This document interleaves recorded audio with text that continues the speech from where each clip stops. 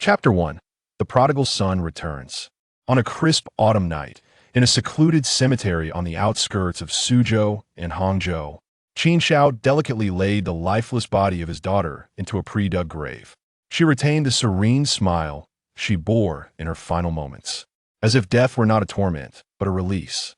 "Once I lie down, please cover me with earth, and all this money will be yours," Qin Xiao said, handing a bundle of 100 yuan notes to the elderly gravekeeper beside him. "Rest assured, with this payment, I shall see to it that everything is handled properly." The old man replied gratefully, accepting the money. Qin Xiao swallowed a lethal pill and slowly stepped into the grave, cradling his daughter and closing his eyes. In his final moments, his life flashed before him in a rapid succession of memories. Qin Xiao's existence had been a chaotic mess. His father had perished in an accident many years prior, leaving Qin Xiao to shoulder the burden of his family. Yet, he squandered his life on indulgence and vice, using the pretense of business to pilfer his mother's pension. He even swindled his younger sister of the hard-earned funds she had saved for college, resulting in a rift between them that left them estranged. Even more reprehensible was his act of selling his daughter to human traffickers for a mere 5,000 yuan.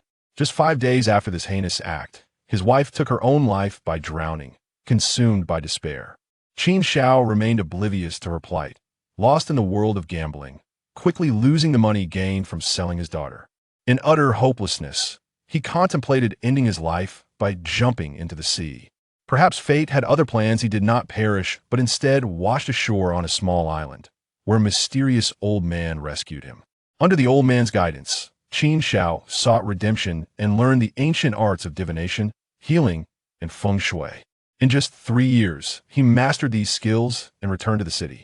With another 3 years of relentless effort, he thrived in the urban landscape, amassing a fortune worth billions. When Qin Xiao, having reformed, began the search for his daughter, a chance encounter on the roadside shattered him. There he saw a girl, mutilated with both legs severed and one eye gouged out, begging pitifully. It was none other than his daughter, Qin Xiaoi. After being abducted, she had been sold to a group of vicious men who cruelly maimed her to force her into begging. Qin Xiao could never forget the first words she uttered upon seeing him. "Daddy, I beg you, please end my suffering. Xiaoi is in so much pain. I want to find Mommy." In that moment, Qin Xiao's heart shattered irrevocably. Even though he healed her physically, the emotional scars could never be mended. Taking advantage of his absence, Xiaoi slashed her wrist and took her own life. Qin Xiao understood that only in death could he atone for his transgressions. With his daughter's body in his arms, he returned to the cemetery where he had buried his wife, seeking eternal companionship with them, to die and seek redemption. Uncertain how much time had passed, Qin Xiao believed he had crossed into death. Yet, when he groggily opened his eyes, he found himself grasping a bottle of wine, facing 2 beautiful women, one tall and one small, standing before him. The little girl, around 5 years of age, appeared frail and diminutive due to malnutrition, resembling a mere 3-year-old. In contrast, the woman, age 25, donned a yellowed shirt, her countenance strikingly beautiful, embodying the archetype of a devoted wife and mother. "If you intend to sell someone, then sell me instead. Do not lay a finger on my daughter, or I shall fight you with all my might," the woman shouted fiercely at Qin Xiao, shielding the girl behind her. At that moment, Qin Xiao was utterly bewildered, realizing he was not dead. He was unequivocally certain that he had indeed not perished. Nor was he experiencing a fleeting dream before death. Could it be a rebirth? "Daddy, I beg you, please don't sell me. I promise to eat only 1 bun a day. I can wash clothes, and I can collect bottles to sell for money. Woo-woo, I do not want to leave you and Mama." The girl knelt down with a thud, crawling on her knees to plead desperately before Qin Xiao, her demeanor seemingly incongruous for a child of her tender age. Chapter 2. Utter disappointment. Gazing at his daughter before him, Qin Xiao's eyes brimmed with tears he could no longer contain. He realized how utterly despicable he had been. Cursed be his actions. 1,000 cuts would be a mere fraction of what he deserved. He was less than human. A beast was nobler than he. "Qin Xiao, are you even human? You deceived your mother and sister of their money, and now you set your sights on your daughter." Beside him, a woman trembled. Her voice choked with anguish as she cried out. Qin Xiao cast aside the bottle and slowly rose, embracing his daughter who knelt on the ground, tears streaming down his face. Xiao Yi, your father was wrong. I will not sell you. Even if offered the world, I would never abandon you. Thank you, Daddy. The girl wailed, burying her face in Qin Zhao's shoulder. However, this fleeting moment of tenderness was short-lived. Summerlawn swiftly snatched Xiao Yi away, exclaiming, crocodile tears. Do you think I would believe you? Summerlawn, I apologize. I have been a fool. I will not sell our daughter. Please, trust me. Qin Zhao desperately attempted to explain. Stop deceiving me. Over the years, you have concocted countless excuses to swindle money. Do you think I would still believe you? Summerland's eyes glistened with tears. She could scarcely remember how many times she had forgiven him, only to face escalating betrayals. Summerlawn, let me explain. Qin Zhao began, but she slowly approached, pressing over 60 yuan from her pocket into his hands. This is the money Xiao Yi earned from collecting bottles for a month. Take it. Just spare her. As Qin Zhao stared at the coins in his palm, a fresh wave of anguish washed over him. He yearned to articulate something. Yet the present circumstances rendered his words futile.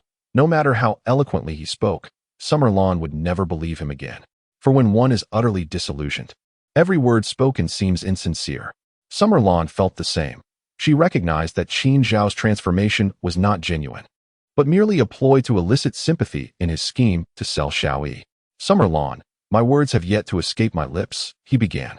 Suddenly, Summerlawn seized the scissors from the table, pointing them at Qin Zhao with fury.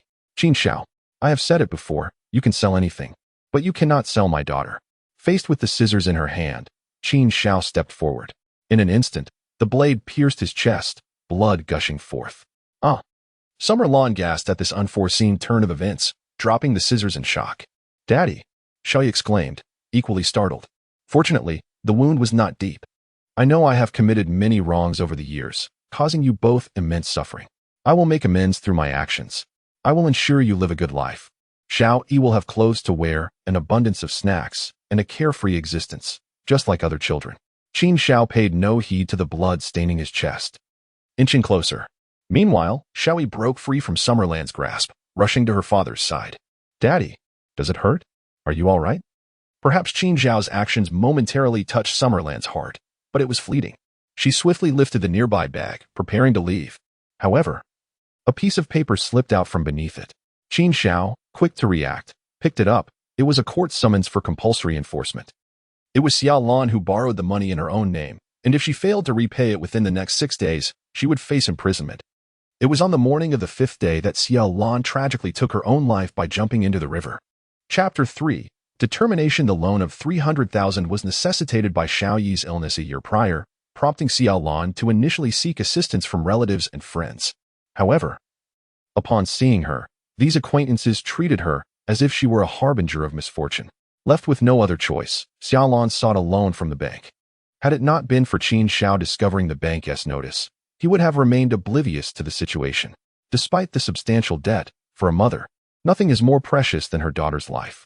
Yet, Qin Zhao had cruelly taken away her sole reason for living, leaving Xiao Lan devoid of any motivation to continue. Do not worry, it is merely 300,000. For days, just 4 days, I will surely help you repay it, Qin Zhao assured her. His gaze fixed on Xiao Lan. How naive you are, Xiao Lan retorted with a bitter smile, finding his words utterly ludicrous. Clutching Xiao Yi, she departed without a backward glance. As the mother and daughter left, Qin Zhao finally registered the pain in his chest. He retrieved several needles from a nearby sewing kit, sterilized them with a lighter, and proceeded to stitch the wound to halt the bleeding. In mere moments, he managed to stem the flow of blood, then sat cross-legged, eyes closed, employing the qi cultivation technique to accelerate his recovery. During his time with the enigmatic elder, Qin Zhao had learned various skills, including this technique that harnesses the forces of nature for self-restoration. Each of these skills could effortlessly enable him to amass wealth in a short span. This was his reliance upon returning to life. Once Qin Zhao felt a semblance of recovery, he contemplated calling his mother and sister. However, reflecting on his current predicament and past actions, he refrained. His immediate priority was to focus on earning money, intending to atone to his mother and sister once he had achieved stability. Father, are you all right? At that moment, a small head peeked through the door. It was Xiao Yi. Since Xiao Lan had to go to work, she could not take Xiao Yi with her, yet she worried that Qin Zhao might sell her daughter. Thus, She entrusted Xiao Yi to their landlady, Granny Chun, for safekeeping. However, Xiao Yi had stealthily returned. In a previous life, it was precisely because Xiao Yi had returned that Qin Xiao found the opportunity to betray her. "Xiao Yi, come here," Qin Xiao called urgently. Xiao Yi rushed in and leaped into Qin Xiao's embrace, her tiny hand pulling an egg from the torn pocket of her pants. "Daddy, you're hurt. Here, have an egg. It will make the pain go away." As Qin Xiao gazed at the egg in Xiao Yi's outstretched hand, his eyes brimmed with tears. What a thoughtful daughter she was. He would gladly sacrifice himself to ensure her happiness. This reaffirmed Qin Xiao's determination to rise above his circumstances and provide the best life for his wife and child.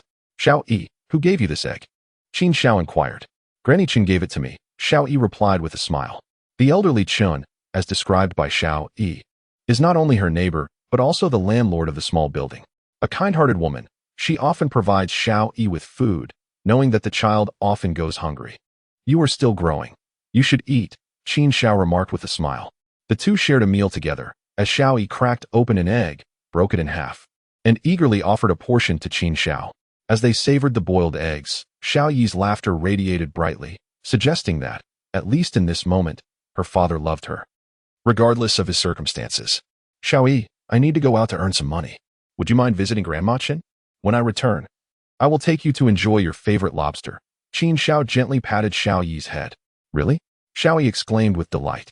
She adored shrimp, but had only tasted it once, a year ago when her mother took her out after she recovered from an illness. And she had not had it since. Chapter 4. Earning money after leaving home. Qin Xiao made his way to the center of Suzhou and Hangzhou. For him, making money was not particularly challenging, but he required an opportunity, one that would allow him to amass 300,000 cash within 4 days. In his previous life, he had fortuitously encountered a wealthy individual obsessed with feng shui, and with their assistance, he amassed a fortune, reaching a net worth of hundreds of billions within a mere 3 years, standing at the pinnacle of his era. What Qin Xiao needed to do was find a benefactor who could elevate him to that summit. However, before pursuing that, he first stopped by a breakfast shop. For a man is like iron, and food is like steel. One cannot function well on an empty stomach. To earn money, he needed to fill his belly. He spent 3 yuan on 3 steamed buns, and then purchased a morning newspaper from a roadside kiosk. Squatting by the roadside, he munched on his buns while perusing the paper. As expected, a particular news article caught his attention. A mysterious pit emerges at the Suzhou-Hangzhou Economic Development Zone construction site.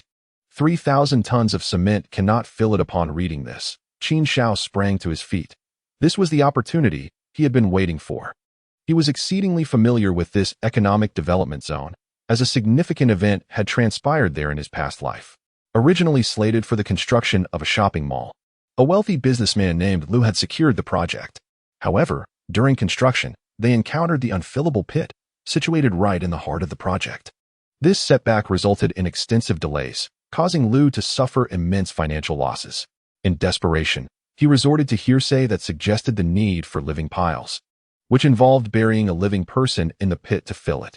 Initially reluctant, Lu eventually succumbed to the pressure of time and hired 3 workers to create these living piles, but their efforts proved futile, leading to disastrous consequences. Lu not only faced financial ruin, but was also at risk of criminal charges and execution, ultimately leading him to take his own life. Qin Xiao understood all too well what this pit represented.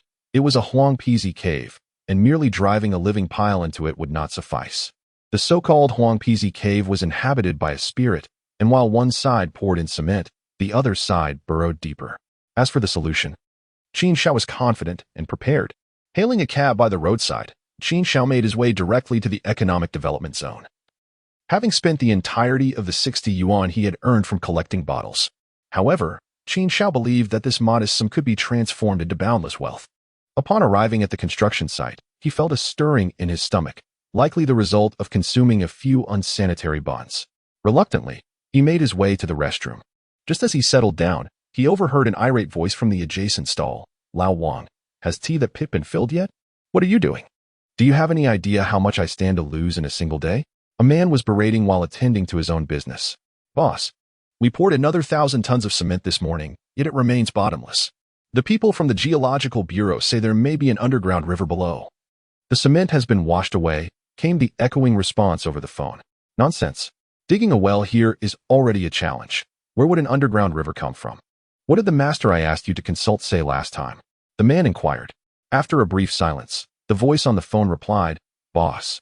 That master mentioned this is a 3 killings location. We might need to drive in 3 living piles. Essentially, bury 3 living people. The man was momentarily taken aback, exclaiming, Are you joking? Do you have any idea how much I would owe if 3 people died on site? If discovered, being shot on the spot would be the least of my worries.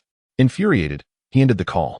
With the construction site lacking walls to the south, it was clear that this was not a 3 killings location. It was obviously a yellow weasel cave.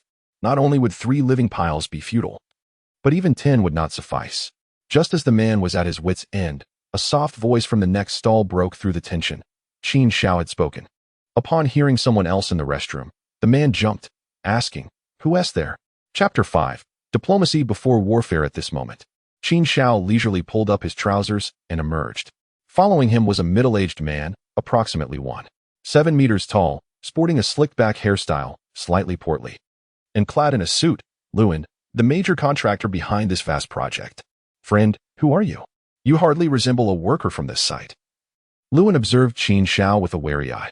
I merely passed by and, feeling unwell, borrowed the restroom. Qin Xiao replied with a smile. Oh, you just mentioned Yellow Weasel Cave. Do you know what has transpired here? Lewin inquired. Not only do I know, but I can also resolve it, Qin Xiao asserted. Taken aback by this statement, Lewin's skepticism arose, noting Qin Xiao's youthful appearance, barely in his mid-20s.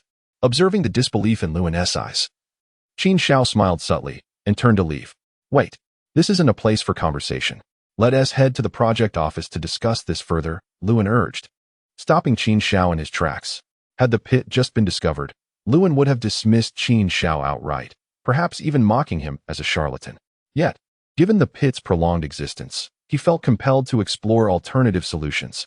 If he could find someone knowledgeable, there might still be hope for the construction site. If Qin Xiao was merely a swindler, he would only lose half an hour of his time. Upon reaching the project office, Lewin instructed his female secretary to bring 2 cups of tea. Friend, what was the solution you mentioned earlier? Lewin asked. There are indeed solutions. Yet I cannot work for nothing, can I? Without any hesitation, Qin Xiao spoke directly. Upon hearing this, Lewin chuckled and remarked, Ah, a forthright individual. If you can genuinely assist me in resolving this issue, money is no object. Very well. Have someone procure a brush, vermilion, chicken blood, a hen, and yellow paper. I assure you that within a short while, the pit will be filled. Should it remain unfixed, I shall take nothing, Qin Xiao asserted. Although Lewin still harbored doubts, the promise of no payment if the task was unsuccessful was enticing. Furthermore, the total cost of these items would not exceed 200 yuan, a modest investment for the sake of exploration. Before long, Lewin arranged for his subordinates to gather the necessary items within half an hour. Qin Xiao took the brush and swiftly inscribed mystical symbols upon the yellow paper, completing the task in mere seconds. Now, tie this talisman to the hen's leg and cast it into the pit. After half an hour, pour in the cement, he instructed. Lewin was taken aback, exclaiming, You believe this talisman can withstand several tons of cement? I have mentioned that this is the yellow weasel's den. If you pour cement from above, it will simply dig from below. How could it possibly fill? Recognizing the logic in Qin Xiao's words, Lewin hesitated, reaching for the talisman. However, Qin Xiao abruptly withdrew it, stating, We have yet to discuss the price. What is your asking price? Lewin inquired. A flat fee of 150,000 yuan. Qin Xiao replied. Lewin immediately stood up, incredulous. Have you lost your mind? You demand 150,000 for a mere talisman? You might as well rob a bank. I will offer you 500, not a penny more. Qin Xiao nonchalantly tucked the yellow talisman into his pocket and began to leave, saying, If 150,000 is too steep, then the next time you seek my assistance, it will not be so easily bought. Seeing Qin Xiao's resoluteness, Lewin gritted his teeth and called out, Wait. What if it collapses again tomorrow after you fill it today? It won't. If the yellow weasel is wise, upon seeing the hen and the talisman, it will vacate the premises, Qin Xiao assured him. The hen serves as a tribute to the yellow weasel, while the talisman serves as a warning to retreat, as a skilled practitioner has taken notice of its presence. This is a strategy of diplomacy before aggression. Should it remain obstinate, Qin Xiao would be compelled to take drastic measures. Chapter 6. The first pot of gold. At this juncture, Lewin could only concede. However, being a seasoned player in the underworld, he knew well the intricacies of fortune and misfortune. one could easily be deceived, until he was certain of the other's capabilities. Parting with his money so readily was out of the question. My young friend, 150,000 for a single talisman is exorbitant. I will offer you 100,000, not a single cent more. Furthermore, I can only provide you with 30,000 initially. The remainder must wait until 3 days after the cement has set, ensuring there are no risks involved, Lewin proposed. This was understandable. Even if the cement appeared to fill the pit, who could guarantee it would not collapse? Therefore, once the concrete had fully cured, even if a yellow weasel were present, it would be unable to dig. All right, 100,000 it is. I hope you can deliver on your promise, otherwise you shall bear the consequences. Qin Shao promptly extended the talisman. Lewin smiled and replied, rest assured, if you truly possess the skills, I shall not default on my debt to those who wield the secrets of yin and yang. He then immediately summoned several subordinates to accompany Qin Shao to the pit. As some workers in the temporary housing gathered with an air of curiosity, they surrounded the scene. The pit was vast, measuring approximately the size of half a basketball court, indicating the presence of numerous yellow weasels within. Following Qin Zhao's instructions, they bound a hen with a yellow talisman and cast it into the abyss. Then began a lengthy wait of half an hour, with time ticking away. With only a minute left, just when the crowd began to suspect that Qin Shao was merely a charlatan, a commotion erupted from within the hole. Dozens of weasels emerged, scurrying in all directions. Astonished, Lewin stood beside them, equally dumbfounded, while the other workers gaped in disbelief. Master, he is definitely a master, they exclaimed. Impressive. No wonder the thousands of tons of cement couldn't fill it. With so many weasels digging, it's a wonder anything could be filled at all. Seeing the weasels had surfaced, Qin Shao declared, Boss Liu, it's time to fill it. Lewin nodded and picked up the walkie-talkie. Send in the cement trucks. Start with 1,000 tons. One by one, the cement trucks rolled in, beginning to pour cement into the pit. Boss, I see the cement. It's really filling up. A worker exclaimed joyfully from the mouth of the pit. At that moment, Lewin looked at Qin Shao with newfound respect and quickly approached him, offering a cigarette. Young brother, may I ask your surname? Qin, just the character Shao, replied Qin Shao, accepting the cigarette. Master Qin, you are indeed remarkable. Lewin could not help but give a thumbs up. Xiao Zhang, go to my car and bring 3,000 cash for Master Qin. He instructed, prompting his secretary, Xiao Zhang, to hurry off to retrieve the money. Taking advantage of the moment, Lewin continued, Master Qin, we have yet to introduce ourselves. I am Lewin. Could I get your contact information? Qin Shao wrote down his phone number on a piece of paper and handed it to Lewin, saying, Feel free to contact me if you encounter any issues in the future. Splendid. How about this? I have a gathering tonight, Master Qin. You should join us.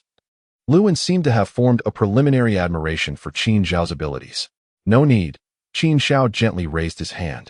He needed to return home to care for his daughter and had no desire to dine with unfamiliar people. Just then, Xiao Zhang approached with the 30,000 cash in hand. After taking the money, Qin Shao did not linger and turned to leave the construction site. If Xiao Lan were to see this sum, she would surely be delighted. Chapter 7. Father and daughter. Now that Qin Shao had acquired some wealth, his first task upon returning home was to fulfill his promise to Xiao Yi and take her out for crayfish. At that moment, Xiao Yi had already returned from Grandma Chen's house, sitting alone at the door with her chin resting on her hands, waiting. Daddy. Xiao Yi spotted Qin Shao from a distance and hurriedly ran to him. My good daughter, were you waiting eagerly? Qin Shao embraced Xiao Yi and affectionately ruffled her hair. Daddy, are we going to eat crayfish? Xiao Yi inquired. Indeed, we shall go right now, Qin Shao responded, taking her hand as they made their way to the restaurant. As they walked, Xiao Yi's gaze frequently wandered to the roadside. Seizing a moment when Qin Shao was distracted, she dashed over to a nearby trash bin and began rummaging through it. As Xiao Yi emerged from the refuse, her face smeared with dirt and holding a plastic water bottle, Qin Shao felt a pang in his heart. It is often only after experiencing loss that one learns to cherish what they have. Xiao Yi, let us not pick up bottles anymore, shall we? He said, suppressing the tears welling in his eyes as he wiped her grimy face. Why? I want to collect more. Otherwise, we won't have enough money to eat lobster. Xiao Yi replied earnestly. Qin Shao then pulled out a stack of cash from his pocket, smiling as he said, Look, Daddy earned some money today. We can eat as much as we want. Wow, Daddy is amazing, Xiao Yi exclaimed, her eyes sparkling with wonder at the sight of the money. Upon arriving at the restaurant, Qin Shao ordered a plethora of dishes, expecting Xiao Yi to eat to her heart's content. However, to his surprise, she consumed only a small portion, choosing instead to pack most of the peeled shrimp into a takeout box to bring home for her mother. It seemed she believed such opportunities to enjoy shrimp were rare. After their meal, Qin Xiao took Xiao Yi, who was bouncing with joy, home, stopping to purchase an evening newspaper along the way. Reading the news had become a habit from his previous life. He never missed the morning or evening editions. A benefactor from his past had once told him that to achieve wealth, one must rely not only on intellect, but also on the acquisition of information. The newspaper contained a plethora of diverse news from both domestic and international sources. Mastering such information could easily lead one to lucrative prospects. Xiao Yi, where are you? Qin Xiao, you scoundrel. You beast. Return my daughter. How could I have trusted you? Amidst her frantic cries outside their home, Xiaolan appeared utterly deranged. Having searched for so long that she felt utterly depleted, collapsing onto the ground in despair. She was convinced that Qin Xiao had secretly sold Xiao Yi. Neighbors began to gather, whispering and pointing in dismay. Oh, Xiaolan is such a wonderful woman. How could she be burdened with such a negligent husband? Indeed, Qin Xiao, with his indulgences in vice, is wasting the grace of a gentle and beautiful woman like Xiaolan. Most pitiful of all was Xiao Yi, so young yet forced to scavenge for bottles on the streets, now believed to be sold by her own father. The neighbors lamented in sympathy. What are you all talking about? Qin Xiao approached the gathering with Xiao Yi in tow. What can we say? It's about that scoundrel, one neighbor began. But upon seeing Qin Xiao returning with Xiao Yi, they fell silent, awkwardly turning away. In that moment, Xiaolan, in her daze, caught sight of the man approaching with Xiao Yi. Mommy, Xiao Yi called out, running towards her. Upon seeing her daughter, Xiaolan's eyes welled with tears that swiftly transformed into anger. Look, Mommy, I peeled shrimp for you. They're delicious. Xiao Yi beamed, holding up the takeout box proudly. Yet, her mother's response was one of fury as she struck Xiao Yi's wrist, causing the box filled with shrimp that Xiao Yi had painstakingly peeled to scatter across the ground. Chapter 8. The frozen 3 feet do not thaw in a day, Mommy. Why did you hit me? Xiao Yi was bewildered, unaware of the reason for her mother's wrath, and began to cry in distress. Xiaolan did not notice the shrimp scattered on the ground and exclaimed, Who told you to follow him out? Did I not instruct you to stay at Grandma Chen's? Why do you never listen? Do you have any idea how worried I am about you? Mom, I'm sorry. Dad took me to eat shrimp, and I brought some back for you, Xiao Yi said, wiping her tears. It was at that moment that Xiaolan noticed the shrimp on the floor. Qin Xiao approached slowly, squatting down to pick up the shrimp while saying, A plate of shrimp, and Xiao Yi only ate a few. The rest I brought back for you. I know you resent me. If you are angry, direct it at me, not at our daughter. Realizing she had misunderstood Xiao Yi, Xiaolan quickly embraced her, saying, Xiao Yi, I'm sorry. It's my fault. I hope I didn't hurt you. Mom, it doesn't hurt. Xiao Yi shook her head. At this point, Xiaolan recognized the gravity of the situation and said, Qin Xiao, I am utterly disappointed in you. You keep saying you want to help me repay the loan, yet the moment you have a few dollars, you go out to feast. Do you have no shame? That was the 60 yuan Xiao Yi saved for a month. Upon hearing this, Qin Xiao paused his actions and replied, I did use Xiao Yi's money, but I have already earned it back. Mom, Dad has a lot of money. Xiao Yi interjected eagerly. At this moment, Qin Xiao pulled out 3 stacks of 100 yuan bills from his pocket and declared, This is 30,000 yuan I earned today. I spent 100 on shrimp. Although I still have a long way to go to reach 300,000, I am confident I can gather it in 4 days. Gazing at the 30,000 yuan in Qin Xiao's hand, Xiaolan was momentarily taken aback, then furiously retorted, Did you really resort to stealing or robbing? Do you know this is illegal? If you get caught and imprisoned, it could impact Xiao Yi's entire life. Suddenly confronted with this accusation, Qin Xiao froze before stating, Every single penny here was earned through my own genuine efforts. How could it possibly be stolen or robbed? Genuine efforts? I understand now. You've gone gambling again. You think winning a bit of money once qualifies as genuine skill? What else can you do? As Xiaolan spoke, the light in her eyes dimmed. She comprehended that this 30,000 might simply be a stroke of luck for Qin Xiao, who had previously won significant sums at the gambling table only to lose it all the next day. The gambling table has no true winners. Countless lives have been ruined by it. No, I earned this by helping others with feng shui, Qin Xiao explained. However, Xiaolan, who had long since lost all hope in him, was not inclined to believe it. She picked up Xiao Yi and said, Continue your fabrications. I have no need for your filthy money. As long as you don't lay a finger on my daughter, I will find a way to gather the 300,000. As the saying goes, a frozen pond is not the result of a single day's cold. Qin Xiao did not blame Xiaolan for her harshness at this moment. After all, since their marriage 6 years ago, he had often resorted to violence and verbal abuse against her. She, a gentle and virtuous woman, had been forced by life and Qin Xiao to don thorns for her protection. Watching Xiaolan retreat to their room, Qin Xiao did not rush to explain anything. There was no need for excessive words. In 4 days, he would fulfill his promise and resolve everything. Chapter 9. Borrowing money. The moon hung high in the sky, adorned by a myriad of twinkling stars. It was now 9 o'clock in the evening. Little Li had already drifted off to sleep, while Qin Xiao found himself resting in the storage room. In fact, several years prior, he and Xiaolan had begun to sleep apart. Their marriage, once vibrant, had long since become a mere formality. As Qin Xiao lay in bed, he picked up the evening paper he had purchased that afternoon. As he perused the pages, a particular piece of news piqued his interest. Significant reforms in response to severe air pollution in Suzhou and Hangzhou. Substantial changes to heavily polluting industries are underway. Upon reading this, Qin Xiao sat up abruptly. Therein lay a potential avenue for profit.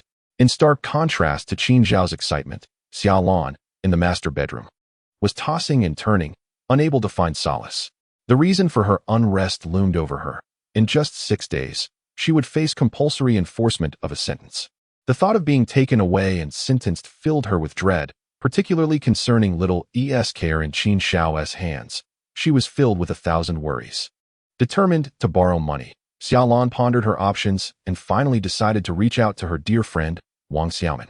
Beep, beep, beep, the phone rang. Hello, is this Xiaolan? Xiaolan inquired. Xiaolan, why are you still awake? Came the familiar voice on the other end. Wang Xiaoman was Xiaolan's childhood friend, and they both worked at the same luxury goods company. I'm not asleep. I need a favor from you, Xiaolan admitted, a hint of embarrassment in her tone. Upon hearing this, Wang Xiaoman immediately understood the gravity of the situation. I'm really sorry, but my husband controls our finances, and I only have 2,000 yuan at the moment. If I had more, I would certainly lend it to you. Xiaolan fell silent for a moment, reflecting on her circumstances. With a husband who squandered money on indulgence and vice, it was common knowledge among relatives and friends. Even she could not bring herself to lend money to such a person. All right, I understand. I'll look for other options, Xiaolan replied, not wishing to prolong the conversation. Actually, I know a wealthy businessman who specializes in lending. If you're in urgent need, you could approach him, Wang Xiaoman suggested. A wealthy businessman? Xiaolan furrowed her brow slightly. You should know him. He is my client, Luan, a construction mogul worth millions. He frequently visits our store with beautiful women to purchase bags, Wang Xiaoman elaborated. After considering this, Xiaolan quickly recalled information about Luan. Indeed, he was a significant figure in the business world, with spending habits that started at a minimum of 100,000 yuan during each visit to the store. I need to borrow 300,000. Is that feasible? Xiaolan felt as though she had grasped a lifeline. That is possible, but the interest may be rather steep. 10,000 in interest for each 300,000 per year, Wang Xiaoman cautioned. Does that mean I would have to repay 400,000? Xiaolan was taken aback, the exorbitant interest seeming almost absurd. She earned only 50 to 60,000 a year through hard work. Other than this, there may be no alternatives. Think it over, Wang Xiaoman advised. No need to think, I'll borrow it. Xiaolan gritted her teeth and declared. All right then, Lu will be coming to the store to shop in 3 days. I'll introduce you to him then, Wang Xiaoman confirmed. Thank you so much, Xiaolan said before ending the call. She realized that once she opened the door to high-interest loans, it could lead to a perilous cycle of borrowing, robbing Peter to pay Paul, perpetually rolling downhill. However, Xiaolan found herself in a predicament. Xiaoyi was her sole source of emotional support, and without her, she could scarcely muster the courage to continue living. Thus, for the sake of Xiaoyi, she resolved to persevere. Chapter 10. The God of Wealth bestows gold on a misty morning as dawn broke. Qin Xiao rose early and prepared breakfast in the kitchen. However, he chose not to wake Xiaolan and Xiaoyi, instead keeping the meal warm in the pot while he settled into the living room to peruse yesterday's newspaper.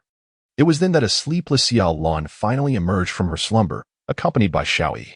Mom, I'm hungry, Xiaoyi murmured, rubbing her sleepy eyes.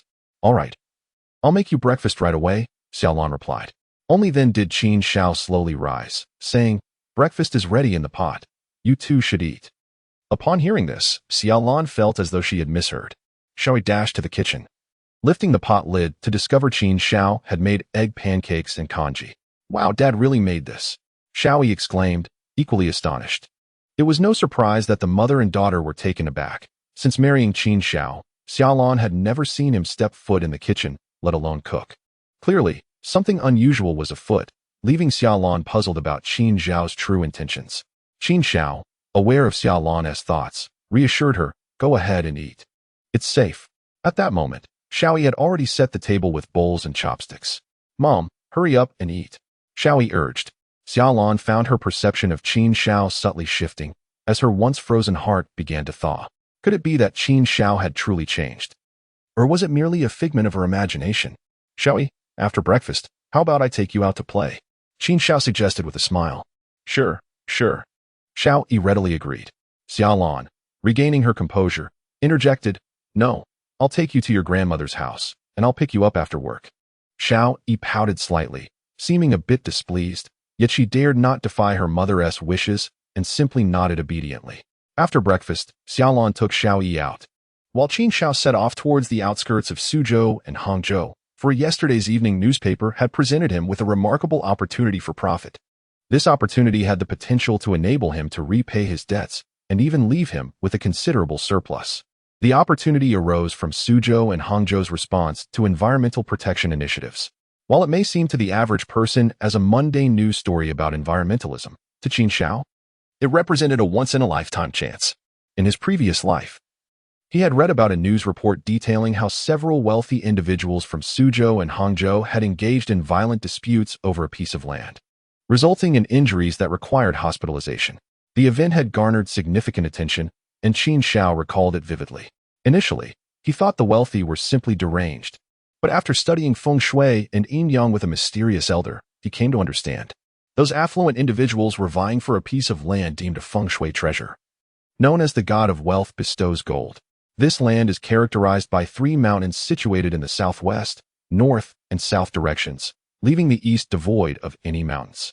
In this seemingly inconspicuous location, the confluence of 3 mountains' energies manifests a perfect feng shui site, particularly with the dawn's first rays of sunlight cascading down like gold from the god of wealth. Should an ancestor be interred here, the family would undoubtedly ascend to affluence or nobility. However, this prime piece of land has been rendered utterly worthless due to the construction of a large power station to the east. Remarkably, just 3 days after environmental concerns were raised, the power station was earmarked for demolition. Once the news of its impending removal is announced, affluent individuals, akin to Qin Xiao, who relish reading the news, will undoubtedly take notice. At that juncture, they would readily spend lavishly to acquire this coveted site, with preliminary estimates suggesting profits could reach at least 500,000. Chapter 11. A divorce is imperative. After leaving home, Qin Xiao hailed a taxi and made his way to the suburbs. Upon arrival, after thorough inquiries in the fields, he eventually located the owner of this auspicious land, a childless elderly man who survives by scavenging. This parcel, approximately the size of a basketball court, was originally designated as the man's residential plot, intended for future construction. Yet, due to financial constraints, the project was indefinitely postponed, ultimately leading to the establishment of the power station, thereby extinguishing any prospects for development. Situated in a valley, surrounded by mountains on 3 sides and hindered by a tall chimney to the east, it receives scant sunlight, rendering it unsuitable for cultivation and devoid of any real value. Consequently, the elderly man continues to reside in his dilapidated home, which has fallen into disrepair over the decades. When Qin Xiao proposed to purchase the land for 28,000, the man was overjoyed. After all, his annual earnings from scavenging barely amounted to a fraction of that sum, and leaving the land idle seemed a waste, prompting him to agree without hesitation. Seeing the man's swift acquiescence, Qin Xiao promptly paid the full amount. In fact, the price he offered was quite generous. As in his previous life, the highest bid from several wealthy individuals for this land had only reached 23,000. Following the signing of the contract, Qin Xiao left his phone number, anticipating that those affluent buyers would arrive on the 4th day. Without a doubt, a profit of 500,000 seemed assured. After concluding his business, it was already afternoon when Qin Xiao returned home. However, before he could enter, he faintly overheard voices within.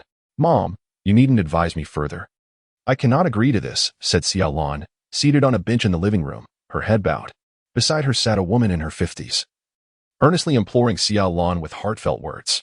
This woman, Zhang Shouji, Xiao Lan's mother, though past 50, maintained her appearance well, with few crow's feet and a figure that had not succumbed to the ravages of time, instead exuding a mature fullness. As a seasoned postpartum caregiver, Zhang Shouji catered to affluent families in Suzhou and Hangzhou, where hiring such expertise commands a daily wage of 1 to 2,000, a sum beyond the reach of the average person.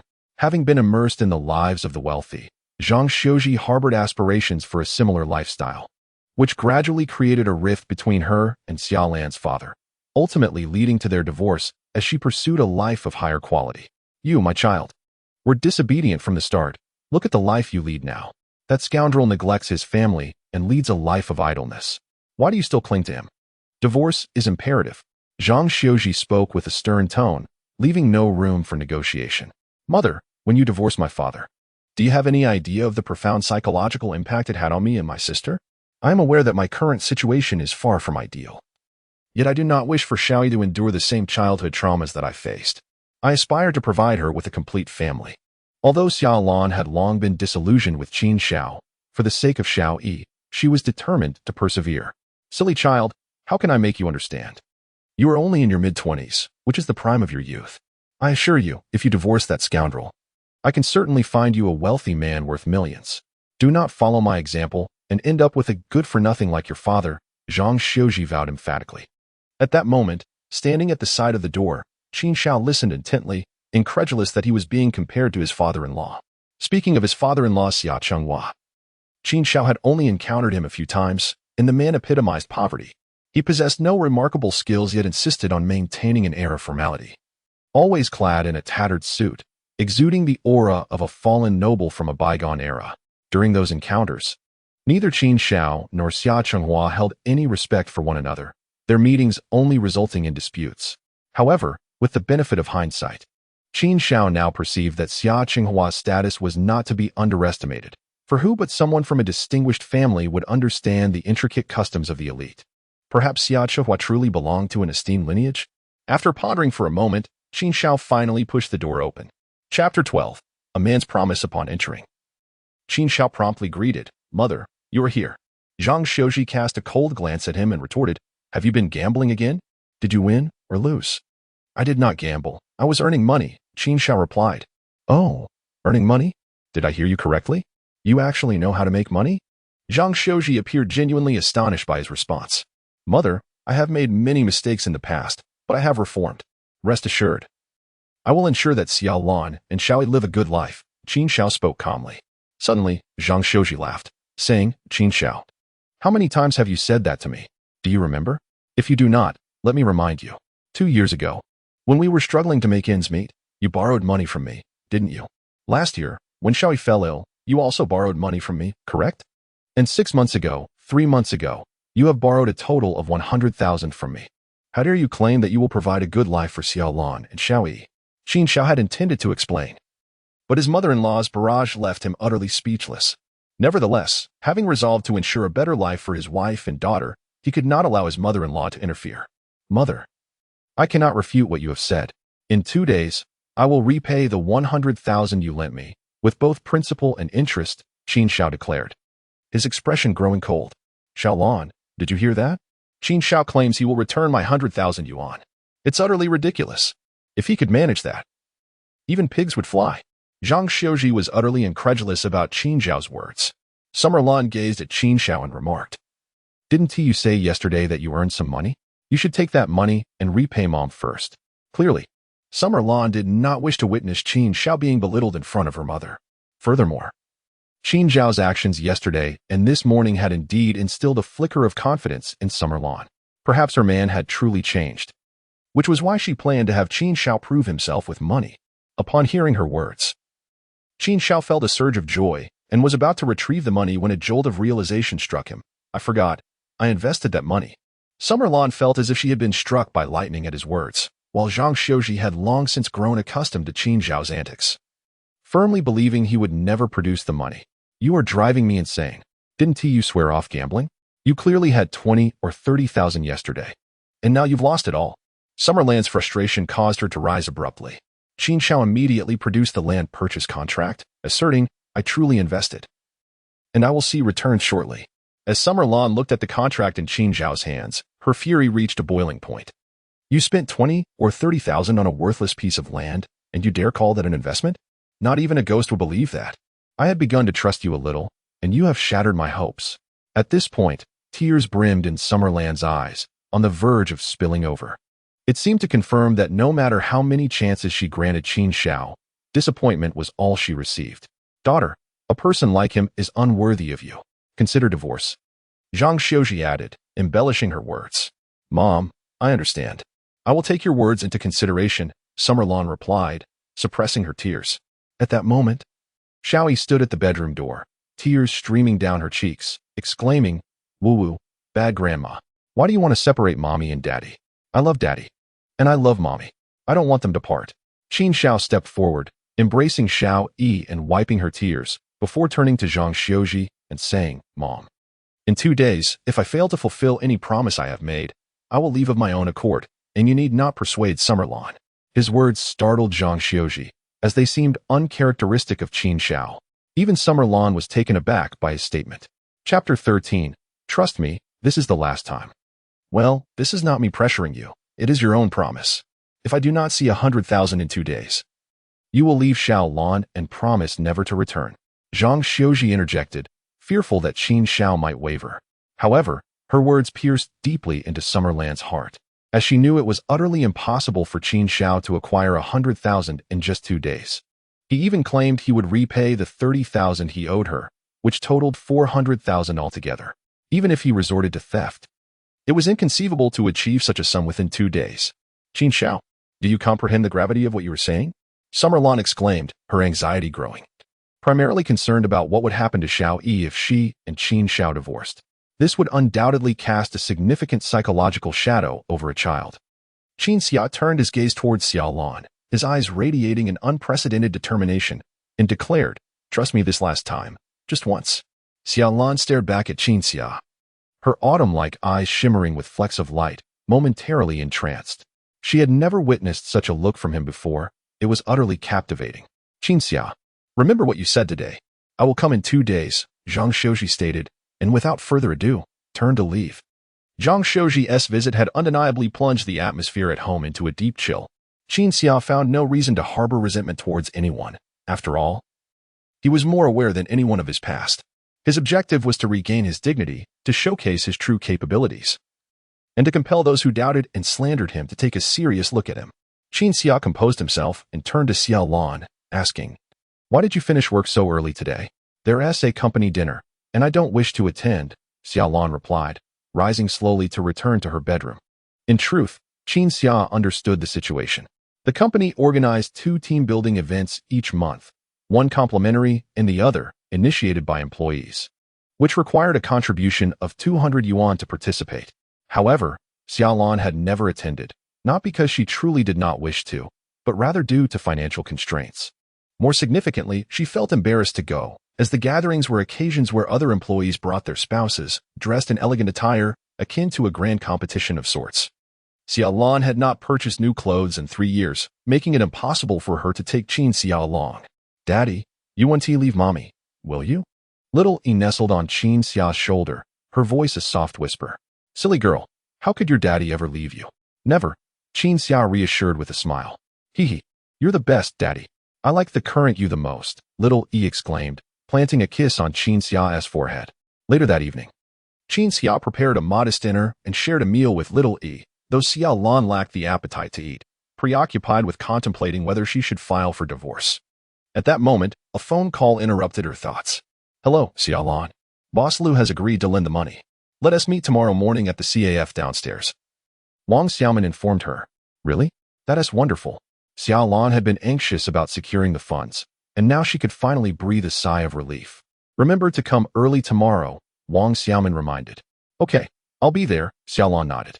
At the very moment Xiaolan hung up the phone, Qin Xia, who was in the bedroom, also received a call from Luan. "Master Qin, you are indeed a living deity. The cement has set solidly, and construction is proceeding smoothly now," Luan exclaimed excitedly over the phone. "As long as construction is normal, Those crafty yellow bellies seem to have some sense, Qin Xia replied. Unfazed by the situation, Luan continued, how shall I deliver the remaining 70,000 to you? I'll go pick it up, Qin Xia responded. All right. I'll be at Tianhui building tomorrow for business. Let us meet at the CAF downstairs at 9, Luan said. The Tianhui building was precisely where Xiaolan worked, merely a few kilometers from their current location. Chapter 14. Service fee of 50,000 as the sun set and rose again. Qin Xiao planned to take Xiao Yi out for breakfast the following morning. However, upon waking, he discovered that Xiaolan had already taken Xiao Yi out. It appeared that Xiaolan still harbored a strong sense of wariness towards him, especially since he had once mentioned selling Xiao Yi, a blemish that could not be erased. Nevertheless, this situation was destined to transform rapidly in the coming days. With newfound confidence from his ability to earn 500,000, he resolved not to withhold the 70,000 from today, but rather to bestow it entirely upon Xiaolan. After all, since their marriage, Qin Xiao had never given Xiaolan a single penny. After freshening up, Qin Xiao set off for Tianhui building. Meanwhile, Xiaolan, who had departed an hour earlier, dropped Xiao Yi off at her maternal grandparents' home before heading to a CAF. At that moment, a woman clad in a short skirt, adorned with a bag, and possessing a refined appearance had been waiting outside the CAF for some time. This woman was Wang Xiaoman, Xiaolan's close friend. Although not as beautiful as Xiaolan, Wang Xiaoman was adept at embellishing her looks and had even secured the affections of a wealthy second-generation heir, living a life of considerable luxury. Xiaolan, weren't you supposed to arrive early? Why are you so late? Wang Xiaoman inquired, glancing at her phone. Apologies. I dropped Xiaoyi at her grandmother's house, and it took longer than expected, Xiaolan replied with an apologetic tone. Has Boss Lu arrived? He got here 10 minutes ago and is currently in the mall. I'll call him now, Wang Xiaoman responded. All right, Xiaolan nodded. The two women then linked arms and entered the CAF together. Approximately 5 minutes later, Luan strolled into the CAF, a cigar dangling from his lips, accompanied by a young woman who was exquisitely dressed and flamboyantly adorned. It was evident that she was Luan's mistress. In addition, 2 burly bodyguards in suits followed closely behind him. Despite Luan's wealth being in the tens of millions, he commanded significant presence, as those in the construction industry often had a somewhat murky background, dabbling in both legitimate and illegitimate enterprises. Boss Lu, you've arrived, Wang Xiaoman exclaimed, rushing forward with a smile. Xiaoman, is this your friend? Luan scrutinized the plainly dressed Xiaolan, exhaling a puff of smoke. Xiaolan, quickly greet Boss Lu, Wang Xiaoman urged. At that moment, Xiaolan felt a twinge of trepidation, especially given Lu's imposing stature and the intimidating bodyguards behind him. It was clear he was involved in unsavory dealings, yet she mustered the courage to say, Hello, Boss Lu. I hear you're seeking a loan, is that correct? Do you understand my terms? Luan asked, reclining with an air of authority, legs crossed. Yes, Xiaoman informed me. I wish to borrow 300,000 with an annual interest of 100,000, Xiaolan replied, her gaze cast downward, her voice timid. Before we sign any contracts, let me make one thing clear. If this sum is not repaid within a year, you will find yourself in serious trouble. Do you comprehend? Luan remarked, casting a scrutinizing glance at Xiaolan. Startled by Luan's gaze, Xiaolan instinctively shivered and nodded, I understand. With that, Luan snapped his fingers. A bodyguard promptly retrieved a contract from his briefcase and presented it before Xiaolan, taking a deep breath as she gazed at the document. Xiaolan hesitated not a moment before signing her name. Immediately after she did so, Luan smiled faintly and remarked, I forgot to inform you. The interest is 100,000, but there is an additional service fee of 50,000. Therefore, after 1 year, you shall owe me 450,000 in total. Upon hearing this, Xiaolan was taken aback, exclaiming, How can there be a service fee? Xiaoman never mentioned that. Luan casually responded, that was her concern. It's not too late for you to know now. Xiaolan's anxiety surged. Borrowing 300,000 and being required to repay 450,000 felt like a predatory scheme. I refuse to borrow.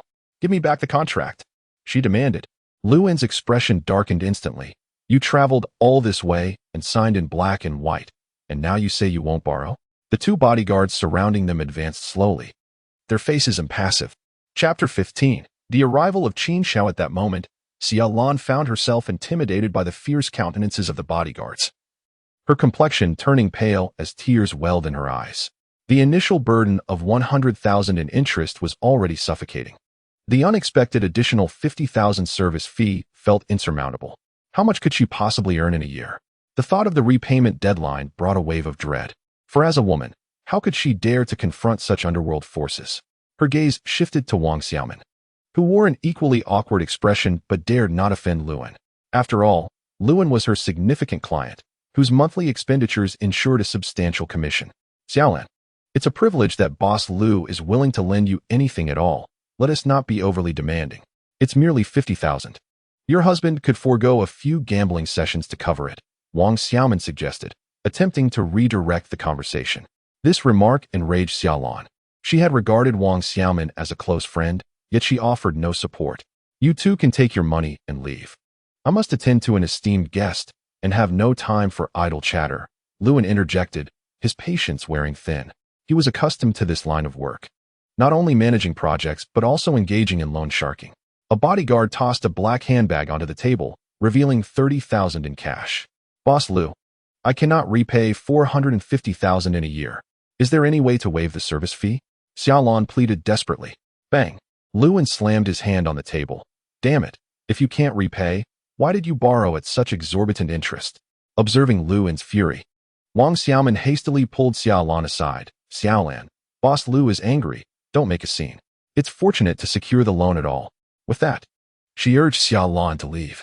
Overwhelmed with regret, Xiaolan felt tears brimming in her eyes, yet she dared not offend Luan. She could only swallow her discontent as she picked up the handbag and exited in a daze. Foolish woman, I will deal with you later, Luan smirked. As Xiaolan stepped out of the CAF, clutching the handbag, her entire being trembled. She realized she had gotten herself into a grave predicament. Xiaolan, take a look at the life you're leading. If it were up to me, I'd suggest you seize the opportunity of your youth and divorce that scoundrel Qin Shao. With your beauty, finding a wealthy partner would be a matter of mere moments. At that point, would money even matter? Wang Xiaoman remarked, casting a sidelong glance at Xiaolan. Just as Xiaolan was about to respond, she abruptly looked up to see a familiar figure approaching, a figure none other than Qin Shao, who had come to the CF to collect money from Luan. Qin Shao's expression mirrored her surprise. Xiaolan, aren't you supposed to be at work? What are you doing here? He asked, bewildered as he drew closer. Xiaolan stammered, at a loss for words. Qin Shao, sharp-eyed, noticed the handbag in her possession. What is this? He inquired, a sense of foreboding creeping in. It's nothing. I'm just heading to work, Xiaolan replied hastily, attempting to walk away. But Qin Shao swiftly snatched the handbag from her, opening it to reveal stacks of neatly arranged cash. His expression darkened instantly. Where did you get this money? None of your concern. Worry about yourself, Xiaolan retorted, wiping her tears and trying to reclaim her handbag. I'm asking you where this money came from. Qin Shao's tone turned grave as he fixed his gaze on her. For a moment, Xiaolan felt intimidated by his piercing look. I borrowed it, she finally admitted. From whom? I told you, it's from the bank. I will repay every penny. She insisted. Why are you borrowing money behind my back? Qin Shao's anger flared. He was incensed that Xiaolan had no connections to wealthy individuals, leading him to suspect the source of the money was dubious.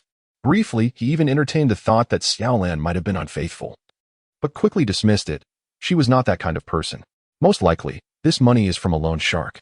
Chapter 16, Master Qin arrives. Qin Shao. It's easy for you to sit back and criticize. If you put in even half the effort my husband does, Xiaolan wouldn't have to grovel for money. Wang Xiaoman quipped, casting a disdainful glance at Qin Shao. After all, she was well aware of Xiaolan's family situation. Shut your mouth, Qin Shao barked, his expression stern. Hey, Wang Xiaoman was taken aback. It was surprising that Qin Shao had the audacity to silence her. Qin Shao, have you no shame? Xiaolan clenched her fists, trembling with anger. Suppressing his ire, Qin Shao's gaze drifted to a familiar figure by the window of the CAF. There, immersed in a tender moment, was Luan, his hands inappropriately roaming over a woman. Clearly, Luan was oblivious to Qin Shao's presence outside. This realization quickly illuminated the situation for Qin Shao. Tell me, did you borrow this money from Luan? Xiaolan gasped at his sudden question, astonished at how he knew about Luan. Wang Xiaoman, too, wore a look of disbelief. However, it didn't take long for her to deduce the truth, given Qin Zhao's notorious lifestyle of indulgence. It was hardly surprising that he would have connections in such circles. It was possible that he not only knew Luan but had also borrowed money from him in the past. I implore you, Leave my affairs alone and simply give me the money. It is needed for repaying a loan. Xiao Lan reached out to grasp the handbag. I will return this money. The loan is none of your concern, Qin Xiao declared as he attempted to enter the CAF. This frightened Xiao Lan, who immediately grasped Qin Xiao's arm, exclaiming, Qin Xiao, Luan is not an ordinary person. We cannot afford to provoke him. I have already signed the contract. This money must be borrowed. Wang Xiaoman hastily added, Qin Xiao. Luan is involved in the underworld. Don't go seeking trouble. If you can secure the funds, consider yourself fortunate. Qin Xiao glanced dismissively at Wang Xiaoman, uninterested in engaging in conversation with her, and shrugged off Xiao Lan's grip as he proceeded toward the CAF. Realizing she could not stop him, Xiao Lan hurriedly followed. Meanwhile, Luan was still indulging in a massage from the beautiful woman in his embrace, his technique remarkably adept. Suddenly, a black handbag flew through the air, landing squarely in Luan's arms. This unexpected occurrence ignited fury in Luan's expression. Damn it! Do you two wretched women wish for death? He shouted. Just as the words left his mouth, he looked up to find Qin Xiao, with a grim expression, standing before him. The two bodyguards stationed in front of Luan, seeing their boss being struck by the handbag, stepped forward with palpable aggression. Who dares to disturb my boss? Are you tired of living? One of the bodyguards bellowed. The imposing presence of the two bodyguards frightened Xiao Lan, prompting her to quickly apologize. I'm sorry, Boss Lu. My sincere apologies. Wang Xiaoman, equally terrified, added, Boss Lu, please don't take offense. This is Xiao Lan's husband, who is unaware of the situation. Please, be magnanimous and overlook this. Who are you two calling wretched? This is Master Qin, who saved my life. Get lost. Luan retorted angrily upon realizing the situation. The bodyguards, chastised, recoiled slightly, stepping back. Luan then donned a warm smile, saying, Master Qin, I beg your pardon. I did not see you. Please, have a seat. Xiao Lan. Wang Xiaoman. The unfolding events left the two women bewildered. Why was Luan treating Qin Xiao with such deference? Chapter 17. Transformation. Qin Xiao wasted no time, sitting directly across from Luan. This scene rendered Xiao Lan momentarily speechless. After all, she perceived Qin Xiao as a disreputable individual, indulging in vice. Even if he knew some people, they were mere ruffians, not someone of Lu in stature. What could possibly be happening? Master Qin, I have brought the money. Please count it, Luan said, retrieving stacks of cash from his bag and placing them on the table. Witnessing Luan's continuous withdrawal of money, Xiao Lan was momentarily stunned before her anger flared. Qin Xiao, are you also borrowing from loan sharks? Is this what you call a promise?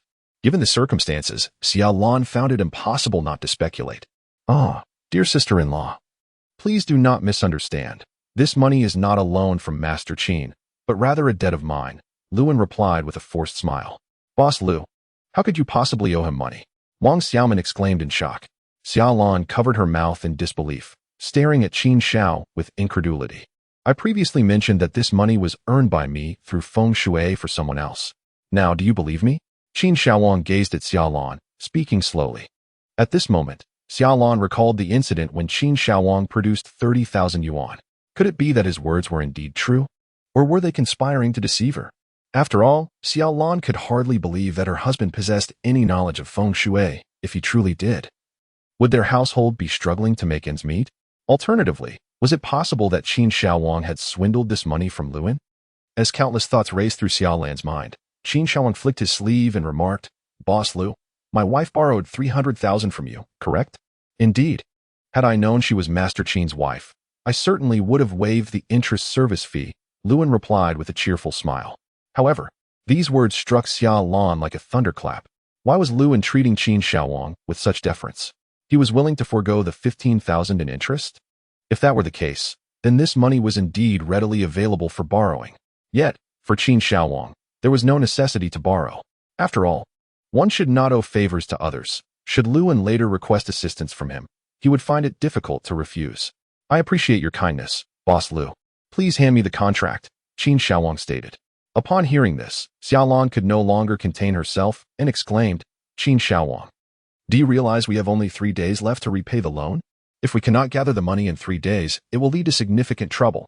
Qin Xiaowang frowned slightly and replied, I have already stated that I will repay this 300,000 in full. Do not consider borrowing from anyone else. I will not allow it. Xiao Lan was taken aback by the shift in Qin Xiaowang's tone. In that moment, she indeed perceived something different in him. It was as if her husband had undergone a profound transformation, both in spirit and in physique. Even his demeanor had reached a new elevation. The current Qin Shaowang was utterly inscrutable to her. Seeing that Qin Shaowang was unwilling to borrow, Luan did not hesitate further and presented the contract to him.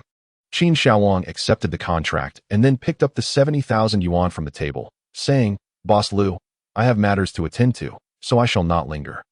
"Very well, Master Qin, take care," Luan replied, rising slowly and shaking hands with Qin Shaowang. Afterward, Qin Shaowang took Xiao Lan's hand and headed outside. Meanwhile, Wang Xiaoman, left in disbelief, was utterly astonished. When had Qin Shaowang acquired such capabilities? Wasn't he merely a good-for-nothing who indulged in vice? "Boss, who exactly is this guy? The contract was signed in black and white. How can we still give it to him?" A bodyguard queried. Luan sipped his coffee and replied, "You know nothing. One should never offend someone who possesses the secrets of yin and yang. You never know when they might retaliate with sorcery. And you would be oblivious to your own demise." Upon hearing this, the two bodyguards instinctively shuddered. That makes sense. Chapter 18. Is the sun rising in the west? At that moment, Xiao Lan, pulled outside by Qin Shaowang, gradually regained her composure and promptly freed herself from his grasp.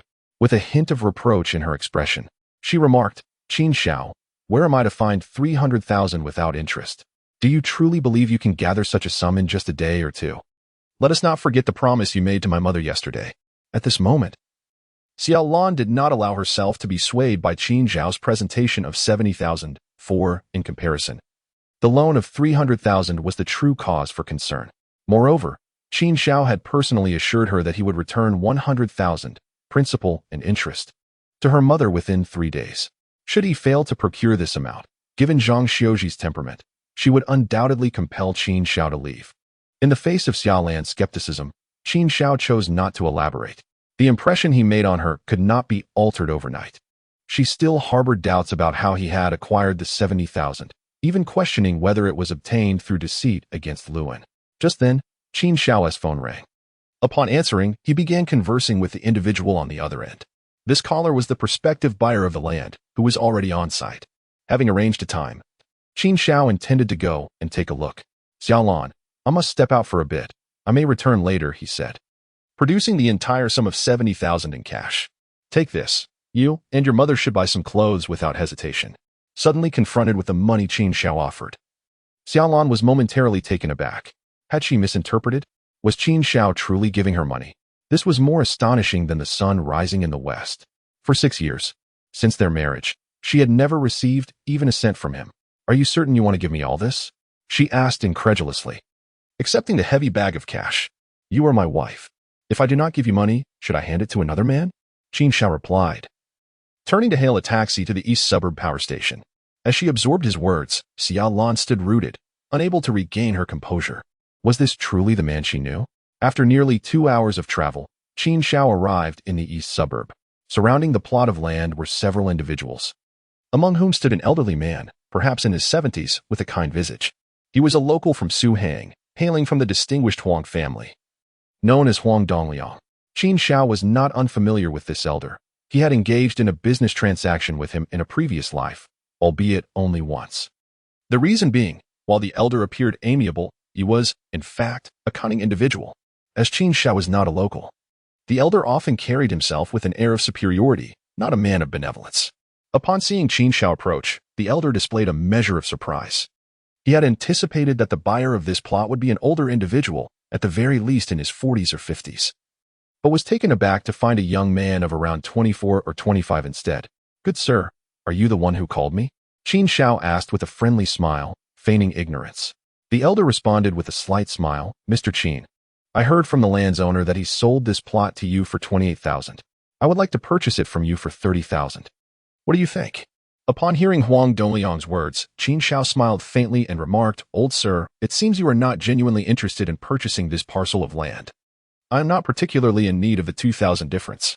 In response, Huang Dongliang smiled slightly, for he understood that someone with the foresight to acquire this land would not settle for such a low price. He inquired, "Then, Mr. Qin, what price do you intend to sell it for?" Chapter 19. Selling the land 1 million. "I want to accept a cent less," Qin Zhao replied, narrowing his eyes and stating his price directly. He was aware that the power station had yet to be dismantled and was not truly worth 1 million. The exorbitant price was solely intended to deter Huang Dongliang from purchasing it, and nothing more. Upon hearing this figure, Huang Dongliang's face revealed a hint of astonishment. Clearly taken aback. Before Huang Dongliang could respond, a young man standing beside him, with a face ashen, interjected, "Kid, you're asking for too much. You bought it for 28,000, and now you want to sell it for 100,000? Why don't you just rob someone?" This young man, named Huang Yu, was impeccably dressed and handsome, the grandson of Huang Dongyang, roughly the same age as Qin Shao, and known as a prominent second-generation heir in Suzhou and Hangzhou.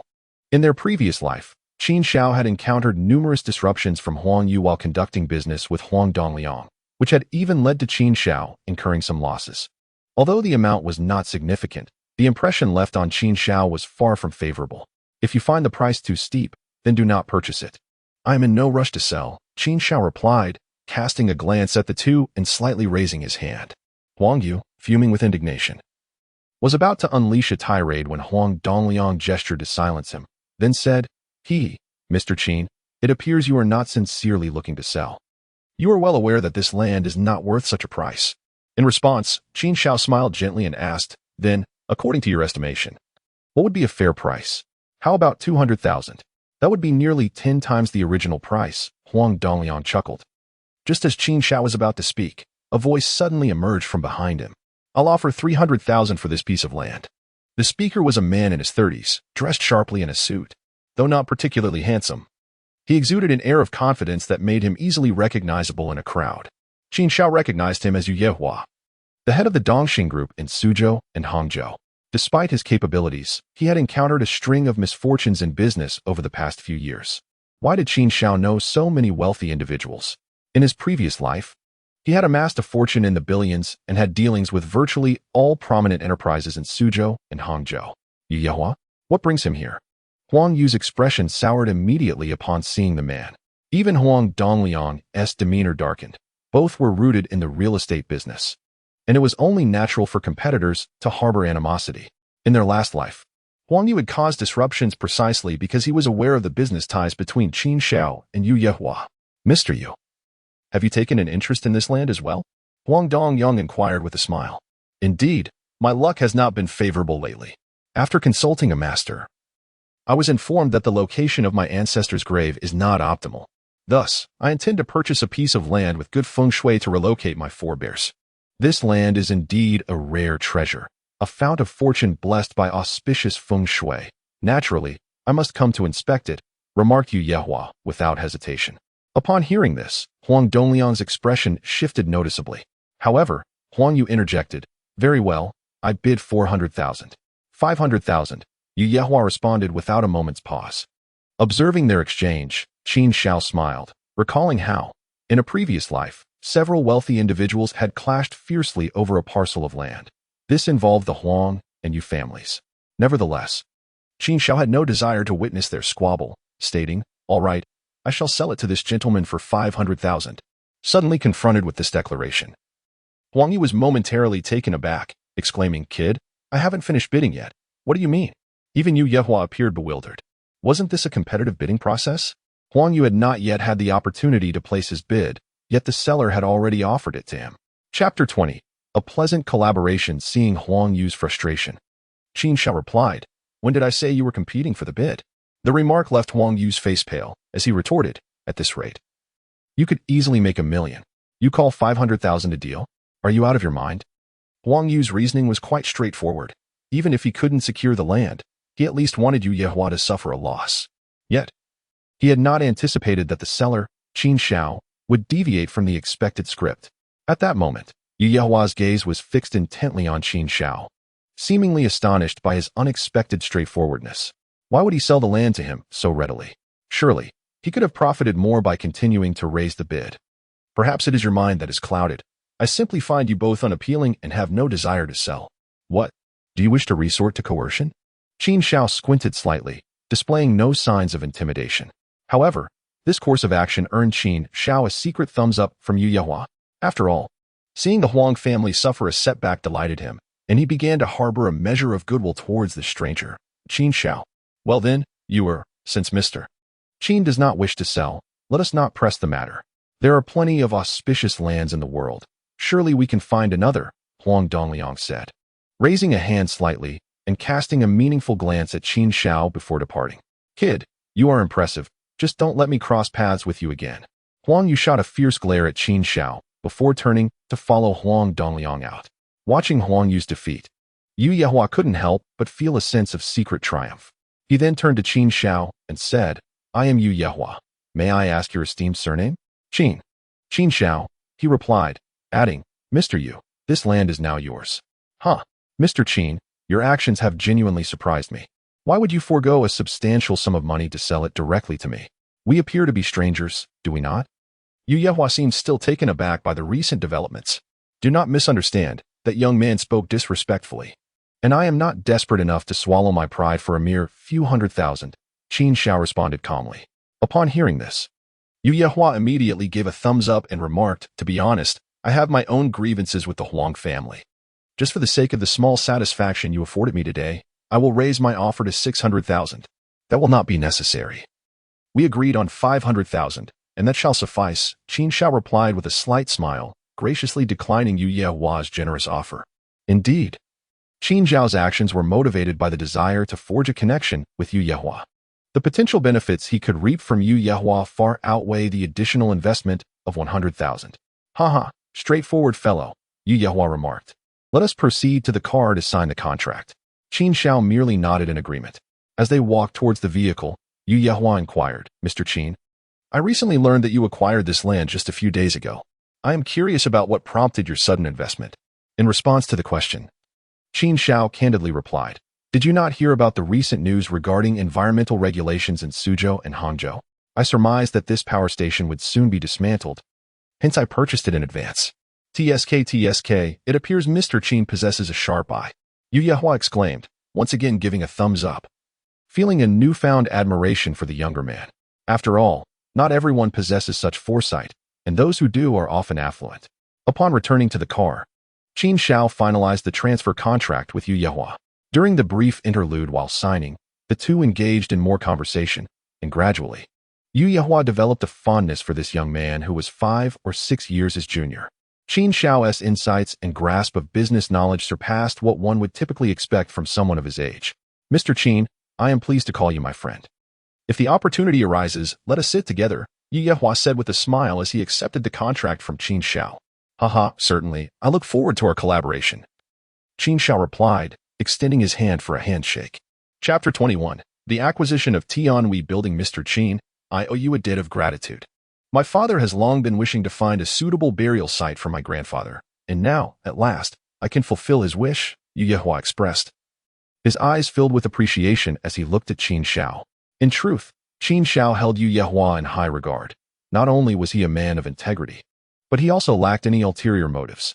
In their previous partnership, Yu Yehua had proven to be the most sincere among Qin Xiao's collaborators. There's no need for such formality. Qin Xiao smiled. Just then, Yu Yehua's phone rang. Secretary Chen, what is it? He answered. Chairman, the auction for Tianhui Building is scheduled for tonight. Will you be participating? Secretary Chen inquired. No, I won't. Tianhui Building has incurred losses for 2 consecutive years. Acquiring it would yield minimal profit, Yu Yehua replied. At that moment, Qin Xiao, who had been listening nearby, furrowed his brow. Is Tianhui Building up for sale? He pondered. Very well, I shall assist you in canceling your participation, Secretary Chen responded. After ending the call, Yu Yehua turned to Qin Xiao and asked, Mr. Qin, are you returning to the city? Allow me to give you a ride. All right. Qin Xiao nodded, accepting the offer. On their way back, Qin Xiao remarked, Mr. Yu, I just heard you mention that Tianhui Building is for sale? Indeed. Tianhui Building specializes in high-end luxury goods, but it has been struggling. It has been in the red for 2 years now. And any new owner would likely face the same fate, Yu Yehua explained. Qin Xiao responded, I believe it is worth purchasing. The current losses stem from a misalignment in customer targeting from the outset. If the positioning can be altered, it would undoubtedly break even within a year. Upon hearing this, Yu Yehua was momentarily taken aback. Recovering within a year? It seems Mr. Qin has his own insights? In truth, it may not even take a year. Traditionally, the clientele of the Tianhui Building has primarily consisted of the upper echelons of society. Such a business model only caters to a select few. However, if the entire industry were to pivot towards the public, altering marketing strategies, it could indeed flourish in the lower market while maintaining a high-end appeal, revealing significant potential. Qin Xiao spoke slowly. I understand the reasoning, but I find it somewhat perplexing. How can one engage in high-end operations while already entrenched in the low-end market? Yu Yehua seemed to have never encountered such an operational approach. Qin Xiao smiled, for he was well aware of the intricacies surrounding the Tianhui building. After all, his wife worked there, and he had paid considerable attention to its affairs in his previous life. The Tianhui building had indeed changed hands several times, each owner incurring losses, until it was acquired by a coal magnate with little business acumen, who unexpectedly turned a profit. This astonished the commercial circles of Suang. The underlying principle was simple. When an outsider, unversed in the trade, took charge, they could innovate boldly and carve out a unique path. Naturally, Qin Xiao would not be foolish enough to divulge this operational strategy directly to Yu Yehua, as it would yield him no benefit. Thus, he remarked, if the Tianhui building were in my hands, it would undoubtedly not suffer losses, and could even turn a profit in a remarkably short time, though I lack the capital to acquire it. After Qin Zhao's succinct words, Yu Yehua sensed that the other possessed considerable insight, especially given their earlier discussions on business matters, where Qin Zhao's familiarity far exceeded that of an average individual. After a moment of contemplation, Yu Yehua suddenly smiled and said, Mr. Qin, if I were to purchase the Tianhui building and appoint you as the executive director, could you ensure a stable return on investment? Chapter 22. Becoming my wife's superior? Upon hearing this, Qin Xiao furrowed his brow slightly, astonished as he replied, Mr. Yu, such a jest is ill-timed. Ha ha, it seems Mr. Qin does not know me well. I do not jest lightly, Yu Yehua chuckled. Who was he? The chairman of Dongxing Group, with personal assets exceeding 600 billion. Moreover, Dongxing boasts several subsidiaries, each valued at over 100 billion. The Tianhui building is worth but a fraction. It could likely be acquired for less than 30 billion in the current market. Should it incur losses after the purchase, it could still be resold at no less than 30 billion. Even in the event of losses, the worst-case scenario would entail merely covering employee salaries and operational costs, totaling at most a few million. For Yu Yehua, who had faced losses amounting to tens of billions in recent years, this paltry sum was inconsequential. Yu Yehua's audacity in discussing such matters with Qin Xiao stemmed from his recognition of Qin's profound understanding of business, which surpassed even that of Dongxing Group's management. The wealthy, to a degree, owe their fortune to their keen insight, their willingness to take risks, and their lack of fear regarding losses. If one were to approach every endeavor with trepidation, they would inevitably fail to achieve greatness. Qin Xiao regarded Yu Yehua and remarked, We have only just met. And you wish to bestow upon me such a significant position? Are you not concerned that I may merely be a talker? Upon hearing this, Yu Yehua chuckled and remarked, Liu Bei entrusted military power to Kong Ming within a single day, yet here I am, unable to even offer a mere executive director position at Tianhui building to Mr. Qin. How can one amass great wealth in such circumstances? Moreover, granting you the title of executive director does not equate to gifting you the entire Tianhui building. After all, the net annual salary for such a position is a mere 2 million. I could easily surpass that amount with just a few bottles of wine. Qin Xiao could not help but twitch the corners of his mouth. Although Yu Yehua's words were rather audacious, the reality was indeed as he stated. Money was not a concern for him. While the position of executive director was prestigious, in essence, it was merely a role within the company, devoid of any initial equity. Yu Yehua turned to Qin Xiao and inquired, What say you, Mr. Qin? Are you willing to take a chance? Qin Xiao stroked his chin, contemplating that the day's unexpected developments had exceeded his initial plans. After all, becoming the executive director of Tianhui building would mean he would be the boss of his wife. One could only imagine the shock on his wife's face upon seeing him report to work at Tianhui building. That could be arranged. But I have a condition. I shall only be responsible for operational matters, and I prefer not to delve into anything beyond that, Qin Xiao stated. That is perfectly acceptable. As long as operations are managed well and profits are generated, I am satisfied. Yu Yehua nodded in agreement. The two conversed all the way home, exchanging contact information. Mr. Qin, I shall head to the auction site at Tianhui building now. Within 2 days, you shall take your position there. I hope my discerning eye proves to be accurate. Yu Yehua declared with a smile as he leaned out of the car window. Qin Xiao, maintaining his composure, responded with a smile, naturally. With that, Yu Yehua signaled the driver to depart. As Qin Xiao returned home, he was greeted by the sight of Xia Lan busily working in the kitchen while Xiao Yi played with her toys in the living room. Daddy, you're back, exclaimed Xiao Yi, rushing towards him. Lifting Xiaoyi into his arms, Qin Xiao looked towards Xiao Lan and asked, "Why are you home so early today? The auction for Tianhui building is taking place tonight, and it seems there will be a change in ownership. All employees have been granted a day off," Xiao Lan explained. "Oh, I had forgotten about that," Qin Xiao admitted. "Alas, I fear I may be facing unemployment," Xiao Lan sighed, a hint of worry etching her features. Chapter 23. The transformation of Xiao Lan. Upon hearing the word unemployment, Qin Xiao paused momentarily. Unemployment? Why would that be? Each time Tianhui building changes ownership, layoffs occur. I originally secured my position through connections, and this time, I am certain I will be among those let go, Xiao Lan lamented. Tianhui building was a luxury goods company operating under a singular model, consisting of 30 floors. The top 5 were designated for management, while the remainder housed various shops. All these establishments belonged to Tianhui Group, offering a diverse array of luxury goods. This specialized operational model differentiated Tianhui building from ordinary shopping centers, which typically offered a variety of products. Moreover, each store operated independently, resulting in high expectations for employees. While the benefits and welfare were commendable, stringent requirements dictated that employees must possess a pleasing appearance and at least a bachelor's degree. Though Xiao Lan was exceptionally attractive, she lacked a degree and had entered the company through connections, specifically through her sister, Xiaqing. Xiaqing has a fiancé named Li Yi, who currently serves as the deputy manager in the Human Resources Department at Tianhui Building, which is why Xiao Lan is able to work there. Rest assured, I won't let you be laid off, Qin Xiao chuckled. Just because you say I won't be laid off, do you think you're the chairman? Xiao Lan retorted with a sidelong glance. Qin Xiao smiled faintly, choosing not to continue the conversation. Instead, he pulled out a check from his pocket, stating, "Here is 500,000. 300,000 goes towards the loan, and 100,000 for Mom. I'll withdraw it tomorrow morning." Xiao Lan gazed in astonishment at the check in Qin Xiao's hand, exclaiming, "Is this for real?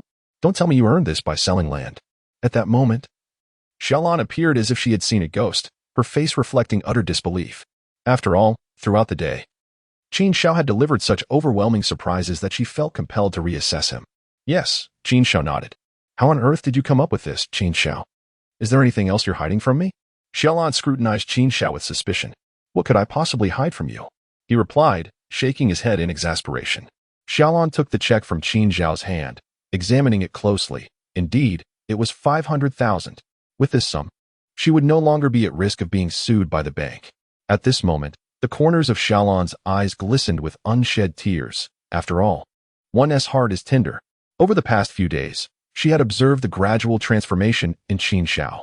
No matter how skeptical she was, the facts were laid bare before her. "Qin Xiao, have you truly changed?" Xiao Lan's eyes shimmered with tears. This was the first time in many years that she felt moved enough to cry. Xiaoyi exclaimed with delight, "Daddy, we have money now. Does this mean I can eat lobster every day? Not only that, once I earn more, I'll buy a lobster restaurant just for you." Qin Xiao replied with a smile. "Yay, Daddy is the best." Xiao Yi beamed with joy at that moment. "I'm hungry. Is there food?" Qin Xiao looked at Xiao Lan with a smile. Xiao Yi immediately raised her hand. "There's food. Mommy made a lot of delicious dishes today." Xiao Lan composed herself before returning to the kitchen. As Qin Xiao sat down, a sense of contentment washed over him. It seemed he had forgotten how long it had been since he had shared a meal with his wife and daughter. This dinner was destined to be extraordinary. Yet, this was not the end. Even greater surprises awaited. He wondered what expression Xiao Lan would wear on the day he officially took office. Qin Xiao had promised to provide a good life for Xiao Lan and Xiaoyi, and he was determined to fulfill that promise and atone for all past grievances. Chapter 24. Have the 100,000 come together? The following day, early in the morning, after a hearty breakfast, Xiao Lan received a call from her mother, Zhang Xiuji. "Qin Xiao, Mom and my sister are coming over soon. You should go withdraw the money," Xiao Lan instructed. "All right, I'll head out now." Qin Xiao nodded slightly, understanding that what was meant to happen would still come to pass. However, it mattered little. He was no longer afraid of Zhang Xiuji's potential difficulties now that he had money. While Qin Xiao left home to withdraw the funds, an Audi A6 slowly approached. Inside the vehicle sat 3 individuals, 1 man and 2 women. The man behind the wheel was impeccably dressed in a suit, not particularly handsome, yet not unattractive either. Adorned with an expensive watch, and his hair was slicked back with a glossy shine. This is what one might refer to as a successful individual, a man of quality. His name is Li Yi, 23 years of age, and he is the fiancé of Xiaqing. Currently, he holds the position of deputy manager in the Human Resources Department at Tianhui Building, which can be considered a modest achievement. In the front passenger seat sits a girl around the same age, vibrant and youthful, with a striking resemblance to Xiaolan. She is Xiaqing, the only sister of Xiaolan. At this moment, in the back seat, Zhang Shouji is touching up her makeup with foundation while saying, Xiaoqing, once we reach home, you must persuade your sister. Today, without fail, she must divorce Qin Xiao. Upon hearing this, Xiaqing replied, Mom, rest assured, I have only one sister, and I certainly do not wish for her life to be ruined by that man. It is evident that Xiaqing harbors deep disdain for Qin Xiao. She has never referred to him as brother-in-law, often dismissing him. However, this is hardly surprising, as Xiaqing has witnessed the hardships her sister Xiaolan has endured over the years. Mom, why is my sister so foolish? How could she not see clearly when choosing a partner? These past few years of happiness have been squandered on Qin Xiao, Li Yi added, embellishing his remarks. Indeed, Xiaoqing has discerning taste. Look at you, Li Yi. Not only do you have a stable job, but you also come from a good family. I feel reassured knowing Xiaoqing is with you, Zhang Shouji commented. Li smiled broadly and said, Mom, you flatter me. I am merely a deputy manager. My goal is to become a general manager. I am still far from success. You are young, and there is a long road ahead. You will surely become a general manager in due time. Zhang Shouji chuckled before adding, All right, let us get out of the car. The trio then made their way towards Qin Xiao's residence. At that moment, Xiaolan was already waiting at the door. Upon seeing the three approaching, she hurried forward. Mom, Xiaoqing, why did you arrive so quickly? Sister, this concerns your life's major decision. How could we not hurry? Xiaoqing replied with a smile. Where is Qin Xiao? Zhang Shouji scanned the surroundings, seemingly unable to spot Qin Xiao coming out to greet them.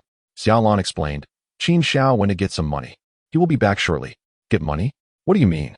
Has he managed to gather 100,000? Zhang Shouji exclaimed in shock. She had never taken Qin Xiao's promises seriously, considering that a man who squandered his life on indulgences could not possibly gather such a sum in just 2 or 3 days. It was utterly inconceivable. Xiaqing was momentarily taken aback and asked, Mom, what 100,000 are you talking about? A few days ago, I made a bet with Qin Xiao. If he could not repay the 100,000 he owes me, he would leave on his own. I never expected he would actually manage it. Zhang Shouji's disappointment was palpable. Originally, she had hoped to leverage Qin Xiao's inability to gather the money to encourage him to initiate a divorce with Xiaolan. However, now that he had succeeded, the situation had become complicated. What does it matter? If he has gathered it, so be it. It has nothing to do with the divorce. It was merely the money he owed you, Xiaqing said slowly. This remark sparked a realization in Zhang Shouji, who responded, Indeed, the divorce must still proceed. Hearing her mother and sister's conversation, Xiaolan's expression revealed her displeasure as she interjected, Mom, Xiaoqing, can we please refrain from discussing divorce? Chapter 25. You are all bad people. Xiaolan's plea to avoid the topic of divorce left Zhang Shouji and Xiaqing momentarily speechless, especially Zhang Shouji, who had previously mentioned that Xiaolan should think it over. How did it suddenly become unacceptable to discuss? Xiaolan, what kind of enchantment has Qin Xiao cast upon you these days? What is your situation? Zhang Shouji remarked, I have already found a suitable partner. Once the divorce is finalized, I can immediately marry a wealthy man. Indeed, sister, you must not remain deluded. That man is simply unworthy of you. The person our mother has found for you possesses assets in the millions, Xiaqing added. Listening to the words of her mother and sister, Xiaolan felt a deep inner conflict. Ever since Qin Xiao underwent a transformation in recent days, her initial resentment had faded, and her heart was gradually shifting.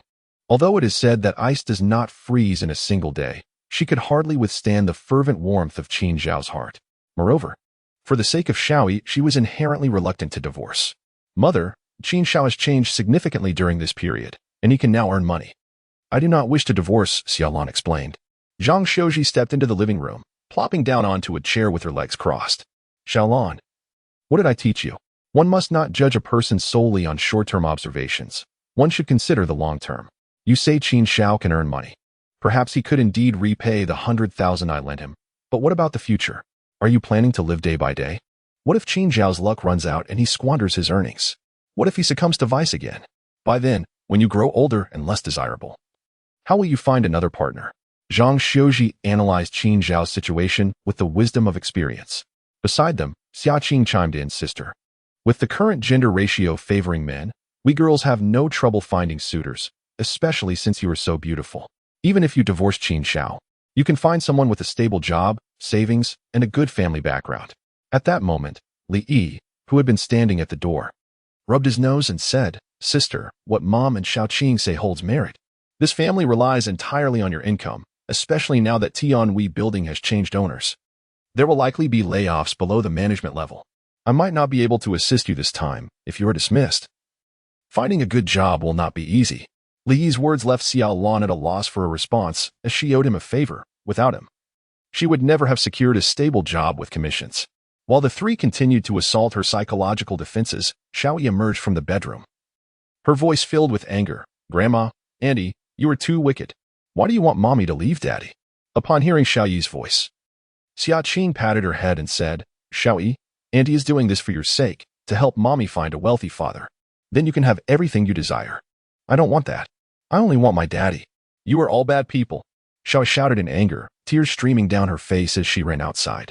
Witnessing this, Xiao Lan felt an overwhelming sense of helplessness.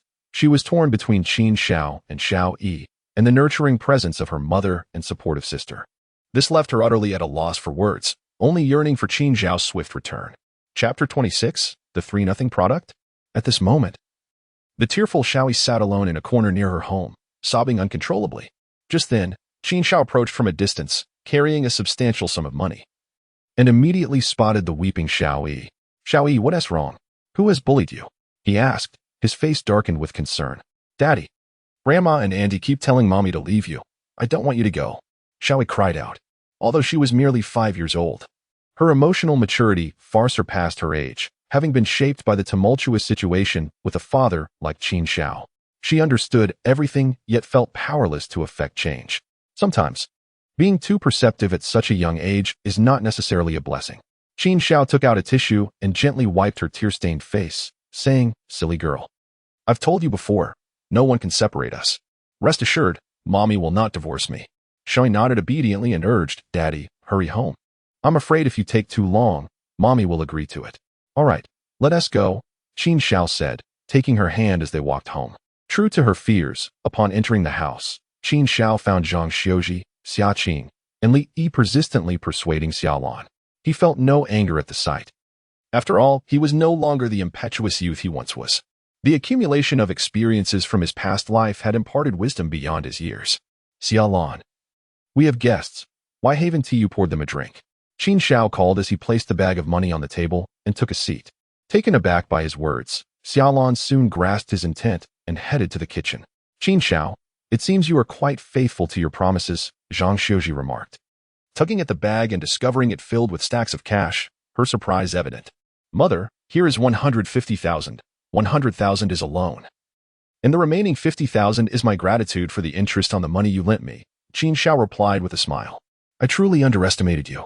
A blind cat stumbling upon a dead mouse, striking it rich by chance. Your demeanor has transformed, Zhang Xiuji said. Her tone laced with sarcasm as she observed Qin Zhao's calm and collected demeanor.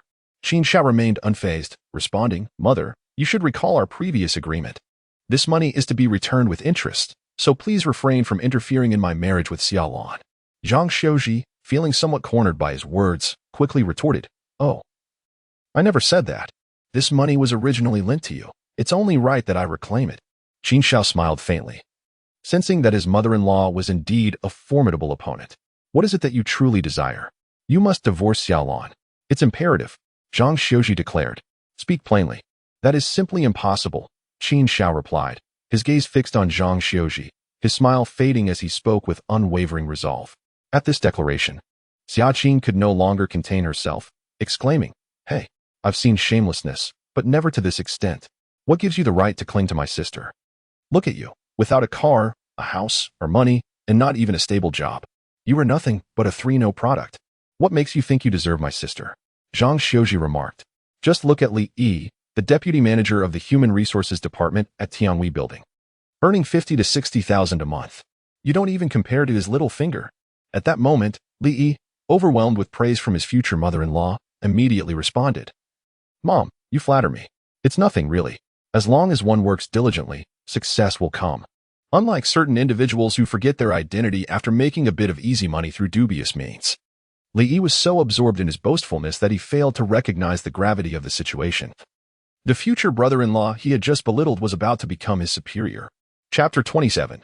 The urgency to find employment. Qin Shao remained unfazed amidst the trio's relentless pursuit. For one who has been resurrected from the dead, acquiring wealth in this life comes easily. Li Yi, kindly refrain from speaking. We have ample time to discuss this. Today concerns family matters, and your involvement is unwarranted, Qin Shao stated calmly, casting a glance at Li Yi. Li Yi was momentarily taken aback by this directive. Did he hear correctly? Qin Shao was asking him to be silent? Even Zhang Xiaoji and Xia Qing were visibly astonished. Qin Shao, you want me to be quiet? Do you realize that I found Xiaolan a job? Is this how you treat your benefactor? Li Yi retorted angrily. Qin Shao smiled faintly and replied.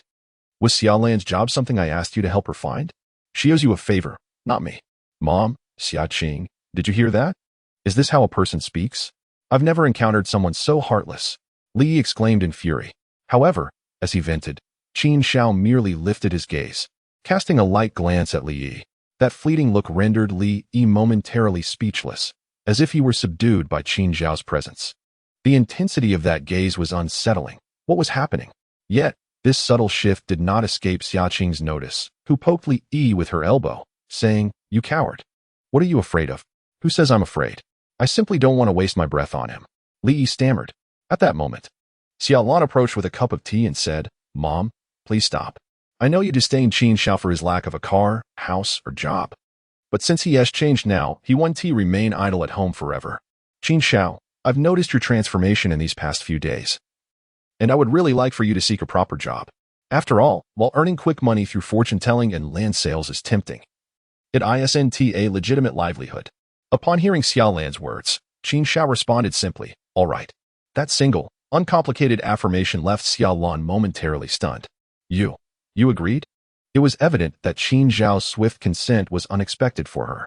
After all, since their marriage, he had never proactively sought employment. Nor had he accepted any of the good job offers others had suggested. All right, Qin Shao.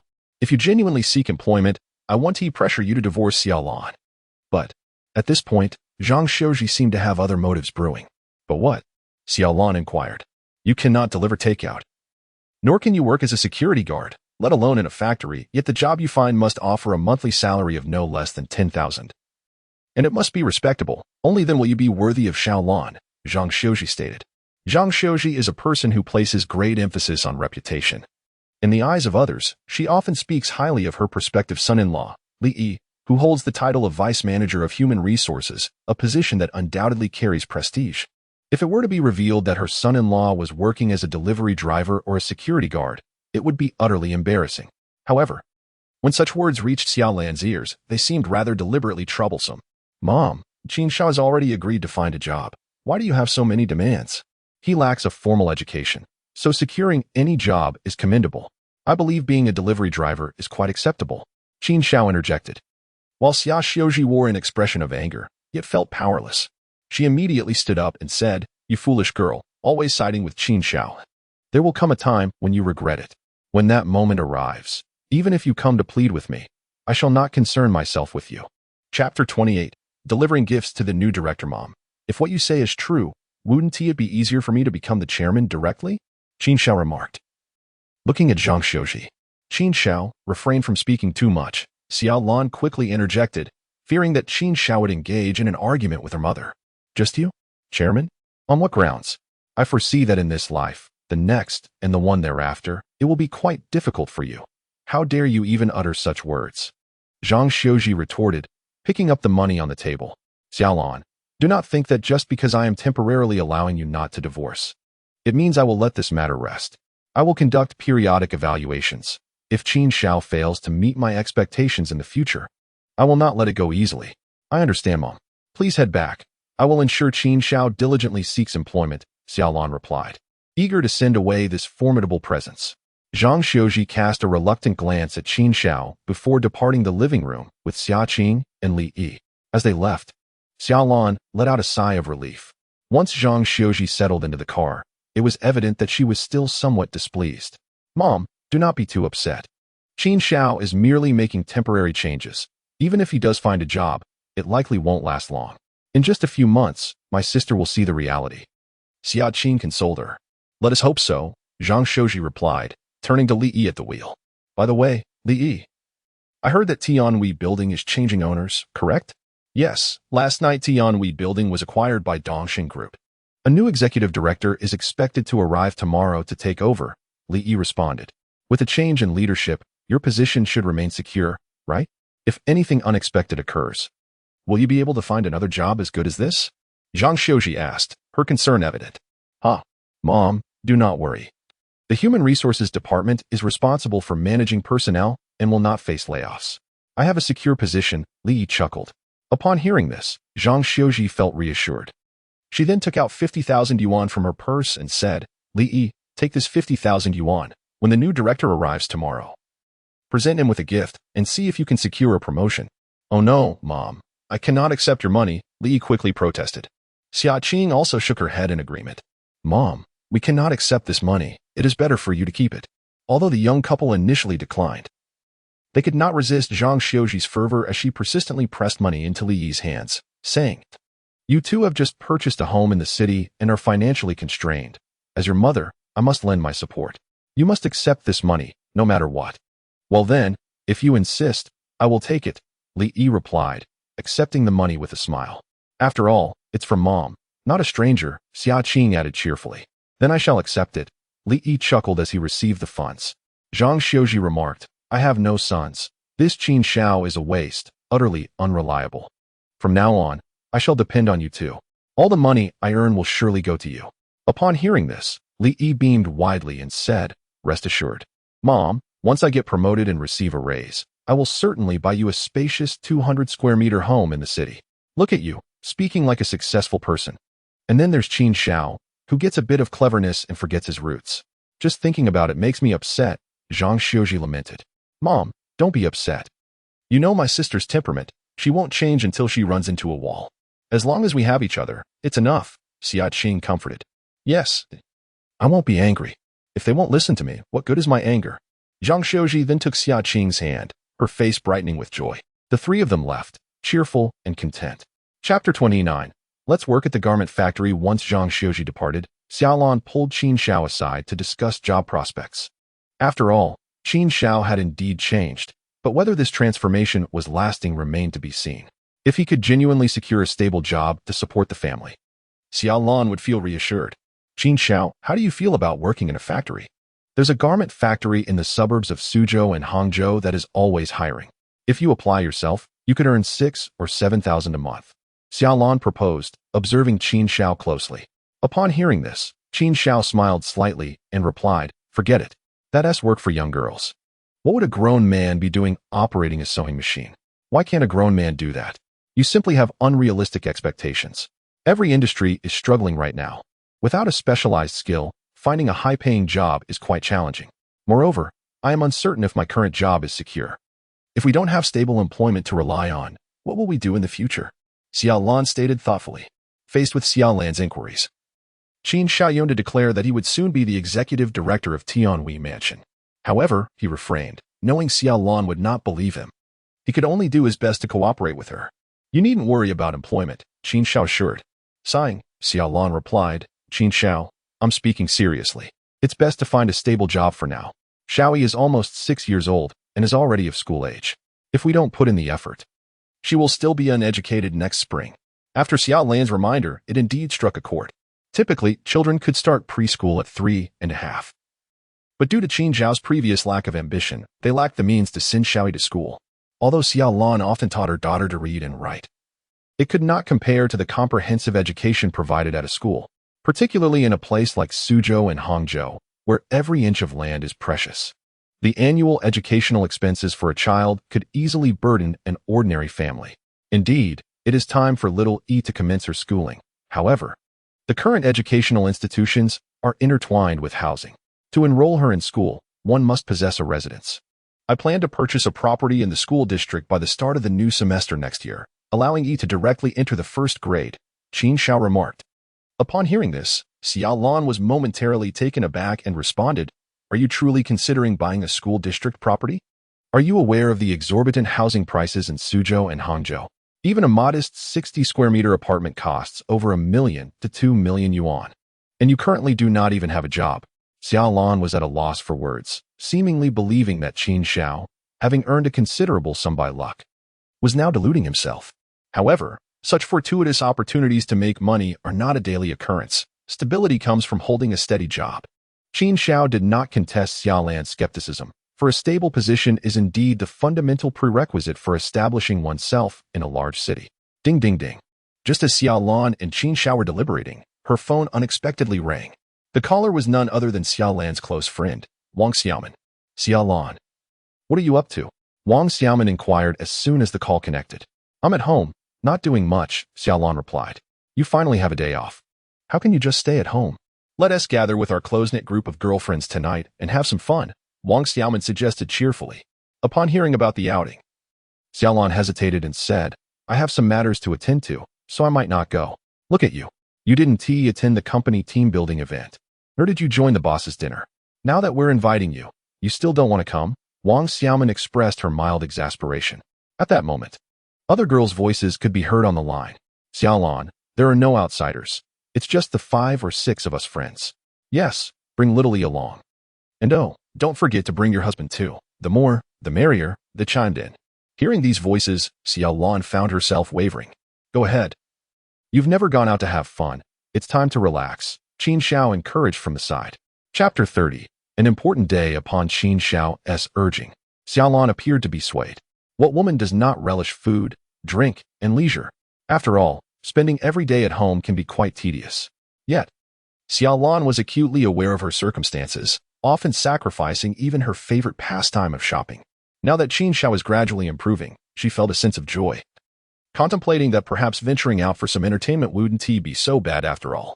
All right, I will take little E and Qin Xiao with me tonight. Xiaolan finally consented. That's more like it. Let us meet at Juxian Lu at 8 o'clock, and don't be late, Wang Xiaoman concluded before hanging up the phone. Qin Xiao then slowly rose and said, let us go. It's still early. We're not going until 8. Xiaolan replied, since we have time, let us head to the mall and buy some lovely clothes for little E and you. You can't keep wearing those outdated outfits from years ago, Qin Xiao smiled. In fact, he had already given Xiaolan 70,000 yuan for clothing. Yet it was evident that she had not spent it. After all these years, Xiaolan understood how difficult it was to earn money. Daddy, I want to buy new clothes too, little E exclaimed, raising her hand. All right, we'll buy everything. Qin Xiao laughed. He took Xiaolan and little E straight to the mall. It was a rare occasion for the 3 of them to be out together. So Qin Xiao first treated the 2 ladies to a meal, followed by a movie, before finally heading to the clothing store. Originally, Xiaolan intended to casually visit a few affordable stores to purchase a single item. However, Qin Xiao directly led her to a branded store. After several hours of shopping, Xiaolan and Xiaoyi collectively acquired 7 or 8 garments. When it came time to pay, Xiaolan was taken aback. Good day, sir. The total is 26,000. The cashier greeted them with a professional smile. What? 26,000? Is it truly that expensive for just these few pieces? I want to buy them. Please return them. Xiaolan promptly placed the clothes back on the counter. Swipe the card. I will cover the cost, Qin Xiao said, revealing his bank card. After deducting the 300,000 he needed to repay tomorrow and the 150,000 owed to Zhang Xiuji, only 50,000 remained in his account. Nevertheless, Qin Xiao felt no regret, for money had become quite accessible to him. Moreover, today held significant meaning for Qin Xiao, as it marked the anniversary of Xiao Lan's suicide in his previous life. Qin Xiao, even if we have a bit of money, we cannot spend it recklessly. Do you realize how long it would take me to earn 26,000? Xiaolan voiced her concern. Swipe the card, Qin Xiao insisted, handing it over. After the transaction was completed, Xiaolan felt a pang of regret. Had I known, I would have refrained from coming. This is indeed 26,000, she lamented, struggling with her bags, feeling a deep sense of loss. It's merely a few garments, if you adore them. I shall buy the entire mall for you in the future, gifting you 1 piece daily, 360 days without repetition, Qin Xiao remarked with a smile. Xiaolan shot him a playful glance and softly replied, although I know you are merely teasing me, it is still quite delightful to hear you say that. Hee. I am happy too, Xiaoyi chimed in with a grin. The trio joyfully took a taxi back home. Upon returning home, Xiaolan changed into her newly purchased attire. A chic high-end trench coat paired with jeans. Though it appeared simple, it was the latest autumn collection, coupled with Xia Lan's inherent beauty. Standing at a height of 1.70 m and her subtle makeup, her femininity was accentuated, elevating her aura to new heights. For the first time in many years, Xia Lan felt aligned with contemporary fashion. "Mom, you look absolutely stunning," Xiaoyi exclaimed with delight. Qin Xiao smiled genuinely. As long as his daughter and wife were happy, he felt content. As evening approached, at 8 o'clock, Xia Lan prepared to head to Zhu Xianlu for an appointment. Zhu Xianlu is one of the few distinctive restaurants in Su and Hangzhou, known for its elegant ambience and exquisite cuisine, with prices that are not excessively outrageous. Its unique geographical location also makes it a favorite among the youth. When the taxi stopped outside Zhu Xianlu, the family disembarked. Just then, a BMW 5 Series pulled up beside them. As the window descended, a young man looked towards Xia Lan and said, "Xia Lan, thank you for your patience." Upon hearing the voice, Qin Xiao turned to see a well-dressed and handsome young man speaking, with Wang Xiaoman in the passenger seat greeting them with a smile. Qin Xiao recognized this young man as Shuijun, Wang Xiaoman's husband, a local from Su and Hangzhou. Years ago, Shuijun's family made a fortune from property redevelopment, transforming from newly wealthy to influential through connections that led him into a prestigious company. Often boasting about the influential connections he possesses, he is nothing more than a braggart who speaks without a script. Yet, due to his wealth, his fabrications find credence among some. However, this is not the crux of the matter. The real issue lies in the fact that 4 girls are crammed into the backseat of this BMW 5 Series. They are all colleagues of Wang Xiaoman and close friends within their circle. We had just arrived, and Xia Lan greeted us with a smile. "Oh, isn't that Qin Xiao? Are you not busy today?" Su Jun remarked, observing Qin Xiao with a grin. Among those present, who was unaware of Qin Xiao's current endeavors, Su Jun's comment, "Not busy today," in their eyes, transformed into "not off gambling today." Upon hearing the deliberate remark, Qin Xiao offered a faint smile, unperturbed, and replied, "Well then, make the most of today." Su Jun grinned widely, his gaze lingering a little longer on Xia Lan. This subtle gesture did not escape Qin Xiao's notice. Ever since Su Jun first met Xia Lan, he had repeatedly brought her up in conversations with Xiaoman, often inquiring about the nature of Xia Lan's relationship with Qin Xiao, his intentions being quite apparent. As Su Jun exited the vehicle, he adjusted his impeccably tailored suit and addressed the girls who were disembarking one after another, saying, "I shall cover all expenses today. Enjoy your meal and have fun." "Ah, with Master Su making such a generous offer, we shall not hold back." The girls chimed in merrily. "Master Su is indeed magnanimous. Today, we shall relish your generosity," Xiaoman added, seemingly reveling in the adoration from her friends. Xia Lan appeared somewhat reserved, perhaps due to the lengthy absence from gatherings with her friends, but was gently urged inside by Qin Xiao. Once they entered the private room, 8 or 9 individuals gradually took their seats. As the table had been reserved in advance, the dishes were served shortly after they settled in. Xiaoyi, who seldom attended such events, was captivated by the array of delectable dishes and immediately pointed towards a large Australian lobster, exclaiming, "Mama, I want to eat lobster. That lobster is enormous." "Haha, does Xiaoyi enjoy lobster?" Su Jun, while uncorking a bottle of red wine, inquired with a smile. "Yes, I like it," Xiaoyi nodded. "Haha, that is wonderful. In the future, if your father doesn't take you, your uncle can bring you for a feast," Su Jun replied playfully, seemingly without ulterior motive. Upon hearing this, Xia Lan's expression soured slightly, and she instinctively glanced at Qin Xiao, seemingly apprehensive of provoking his ire. However, Qin Xiao displayed no signs of anger. "No need. Whatever I wish to eat, my father will take me," Xiaoyi asserted. Chapter 32. Today should not have happened. Xiao Yi's words drew the attention of everyone present towards Qin Xiao in unison. Xiao Yi truly is perceptive. She knows how to give her father some face, someone remarked. Indeed, it's all thanks to Xia Lan's good teaching. Several of the girls began to compliment. Shuijun offered a faint smile, casting another glance at Xia Lan before shifting his gaze to Qin Xiao. "Qin Xiao," he remarked, "I heard from Xiao Min yesterday that Xia Lan is currently in need of money and is considering borrowing from Lu and at exorbitant interest rates. Allow me to caution you, Luan is not a virtuous individual. As Xia Lan's husband, it is imperative that you do not leave everything to a woman." What was once a harmonious gathering of friends became tinged with subtle tension upon Shui Jun's unexpected comment. Xia Lan's expression darkened.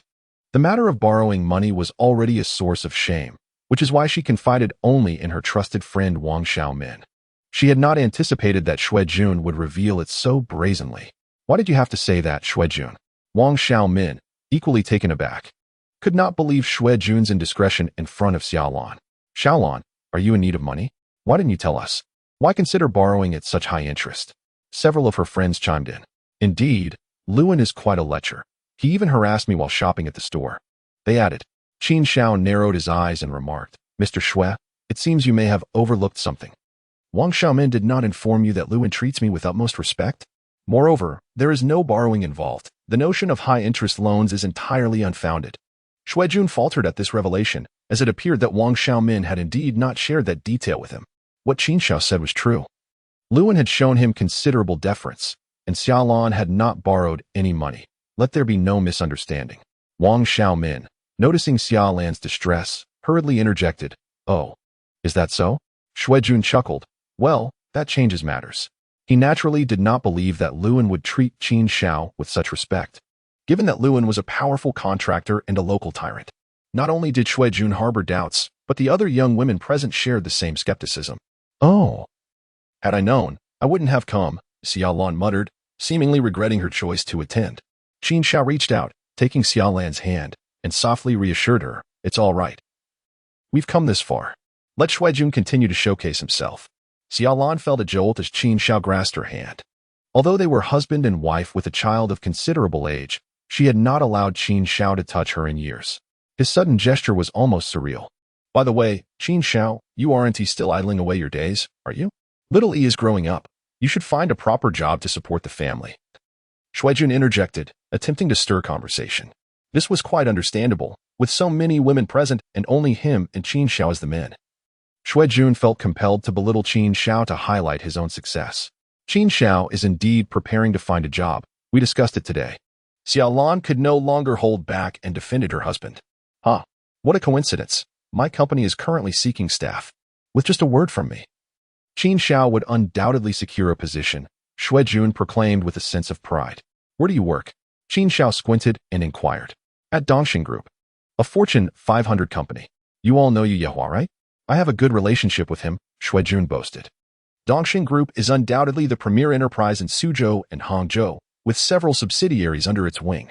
Involvement in industries such as real estate, the internet, and foreign trade has conferred a dominant position in Suzhou and Hangzhou. Those with even a modicum of capital or capability are eager to enter this arena. Xuejun is one such individual, as is Li Yi, the fiancé of Xiaqing. The opportunity to work at Dongxing Group is perceived as a status symbol. Even Qin Xiao, who was once worth billions in his previous life, finds it necessary to collaborate with Dongxing Group, underscoring its elevated standing. Do you have a good relationship with Yu Yehua? His reputation in Suzhou and Hangzhou is immense. I've heard that Tianhui Group has been acquired by him. Indeed. With Tianhui Group under Yu Yehua's control, we are concerned about potential layoffs. Since young Master Xue knows Yu Yehua, you must intercede on our behalf to ensure we are not let go. Several young women chimed in eagerly. Chapter 33. Unfazed by layoffs. With young Master Xue's backing amidst the flattery of the beautiful women, Xuejun began to feel a sense of elation. Rest assured, it's merely a phone call, he declared, patting his chest confidently. We are immensely grateful, young Master Xue. Just the other day, we were fretting over the possibility of layoffs. Now, with your support, what is there to fear? The young women continued their adulation. At that moment, Wang Xiaomin, hearing praises for her husband, felt a swell of pride. Among this group of friends, her luck seemed unparalleled. With Xuejun, the newly affluent, elevating her status, she couldn't help but glance at Xiaolan, realizing her own husband surpassed Qin Xiao by countless measures.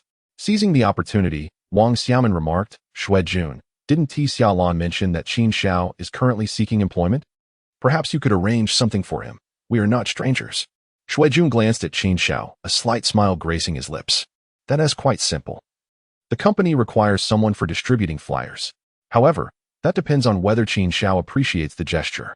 After all, his lack of qualifications and past indiscretions may pose a risk for me. Upon hearing this, Xiaolan could no longer contain herself. I appreciate your good intentions, but Qin Xiao is not suited for Dongxing Group. Her words served as a direct refusal of Wang Xiaomin's well-meaning suggestion. Xiaolan was correct. The hiring standards at Dongxing Group were exceptionally high. and it would be prudent for young Master Shui to avoid such a risk. Yes. Let's focus on securing our positions first, the others chimed in. Qin Xiao narrowed his eyes slightly, then lifted a glass of red wine to his lips. Since Mr. Shui claims to know you Yehua, why not place a call now to ensure leniency during the layoffs? His unexpected comment brought a sudden hush to the previously jovial table. There's no need for your reminder. If a call is to be made, it must wait until daylight. This is hardly the appropriate time. Shui Jun replied with a smile. Wang Xiaoman shot a glance at Qin Xiao, saying, Qin Xiao, what do you mean by that? It sounds as though you doubt my husband's acquaintance with you Yehua. The other young women turned their gazes toward Qin Xiao as well. Best not to speak further. Let us enjoy our meal and depart, Xiaolan whispered, tugging at Qin Xiao's sleeve. Qin Xiao gently patted Xiaolan's hand, assuring her before continuing. It is not that I doubt Mr. Shui's acquaintance with you Yehua. After all, this layoff pertains to the very development of a company. You all have long served the upper echelons of society. If Tianhui Building were to reposition its target clientele, would you be able to maintain the same level of exceptional service? Qin Zhao's implication was straightforward. Tianhui Building currently caters exclusively to the affluent, and their services are tailored to please. Should it open its doors to the general public, they would inevitably struggle to uphold their high standards. It is akin to asking flight attendants to serve in a second-class train compartment. The disparity would breed discontent, ultimately affecting their treatment of customers. A seemingly casual remark from Qin Xiao left everyone present momentarily stunned. Qin Xiao, what do you mean? Is Tianhui Building really changing its clientele? Where did you hear such gossip? That is utterly impossible. Wang Xiaoman quickly countered. Xiaolan, equally embarrassed, tugged at Qin Xiao, saying, Qin Xiao, you do not understand Tianhui Building. Please refrain from speaking carelessly.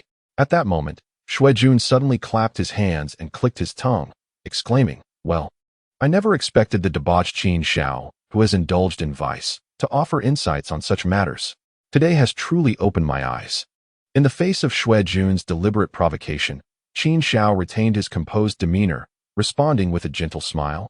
What? Does young Master Shui take issue with my perspective? Shui Jun slowly rose from his seat, asserting, if you lack understanding of business, refrain from making such claims. Tianhui Building will not alter its operational style. Furthermore, I could resolve the layoff issue with a mere phone call. Upon hearing this, Qin Xiao also stood, the atmosphere charged with tension. Very well, make your call. I shall await the outcome. At that moment, Xiaolan and Wang Xiaoman were taken aback by Qin Zhao's audacity to confront Shui Jun directly. The four onlookers were equally astonished. Had Qin Xiao lost his mind? Was he unaware of Shui Jun's wealth and his elevated position within Dongxing Group? Was Qin Xiao merely attempting to bolster his confidence in front of Xiaolan?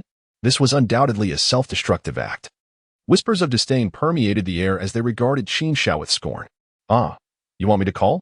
If I resolve this matter, how will you respond? Shui Jun said with a smirk. And how do you intend to do that? Qin Xiao inquired. With a snap of his fingers, Shui Jun summoned a waiter who approached and asked, Sir, how may I assist you? 5 bottles of 96-degree vodka, Shui Jun instructed. The waiter nodded and soon returned, placing 5 bottles of vodka on the table. Qin Xiao, if I manage to settle this issue, you will chug all 5 bottles in one go. Do you dare? Shui Jun challenged, his eyes glinting with provocation. He presumed Qin Xiao would shy away, as everyone knew his low tolerance for alcohol. Even half a bottle would be overwhelming. Thus, the wager seemed destined for his favor from the outset, and no one truly anticipated drinking all 5 bottles. It was merely a tactic to intimidate Qin Xiao. Don't agree to it, Xiaolan exclaimed, alarmed. She certainly did not wish to leave with Qin Xiao in a state of inebriation, as Shui Junyang basked in his triumph. Qin Xiao smiled slightly and said, What if you fail to accomplish your task? How will you consume these 5 bottles? What? Shui Jun was immediately taken aback, exclaiming, Are you betting against me? Is there any other way? Qin Xiao replied with a grin. All right, you're quite ruthless. Shui Jun gritted his teeth and immediately reached for his phone, seemingly preparing to call Yu Yehua. Yet, before dialing, he added, You can still back out now. Go ahead and call. Spare me the chatter, Qin Xiao urged. At that moment, Wang Xiaoman observed Shui Jun's complexion shift from red to pale. Her expression one of astonishment as she said, Shui Jun, what are you afraid of? You always tell me how you know so many prominent figures. Yu Yehua is merely the most ordinary among them. Just call. It's just a matter of a few employee layoffs, nothing monumental. Everyone's gaze turned expectantly towards Shui Jun, as if hoping he could somehow salvage their jobs. Jun's face flickered between hues of green and white, but ultimately, he pressed the dial button and held the phone to his ear. The scene fell into a hushed silence, every breath held in anticipation as they focused on Jun. His heart raced, a flurry of emotions coursing through him. The phone rang, but no one answered. After a few rings, the call was abruptly terminated. With a quiet sigh of relief, Jun remarked, "It seems fate has deemed you unworthy of these 5 bottles today." Yu Yehua might be in a meeting and unable to answer. "Since we are to gamble, we cannot falter halfway. Allow me to make the call," Qin Xiao said, slowly retrieving his phone with a gentle smile. Yu Yehua, Xiaolan, Wang Xiaoman, everyone. Chapter 35. An awkward situation. Qin Xiao's suggestion to make the call silenced the room instantly, soon followed by a wave of laughter. "Qin Xiao, don't jest. You know Yu Yehua?" Wang Xiaoman was the first to respond with a mocking smile. Others quickly joined in. "Xiaolan, your husband knows Yu Yehua. Why didn't you tell us sooner?" They teased. "You've made us worry about our jobs unnecessarily. How ungrateful." 2 girls seated at Xiaolan's table erupted in laughter. Their words laced with feigned admiration, yet dripping with sarcasm. Their remarks left Xiaolan blushing furiously as she shot a glare at Qin Xiao, reproaching him. "Can't you boast without dragging me into it? You're just inviting ridicule." Seeing Xiaolan's furious expression, Qin Xiao remained unfazed and directly dialed Yu Yehua's number. As everyone watched Qin Xiao's earnest demeanor, astonishment washed over their faces. "Hello, is this Mr. Qin?" The call connected after just 2 rings. And the voice on the other end was indeed Yu Yehua's. "That's definitely Yu Yehua's voice. I've heard it on television," one of the girls exclaimed, covering her mouth in disbelief. The others looked at Qin Xiao with incredulity, especially Jun and Wang Xiaoman, whose jaws dropped in shock. Xiaolan also stared at Qin Xiao in astonishment, curious about how he could possibly know Yu Yehua, something he had never mentioned before. Qin Xiao activated the loudspeaker and inquired, "Mr. Yu, is the acquisition of Tianhui building proceeding smoothly?" "Quite smoothly. It appears the seller is eager to liquidate quickly. We secured it for 2.8 billion. Although this does not include the luxury items," Yu Yehua replied. "That's satisfactory. If we alter the customer positioning, those luxury items will become redundant," Qin Xiao remarked thoughtfully. "Indeed, that is my sentiment as well. How about this? Please visit Dongxing Group tomorrow for a detailed discussion," Yu Yehua proposed proactively. "Very well," Qin Xiao consented, casting a glance at the distant Jun before continuing, "Mr. Yu, there is an individual named Jun who claims to know you quite well and has some suggestions for you." Upon hearing this, Yu Yehua visibly paused. "Jun? I do not recognize that name among my acquaintances. Mr. Qin, have you been misled?" As soon as Yu Yehua spoke, a profound silence enveloped the room, with all eyes turning toward the visibly awkward Jun. "He is not a fraud. He is an employee of your company. Perhaps you should converse with him," Qin Xiao stated, extending his phone toward Jun. At that moment, looking at the phone, Jun's face turned pale. What Qin Xiao offered was not merely a phone, but rather 5 bottles of life essence.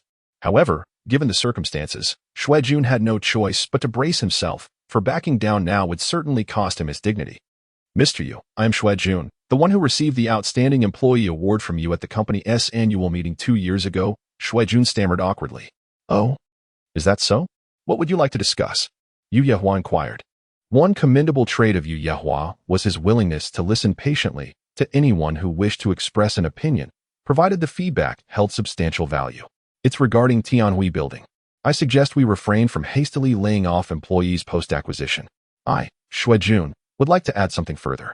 Yet, these words caused Yu Yehua's expression to darken instantly. And he retorted, "Are you from the headquarters or a subsidiary?" "I am the newly appointed supervisor from a subsidiary of Dongxing Group," Jun stammered. "You, as a supervisor from a subsidiary, seem to be overstepping. The decision to lay off employees is not solely yours to make, nor is it mine. It is dictated by market positioning. Focus on your duties and refrain from inquiring about matters that do not concern you," Yu Yehua replied, his tone somewhat frosty. At that moment, Jun's face flushed crimson, wishing he could disappear into the ground. Chapter 36. Accepting the consequences of one's bets in the past. Jun had expended considerable resources and leveraged numerous connections to gain entry into Dongxing Group. After years of struggle and perseverance, he finally attained the position of supervisor. Yet today, a mere boast could jeopardize his entire career. Should this incident remain in Yu Yehua's memory and prompt an investigation into his conduct, Dismissal would be a certainty. With this thought, Xue Jun trembled in fear. If that were to happen, all his investments would be in vain, and the years he spent would amount to nothing. Mr. Yu, you are absolutely right. I was in the wrong. Xue Jun hurriedly apologized. Please hand the phone back to Mr. Qin, Yu Yehua instructed. Xue Jun quickly returned the phone. Mr. Yu, there is nothing else of importance. We shall meet tomorrow. Qin Xiao stated. Very well, I shall await your arrival, Yu Yehua responded. As the call ended, the atmosphere remained charged with shock, especially for Xiaolan, whose gaze was fixed intently on Qin Xiao. Qin Xiao, are you joking? You know Yu Yehua and plan to meet him? Indeed, Mr. Yu is quite a decent person. Qin Xiao replied with a faint smile. At that moment, Xue Jun's face flushed crimson, utterly at a loss for words. Wang Xiaomin glared at Xue Jun, intending to seize the opportunity of the gathering to elevate her status, but instead found herself utterly humiliated. Brother Qin, I never imagined you truly knew President Yu. How naive I was. To make amends, I shall drink 3 cups. Xue Jun hurriedly donned a smile and reached for the red wine. Meanwhile, Qin Xiao, wearing a bemused expression, pointed to the vodka and remarked, what is the thrill in red wine? Shouldn't our wager involve these instead? Witnessing Qin Xiao's unwavering determination, Xue Jun stood frozen in disbelief. Qin Xiao, enough. 5 bottles of alcohol could be lethal. Summer Lan, fearing the situation would escalate, quickly interjected. Qin Xiao gradually rose, stating, a wager must be honored, Xue Jun. If you are a man, you should drink. Of course, I won't force you if you choose not to. The implication was clear. Not drinking would signify a lack of masculinity. The atmosphere plummeted to a frosty silence following Qin Xiao's words. Xue Jun, fists clenched, fixed his gaze on Qin Xiao, and after a moment, reached for a bottle of liquor. Xue Jun, are you out of your mind? Qin Xiao said you don't have to drink. Wang Xiaomin exclaimed in shock. Silence. Xue Jun retorted angrily, directly downing the bottle. Gulp, gulp. A bottle of 96-degree vodka was swiftly emptied. Vodka, while not as harsh as baijiu, initially feels mild, akin to water, which can lead to complacency due to its high alcohol content. Excessive consumption could result in dehydration, severe abdominal pain, dry heaving, or even pose a life-threatening risk. At this moment, already intoxicated, Xue Jun proceeded to open a second bottle without hesitation. Xue Jun, stop. Xiaoman, please talk some sense into him. This is all just a joke. No need to take it seriously, Xiaolan observed, her concern growing, not out of genuine care for Xue Jun, but out of fear that things could spiral out of control, jeopardizing everyone present. However, Xue Jun had already drained the second bottle, and within mere minutes, the intense burning sensation in his abdomen twisted his expression into one of agony. Suddenly, he retched violently, spewing the contents all over the table. Disgusted, Xiaoyi, who had been enjoying shrimp, immediately set down her chopsticks, her face contorted in distaste. Chapter 37. The gathering disperses at this moment. Several of the watching girls could no longer remain seated and rushed to grab Xue Jun. Young Master Xue, stop drinking. Someone could get hurt. Yes. Xiaolan has already said it's just a joke. With the girls tugging at him, Xue Jun finally slumped into a chair, his face flushed. It was unclear whether he was blushing from intoxication or sheer embarrassment. Perhaps it was a combination of both. Observing the nearly dazed Xue Jun, Qin Xiao rose with a smile that was both ironic and sincere, lifting his glass of red wine. Mr. Xue, it was merely a jest. Why take it to heart? Come, drink this glass, and do not hold a grudge against your brother. At that moment, Xue Jun gazed at Qin Xiao's feigned innocence, his teeth clenched in frustration, fists tightly balled. If it was all in jest, why had he not spoken up while drinking? Why wait until 2 bottles had been consumed to intervene? Leaving him looking foolish, Xue Jun felt a burning desire to strike Qin Xiao. Yet at that moment, it was questionable whether he could even stand, let alone throw a punch. I shall drink this on his behalf, Wang Xiaoman declared, equally enraged, and proceeded to down the glass of wine in one go. Qin Xiao smiled slightly, mirroring her action, maintaining a benevolent expression throughout. What should have been a delightful gathering had turned sour due to a wager, leaving nearly everyone, save for Qin Xiao, in a state of discontent. However, one could not place blame on others. It was indeed Qin Xiao who had instigated the provocation. Beside them, Xiaolan was utterly taken aback by Qin Xiao's maneuver. In her memory, Qin Xiao was a man prone to explosive anger, a brute devoid of guile.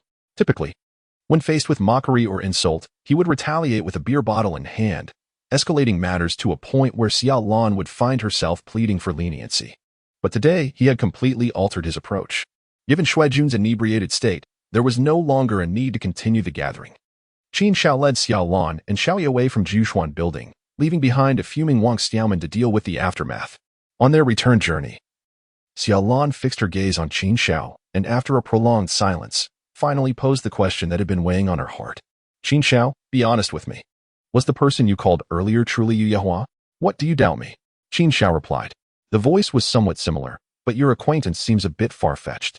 You aren't intentionally playing tricks on Shuijun, are you? Xiaolan questioned, her tone laced with skepticism. Qin Xiao smiled faintly. I am not that idle. Xiaolan rolled her eyes but refrained from pressing further, feeling that Qin Xiao had become increasingly mysterious of late, as if he were an entirely different person. By the time they returned home, it was already 10 in the evening, and Xiao Yi had long fallen asleep. Yet, Xiaolan found herself unable to rest, anxiety gnawing at her as she worried about the impending layoffs. In stark contrast, Qin Xiao slept soundly. The night passed swiftly, and at 6 the following morning, Xiaolan rose early, even neglecting breakfast as she hurried to Tianhui building.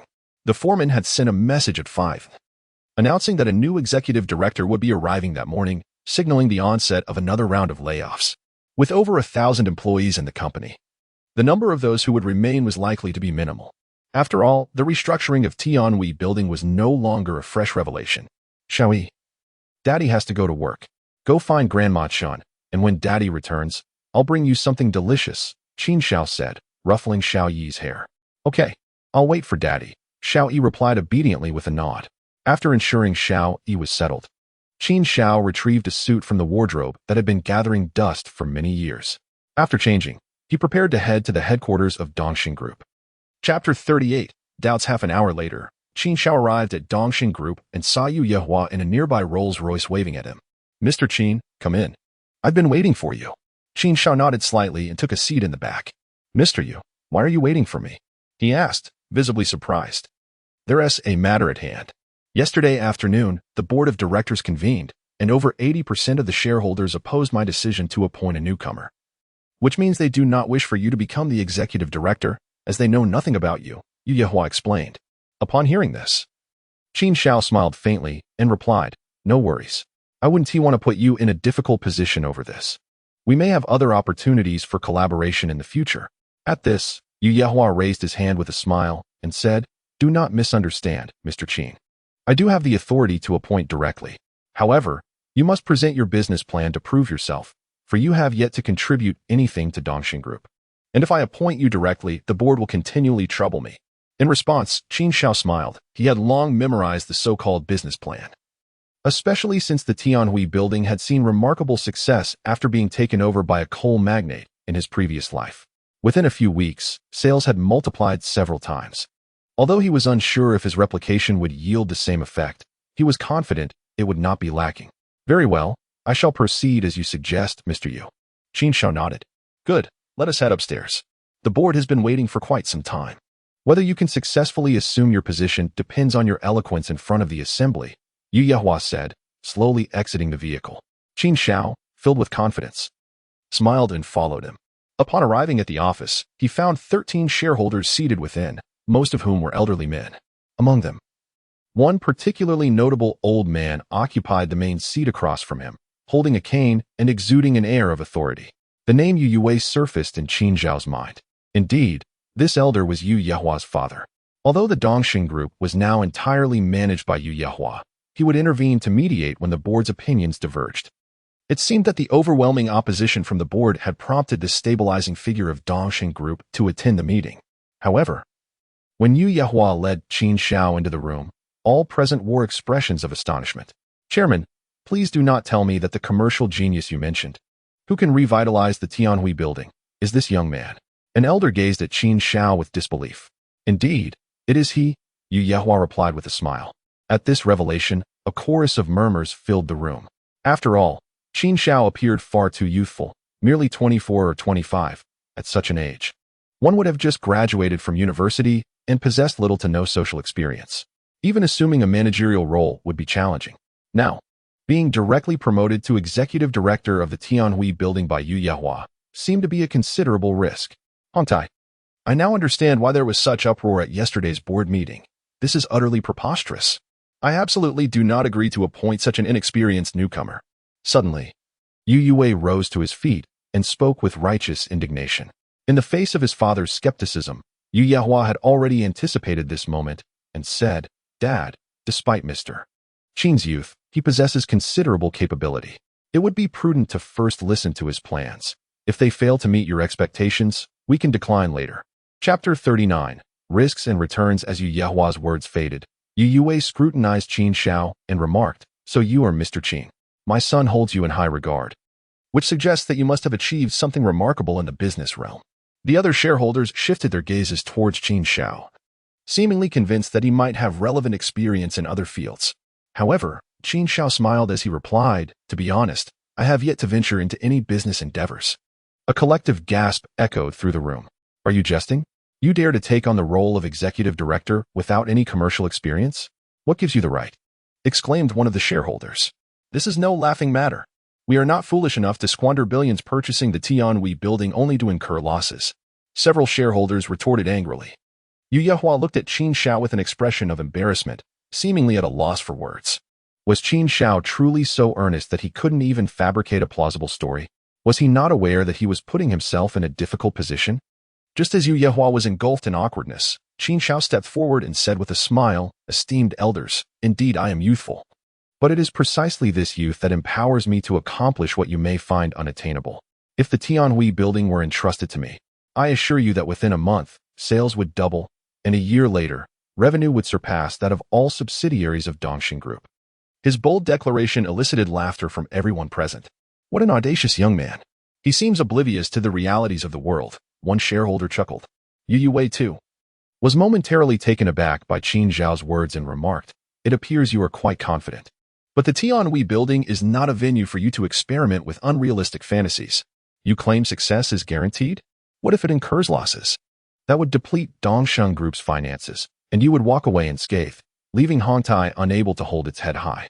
How do you justify that?" Qin Shao smiled slightly and responded, "If you are concerned about that, there is no need. I can join Tianhui building without taking any salary, and should there be losses, I will bear the responsibility." Once again, a gasp filled the room. Even Yu Yehua had not anticipated that Qin Shao would make such a grand proposal. These losses were not trivial. They could amount to millions. "Well, that is certainly a persuasive argument." Yu Yue nodded slightly, seemingly ruling out the notion that Qin Shao was merely there to seek financial gain. "However, I do have a condition. If I am to assume the risk, there must also be a share of the profits. Thus, I will require 20% of the net profits from Tianhui building." "That doesn't seem excessive, does it?" Qin Shao stated. "That is quite reasonable. Now, please elaborate on your vision for the future operations of Tianhui building," Yu Yue replied. At this moment, Yu Yehua exhaled in relief, looking intently at Qin Shao, eager to hear the specifics of his operational strategy. Qin Shao nodded slightly, then stepped forward to address the crowd, stating, "My operational strategy is to transform the Tianhui building, which currently caters exclusively to the affluent, into a venue that welcomes everyone. Furthermore, we shall launch an advertising campaign to re-establish the connection between diamonds and love, as it is well known that women are inclined to spend." Upon hearing this, Yu Yehua was taken aback, exclaiming, "Mr. Qin, you must be jesting. Diamonds are forever. That overused slogan holds no commercial value today." Qin Shao smiled faintly, clarifying that his intention was not merely to recycle tired phrases. Chapter 40. Assumption of office. "It seems you have a novel approach. Do elaborate," Yu Yue encouraged. Qin Shao continued, "Diamond rings are immensely profitable and can serve as the primary business of the Tianhui building. We will introduce custom-made diamond rings, authenticated through real name registration, allowing each man to customize only once. I believe no girl would refuse a diamond ring crafted for her by the man she loves, especially one that is officially registered." This advertising concept, which had not yet been realized, was a brainchild of Qin Zhao's previous life. Conceived after a coal magnate acquired the Tianhui building and subsequently became a global sensation. Eventually, it was franchised nationwide, leading to substantial profits. Famously known as the custom diamond ring. As a reincarnated individual, Qin Shao was well versed in this strategy. "This marketing tactic is indeed intriguing," he acknowledged. "But doesn't he at risk alienating repeat customers?" Yu Yue furrowed his brow, articulating his concerns. The former chairman was correct. the Tianhui building relies on repeat clientele. While this may yield short-term gains, what about the long term? Several other shareholders echoed their dissent regarding this marketing strategy. Qin Xiao pressed on. You are all commercial elites and should recognize that the potential value in promoting to unmarried women nationwide far surpasses that of a small group of affluent clients. His words resonated in the room, and though the attendees were reluctant to admit their inferiority to Qin Xiao, they could not help but admire his vision and business acumen. Indeed, Mr. Qin, I knew I had not misjudged you. Yu Yehua was the first to rise and applaud, his skepticism evaporating in light of Qin Xiao's insights. The other shareholders, too, found themselves in agreement. It appears my son's judgment is commendable. Very well, I shall allocate 3 million for promotional expenses to conduct a limited trial, Yu Yue declared, rising to finalize the decision. Qin Xiao smiled faintly. He had successfully navigated the board meeting. One must understand that once this operational strategy was launched, despite receiving only a 20% share of the profits, it would amount to a considerable sum, laying a robust foundation for Qin Xiao's future commercial empire. Mr. Qin, this is your appointment letter as executive director. You are now officially the executive director of the Tianhui building and may assume your duties. Yu Yehua handed over the prepared document to Qin Xiao. During this transitional period, the atmosphere within the Tianhui building was fraught with anxiety, as employees worried for their jobs. Many, including Xiaolan, had already begun packing their belongings in preparation for departure. At this moment, Xiaolan and her colleagues were gathered in the staff lounge, awaiting the whims of fate. Alas, how unfortunate, one girl lamented. I thought I had secured a stable job, but now it seems all is lost. Indeed, I have car loans and a mortgage to worry about. If I am dismissed, my husband's meager salary will hardly suffice, another girl added, her expression rife with discontent. Xiaolan glanced at the clock intermittently, her anxiety palpable. If she were to be let go, her source of stable income would vanish. Moreover, finding a new job that matched the one at Tianhui building would be no small feat. After much contemplation, Xiaolan resolved not to remain passive. After all, her sister's fiancé, Li Yi, worked in the human resources department, and her best course of action would be to seek his assistance. Though Xiaolan was reluctant to impose on Li Yi, the thought of her younger sister starting school next year and the pressing need to plan for a new home weighed heavily on her mind. Li Yi, could you perhaps think of a solution? I truly cannot afford to lose this job, Xiaolan implored, gazing at Li Yi, who was seated in his office, smoking. Li Yi wore a look of resignation. Sister, it's not that I don't want to help you. Since Daoshan Group took over, they will be altering the operational strategy, and unfortunately, your cohort does not align with their market positioning. Layoffs are inevitable. At his words, Xiaolan bit her lip in distress. What shall I do now? At that moment, Xia Qing, seated on the sofa and sipping coffee, slowly rose. Sister, what is he doing now? Didn't he say he was looking for a job? If changes are afoot, why not stay home and take care of Xia Yi instead? Xia Qing was not an employee of Tianhui building. She had come specifically to see Li Yi, concerned about the turmoil at the company and the potential risk to her fiancé's employment. After all, the reputation of Zhang Xiuji depended on Li Yi's support. Xiao Qing, you know finding a job isn't a quick endeavor. Qin Xiao lacks work experience and education. The little money he made recently is hardly enough to plan for the future. As long as I keep my job, I can manage with a lower salary. Xiaolan continued. Hearing her sister's words, Xia Qing became incensed. Sister, I'm not trying to criticize you, but you are far too weak. Why defend him? He is most likely still sleeping at home. I did see him still in bed when I arrived, but I'm certain he will go out to seek work today. Xiaolan replied. Naturally, Xia Qing was skeptical. Sister, you should heed mom's advice and divorce him. That way, you wouldn't have to fret over a job. With a resigned sigh, Xiaolan conceded. Meanwhile, Li Yi pondered for a moment before suggesting, Sister, I plan to deliver a small gift to the new executive director to smooth over relations. If they accept it, perhaps an exception could be made to keep you. Absolutely. As long as I can keep my job. Xiaolan's hope rekindled instantly. Just then, the telephone on Li Yi's desk rang abruptly. Li Yi, the executive director, is arriving shortly. Hurry downstairs to prepare for their arrival. A male voice instructed over the line. Understood. I'm on my way, Li Yi replied, hastily rising. Xiao Qing, sister, stay put in the office and don't wander around. I'm going to welcome the new director. It is anticipated that the newly appointed executive director will promptly convene a meeting, and I shall take this opportunity to inquire about the matter of layoffs. Hurry along. Xia Qing nodded in agreement. Subsequently, Li Yi hastily donned his coat and descended the stairs. At this moment, beneath the Tianhui building, a group of 7 or 8 middle-aged men, all impeccably dressed in suits, stood waiting at the entrance. These individuals comprised the senior management of Tianhui building. Upon Li Yi's arrival, he approached a tall, slender man in his 40s, who was slightly balding, and inquired, "Mr. Chun, how long until the executive director arrives?" "Mr. You just called. The executive director will arrive in 5 minutes.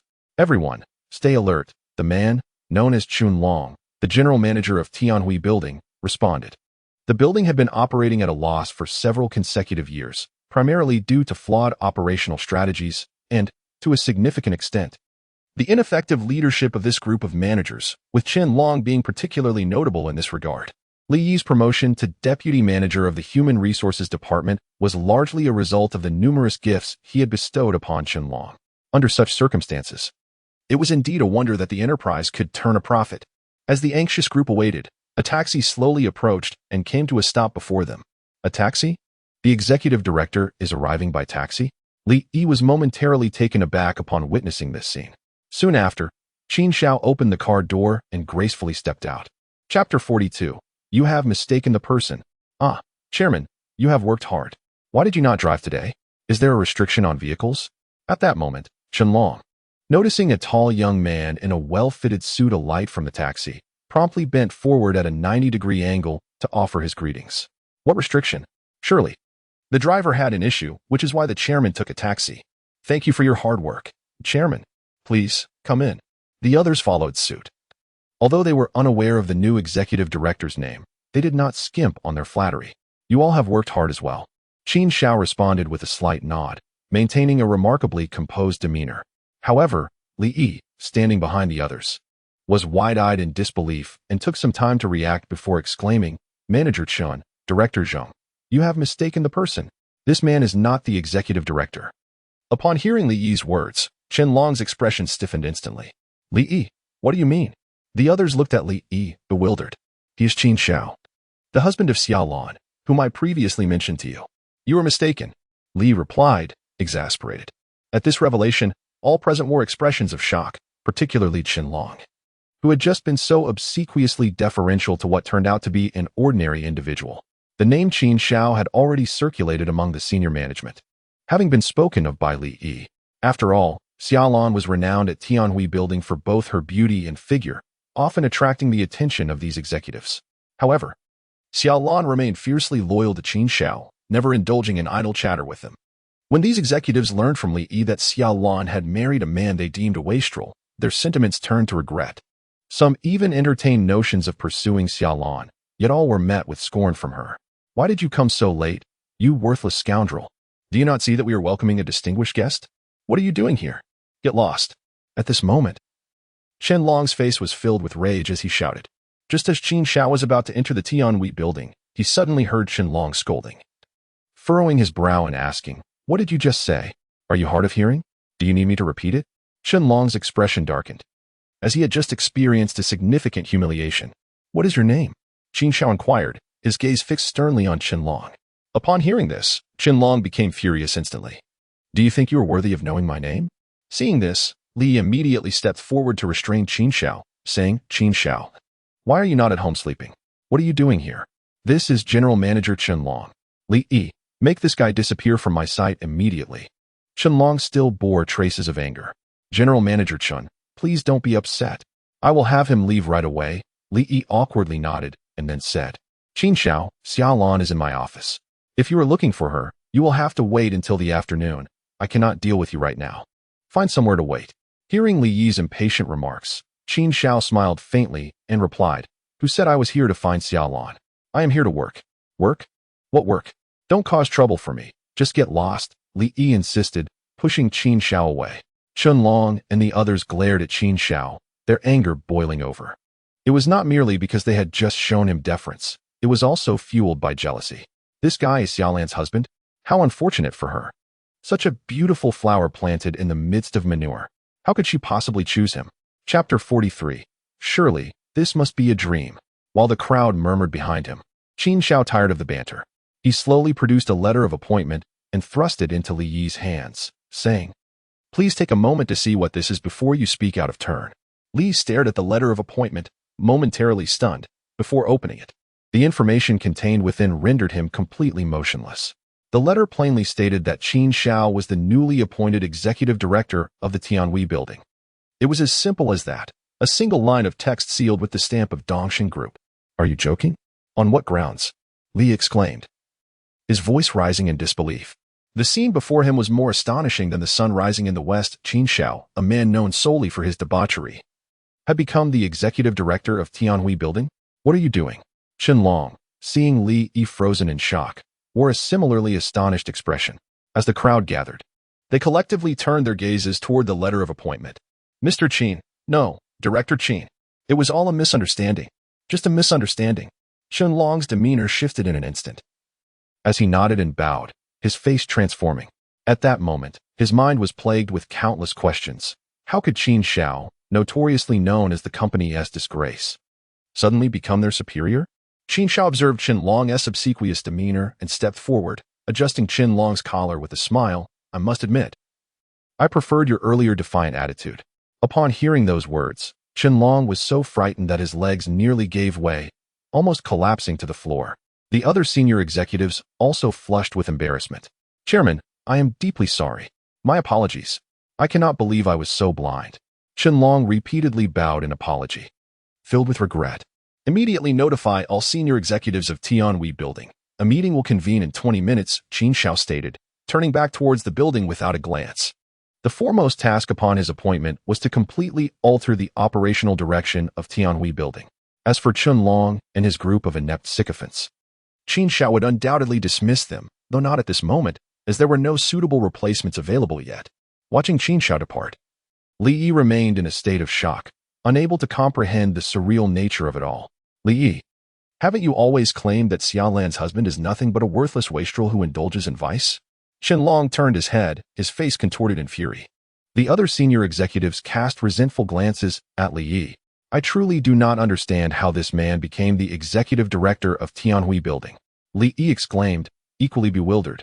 He swore that in those fleeting moments, he had experienced the greatest blow to his self-esteem in his life.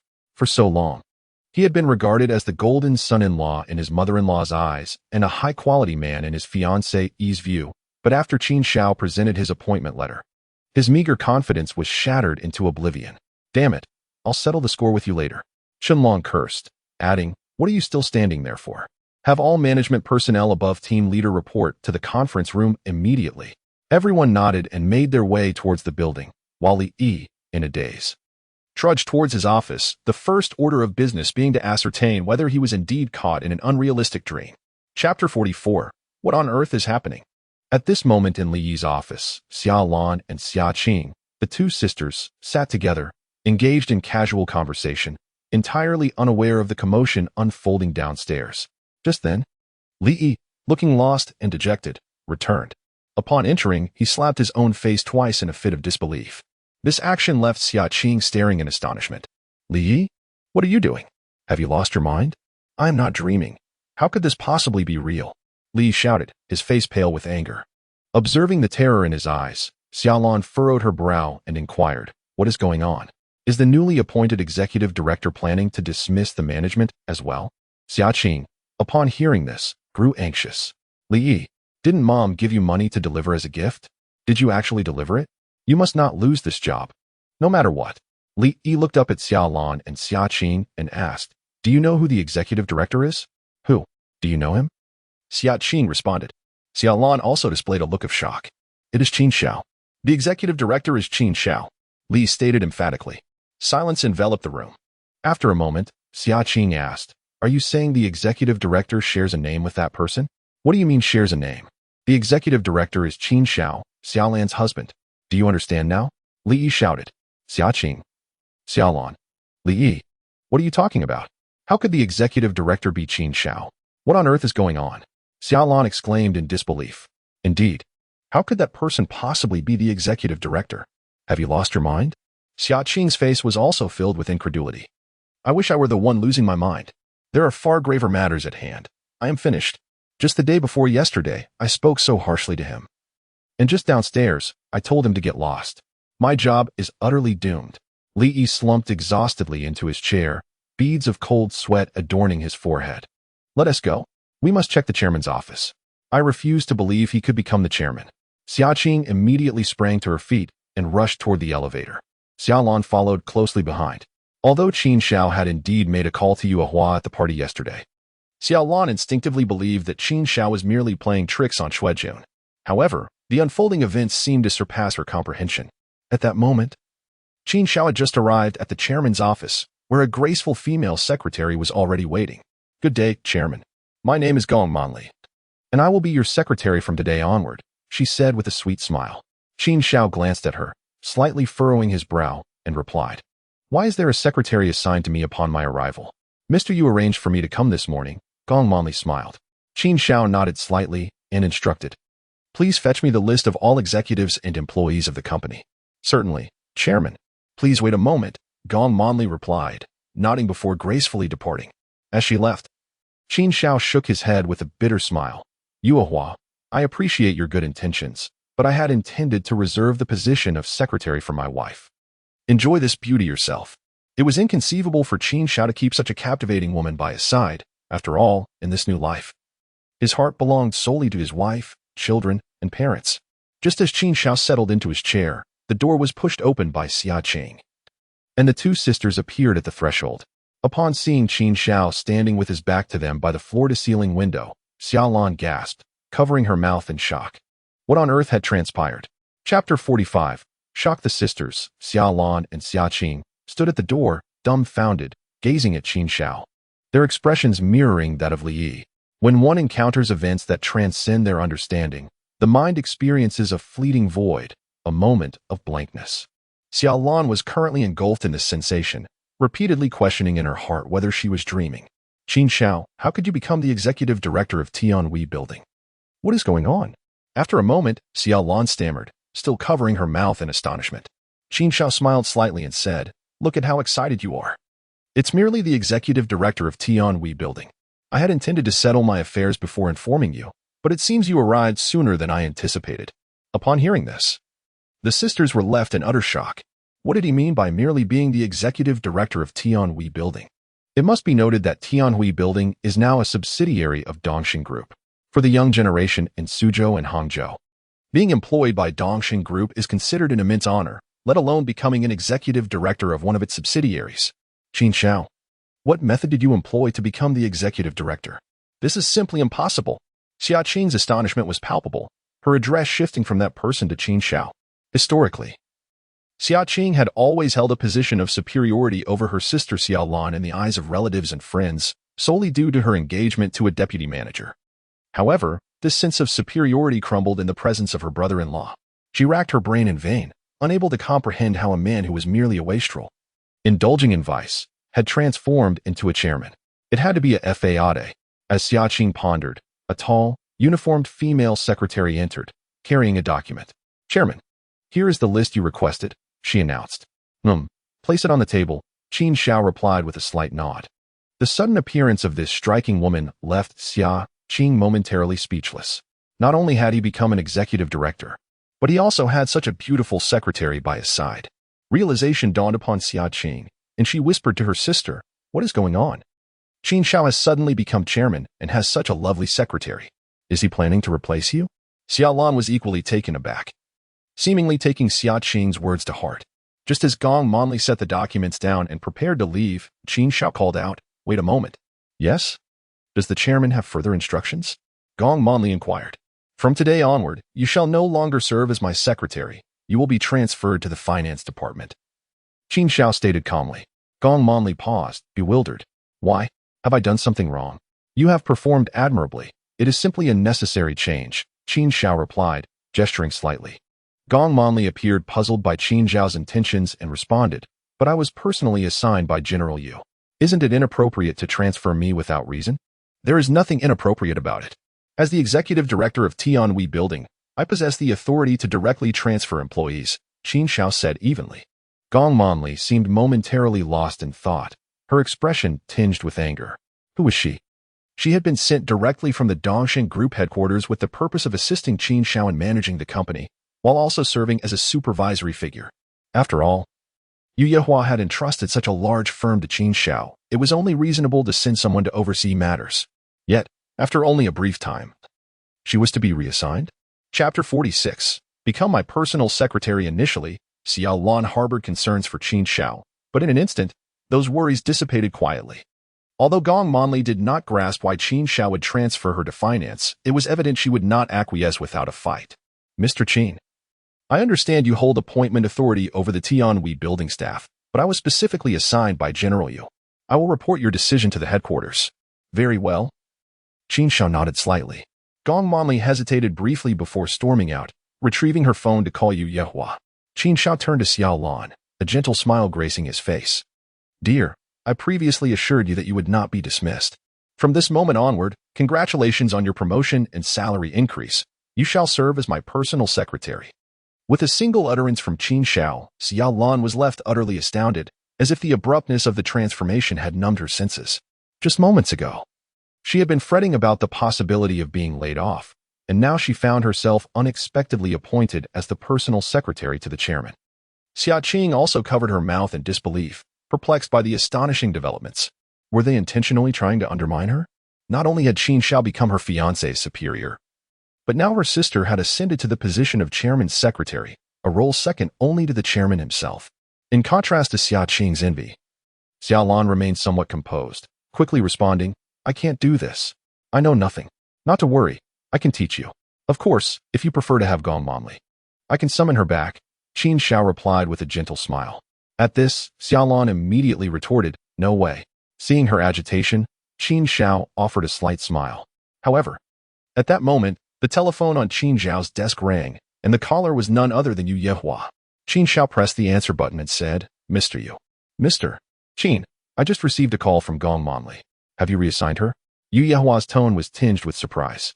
Yes, she has been moved to the finance department. Qin Shao confirmed. Mr. Qin, Gong Monli is an asset to the headquarters, with exceptional skills. Her assistance could alleviate many burdens. Are you certain you do not need her? Yu Yehua inquired. Standing beside him, Xiao Lan listened intently as Qin Shao had activated the speakerphone. Mr. Yu, I have no specific requirements for a secretary. It would be best to bring her back, Qin Shao stated. Upon hearing this, Yu Yehua hesitated briefly before responding, Mr. Qin, Gong Monli possesses considerable expertise. You must think carefully. You have made a commitment before the board. If you take over Tianhui Tower and it incurs losses, the responsibility will lie with you. In other words, if you do not achieve profitability in the first month, you will have to cover all incurred losses. As Yu Yehua spoke, Xiao Lan, still reveling in her husband's new role as chairman, suddenly felt a chill run down her spine. I am fully aware, Mr. Yu, rest assured. Not only will there be no losses in the first month, but there will also be profits, Qin Shao replied with a smile. Mr. Qin, your confidence is commendable. I shall refrain from further comments, but I sincerely hope for your success, lest I lose face at the headquarters, Yu Yehua added with a chuckle. Do not worry. I will ensure you do not lose face, Qin Shao assured with a smile. Very well. Do you have time this afternoon? Allow me to take you somewhere. I will have the driver pick you up, Yu Yehua proposed. Sure, Qin Shao replied. Qin Shao, did Mr. Yu just say that if Tianhui Tower incurs losses, you would have to cover them all? Have you lost your mind? Xiao Lan exclaimed as Qin Shao ended the call, her shock evident. Evidently, the prospect of her husband becoming chairman paled in comparison to the dread of having to absorb losses, which was far more terrifying. Qin Shao, do you understand what you are doing? You have frightened me, Xiao Lan exclaimed in disbelief. Rest assured, under my management, there will be no losses, Qin Shao replied. Raising his hand slightly, Xiao Lan was unconvinced by his reassurances and promptly responded, Now I finally understand why you were able to become chairman. You have fallen into the trap set by the Dongxing Group. It seems they intend to find a scapegoat. Our current savings are scarcely below 100,000. If we fail to turn a profit by the end of the month, we will need to cover the losses. How can you possibly procure such funds? Xiao Lan's concerns are not without merit. She is acutely aware of the operational state of the Tianhui building. The annual losses are, at the very least, over 20 million, which translates to nearly 200,000 lost each month. Should Qin Zhao's management falter, the losses could multiply even further. Even if they were to sell everything they owned, it would be impossible to fill this void. I have devised an operational strategy. Otherwise, I would not have taken on this mess, Qin Shao asserted. The more Xiao Lan listened, the more astonished she became. Such confidence seemed excessive. The Tianhui building had been handled by numerous individuals, each a commercial prodigy in their own right. Take the previous owner, Song Zifeng, for instance. He was a business genius who returned from abroad. He once salvaged a near-bankrupt company, generating nearly 30 million in sales within a month. Yet he too could not prevent catastrophic losses when he took over the Tianhui building, ultimately transferring it to Yu Yehua. Could it be that Qin Shao surpasses the business acumen of Song Zifeng? Qin Shao, let us not take this risk, she implored. Look at the headlines. How many entrepreneurs, in a moment of reckless enthusiasm, have gambled everything only to end up in debt, with a number even resorting to suicide? You know our family situation. We lack the strength to gamble. I only wish for you to find a stable job and earn a steady income. Xiao Lan intended to encourage Qin Shao to proceed with caution, step by step. Such a notion of achieving success in one fell swoop was bound to be unrealistic. Aware of her apprehensions, Qin Shao replied, I understand your worries regarding my capabilities. However, I have promised to provide a good life for you and Xiao Yi. While your suggestion of finding a stable job may indeed be secure, it is also a life of poverty, a monotonous 9 to 5 with no future. At this moment, Xiao Lan was left speechless. I truly do not know whether to feel joy or sorrow. If you incur losses, we might even find ourselves without a place to sleep. Xiao Lan, I have previously assured you that I would assist in repaying the bank loans, and I have done so, have I not? I also promised to repay Mom the money owed, with both principal and interest, and I have fulfilled that as well. This time will be no different. Once I launch the marketing campaign, the returns will be immediate, and I hold a 20% share of the profits, Qin Shao articulated slowly. Indeed. According to Qin Zhao's plan, the first step is to reorganize the company, followed by launching advertisements, both of which could be accomplished within a week. Then the revenue would normalize. For someone reborn, making money is astonishingly simple. While everything you say may have been achieved, it is merely luck. Managing a company is not so straightforward. Xiao Lan replied helplessly. Managing a company, or even 100 of them, is as effortless for me as breathing, Qin Shao stated calmly. Upon hearing his words, Xiao Lan was momentarily taken aback. Qin Shao, you have become blinded by the power and status you possess. I know you are not receptive to what I say. I merely hope you can think this through. If we incur losses, we will have no retreat, and it will affect Xiao Yi as well. Chapter 48. Don't misunderstand. I have been promoted. I understand. Rest assured, it's all fine. Pack your things. From today onward, you will stay by my side, Qin Shao said, placing a reassuring hand on Xiao Lan's shoulder. Xiao Lan let out a heavy sigh. It was impossible for anyone to remain calm in this situation. She could not persuade Qin Shao otherwise and had no choice but to comply with his wishes to act as his secretary while keeping a vigilant eye on him. Should the situation take a turn for the worse, she would intervene promptly to prevent any further losses. Afterward, Xiao Lan followed Xia Qing out of the office. Meanwhile, Xia Qing, who was walking beside her, remained in shock and said, Sister, why does this feel so unreliable? Qin Shao would he really be taken advantage of by Dongxing Group? Would he? What can I do? I've already expressed my concerns. If Qin Shao incurs losses and drags Xiaoyi down with him, I want to be able to forgive him. Xiao Lan's heart was still heavy with worry. After all, should Qin Shao suffer losses and be designated as an executor, Xiao Yi's education and future plans would be jeopardized. They might even be suffocated under the weight of exorbitant debts. Being the chairman's wife is no easy task. Upon reaching the employee area, Xiao Lan noticed several staff members discussing their future prospects. She made her way to her designated rest area to begin packing her belongings. This scene was witnessed by the tardy Wang Xiaoman, who approached her slowly, asking, Xiao Lan, what are you doing? Why are you packing? The other ladies, observing Xiao Lan's actions, expressed their astonishment. Xiao Lan, is something wrong? Is the company really laying us all off? It seems likely. Xiao Lan's brother-in-law, Li Yi, being a senior executive, surely knew what was going on. If even someone with connections like Xiao Lan is being laid off, we are in dire straits. The other ladies voiced their dismay. Wang Xiaoman smiled discreetly, saying, if layoffs occur, so be it. It doesn't concern me. Shui Jun has said that if I am laid off, he will help me secure an interview at Dongsheng Group's subsidiary. Upon hearing this, many of the ladies cast envious glances. Although Shui Jun had been humiliated by Qin Shao at a previous gathering, he was still a superior at Dongsheng Group, possessing considerable influence. Don't misunderstand. I haven't been laid off. I've been promoted, Xiao Lan declared, though her expression bore no trace of joy. What? You've been promoted? Wang Xiaoman exclaimed in shock. her face a picture of disbelief. The others were equally astonished. Don't tell me you've become a team leader? One of the ladies gasped. Xiaolan shook her head, replying, I have been promoted to the position of the chairman's secretary. Wang Xiaoman. The others. You've become the chairman's secretary? What a joke. Wang Xiaoman exclaimed in sheer disbelief. At that moment, Xiaolan was too preoccupied to indulge in further conversation. Hastily finishing her packing and heading toward the elevator. Xiaolan, you haven't told us what's going on. One of the ladies called after her. However, Xiaolan was lost in thoughts about whether Qin Xiao would incur losses and did not hear the girl's words. To the onlookers, her silence seemed rather different. Hey, why is she ignoring me? What is so impressive about being promoted? The girl muttered, casting a glance at her.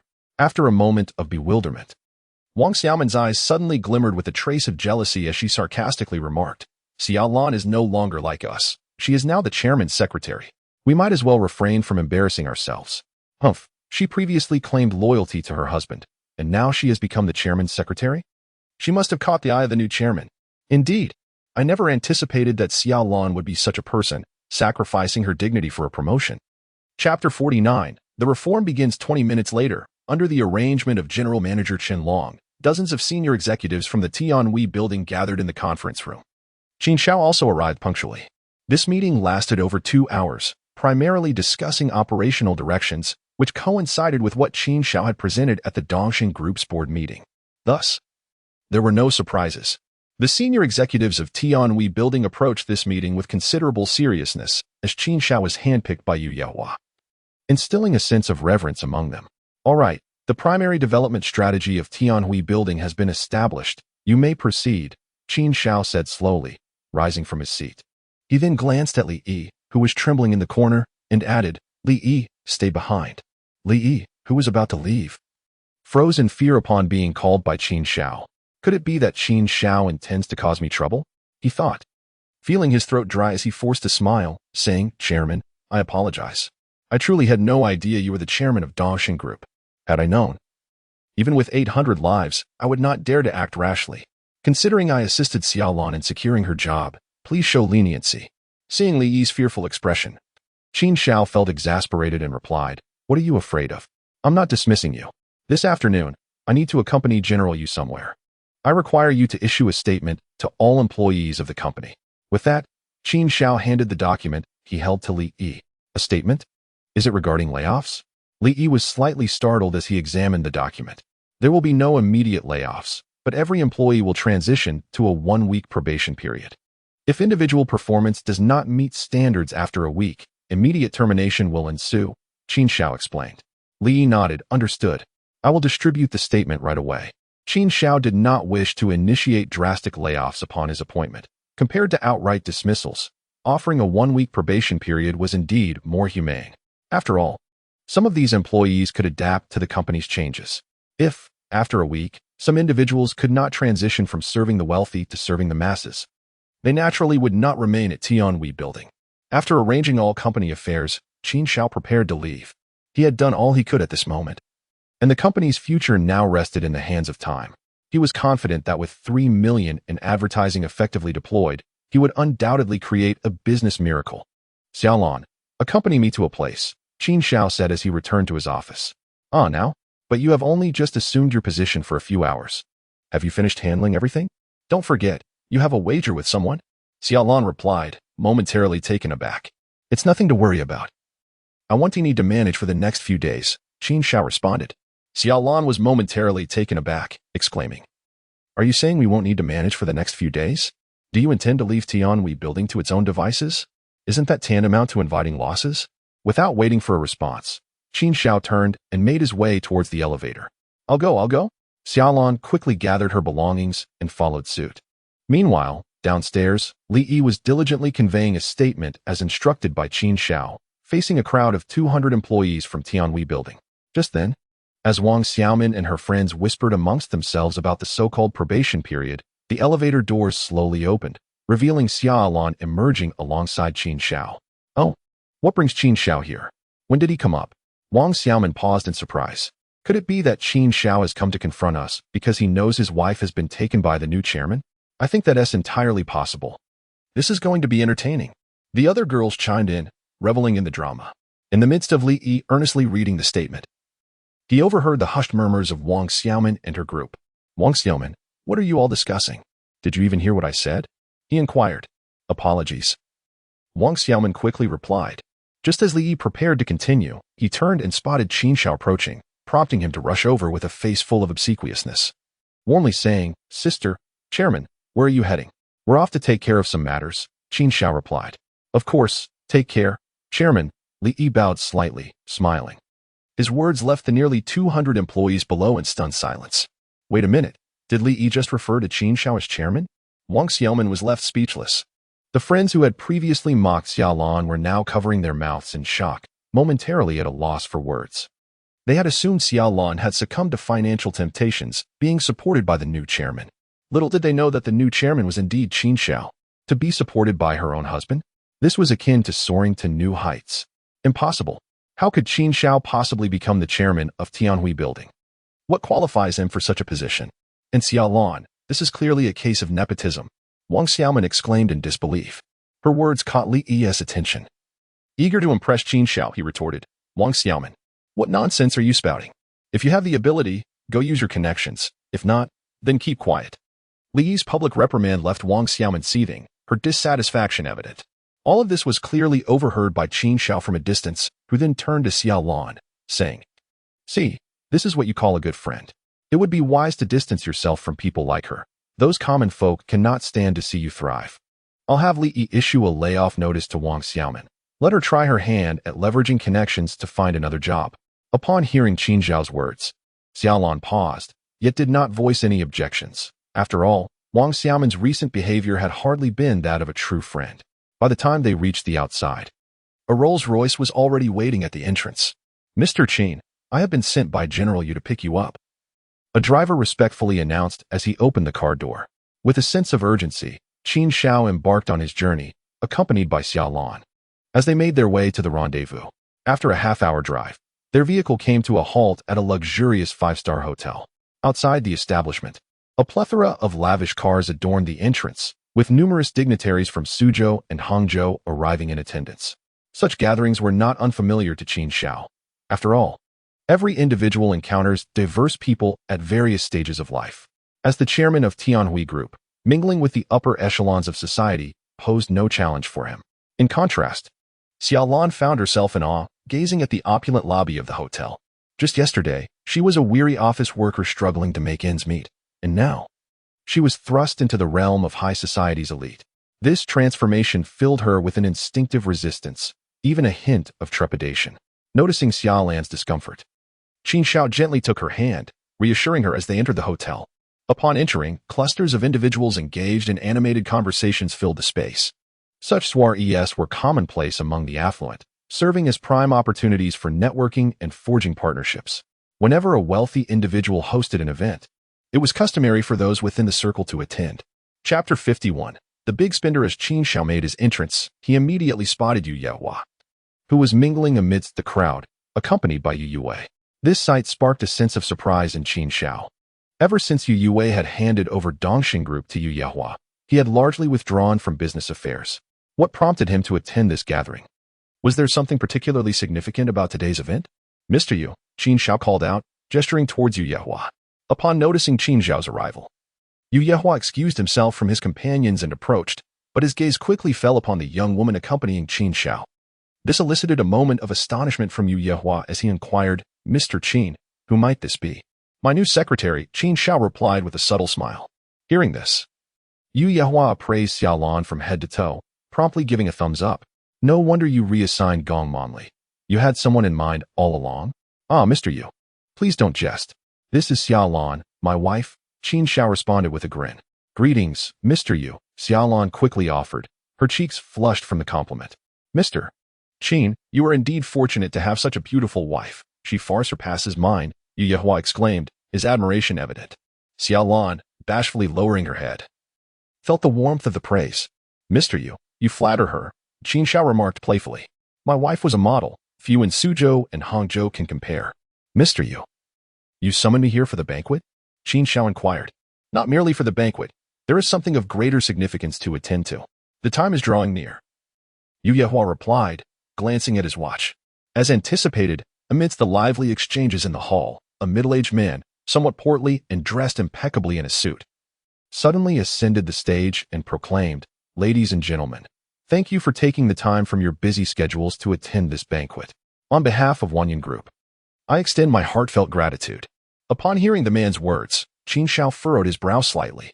Wanyan? Is that the same Wanyan Group that secured 4 rounds of financing immediately upon its public listing, amassing a staggering 14 billion in a short span? Upon hearing Qin Zhao's voice, Yu Yehua's expression shifted in surprise. "Mr. Qin, you truly possess an extraordinary perception, observing all around you. The Wanyan Group just went public 3 days ago, and today marks the 4th round of financing. How did you come to know? It seems your sources are more reliable than mine." Qin Shao felt a wave of embarrassment wash over him. He had no idea that this information was merely a remnant of his previous life. The Wanyan Group was, without a doubt, a colossal trap, a group capable of ensnaring individuals in dire predicaments. In his past life, during Wanyan Group's 4th round of financing, numerous tycoons flocked to collaborate with them.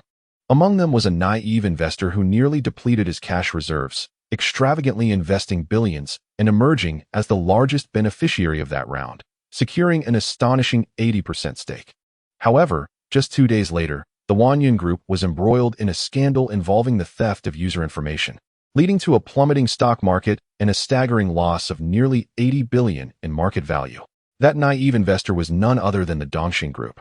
Qin Shao could hardly fathom that, in this new life, he would witness such a significant news event unfold before him. No wonder Yu Yehua's father, Yu Yue, was present in person. "Mr. Yu, are you considering acquiring 80% of Wanyan Group shares?" Qin Shao inquired. "Ah, Mr. Qin, you are quite formidable. I just discussed this matter with my father. How did you come by this information?" Yu Yehua gazed at Qin Shao, astonished. After a moment of speechlessness, Qin Shao promptly responded, "Mr. Yu, you must not engage in financing with the Wanyan Group. If you proceed, the Dongxing Group will inevitably find itself mired in a quagmire." Chapter 52. A desperate gamble. Upon hearing Qin Zhao's words, Yu Yehua furrowed his brow slightly and replied, "Mr. Qin, are you jesting? The situation of the Wanyan Group is exceedingly favorable. If we participate in the financing now and secure the shares, the returns will undoubtedly double within a year. Have you seen the wealthy individuals attending this banquet? Each one possesses a fortune exceeding 1 billion. Qin Shao asserted, "Indeed, the current climate appears auspicious. But 2 days from now, that may no longer hold true." "Why?"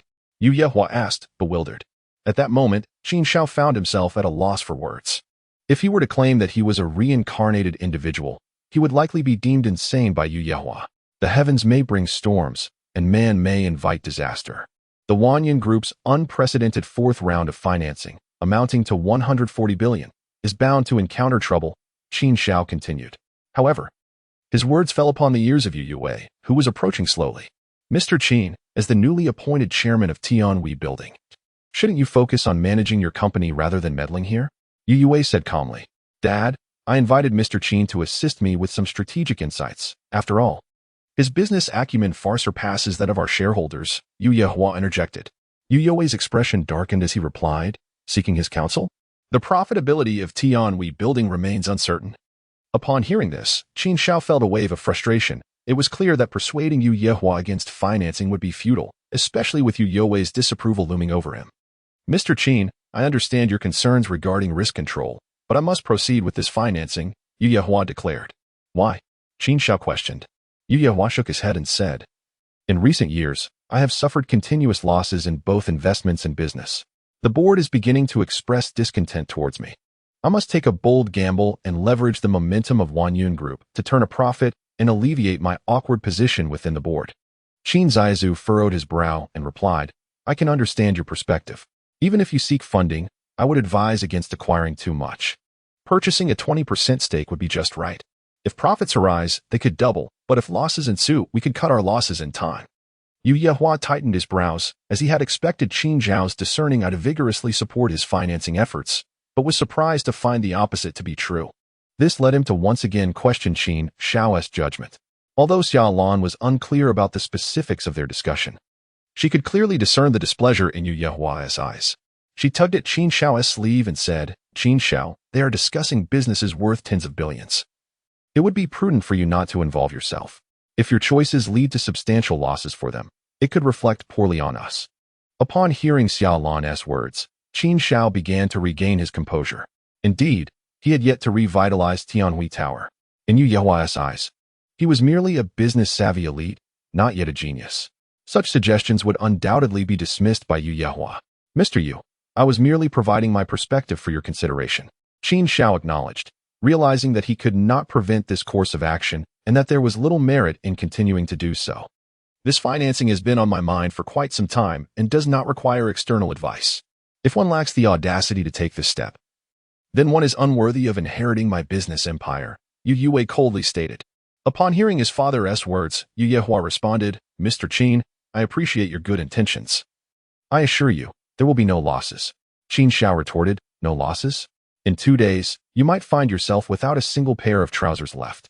Chapter 53. Touching the untouchable. Since Mr. Yu is so confident, I can only extend my early congratulations on your forthcoming prosperity, Qin Shao said with a smile. Haha. I appreciate your kind words, Mr. Qin. Yu Yehua's rigid expression softened slightly. Observing Yu Yehua's demeanor, Qin Shao felt reluctant to shatter his grand dreams any further. In truth, Qin Shao was well aware of the events that transpired in his past life.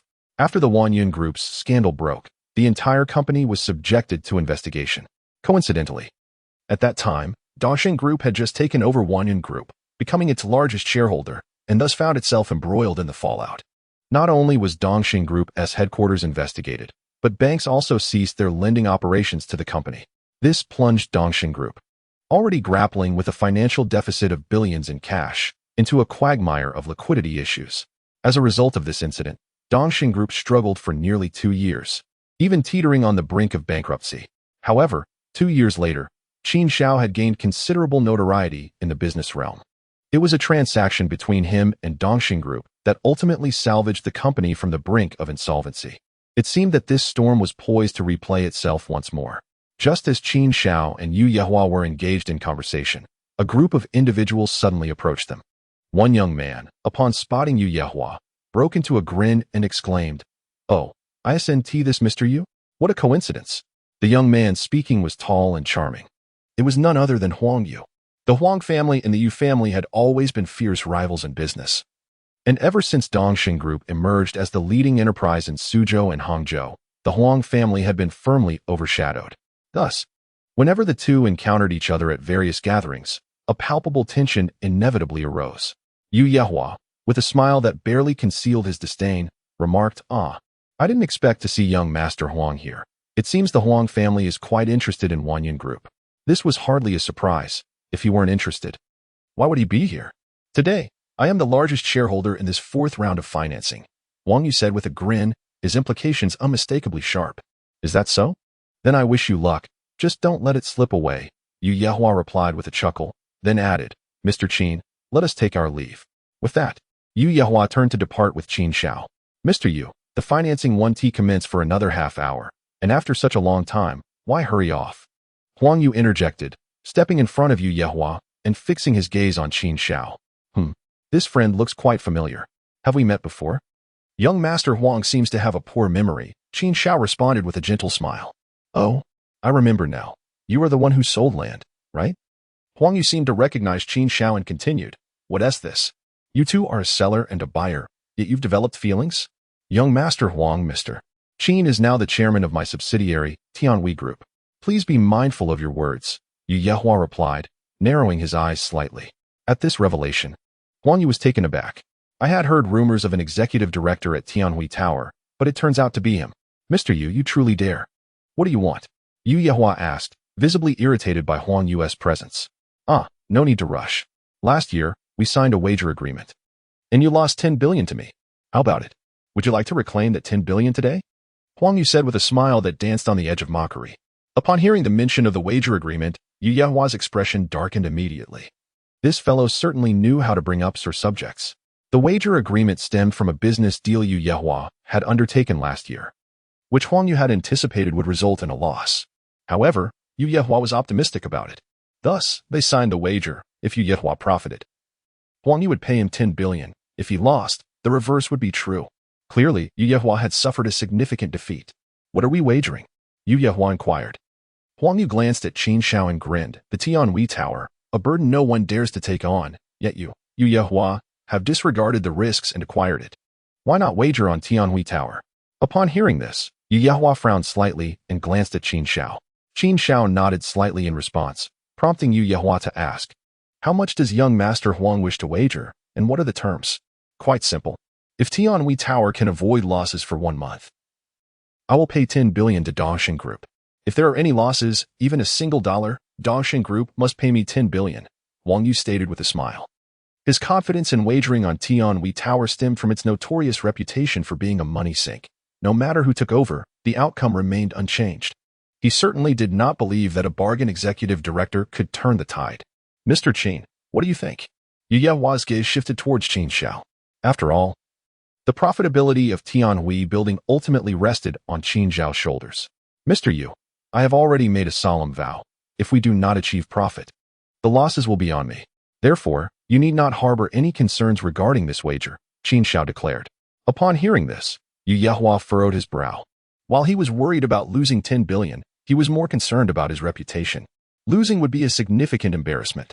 Beside them, Xiao Lan appeared equally astonished and whispered, Qin Shao, didn't you say you wouldn't gamble? How do we end up here? 10 billion? No worries. Trust me, Qin Shao replied, then turned to Yehua, saying, Mr. Yu, if there is a profit to be made, we should seize it. All right, Yehua responded immediately. Mr. Yu indeed possesses courage. Laoli, prepare 2 copies of the wager agreement for Tianhui building, Huang Yu laughed. At this moment, Qin Shao slowly raised his hand and remarked, Young Master Huang, I believe this wager lacks significance. How about we modify the terms? In what way? Huang Yu inquired. If I achieve profitability on any day within a month, you shall pay in advance and double the amount, 20 billion.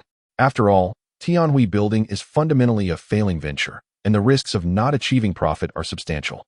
In a standard wager, we wouldn't stand to gain, Qin Shao elucidated. The implication was straightforward. As long as Qin Shao attained profitability within a month, even within a week, Huang Yu would owe him 20 billion. It seems Mr. Qin possesses even more audacity than Mr. Yu. Let us proceed as Mr. Qin suggests. Huang Yu agreed without hesitation. The follower known as Laoli immediately departed to prepare the agreement, seemingly confident. Given the immense difficulty Tianhui building would face in achieving profitability within a month, profitability is predicated upon the premise of replenishing Tianhui building's operational funds to generate pure profit. Pure profit is calculated after excluding Qin Zhao's advertising expenditures, along with employee wages, utility bills, and various other miscellaneous costs. Young Master Huang is indeed quite forthright. Qin Shao smiled. Moments later, the individual sent to print the agreement returned. Both Qin Shao and Yehua signed the document. Huang Yu held the agreement and stated, once the agreement is in effect, all accounts of Tianhui building must be disclosed to me. Otherwise, should there be any deceit, I stand to incur substantial losses. Of course. Qin Shao replied without hesitation, quite amiably.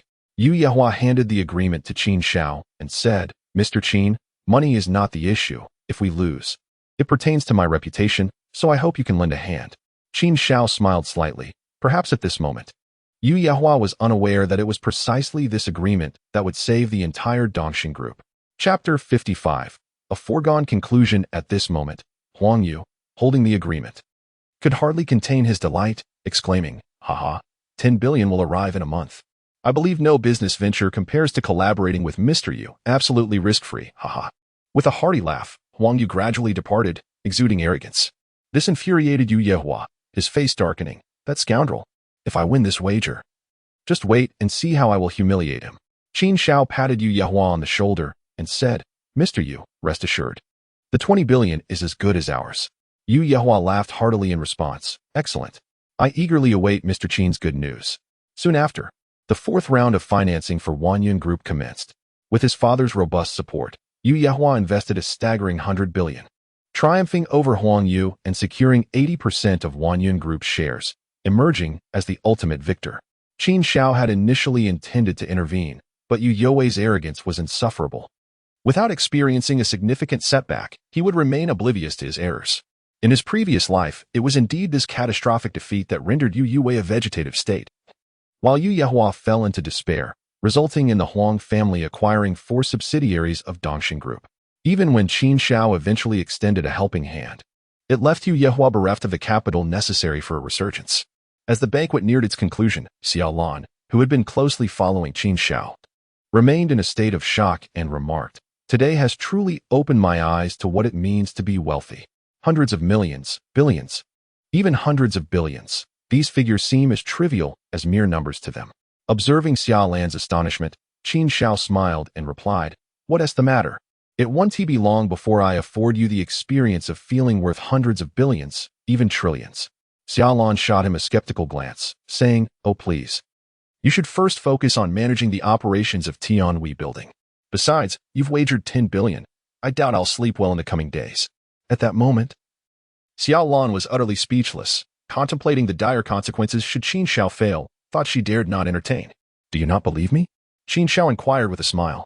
"Forget thousands of billions. If you can help me open my eyes to find hundreds of thousands in my account, I would consider that a blessing," Xiao Lan retorted, exasperated. By the time the banquet concluded, it was already 9 in the evening. Under Yu Yehua's arrangements, the driver took Qin Shao and Xiao Lan home. "Mr. Qin, I am absolutely thrilled that we managed to thwart Huang Yu and acquire 80% of Wanun Group S shares. Within a year, 100 billion will transform into 200 billion. Yu Yehua sat in the car, still basking in the joy of his victory. Qin Shao merely offered an awkward smile, choosing not to comment further. Upon arriving home, Qin Shao was greeted by his daughter, Xiao Yi, who sat at the door with eager anticipation. "Daddy, Mommy, why did you come back so late? I thought you didn't want me anymore." Xiao Yi exclaimed as she rushed towards them. "I'm sorry, my dear. Today was overwhelming." "Daddy apologizes," Qin Shao said, embracing Xiao Yi with affection. Xiao Lan added, "This cannot continue. Both of us are busy late into the night, and we cannot leave Xiao Yi without care. I think it would be better to enroll Xiao Yi in some extracurricular classes to learn something new," Qin Shao suggested suddenly. "That sounds good. We have some savings now, so we won't have to worry too much." Xiao Lan nodded in agreement. "Then you should take tomorrow off work and accompany Xiao Yi to her classes," Qin Shao instructed. Chapter 56. Every effort reaps rewards. The next morning, Qin Shao headed to Tianhui Building, while Xiao Lan took Xiao Yi to enroll in her classes. Upon arriving at the company, Qin Shao learned that advertisements had already begun to be launched the day before, shortly after his departure. In this digital age, advertising relies heavily on the internet, allowing for swift execution. The initial advertising expenditure amounted to 1,500,000, primarily targeting unmarried women aged 20 to 35 in the Suzhou and Hangzhou areas. The precision of this demographic targeting stemmed from a need to be frugal. As the saying goes, when funds are scarce, aim with precision. When affluent, unleash widespread firepower.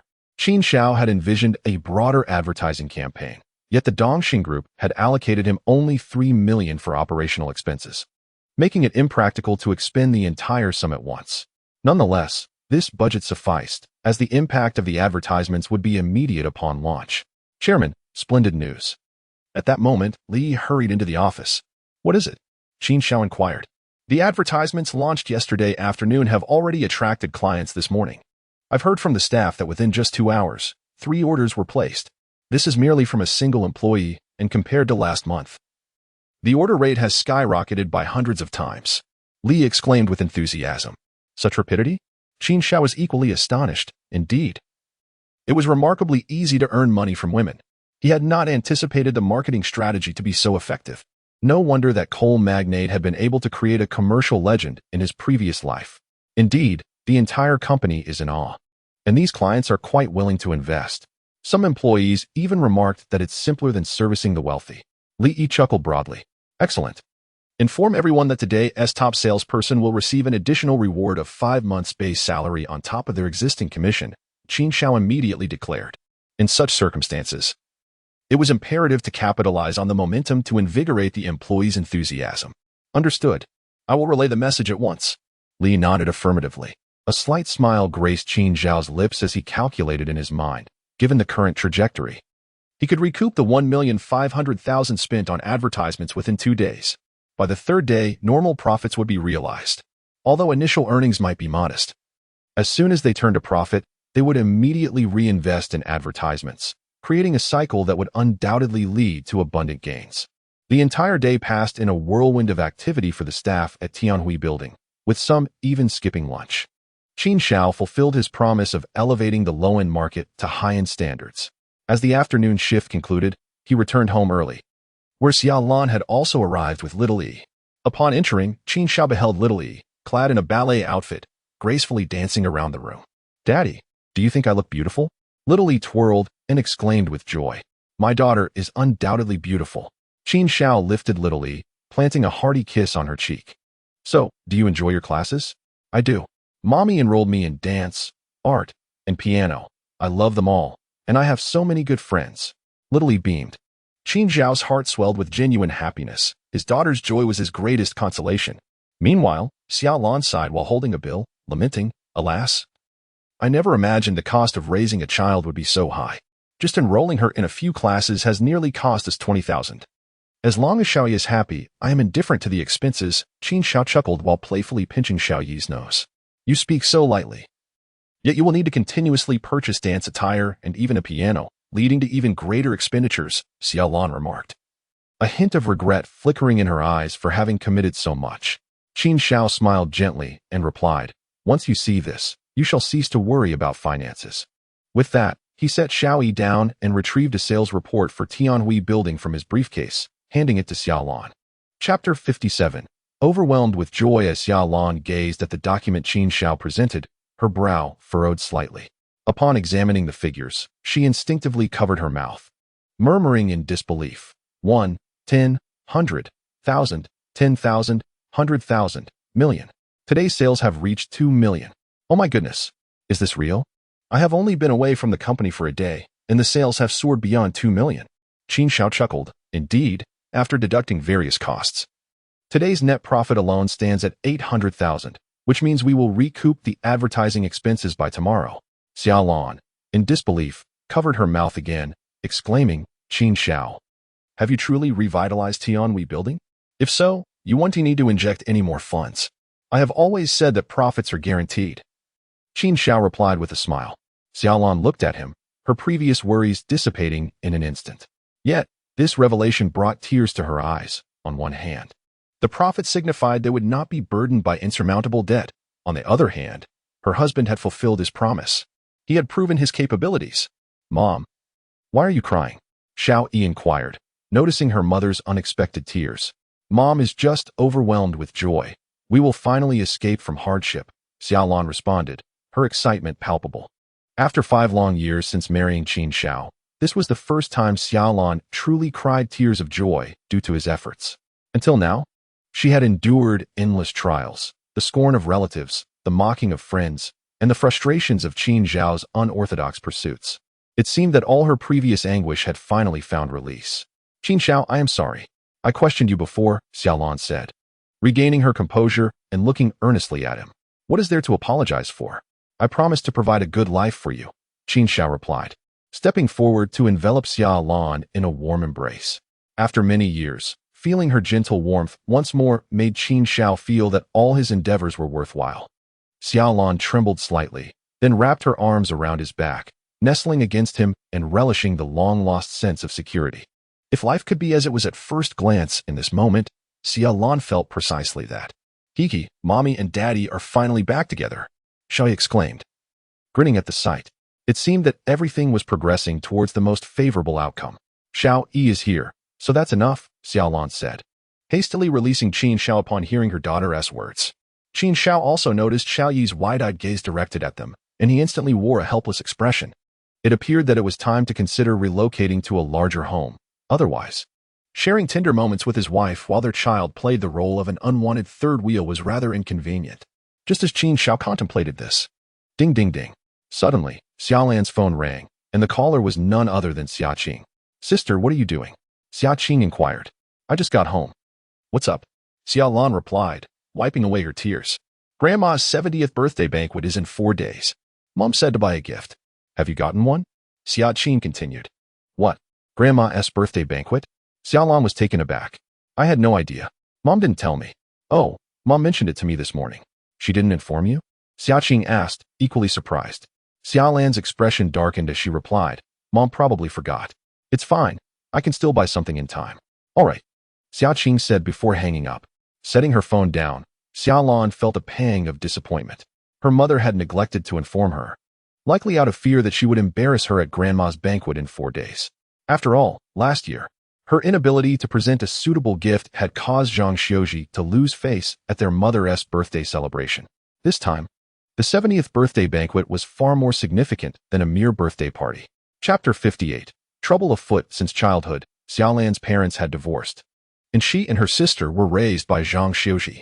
However, Zhang Xiuji was primarily focused on making money, which resulted in Xiaolan being brought up by her grandmother. Naturally, one tends to grow closer to the person who raises them.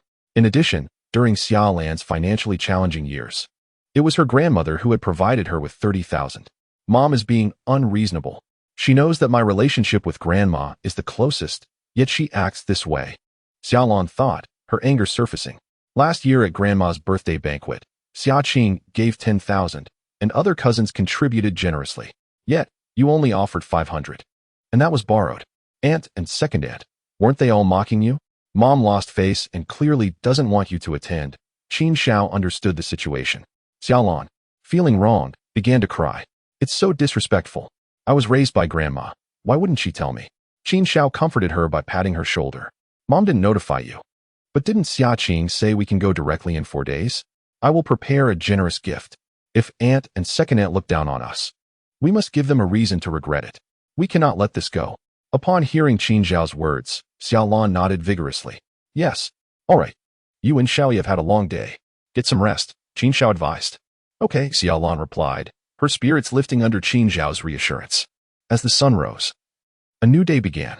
Xiaolan woke early to go to work, taking Xiao-Yi to her interest class along the way. Qin Xiao had intended to sleep in a bit longer, as he had not rested well amidst recent busyness. However, a phone call shattered his desire for a lazy morning.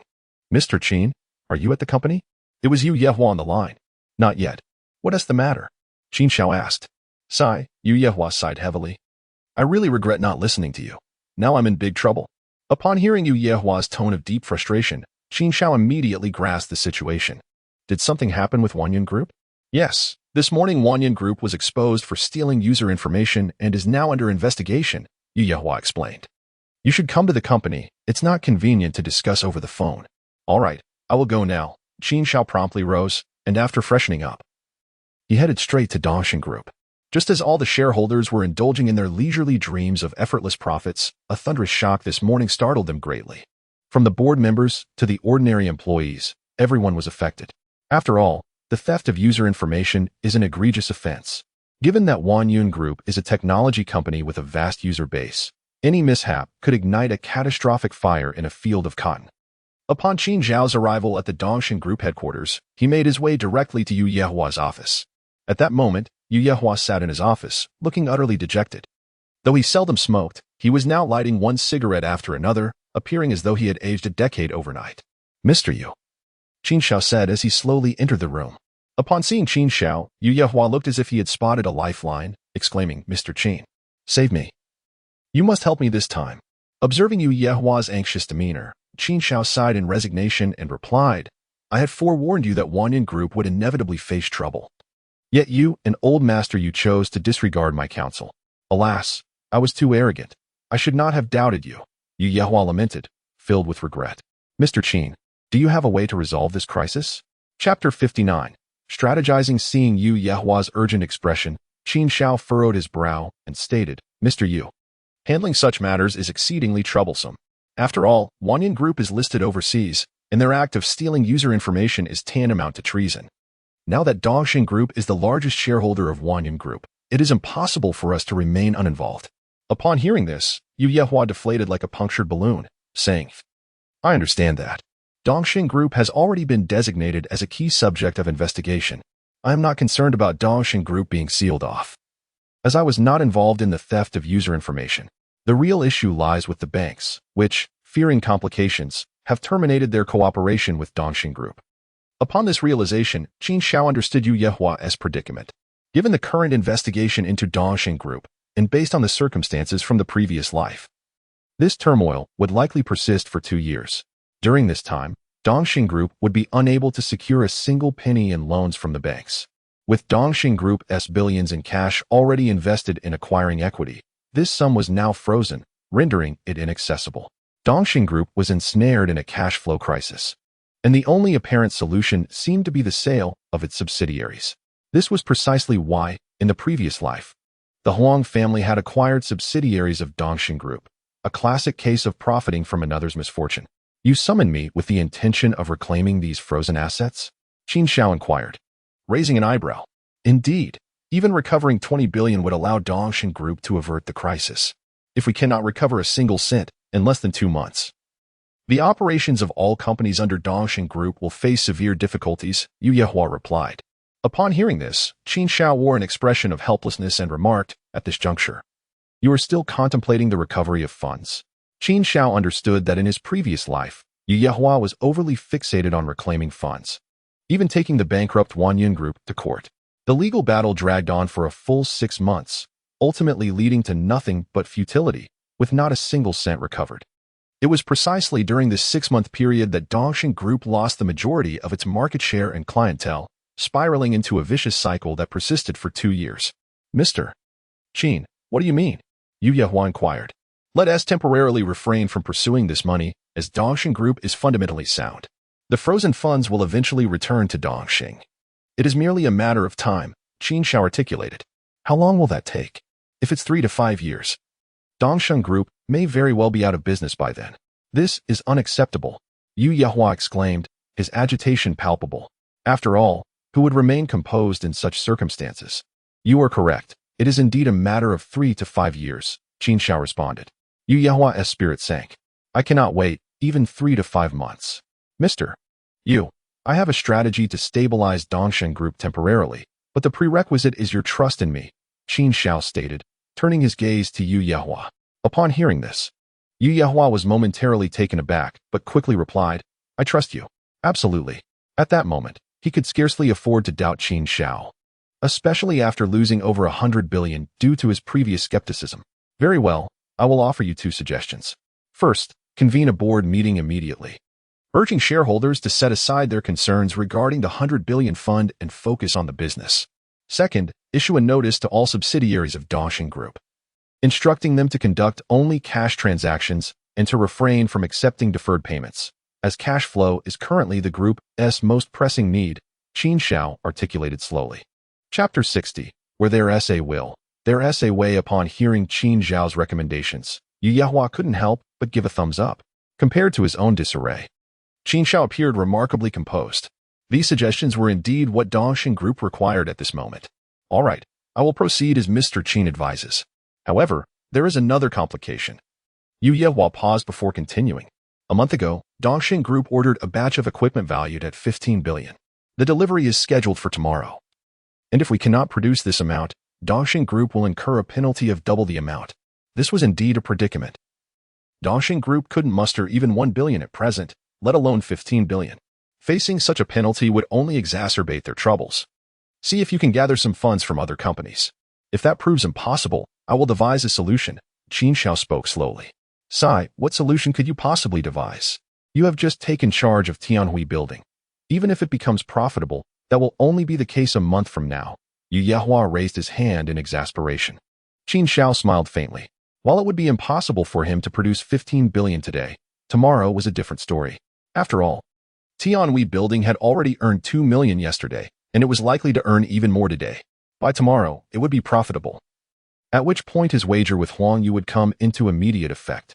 Nevertheless, despite this, Qin Xiao refrained from voicing his thoughts immediately. After all, until the sales report was released today, no one could claim with absolute certainty that there would be a profit. Take heart, where there's a will, there's a way, Qin Xiao reassured Yu Yehua with a gentle pat on the shoulder. I must return to Tianhui Building. There are numerous matters demanding my attention. Very well, then you should go back, Yu Yehua replied. Just as Qin Xiao was about to depart, he seemed to recall something and added, Mr. Yu, allow me to remind you not to mention this matter to old Master Yu. Huh, why not? I was just about to discuss it with my father. To see if he could pull some strings for a loan, Yu Yehua paused, taken aback. Old Master Yu has prided himself for a lifetime. He cannot bear such a blow. If he becomes flustered and finds himself in distress, it will ultimately become your trouble, Qin Xiao stated, albeit somewhat brusquely. Yet his words held an undeniable truth. After a moment of contemplation, Yehua conceded, "You make a valid point. I will inform the board and keep this matter under wraps for the time being." Qin Xiao nodded slightly and then made his way to Tianhui Building. Upon his arrival at Tianhui Building, it was already morning, an opportune time for customers to begin arriving. The busy employees were largely engrossed in their work, seemingly oblivious to Qin Xiao's presence as he passed by. While waiting for the elevator, a stylishly dressed woman appeared beside him, carrying a handbag. The woman, of a similar age to Qin Xiao, wore exquisite makeup. Although her beauty did not quite rival that of Xiaolan, she exuded a certain freshness and uniqueness that imparted a sense of purity. She seemed to have noticed the man standing next to her and cast a casual glance his way. Upon recognition, her eyes widened in surprise. "Isn't that Qin Xiao?" Hearing her voice, Qin Xiao turned to look at her and asked, "And you are? Wow, you don't even recognize me anymore? How heartless can you be?" She replied, laced with a hint of disdain. Qin Xiao was somewhat taken aback by this sudden approach. However, upon closer inspection, his expression darkened. Fate had indeed brought old adversaries together. "Qin Xiao, do you recognize me now?" The woman smiled sweetly, inquiring. I would recognize you even if you turned to ashes." Qin Xiao replied with a forced smile that failed to reach his eyes. Instead of being offended, the woman chuckled and said, "Oh, are you still holding a grudge? It's been 7 or 8 years since we broke up. Surely any major grievances should have dissipated by now." At her words, Qin Xiao scoffed and had no intention of prolonging the conversation.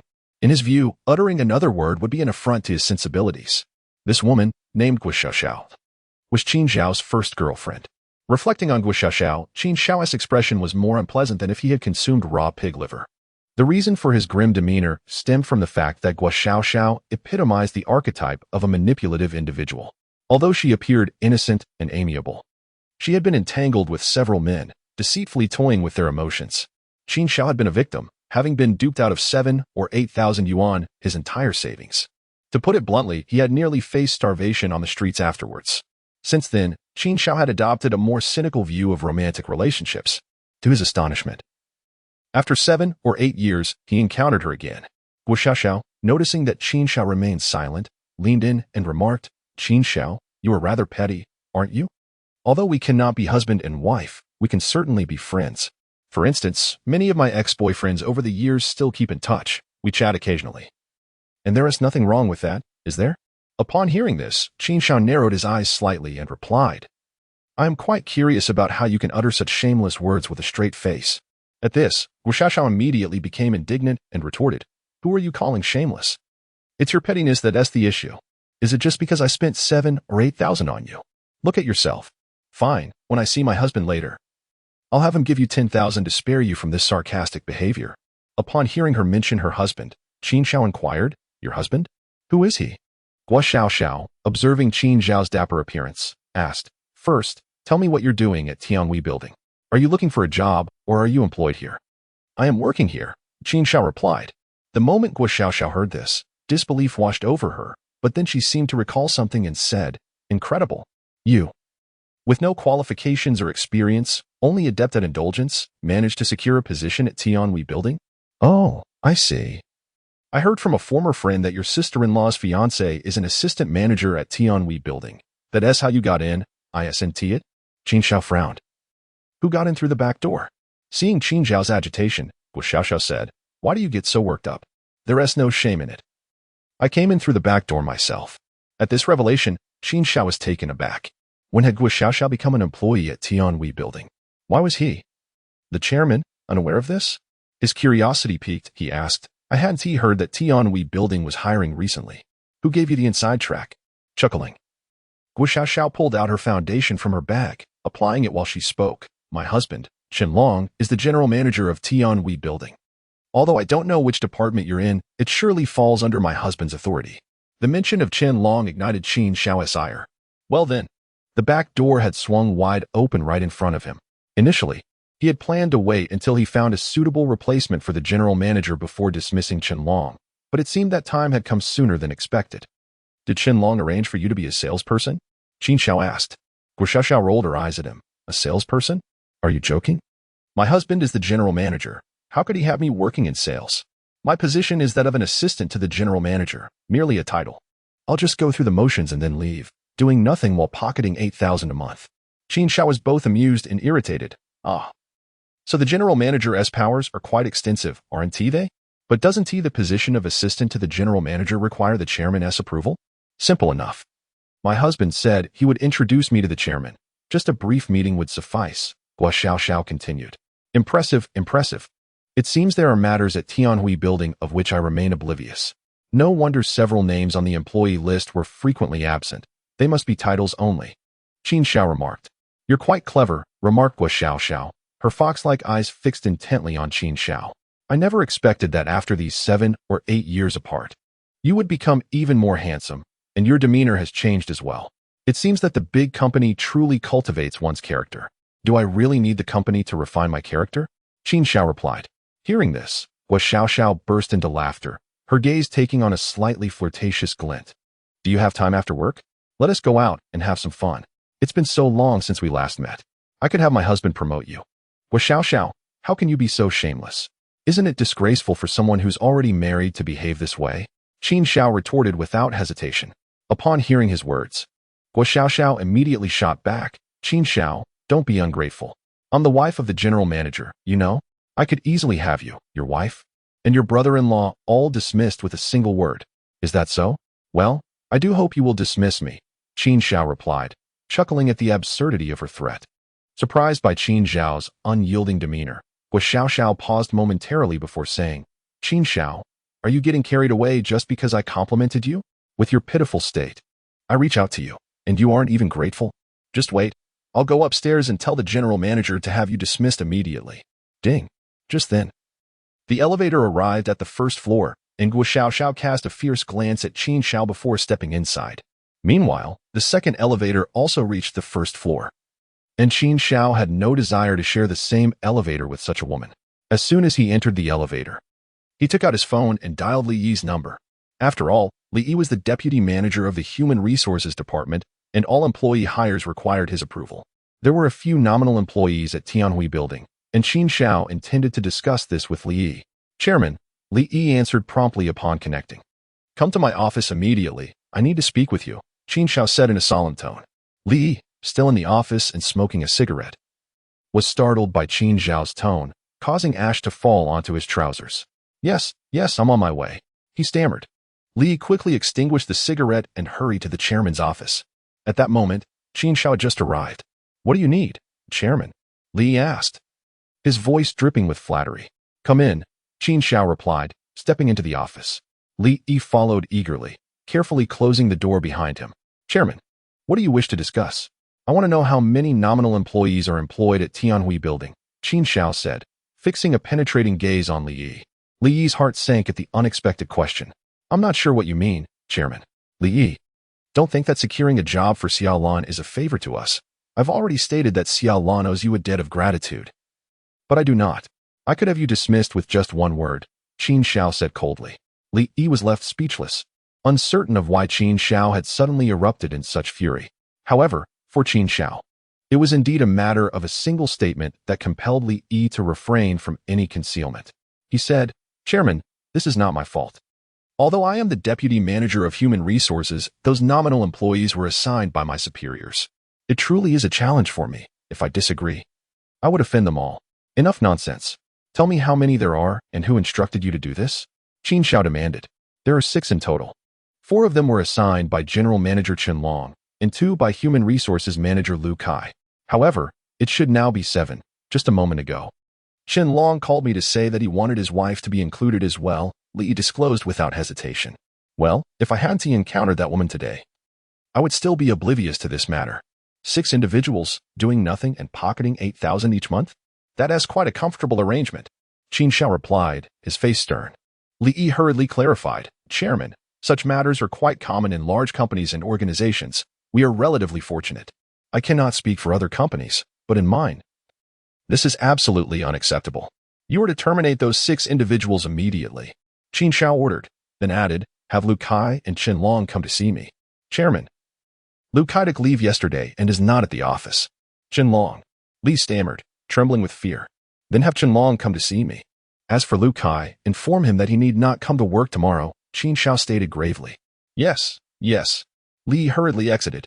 At that moment, Xiaolan, who was seated not far away, seemed to have noticed the fury radiating from Qin Xiao and inquired, "What has happened to evoke such anger towards Li Yi?"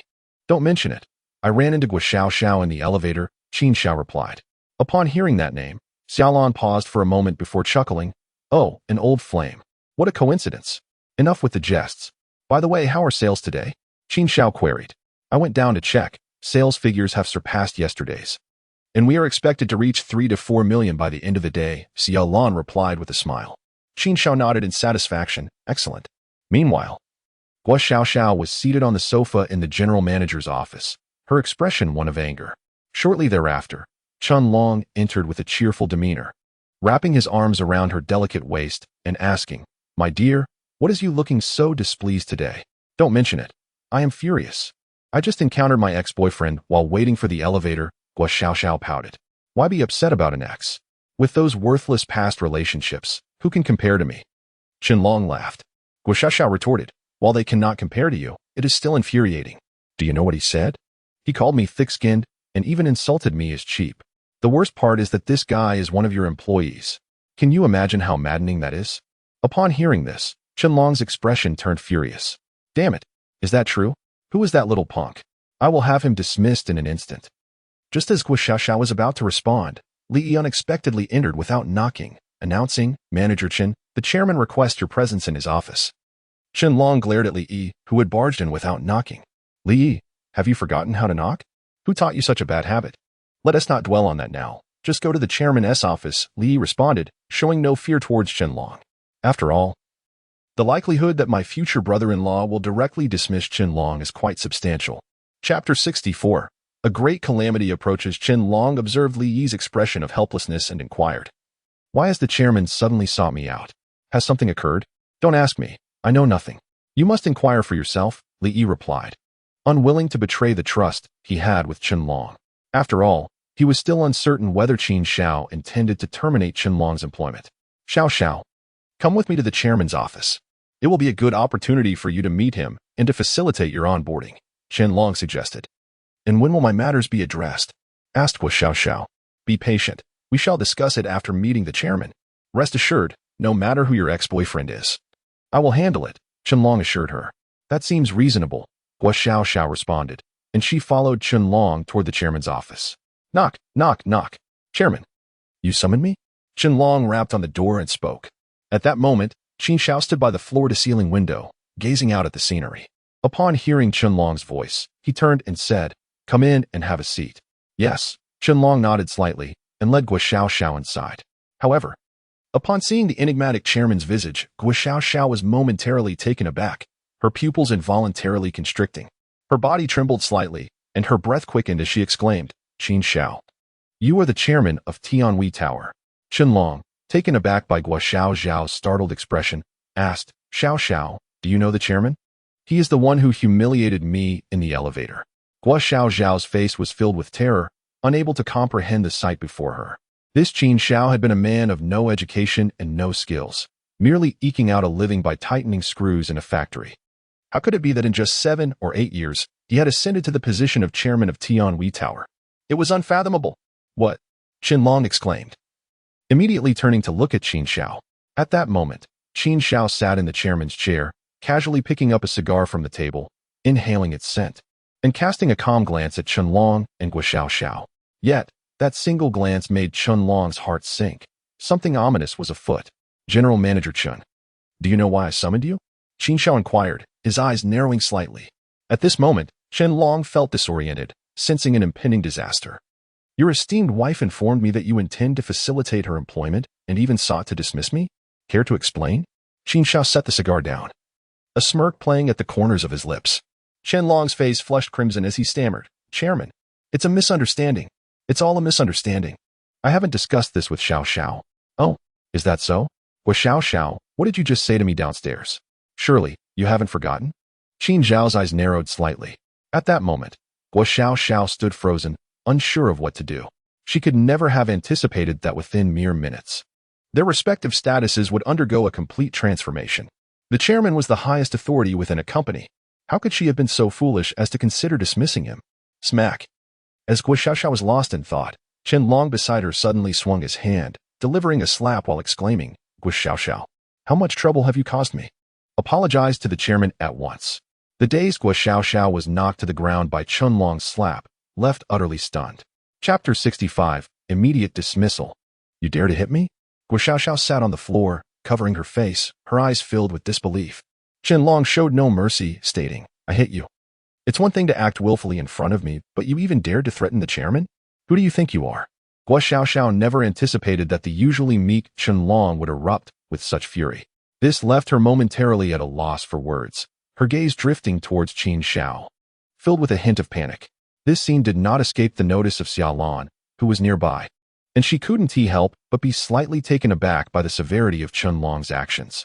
"Manager Chen, it's not too late to discipline your wife at home. I present you with two choices. Either submit your resignation voluntarily, or I will terminate your employment immediately," Qin Xiao declared. Upon hearing this, Chen Long's face turned pale, and he stood frozen in silence, gripped by extreme fear. He understood that if he were dismissed by the chairman, it would leave a significant blemish on his career. If he sought employment elsewhere, prospective employers would undoubtedly investigate the reason for his termination. Should they discover his negligence or abuse of power to benefit others, his career would be irrevocably ruined. Yet, submitting his resignation would mean relinquishing this high-paying job. "Chairman, I can explain this matter. It's not as you think," Chen Long stammered, his face filled with panic. "Enough. Considering your position as general manager, I've spared you some dignity. Don't compel me to terminate your employment now." Qin Xiao replied coldly, his demeanor devoid of warmth. Qin Xiao's calm words carried an air of supreme authority that Chen Long found utterly unassailable. Even Xiaolan, standing nearby, was momentarily astonished. When had her husband possessed such an imposing aura? It felt as if he had stood at a great height for a long time, creating a sense of being looked down upon, despite their equal standing. This captivated Xiaolan. Meanwhile, Chen Long felt as if he were gasping for air. Retreating a few steps, his eyes filled with boundless regret. If it weren't for Guo Xiaoxiao, would he have found himself in this predicament? The more he thought about it, the angrier he became, yet he felt utterly powerless. "Leave now," Qin Xiao said, uninterested in further conversation. "Guo Xiaoxiao, just wait until I get back. I will deal with you." Chen Long's eyes burned with fury, as if he could devour her whole. Seeing the murderous intent in Chen Long's gaze, Guo Xiaoxiao was frightened and hastily scrambled to her feet, saying, "Qin Xiao, I was wrong before. I apologize. Please don't hold a grudge against me." Qin Xiao showed no sign of compassion for Guo Xiaoxiao's insincere apology, his expression one of disgust. "Xiaolan, let us head downstairs." Qin Xiao suddenly stood up and instructed. "All right." Xiaolan nodded eagerly and followed suit. Guo Xiaoxiao observed that Qin Xiao had no intention of responding to her. The nature of the common folk was laid bare at that moment as she began to wail and throw a tantrum. "Qin Xiao, you are truly petty and lacking in masculinity. It was I who offended you. How dare you dismiss my husband?" Chen Long stood frozen in place, his mind suddenly buzzing with the realization that he was utterly doomed. However, as Qin Xiao prepared to depart, he abruptly halted his steps and inquired, "Where is Li Yi?" At that moment, Li Yi, who had been watching from outside the door, hurriedly approached, saying, "Chairman, proceed immediately with Chen Long's resignation paperwork. Remember, it is Tianwei Building that has terminated him, not his voluntary resignation. Do you understand?" Qin Xiao turned to Li Yi, who was drenched in cold sweat, and replied, "Understood." Upon hearing this, Chen Long's resentful gaze instantly fixed upon Guo Xiaoxiao, foreshadowing the potential violence he might unleash upon her upon returning home. Chapter 66. The effectuation of the betting agreement. This minor upheaval within the company did not dampen Qin Xiao's spirits. Rather, it served as a wake-up call. It became evident that the management at Tianwei Building required a fresh infusion of talent, and he needed to scout for new candidates. As the afternoon progressed and the day's business concluded, Tianwei Building did not disappoint Qin Xiao's expectations, achieving a remarkable sales figure of 3.5 million. The sales over the past 2 days not only recouped the advertising expenditures, but also yielded nearly 2 million in pure profit. On the way back, Xiaolan examined the sales report in her hands for quite some time before exclaiming, "I can hardly believe that in just 2 days, the net profit has reached 2 million. Indeed, and this is based on an advertising cost of only 1.5 million. If we amplify our advertising efforts, the sales figures could double." Qin Xiao responded with a smile. "You are truly exceptional." Xiaolan couldn't help but feel admiration for Qin Xiao at that moment. "You know, I previously signed an agreement with Dongshin Group, granting me a 20% share in the profits as the chairman of Tianhui Group. This 2 million in pure profit means I stand to gain 400,000, Qin Shao declared with a grin. Upon hearing this, Xiao Lan was left in astonishment. You possess a 20% share in profits? That means you could receive 400,000 from this 2 million? Precisely, 40,000 earned in just 2 days. Do you remember what I told you before? We will buy a house, a car, and provide Xiaoyi with the best education, ensuring a blissful life. Qin Shao said with a smile. Xiao Lan, moved by his words, covered her mouth in disbelief, her eyes glistening with unshed tears, unsure of how to articulate her emotions. Just a few days ago, she had expressed that having several 100,000 in savings would be a dream come true. Yet now, she found herself with hundreds of thousands in her account daily. Such a transformation was indeed astonishing. I can hardly fathom it. 20,000 a day equates to over 70 million a year. In the past, I wouldn't have dared to dream of such wealth. Xiao Lan exclaimed excitedly. What is 70 million? In the future, there will be even more, beyond your imagination, Qin Shao replied. I do not harbor such grand ambitions. If I had that much money, I would wake up smiling from my dreams. Xiao Lan seemed content with her current circumstances, harboring newfound hopes for the future. Qin Shao smiled. In his previous life, he amassed a fortune of hundreds of billions in just a few short years. Now, having been granted a second chance, he possessed the knowledge of the wealth secrets accumulated over recent years. Thus, the profits he could generate would far exceed that initial sum.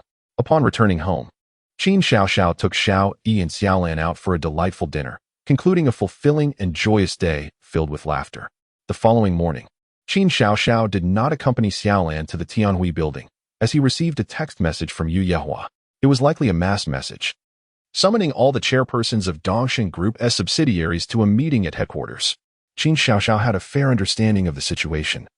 It pertained to the order issue Yu Yehua had mentioned the previous day. Dongshin Group had drained its resources financing Wanyun Group, failing to secure loans, and thus had no choice but to convene a meeting to consolidate funds. After all, a payment of 1.5 billion was urgently required, or they would face hefty penalties for breach of contract. However, this predicament posed little concern for Qin Shao, for he held a gamble agreement worth 2 billion.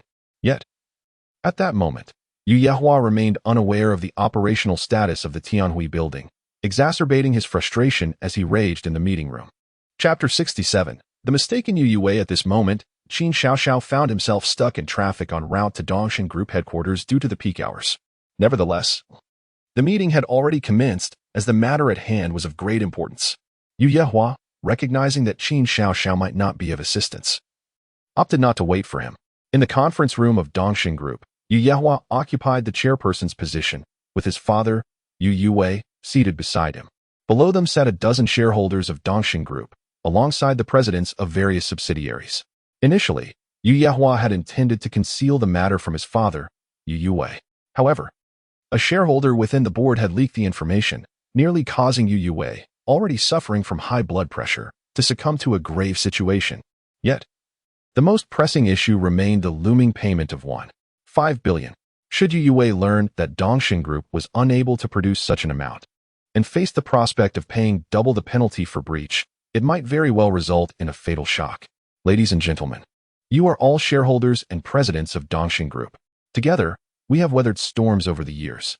Now, we face a minor financial setback. I hope you can consolidate your resources to see if we can help Dongshin Group navigate this crisis. Yu Yehua earnestly addressed the assembly. Upon hearing this, the shareholders exchanged glances, each displaying a look of helplessness. Several seasoned shareholders revealed expressions of futility. Chairman, just an hour ago, the finance team managed to consolidate funds. Apart from the recently acquired Tianhui building, the other subsidiaries have contributed all their available resources, yet we have only managed to gather 85 million. This falls woefully short of the 1.5 billion required, lamented a middle-aged man with small eyes, around 50 years of age.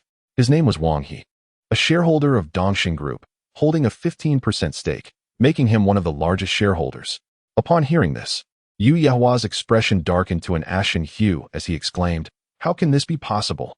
All those subsidiaries combined could barely scrape together that amount." Wang He replied, "Chairman, during the financing of Wanyun Group, you had already asked all subsidiaries to contribute once. Now, asking for another round. Surely, one must allow the sheep to regrow its wool." Wang Yi's words rendered Yu Yehua speechless. Meanwhile, Yu Wei, sitting nearby, wore a grim countenance and said, "Everyone, the responsibility lies with me. In fact, during the financing of Wanyan Group, there were those who vehemently opposed my decisions, yet I, in my hubris, disregarded their counsel, resulting in the current plight of Dongxing Group." As Yu Wei stood, the other shareholders exhibited expressions of astonishment. They were not shocked by Yu Wei's admission of fault, but rather by the identity of the person who had tried to dissuade him. "Old chairman, who was it that sought to prevent you? This individual possesses such high discernment?" Wang Yi asked, astonished. At that moment, everyone inhaled sharply. After all, during the financing of Wanyan Group, no one in the board, those who prided themselves as business elites, had raised any objections. Yet, someone had indeed voiced dissent, indicating that this person's acumen in business far surpassed their own. Who could it be? Never mind. Yu Wei thought, slightly raising his hand before continuing, "Ladies and gentlemen, we have once collaborated in the past, and I humbly beseech you to extend your assistance to help Dongxing Group navigate this crisis." As Yu Wei's words resonated in the room, a solemn atmosphere enveloped the attendees, as if they were pondering whether Yu Wei intended to borrow money from them. Chapter 68. Perhaps we should sell the Tianhui building. As the others contemplated, Yu Yehua, seemingly reluctant to let his father speak, interjected, "Everyone, I wish to borrow 5 billion from you. If we were to divide it equally, that would be 100 million each." His proposal stunned everyone into silence. Could it truly be a request for a loan? At that moment, Yu Wei stood behind Yu Yehua, sensing that securing the loan might not be too difficult, considering most shareholders in attendance received dividends exceeding 100 million from Dongxing Group annually. However, while the imagination is often splendid, reality can be merciless. As Yu Yehua's request for funds lingered in the air, not a single person was willing to step forward. To be frank, every individual seated in that conference room was astute. Now that Dongxing Group was mired in financial turmoil and facing investigations, it was effectively in a state of paralysis. Lending money at this juncture would be akin to throwing meat buns to dogs, never to return. Yu Wei looked at his former trusted aides, who remained silent, clearly feeling a surge of frustration. His breaths quickened. Yet, at that moment, Wang Yi suddenly stood up and declared, "Ladies and gentlemen, you all know my penchant for investment.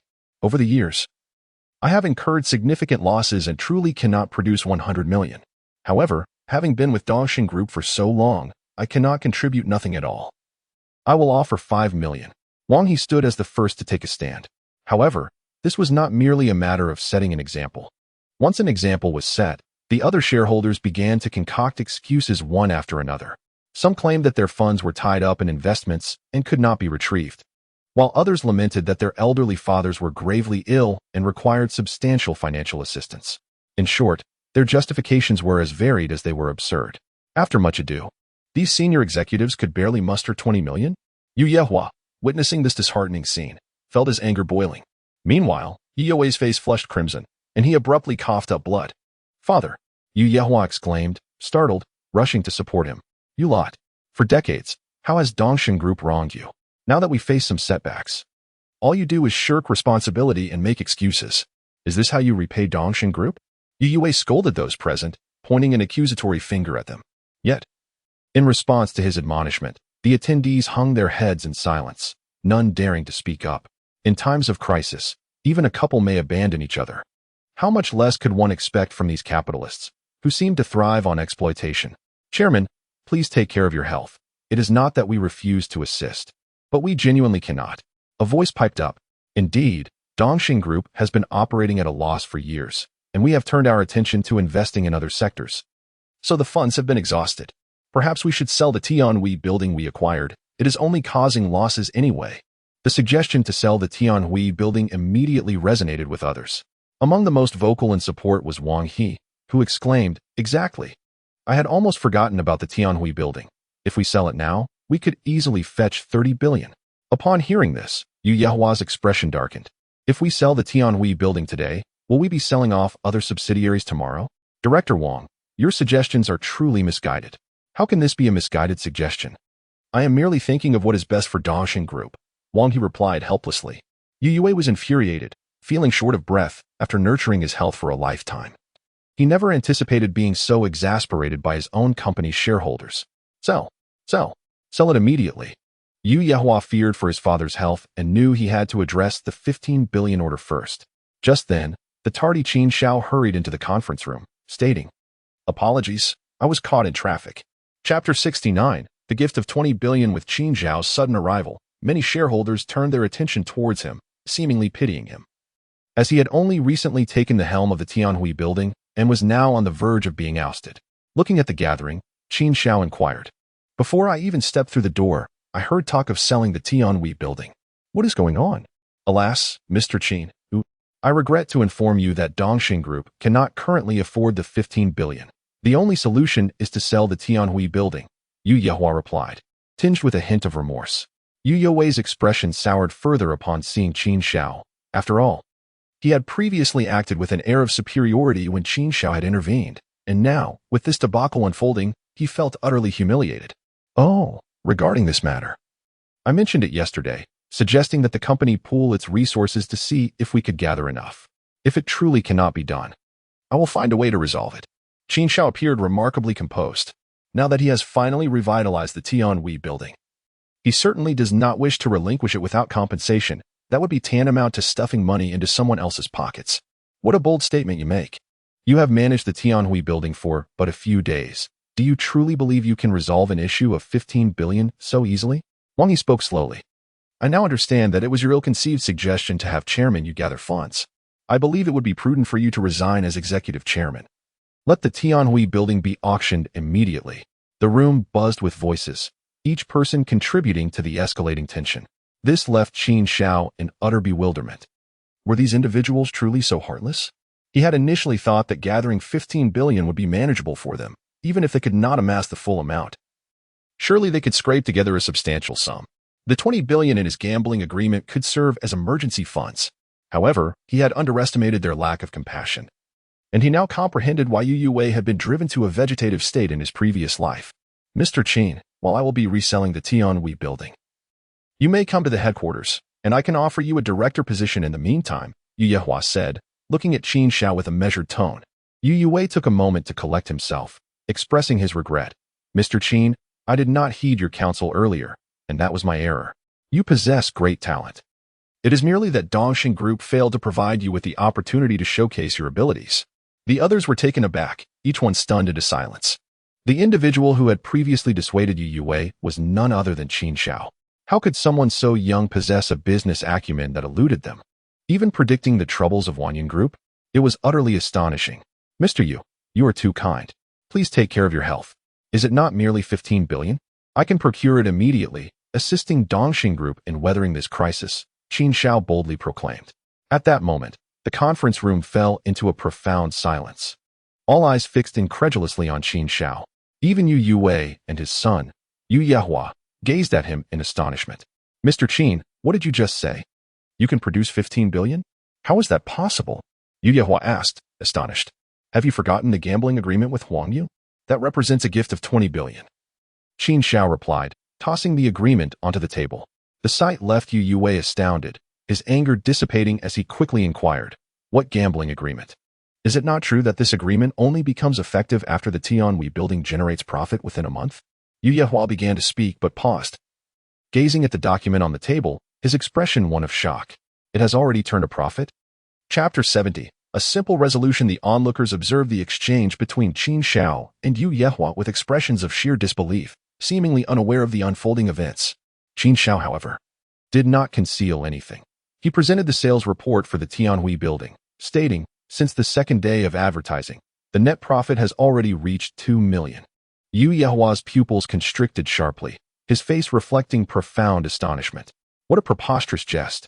The disarray at Tianhui building, even if revitalized, could hardly yield profits so swiftly. When Yu Yehua and Qin Shao set their goals, the benchmark was merely breaking even within a month. And now, merely a few days in, a staggering 2 million? This is utterly ludicrous. How could one possibly achieve this? At this moment, Yu Youwei felt his leg pain dissipate and his waist discomfort ease, his spirit reinvigorated. Qin Shao had, in a sense, saved Yu Youwei's life. What is this? Of the 3 million advertising funds given to me by the old gentleman Yu, I've only utilized 1.5 million. As long as I continue to invest in advertisements, the profits will far exceed this amount, Qin Shao declared with a smile. His words, no shocking declaration, no rest, once again ignited the atmosphere. An investment of $1.5 million returned $2 million in merely 2 days. The most astonishing part is that this $2 million was earned from a business that had been languishing in losses for years. Haha. Splendid. Indeed, Mr. Qin has not disappointed my expectations. This is a commercial myth in the making. At this moment, Yu Yehua exclaimed thrice in joy, seemingly convinced he had stumbled upon a treasure. The crowd gazed at Qin Shao, their initial mockery transforming into astonishment and admiration. After all, such talent was unmatched. Liao. Let's first resolve the immediate issues, Qin Shao suggested. Indeed, Yu Yehua regained his composure and instructed Secretary Chun, take this betting agreement to the Huang Group at once and retrieve the 20 billion for me. I'm on it, Secretary Chun replied, preparing to depart. However, at that moment, Qin Shao approached Secretary Chun and whispered, Secretary Chun, if you go like this, Huang you may not easily part with the funds. Let me guide you on what to say. Following this, Qin Shao murmured a few words into Secretary Chen's ear. The secretary nodded repeatedly before hastily leaving. Witnessing this, Yu Yehua's eyes brimmed with gratitude as he remarked, Mr. Qin, you have not only saved me but the entire Dongshin Group. On behalf of Dongshin Group, I extend my heartfelt thanks. No need for such formality, Qin Shao replied, observing Yu Yehua's earnest demeanor and smiling faintly. He was now assured that Yu Yehua would harbor no further doubts about him. This was a strategic move on Qin Shao's part. Meanwhile, within the Huang Group's edifice, Huang Yu sat in his office, grinning widely, while beside him sat Huang Dongyang, exuding an air of calm confidence. Grandfather, it seems Dongshin Group has truly stumbled. Not only are they under investigation, but I've just been informed they have a 15 billion order set to breach. If all goes as expected, Dongshin Group will soon have to sell off subsidiaries, Huang Yu grinned. Finally, Huang Dongyang, who had been squinting with a composed demeanor, opened his eyes and remarked, yes. This is our opportunity. Once Dongshin Group begins to sell subsidiaries, you must follow closely and gradually consume them. For decades, I have been overshadowed by that old Ku Yu Wei. Now it is time for a reversal.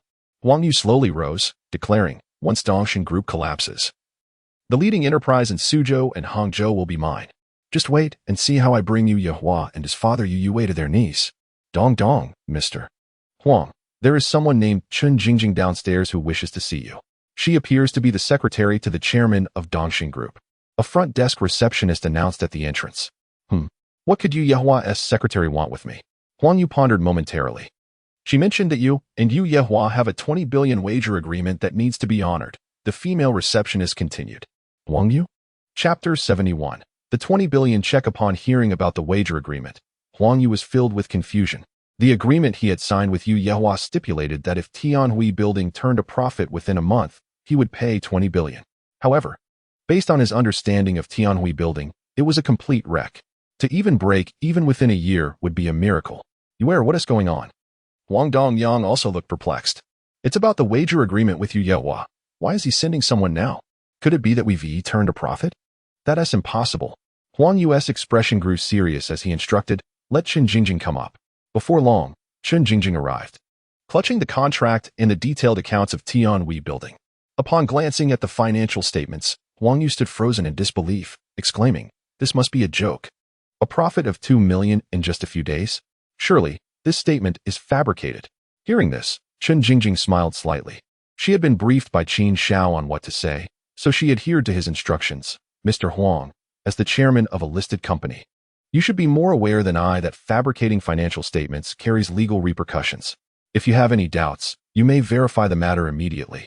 In disbelief, Huang Yu picked up the landline and dialed a number, stating, hello, Lao Li, please check the operational status of Tianhui Building at once. Chairman, there's no need to investigate. Ever since you signed the wager agreement with Yu Yehua, I've had people monitoring it. Tianhui Building is indeed making a profit every day, came the reply from Lao Li's assistant. Buzz. Lao Li's words struck Huang Yu like a bolt of lightning, as he stared incredulously at the financial statement in his hands. Has that kid truly revitalized Tianhui Building? Is he some kind of freak? At this moment, Huang Dongliang began to grasp the situation, his face darkening with anger. How absurd. Dongshin Group finally had a chance of bankruptcy, and you just handed over 20 billion. Huang Yu, scolded by his grandfather, felt equally vexed and stubbornly asserted, this matter requires further investigation. Chun Jingjing maintained her smile, relaying Qin Xiao's message. Mr. Huang, the wager agreement clearly states that payment is due upon profit, written in black and white. If you wish to delay payment, I will have to expose this to the media. Such exposure would severely damage the reputation of the Huang Group, and the losses would far exceed 20 billion. With this revelation, Huang Yu gritted his teeth in fury. Indeed, for a publicly listed company like theirs, the greatest concern was reputation. A breach of contract would be akin to slapping oneself in the face. Very well, since we placed the wager, we must accept the outcome. Let us make the payment. Huang Dongyang, though furious, also understood the gravity of the situation and dared not truly default. Although Huang Yu remained reluctant, he tremblingly pinned a check for 2 billion in cash and begrudgingly handed it to Chun Jingjing. Upon receiving the check, Chun Jingjing offered a faint smile and expressed her gratitude, saying, "Thank you, Mr. Huang, for your generous assistance. The Dongxing Group will remember this favor." "Remember this? Get lost," Huang Yu retorted angrily.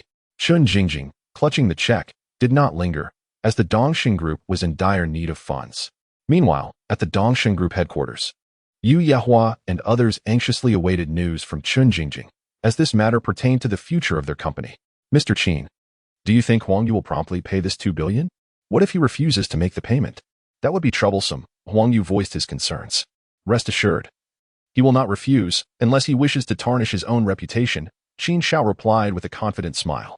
Chapter 72. Gratitude in return. At that moment, as all at Dongxing Group eagerly anticipated, Chun Jingjing indeed returned with the check in hand. "Chairman, here is the 2 billion check from Huang Yu, not a penny less," she announced as she handed the check to Yu Yehua. This scene left everyone present in utter disbelief, including Yu Wei, who looked on with skepticism. As Yu Yehua accepted the check, still in a daze, he exclaimed, "Did Huang Yu really pay so readily? It was Mr. Qin who taught me how to ask for the money, so Huang Yu agreed to pay directly," Chun Jingjing explained. Hearing this, Yu Yehua once again gave Qin Xiao a thumbs up, saying, "Mr. Qin, you have secured 100 billion in financing." In response to Yu Yehua's praise, Qin Xiao smiled modestly and suggested, "Mr. Yu, you flatter me, but let us first settle the 15 billion bill that cannot be delayed." "Indeed, that is of utmost urgency." Yu Yehua nodded, then added, "Mr. Qin, this money is unexpected windfall. I will cover the 15 billion bill, and the remaining 5 billion is yours." Qin Xiao was taken aback by this statement, but upon reflection, he trusted Yu Yehua completely. After all, this was one of the reasons Qin Xiao chose to collaborate with him. He was a man who repaid kindness. Now that the Dongxing Group was in need of funds, retaining the 5 billion for unforeseen circumstances was prudent, Qin Xiao thought. "Mr. Qin, do not decline. You must accept this 5 billion. If not for your tireless efforts and strategic planning, the Dongxing Group would be in dire straits," Yu Yehua insisted. Given Yu Yehua's insistence, Qin Xiao did not hesitate. Recognizing that he had indeed contributed to the situation, Qin Xiao remained at the headquarters until the afternoon, effectively addressing all pressing matters. And the Dongxing Group achieved a brief stability. Consequently, Qin Xiao emerged as a wealthy individual with a 5 billion deposit. He had already devised a plan for this money, intending to invest a significant portion. Although he was now the chairman of Tianhui Tower, the company was not his own. To establish his own enterprise, he first needed to build his assets. Furthermore, he contemplated the acquisition of a home and a vehicle, recognizing that these steps must be taken gradually. At 6 in the evening, Qin Xiao finally departed from Dongxing Group. By that time, Xiao Lan had also finished her work, and after picking up Xiaoyi, they ventured to the food street for dinner. After their meal, Qin Xiao took the mother and daughter duo to enjoy a leisurely stroll near the artificial lake, cherishing the rare moments of free time. However, as they were reveling in their outing, Qin Xiao's gaze suddenly fixated on a distant commercial street. This street was quite expansive. Yet, curiously, very few shops were open, with the majority shuttered. "What are you looking at?" Xiao Lan inquired, noticing Qin Xiao's focused expression. "Is there a train station behind this street?" Qin Xiao suddenly asked. "Yes, why do you ask?" Xiao Lan nodded in response. Upon hearing this, Qin Xiao slightly nodded. This commercial street, known as the Old Street, had existed for several decades. It used to be bustling, primarily due to the nearby residential areas and villa communities that generated significant foot traffic. However, ever since the train station was constructed behind the commercial street, it had fallen into decline. The train station obstructed the flow of people, forcing the residents of those neighborhoods to seek other shopping alternatives.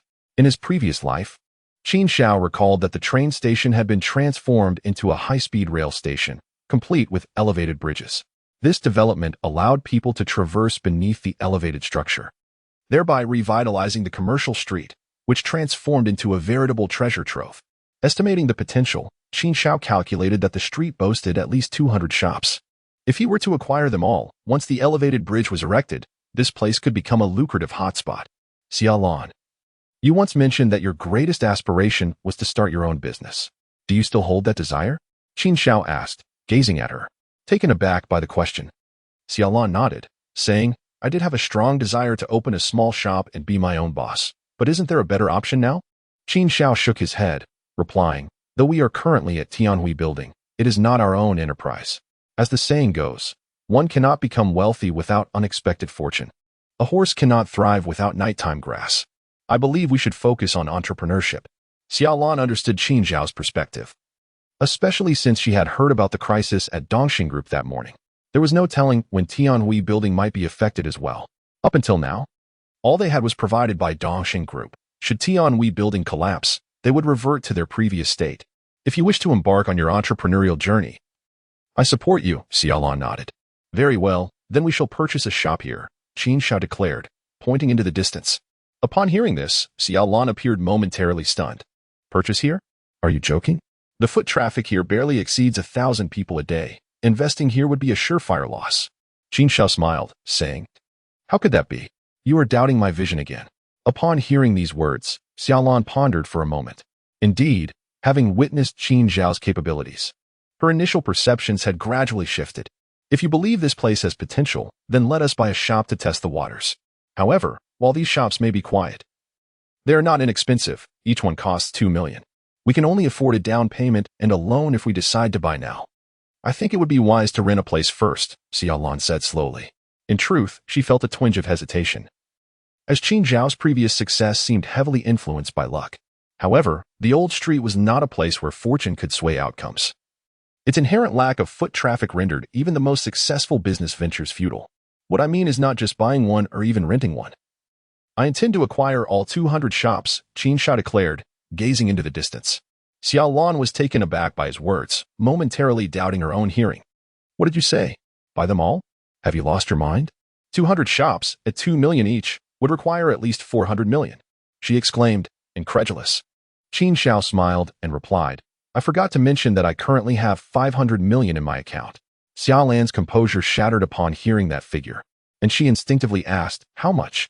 500 million, Qin Xiao reiterated. Where did you acquire 500 million? What have you done to earn such a fortune? Xiaolan's disbelief was palpable.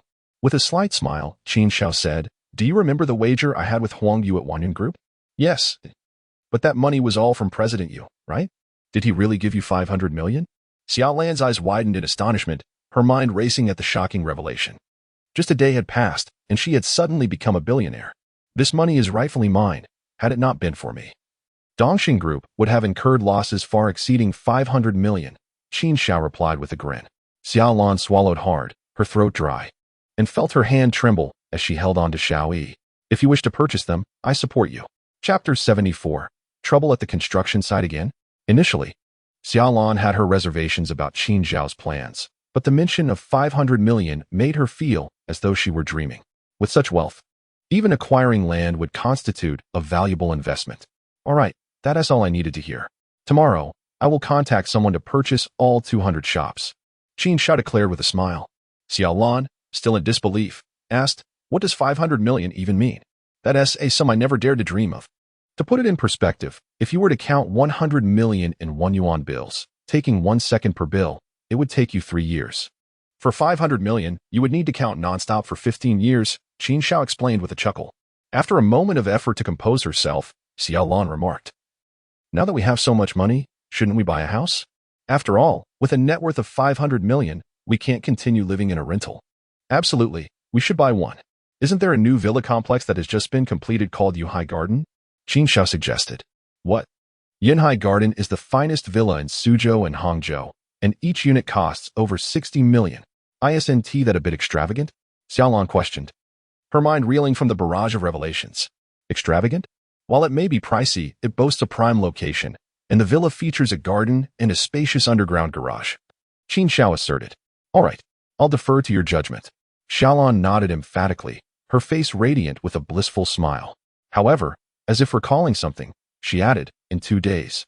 Grandma will celebrate her birthday. Do not forget to prepare a gift. Rest assured, the present I have in mind will certainly allow you to vent the frustrations of these past few years, Qin Xiao replied, thumping his chest. What is it? Xiaolon inquired. You will find out when the time comes, Qin Xiao teased. Subsequently, with one arm around Xiaolon and the other holding on to Xiaoyi, the three of them made their way home. Upon returning, Qin Xiao washed up and retreated to his room. It was already 9 in the evening, yet. As per his usual routine, he took a moment to peruse the evening news. Just then, his phone rang. To his surprise, it was Luan calling. Boss Lu. Qin Xiao answered. Master Qin, I hope I'm not disturbing your rest, Luan chuckled. Not at all. What is the matter? Is there another issue at the construction site? Qin Xiao responded, somewhat perplexed. Haha, Master Qin, you jest. Ever since your last intervention, everything at the site has been running smoothly. Luan laughed heartily before continuing. However, I have a friend in the construction bureau whose project has encountered a significant problem. They need to erect a bridge, but the pillars won't stand, and sadly, several lives have been lost. I suspect it might be a feng shui issue. And I was hoping you could lend a hand. Where is it located? Qin Xiao inquired. In the outskirts of the city. The round trip would take about a day. Luan replied. Upon hearing that it would take a day, Qin Xiao frowned and said, I've been quite busy lately. I don't have the time to go. Master Qin, please don't refuse. My friend mentioned that whoever can help him resolve this issue will be compensated with 200,000, Luan urged. It seemed Luan believed that Qin Xiao would not turn down such an offer, considering that he had previously agreed to assist for a mere 100,000. I truly do not have the time. Please seek someone else, Qin Xiao insisted. Don't be like that. My friend has already consulted several feng shui masters, but they all took one look and fled, too frightened to take on the job. How about I offer a bit more money? Luan continued. This isn't just about the money. The round trip alone would take a day. If there are any delays, it would stretch to 2 days. And I simply do not have that kind of time, Qin Xiao stated firmly. His refusal was not born out of a sense of entitlement. He had plans to purchase a commercial property the following day and accompany Xiaolon to her grandmother's birthday celebration the day after. Understood. When will you next be available? Master Qin? Luan asked. We shall see, Qin Xiao replied. All right, I'll reach out to you in a couple of days, Luan said.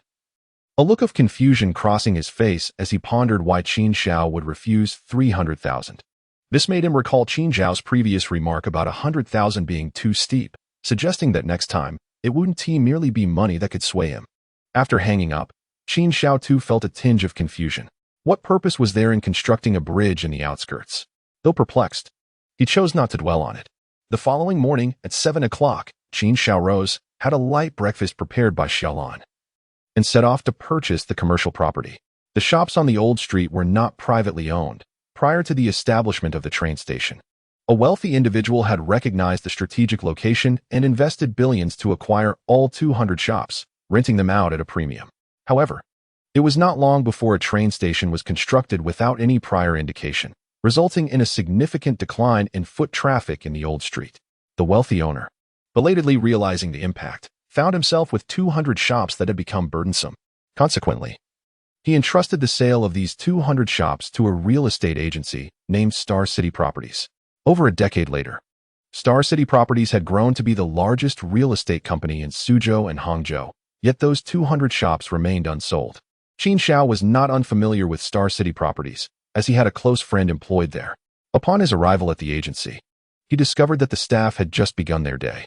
A woman at the front desk, noticing his entrance, greeted him with a warm smile, inquiring whether he was looking to buy or view properties. The woman was tall, and although her features were plain, her skill in makeup lent her a degree of allure. I'm looking for someone named Zheng Hao, Qin Xiao stated. Given the substantial number of shops he intended to purchase, he was eager to ensure that his friend received the commission rather than allowing anyone else to benefit from the transaction. Upon hearing Zheng Hao's name, the woman paused momentarily, then scrutinized Qin Xiao closely, exclaiming, You are Qin Xiao? You know me? Qin Xiao furrowed his brow in surprise. The woman's expression shifted to one of disdain as she replied, Zheng Hao is not in today. You should leave. Her abrupt change in demeanor caught Qin Xiao off guard, prompting him to take a closer look at her. It suddenly dawned on him that this was Chun Miao Miao, Zheng Hao's wife. During their last encounter, she had not worn makeup, making her unrecognizable now. Chun Miao Miao's coldness towards Qin Xiao stemmed from the numerous occasions he had borrowed money from Zheng Hao over the years. Their close friendship meant that Zheng Hao never hesitated to lend him money whenever he asked, leading to frequent arguments between Zheng Hao and Chun Miao Miao over finances. Eventually, Qin Xiao chose to withdraw from their lives for nearly a year to avoid disrupting his friend's marriage.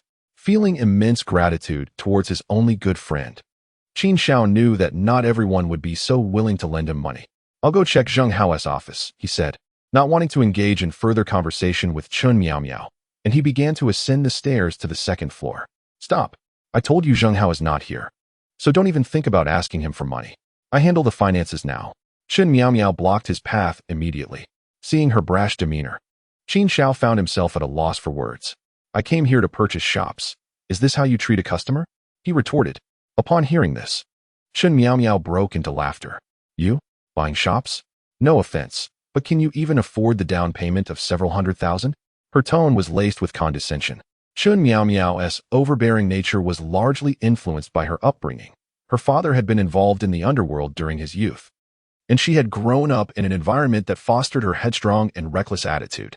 Consequently, she was known for her haughty behavior at the company, often treating Zheng Hao with cruelty and even seeking companionship with other men behind his back, even engaging in a liaison with a manager named Feng Yong here. These were matters of which Qin Xiao had heard whispers in his previous life. Upon hearing this, Qin Xiao furrowed his brow and remarked, "Why do you have so much nonsense to say? I stated that I am here to purchase a commercial property from Zheng Hao. Do you think I am uninterested in the commission? You were correct. I truly have no interest in it. I do not lack for those few coins. Furthermore, do not attempt to deceive me with this property purchase nonsense." "When I see Chen Ping, who knows how much he might borrow?" Chen Miao Miao retorted with a sarcastic tone. Qin Xiao found himself at a loss for words, as this woman seemed to obstruct his path, making it clear that meeting Chen Ping would be no simple task. Nevertheless, he was determined to purchase the commercial property. He could not allow Chen Miao Miao to delay his plans. With this thought, he called out without hesitation, "Is there no other salesperson at Star City Real Estate besides this woman?" At the sound of Qin Xiao's voice, a man in his 30s hurriedly emerged, inquiring, "How may I assist you, sir?" This man was none other than Feng Yong, the sales manager of Star City Real Estate. "I wish to buy a commercial property. Could you provide a more competent salesperson?" "It would be best if you could summon Zheng Hao," Qin Xiao said, his displeasure evident. Upon hearing this, Feng Yong quickly donned a smile, saying, "My apologies. I will call Zheng Hao right away." "Feng Yong, do not listen to this troublemaker. Quickly have him thrown out."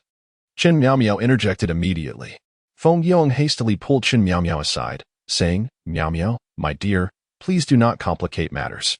It has been several days without any business. We hardly have a customer now." "What customer?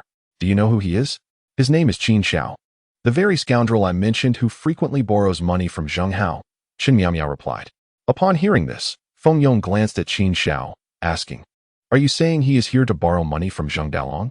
In Feng Yong's eyes, Zheng Hao was akin to a contemporary version of Wu Dalong, especially since everyone knew Chen Miao Miao was rather promiscuous.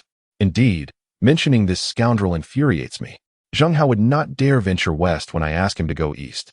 2 years ago, he even had the audacity to argue with me over this good-for-nothing," Chen Miao Miao said, her face aflame with anger.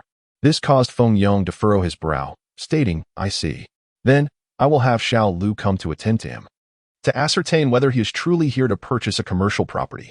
If he is merely seeking to borrow money from Zheng Dalong, we can expel him later." Chen Miao Miao crossed her arms, rolling her eyes, and chose not to cause further trouble. "Xiao Lu, come here," Feng Yong called out to a girl in the distance. Shortly after, a slender girl clad in a uniform approached, appearing to be around 18 or 19 years of age. Although she wore a uniform, her demeanor was modest. Unlike those adorned with heavy makeup in society, she seemed to be a fresh university student. "Manager Feng, did you call for me?" the girl asked timidly upon her arrival. "Please attend to that customer and inform him that Zheng Hao is off today," Feng Yong instructed. "Understood," the girl nodded, then, with a shy smile, made her way towards Qin Xiao. Chapter 77. 200 units, full payment. As someone came to attend to Qin Xiao, Chen Miao Miao and Feng Yong finally took their leave. "Greetings, esteemed sir. Zheng Hao is not at work today. Should you wish to purchase a commercial property, I can assist you. The young lady appears somewhat inexperienced, her voice reminiscent of a mosquito's buzz. Furthermore, she failed to promptly arrange for Qin Xiao to take a seat and did not even inquire about his surname. If Zheng Hao is truly absent, then so be it. Qin Xiao nodded and said, "Let us find a place to sit. I have a significant transaction to discuss." "Oh, my apologies. Please take a seat, sir. My name is Lu Tiantian. You may call me Xiao Lu. May I ask your surname?" The girl, realizing her oversight, hurriedly prepared a seat for Qin Xiao. Once seated, Qin Xiao stated, "My surname is Qin. I am interested in purchasing a shop on Xiqing Old Street." "Certainly, Mr. Qin. Please hold on a moment while I check," Lu Tiantian replied, nodding as she opened her computer and began to retrieve the property information with a few keystrokes. Observing her clumsy manner, Qin Xiao inquired, "Given your age, you must be attending university? Why are you working here instead of being in school?" Caught off guard, Lu Tiantian smiled awkwardly and responded, "I lack the funds for tuition, so I applied for a deferral in my studies." I gather your family is not from Suzhou or Hangzhou?" Qin Xiao asked again. "Indeed, I am not a local. My hometown is quite remote." "You might not even recognize its name, Mr. Qin," the girl replied with a shy smile. Qin Xiao nodded and said, "No need to search further. This is taking too long. Just tell me the price of a shop." Currently, the shops on Xiqing Old Street are priced at 2.3 million each. But there is a promotional offer reducing the price by 300,000, bringing it down to 2 million for a full payment, Lu Tiantian explained. "Very well. I will purchase 200 units. Here is my bank card for full payment. Let us proceed to draft the contract, as I am pressed for time," Qin Xiao declared, producing his card. "Excuse me, how many units did you say?" Lu Tiantian was clearly taken aback by Qin Xiao's statement, almost doubting her ears. 200 units? That totals 400 million, correct? Qin Xiao confirmed. The girl, who had come to earn tuition, gasped in astonishment, her legs trembling as if they might give way beneath her. Her cheeks flushed, she felt as though she were in a dream. After all, this was a sum of 400 million. With her commission as a new employee set at 2, that would amount to a staggering 8 million in earnings. Knock, knock. Knock, Qin Xiao tapped on the table and urged, "What are you dawdling for?" Yes. I shall fetch the contract immediately, Mr. Qin. Please wait." Lu Tiantian hurriedly made her way towards the manager's office, her steps somewhat unsteady. After all, such an unexpected windfall would leave anyone in a state of disbelief. 8 million, a sum that for someone of her humble background might take 2 lifetimes to earn. Meanwhile, in the office, Feng Yong was sipping coffee while chatting with Chen Miaomiao. Their conversation was light, yet Feng Yong's hand occasionally brushed against Chen Miaomiao's thigh, creating an intimate atmosphere. Just then, Lu Tiantian rushed in, exclaiming, Manager, what is it?" "No need to shout." Feng Yong quickly withdrew his hand. "He said he wishes to purchase 200 shops on Xiqing Old Street. I came to retrieve the contract." Lu Tiantian exclaimed, visibly excited. Feng Yong, caught off guard, spluttered coffee from his mouth and exclaimed, "What did you say? 200 units? That amounts to 400 million. Are you certain that lad is not merely toying with you?" "No, he even gave me his bank card," the girl replied, card in hand. Feng Yong, Chen Miaomiao. Chapter 78. A change of face in an instant upon hearing Lu Tiantian's words. Both Feng Yong and Chen Miaomiao were struck with expressions of shock. What a jest! 200 shops on Xiqing Old Street, worth a staggering 400 million. How could this fellow possibly possess such wealth? Chen Miaomiao immediately rose from the sofa. Feng Yong, equally skeptical, promptly retrieved the contract and declared, "Let us go." With that, the three of them followed suit. Chen Miaomiao was the first to emerge and spotted Qin Xiao, exclaiming, "Qin Xiao, what chaos are you causing? How could you possibly have 400 million? Purchasing a desolate place like Xiqing Old Street? Are you jesting?" Hearing this, Qin Xiao slightly furrowed his brow and replied, "Does it concern you how I acquired my funds? Furthermore, is this how you converse with major clients at Star City Real Estate? Whether I choose to buy or not, I can easily find another location. Suzhou and Hangzhou have more than one Star City Real Estate." Upon hearing this, Feng Yong quickly donned a smile and said, "Ah, Mr. Qin, please temper your anger. Lu, why are you still dawdling? Quickly fetch some water." "But I still need to sign the contract with Mr. Qin." Lu Tiantian hesitated. "I will handle the contract." "What would a new employee know?" Feng Yong hastily admonished. "This is a business worth 400 million. As the manager, he, like the senior employees, was entitled to a 5% commission. If this contract were signed, it would amount to a 2 million commission. For Feng Yong, this would ensure a lifetime of financial security. Thus, under such circumstances, seizing the opportunity was imperative. However, Lu Tiantian wore a look of grievance, yet dared not contradict him. Noticing this, Qin Zhao's brow furrowed slightly and said, "Manager Feng, did I ever state that I wished to sign a contract with you?" Oh. Feng Yong was momentarily taken aback. At that moment, Chen Miaomiao was utterly astonished. Qin Zhao genuinely intended to purchase the shops, and he aimed to buy 200 at once. Good heavens! What had she done? She had foolishly let go of 2 million. Qin Gu, oh dear. I was muddled earlier. Please do not take offense. I shall summon Zheng Hao immediately. Chen Miaomiao's expression shifted in an instant. Although her family was well off, with her father being a shareholder at Star City Real Estate, earning 2 million would take her 5 or 6 years. Didn't you say Zheng Hao is unavailable? It appears he is present. However, I have already promised to sign with Lu, Qin Zhao said, his gaze coolly lifted. Upon hearing this, Chen Miaomiao felt as if she could weep with regret, her insides churning with remorse. No, Qin Gu, Zheng Hao is your good brother. How can you allow an outsider to earn this money? Oh, but didn't you just say you weren't lacking in funds? Coincidentally, this Lu requires tuition. Consider it an act of kindness, Qin Zhao replied nonchalantly. At this, Chen Miaomiao felt as though she could perish from despair. No, please do not sign. I will call Zheng Hao right away. With that, she hurriedly took out her phone and dialed Zheng Hao. At that moment, Zheng Hao was in the second-floor office organizing contracts. Hello? What is the matter? Zheng Hao answered the call. Zheng Hao, hurry down. Qin Zhao is here. Chen Miaomiao shouted. The shout was originally an anxious call from Chen Miaomiao, but to Zheng Hao, it seemed as though she was ready to confront Qin Zhao. Chen Miaomiao, have you chased Qin Gu away again? Don't act recklessly. I'm coming down right now. Zheng Hao hastily hung up the phone, set aside the contract he was working on, and rushed downstairs. At 23, Zheng Hao was a year younger than Qin Zhao, possessing a tall stature and handsome features, certainly fitting the mold of a striking young man. Chapter 79. Brotherhood for a lifetime. As Zheng Hao descended the stairs, he immediately spotted Qin Zhao below and rushed over, exclaiming, "Qin Gu, you've finally come to see me." Observing Zheng Hao's exuberant expression, Qin Zhao smiled and replied, "Good brother, it's been a while." Zheng Hao hurried over in just 2 strides, his eyes brimming with tears. "Qin Gu, what has happened to you during this time? You haven't answered my calls. And when I visited your place, the landlord said you had moved. I thought you no longer recognized me as your brother." Seeing Zheng Hao's heartfelt brotherly affection, Qin Zhao felt a deep sense of gratitude. It seemed that in this world, only his parents and Zheng Hao were unconditionally supportive, regardless of his past. No matter how he had changed, Zheng Hao remained steadfast. Qin Zhao and Zheng Hao were high school classmates and desk mates. Zheng Hao, having come from a rural background, was often bullied at school, and it was Qin Zhao who stood up for him, protecting him time and again. Consequently, Zheng Hao held great respect for Qin Zhao, viewing him as an elder brother. How could it be otherwise? A brother for a day, a brother for a lifetime, Qin Zhao said, patting Zheng Hao on the shoulder with a smile.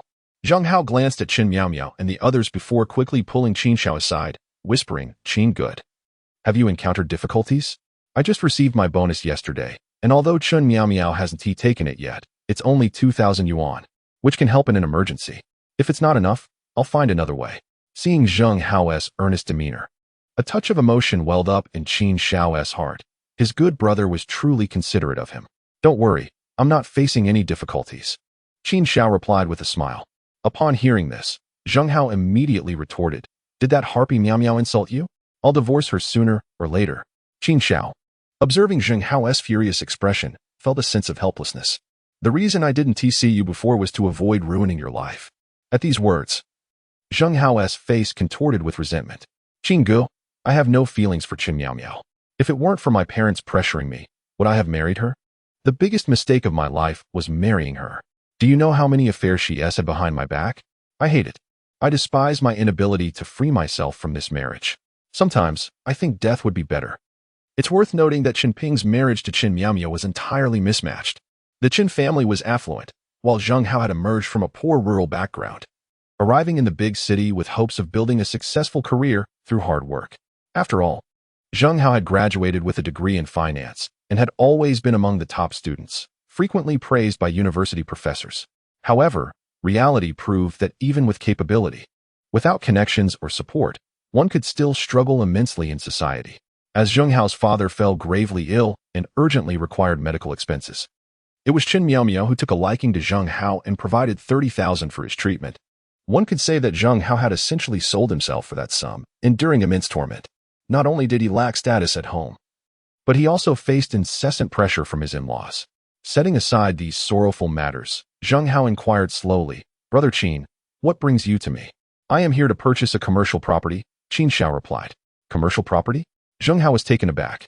At that moment, Chen Miao approached and said, "Zheng Hao, you and Brother Qin are good friends. You should persuade him to sign a contract with you. Such lucrative opportunities should not be squandered on outsiders." Upon hearing this, Zheng Hao felt somewhat bewildered. Brother Qin had always come to him for loans without exception. Why was he suddenly interested in buying a commercial property? Moreover, what was the meaning behind Chen Miao's attitude? Had she already referred to him as Brother Qin? Chapter 80. Sign immediately. What do you mean by not letting outsiders reap the benefits? Clarify this for me, Zheng Hao demanded. Chen Miao hastily replied. Qin Xiao insists on signing with Lu Tiantian, who is just a newcomer and knows nothing. The commission is so low, he must sign with us for this commercial property. At that moment, Lu Tiantian, observing their exchange, unconsciously lowered her head, sensing that this contract was unlikely to materialize. After all, this major client was a close friend of Zheng Hao. It was hard to believe it could fall to her. "Brother Qin, I seem to be a bit confused," Zheng Hao admitted, clearly flustered. Qin Xiao explained, "I came to you to buy commercial properties, but I was informed you were unavailable at the company, so I had to seek others." Upon hearing this, Zheng Hao immediately understood the situation, saying, "Chen Miao, are you the one blocking Brother Qin? Given your past demeanor towards him, it's only right that he wouldn't sign a contract with you." Chen Miao, upon hearing this, became agitated, exclaiming, "Zheng Hao, are you foolish? Do you have any idea how many he intends to purchase? 200 commercial properties. If he signs with you, the commission would be 20 million. What?" Zheng Hao, upon hearing this figure, thought he was hallucinating, momentarily stunned. "Is that for real?" Observing Zheng Hao's incredulous expression, Qin Xiao suddenly became serious, stating, "Zheng Hao, I indeed wish to buy 200 commercial properties from you. However, after hearing your situation, I have decided not to sign the contract with you." Zheng Hao was momentarily taken aback, but then replied, "Understood. Brother Qin can sign with whomever he chooses." He realized that whether it was 20 million or even 2 billion in commission, it had nothing to do with him, as his salary card and everything else were under Chen Miao's control. Even if a contract were signed, the funds would ultimately end up in her hands. Yet, Chen Miao was not pleased. She angrily retorted, "Zheng Hao, you spineless wretch. You helped Qin Xiao so much in the past, and now that there's an opportunity for wealth, he doesn't think of you at all. Is this the good brother you speak of? Can you even maintain this friendship? Brother Qin can do as he pleases." "You are meddling too much," Zheng Hao retorted sharply. At this moment, Qin Xiao showed no hesitation, turning to Lu Tiantian and stating, "Let us sign the contract." "Are you really going to sign with me?" Lu Tiantian was momentarily stunned, initially believing this deal had slipped away, only to be surprised that the other party indeed wished to proceed with her. "Yes, sign it immediately," Qin Xiao insisted. "Mr. Qin, I truly do not know how to express my gratitude." Lu Tiantian's eyes sparkled as she gazed at Qin Xiao. Qin Xiao smiled gently and replied, "The best way to thank me is to study diligently and contribute to the nation and society." "Indeed, I will certainly study hard," Lu Tiantian said, tears streaming down her face, overwhelmed with emotion.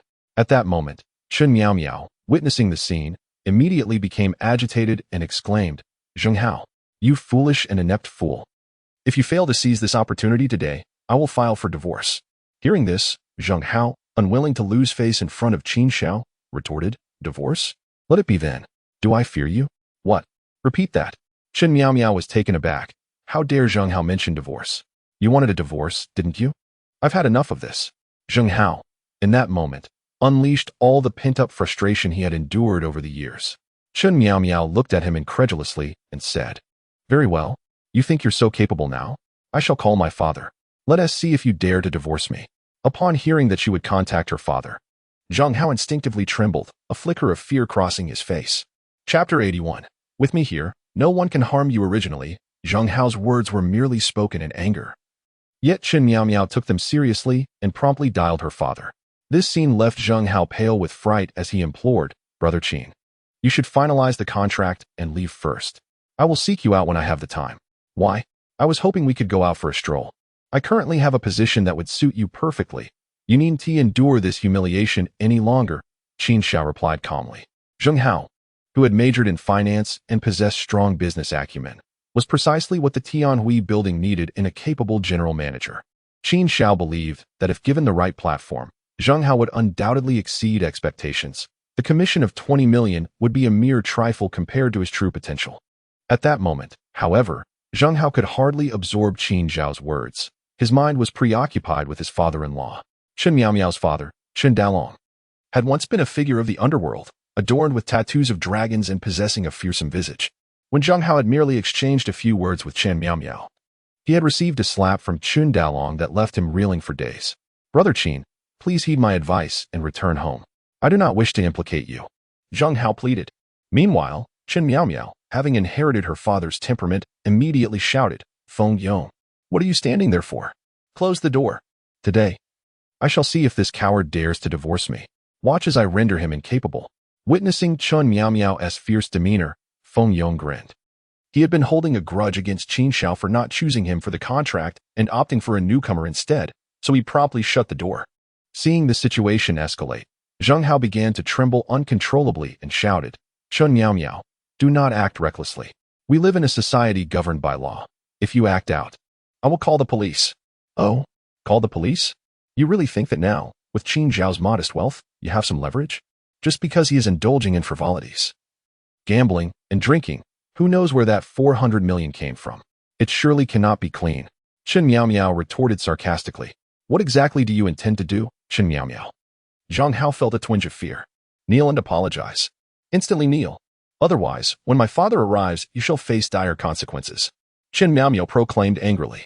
Zheng Hao gritted his teeth in fury, yet dared not resist even slightly. His knees began to bend slowly. It appeared that over the years, he had been thoroughly subdued by Chen Miaomiao. "Zheng Hao, what are you doing?" Qin Xiao quickly helped Zheng Hao to his feet. With reddened eyes, Zheng Hao replied, "Brother Qin, we cannot afford to provoke her father. I do not wish to implicate you, my good friend. As long as I am here, no one shall lay a finger on you. Rest assured," Qin Xiao reassured him. Zheng Hao gazed at Qin Xiao, momentarily overwhelmed by his aura, as if the person before him was no longer the Qin Xiao he once knew, but rather a figure of profound depth, inscrutable to him. Suddenly, as Qin Xiao spoke, the roar of an engine interrupted from outside. A modified Range Rover pulled up in front of the store, and as the door swung open, a middle-aged man in a suit and sunglasses, appearing to be in his 40s or 50s, stepped out. The man was bald, with a dragon tattoo faintly visible on his neck, and he was none other than Chen Miaomiao's father, Chen Dalong. Upon exiting the vehicle, Chen Dalong stormed towards the shop, his face contorted with rage. "What are you closing the door for during the day? Open it for me." Chapter 82. Have you found a helper? At Chen Dalong's furious shout, Zheng Hao visibly trembled, fear edged across his features. At that moment, Feng Yong hurriedly opened the door. Chen Dalong, stroking his bald head, strode in with an air of arrogance. Upon seeing her father enter, Chen Miaomiao immediately cried out with a pitiful expression, "Dad, you finally arrived. Zheng Hao is bullying me and wants a divorce. You must stand up for me." "What? This scoundrel is bullying you and wants a divorce? Has he lost his mind?" Chen Dalong's eyes bulged as he barked. Zheng Hao, upon witnessing Chen Dalong's fierce demeanor, felt a shiver run down his spine and hastily explained, "It is not as you think, Dad. Miao Miao was the one who first mentioned divorce, and she has done many things that have wronged me." Upon hearing this, Chen Dalong strode up to Zheng Hao, tilting his head and leaning in to listen. "What did you say? Repeat that." Zheng Hao's heart raced. He remembered the last time he had argued with Chen Miaomiao, when he had suggested that she might be seeing other men. That had resulted in a slap from Chen Dalong that left him dazed for days. Chen Dalong had even shamelessly remarked that if his precious daughter wished to find someone else, she could do so without hesitation. Now, mentioning it again, Zheng Hao feared another slap was inevitable. Qin Xiao stood silently, observing the scene unfold, his usually gentle demeanor now darkening like iron. "Dad." Zheng Hao found himself at a loss for words.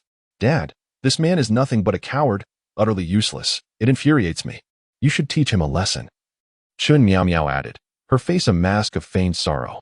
Chen Dalong raised his hand, commanding, Bring your face closer, immediately. Zhang Hao's throat felt parched as he rolled his eyes. A man of stature, he found himself utterly defenseless against the bullying of his father-in-law. Just as he was about to step forward uncontrollably, Qin Zhao's hand suddenly landed on his shoulder.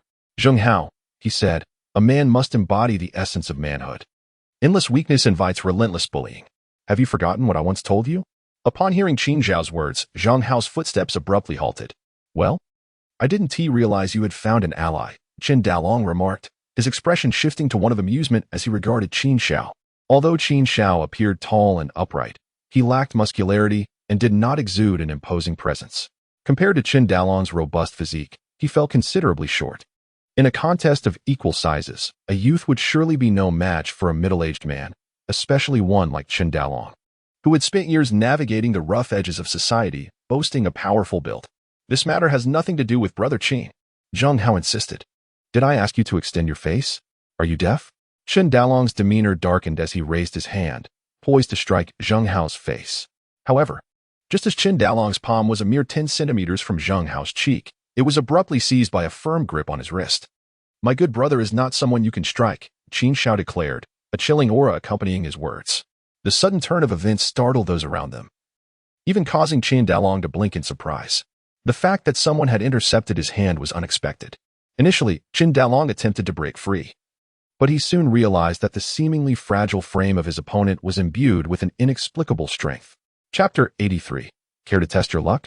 In his previous life, Qin Xiao had mastered the technique of qi cultivation, a secret art that, once practiced, would generate an endless flow of qi within him, even allowing him to harness natural forces to enhance his own power. Despite his lack of visible muscles at present, his strength was immense. Not to mention Qin Dalong. Even 10 or 20 of his ilk would stand no chance. You scoundrel! Qin Dalong exclaimed as he felt Qin Zhao's grip tighten, the pressure on his wrist becoming painfully intense. Without hesitation, Qin Xiao swung his hand, delivering a resounding slap to Qin Dalong's fleshy visage. The force of the blow left Qin Dalong dizzy, causing him to stagger backward, only managing to steady himself by clutching a nearby table. The sound of Qin Zhao's slap was so thunderous that it startled Zhang Hao, causing him to retreat a step. Chun Miao Miao, Feng Yong, and others stood in stunned silence, unable to believe that Qin Xiao had dared to strike Qin Dalong. Had he lost his mind? How dare you strike me, you dog? Qin Dalong roared, the sting on his right cheek igniting his fury. Who are you calling a dog? Say it again. Qin Xiao mimicked Qin Dalong, tilting his head and leaning in closer. Qin Dalong's rage surged as he glared at Qin Xiao. You insolent fool. With that, he seized a computer monitor from the table, ready to hurl it at Qin Xiao. Yet before he could swing it, Qin Xiao delivered a swift kick to his abdomen.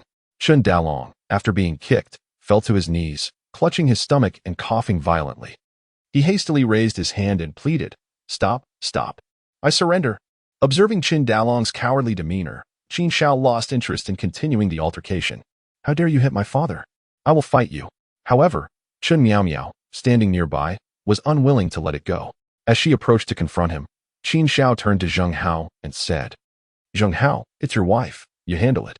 Zhang Hao, snapping back to reality, wore an expression of fury. In the past, he would have never dared to act. But with Qin Ge backing him up, what was there to fear? Just like in their school days, whenever he was bullied, Qin Xiao would always appear to defend him. Filthy woman. Sneaking around with other men behind my back. I've had enough. Zhang Hao charged forward, seizing Qin Miao Miao's hair and forcing her to the ground. Zhang Hao. How dare you hit me? Qin Miao Miao shrieked, immediately throwing a fit as she was pinned down.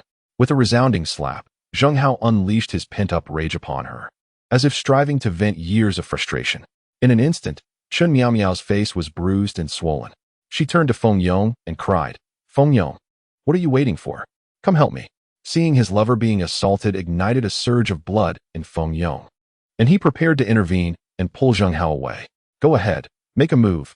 Qin Zhao's gaze shifted to Feng Yong. Feng Yong swallowed hard, his throat dry, and hesitated to advance. After all, if Qin Dalong could be easily toppled by Qin Xiao in just a few blows, he was in no position to challenge him. You useless coward. Qin Miao Miao berated Feng Yong, then burst into tears, exclaiming, Woo-woo, Zhang Hao, stop it. I promise I won't do it again. Let's get a divorce. After releasing his fury, Zhang Hao replied angrily, Divorce? You heartless scoundrel. When your father was ill, it was Miao Miao who paid for his treatment. And now you casually mention divorce? At this moment, Qin Dalong, still clutching his stomach, interjected. How can you even say that? I haven't saved a single penny from my earnings over the years.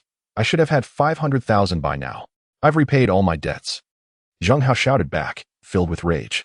After enduring Zheng Hao's outburst, Qin Dalong did not dare to speak further, especially with Qin Xiao glaring at him fiercely. He realized he had indeed encountered a formidable opponent. Qin Miao Miao, I will file for divorce with the court. From now on, we shall have no further ties. Zheng Hao declared vehemently. Zheng Hao, think carefully. Everything you have is thanks to me. If you divorce Miao Miao, how will your parents in the countryside survive? Qin Dalong could only resort to invoking Zheng Hao's parents. Upon hearing this, Zheng Hao clenched his fists. Although his life had been unsatisfactory these years, he always set aside a portion of his monthly bonus to send to his parents in the countryside. If he were to divorce, he would undoubtedly lose his job. Exactly. Zheng Hao, go ahead and divorce me. My father knows many people in Suzhou and Hangzhou. You won't find work afterward. Qin Miao Miao retorted angrily, covering her face. At this moment, Qin Xiao slowly stepped forward and said, Zheng Hao, I have another matter to discuss. My company is currently in need of a general manager. Come with me. With your capabilities, achieving a net worth in the billions will not be a problem. Upon hearing these words, Zheng Hao was momentarily taken aback and responded. A company? Brother Qin has started a company? I am the chairman of Tianhui Building now, Qin Xiao replied calmly. At this revelation, both Qin Miao Miao and Qin Dalong were utterly stunned. The chairman of Tianhui Building is actually Qin Xiao? When did he become the chairman? No wonder he is so wealthy. Brother Qin, you vanished for such a long time. How did you suddenly become the chairman? Zheng Hao asked, astonished. This is a long story, which I will explain to you later, Qin Xiao said, adding, come on, you can do whatever you desire from now on. Women will want for nothing. I believe in you, Brother Qin. Zheng Hao nodded vigorously. Qin Xiao smiled faintly, knowing that now with the general manager in place, he would have a trustworthy person to help manage Tianhui Building. Zheng Hao, don't leave. I was wrong. I truly made a mistake. I beg you to forgive me. Upon hearing that Qin Xiao was the chairman of Tianhui Building and intended to promote Zheng Hao to general manager, Qin Miao Miao became frantic. Tianhui Building holds far more potential than the small Star City real estate. Shameless. Zheng Hao angrily retorted and then followed Qin Xiao out of the room. Watching Zheng Hao depart without looking back, Qin Miao Miao was filled with immense regret, crying hysterically, but it was too late for tears. Qin Dalong was equally stunned. Unable to regain his composure, no amount of regret could salvage the situation. As Zheng Hao exited Star City real estate, he threw his head back and laughed heartily. Haha, I am finally free. I am finally free. No longer will I endure the indignities of that family. What a relief. Observing Zheng Hao's exuberant laughter, Qin Xiao felt genuinely happy for his dear friend, for in this city, he had but one true friend. Tonight, we shall drink until we cannot anymore, Qin Xiao said, wrapping his arm around Zheng Hao's shoulder with a smile. All right. Zheng Hao nodded firmly. Just then, Qin Xiao's phone rang. It was Xiao Lan. Hello, Qin Xiao answered. Qin Xiao, have you purchased the gift for Grandma? Xiao Lan inquired. I just bought the shop and was about to prepare for it, Qin Xiao replied. Good, we will go to Grandma's house first thing tomorrow morning, Xiao Lan said. Okay. Qin Xiao responded before hanging up. He prepared to select a gift for his grandmother. Chapter 85, Jade Guanyin Zheng Hao. Accompany me to a place, Qin Xiao stated. All right, I'll go get the car, Zheng Hao replied as he walked towards his Volkswagen Santana. The two left Star City Real Estate and headed to the largest jade shop in Suang, as Qin Xiao intended to purchase a jade Buddha as a gift. Xiao Lan's grandmother, Li Xiao, in her 70s, has devoted her life to Buddhism, practicing to an extraordinary degree, reciting scriptures and praying for blessings daily. Perhaps due to her faith, Li Xiao is very kind-hearted. Whenever she sees Qin Xiao, she always takes his hand to chat. After all, Xiao Lan was raised by Li Xiao, and under her influence, Xiao Lan has become exceedingly virtuous and graceful, far surpassing her sister Xiao Qing. Qin Xiao expressed his deep gratitude towards Li Xiao for nurturing such an understanding wife for him. Therefore, the gift he intended to present could not be modest. Brother Qin, what brings us to the jade shop? Zheng Hao inquired, gazing down the street. To purchase a piece of jade, let us proceed. Qin Xiao replied as he entered the establishment. The jade shop was situated on a bustling street lined with dozens of stores dedicated to the sale and customization of jade artifacts. Qin Xiao made a beeline for the largest store, known as Guyugu. This venue was famously renowned in Suzhou and Hangzhou. especially for its bespoke Buddha statues and jade pieces, much favored by affluent patrons. Upon entering the shop, an elderly gentleman clad in work attire and sporting reading glasses emerged. "Gentlemen, what may I assist you with?" he inquired. This gentleman was Lu Dongsheng, the owner of Guyugu, celebrated far and wide as a master sculptor whose craftsmanship rendered jadeite figurines remarkably lifelike. Anyone of social standing would undoubtedly recognize him. In a previous life, Qin Shao had commissioned a jade mountain piece from him. "I wish to customize a guanyin statue," Qin Shao stated. "Very well, what dimensions do you desire?" Lu Dongsheng assessed Qin Shao, his extensive interactions with the elite allowing him to discern Qin Zhao's refined demeanor at a glance. "If possible, I would like it to be under 1 meter, including a lotus pedestal," Qin Shao replied. At this moment, Zheng Hao, standing nearby, was astonished. "A jade statue of 1 meter? How exorbitantly priced that must be." "Certainly, a month from now, you may collect it," Lu Dongsheng responded. "Master Lu, do you have any in stock?" "I am in urgent need," Qin Shao prompted. "Haha, sir, you jest. Who would order a 1 meter jade statue unless for a temple? There is certainly no stock available. I am among the fastest sculptors in this trade. Yet crafting a statue of that size, even with the assistance of my apprentices, would take no less than half a month," Lu Dongsheng remarked with a chuckle.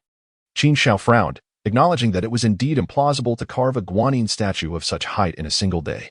Then, 1 meter or 1 meter would suffice, he suggested. "I do have a guanyin statue, which was previously commissioned but the client unexpectedly cancelled. It stands at 1 meter and does not include a lotus pedestal. Would that be acceptable?" Lu Dongsheng offered. "Then let us add a lotus pedestal. Given Master Lu's skill, crafting one in a day should be feasible, correct?" Qin Shao smiled. Surprised by this remark, Lu Dongsheng paused and asked, "Sir, it seems we are not acquainted. How do you know me so well?" "Haha, who does not know the illustrious name of Master Lu?" Qin Shao replied with a grin. "Very well, let us proceed with the lotus pedestal. It will be delivered tomorrow at 9 in the morning, Lu Dongsheng agreed, amused. With his speed and the help of his apprentices, crafting a lotus pedestal overnight would indeed be a simple task. "All right, I would like to see the guanyin statue first," Qin Shao stated. Of course, Lu Dongsheng nodded, then walked over to a jade piece covered with a dust cloth and gently removed it. Instantly, a lifelike guanyin statue, standing at 1 meter and holding a jade, came into view. Upon seeing it, Qin Shao could not help but marvel. The master's sculpting technique was nothing short of exquisite. The exquisite guanyin statue, crafted from pure jade, embodies the essence of perfection, truly reflecting the phrase flawless white jade. Observing this, Zheng Hao hurriedly approached, clasping his hands in reverence, and inquired, "How much for this guanyin?" "Including the lotus pedestal, it is 25 million. But a deposit of 5 million is required first," replied Lu Dongsheng. Zheng Hao gasped in astonishment, exclaiming, 25 million. Goodness, that is exorbitantly priced. However, for Qin Shao, this was undeniably a worthy investment. After all, if it brought joy to his grandmother, the cost was of little concern. "Let us proceed with the payment," Qin Shao stated, producing his bank card. It must be said that spending money was remarkably effortless for him. Having spent 400 million on commercial properties, he was now disbursing 25 million with ease. Money, to Qin Shao, was the simplest thing to earn, so he remained unperturbed. Zheng Hao stood in awe, marveling at his friend's extravagant display. It seemed as if, to Qin Shao, money was merely a sequence of digits. Having promptly paid the deposit, Qin Shao departed with satisfaction. He eagerly anticipated the celebration of his grandmother's birthday the following day, where Xia Lan would unveil the statue before all their relatives and friends. Qin Shao was confident that not only would his grandmother be overjoyed, but Xia Lan would also find immense satisfaction in proving herself to their relatives, especially considering how she often felt belittled during past celebrations. After concluding the transaction, Qin Shao and Zheng Hao prepared to return to Tianhui Building, where he would assume the role of general manager. Following their departure, Lu Dongsheng began instructing his apprentices to craft the lotus pedestal. At that moment, two individuals entered the shop, a fashionable woman in her 50s and an elderly lady leaning on a cane. Though the grandmother was over 70 and frail, her face, lined with wrinkles, radiated warmth and kindness. As the saying goes, true beauty lies in the soul, and time does not diminish the allure of a beautiful spirit. She must have been a stunning beauty in her youth. This was indeed Xia Lan's grandmother, the Xiao, from whom Xia Lan had inherited her looks. "Is the owner busy?" inquired Zhang Xiuji as she stepped inside. Not at all, ladies. What can I assist you with? Responded Lu Dongxing. I would like to purchase a jade guanyin pendant, Zhang Xiuji expressed. The pendants are at the counter. Please take a look. Lu Dongxing gestured to the display. Li Xiu gazed at the array of jade pendants, initially finding them appealing, but upon seeing the prices, she remarked, Xiuji, these small pendants cost several thousand. Let us not overspend. Let us find another shop. Mother, don't be so modest. This antique jade pavilion is quite renowned, and there is a reason for the prices. It's only a few thousand. If you like it, that's what matters, Zhang Xiuji replied as she began to browse. However, as she continued to look, Zhang Xiuji noticed a striking guanyin statue standing at a height of 1.65 meters. Taken aback, she exclaimed, why is this guanyin so large? It must cost a fortune. Li Xiu, equally captivated by the lifelike statue, instinctively set down her cane and approached, kneeling in reverence. It is 25 million, but it has already been reserved. Lu Dongxing informed them. I was merely inquiring. Even if it were available, I could never afford it, Zhang Xiuji replied with an awkward smile.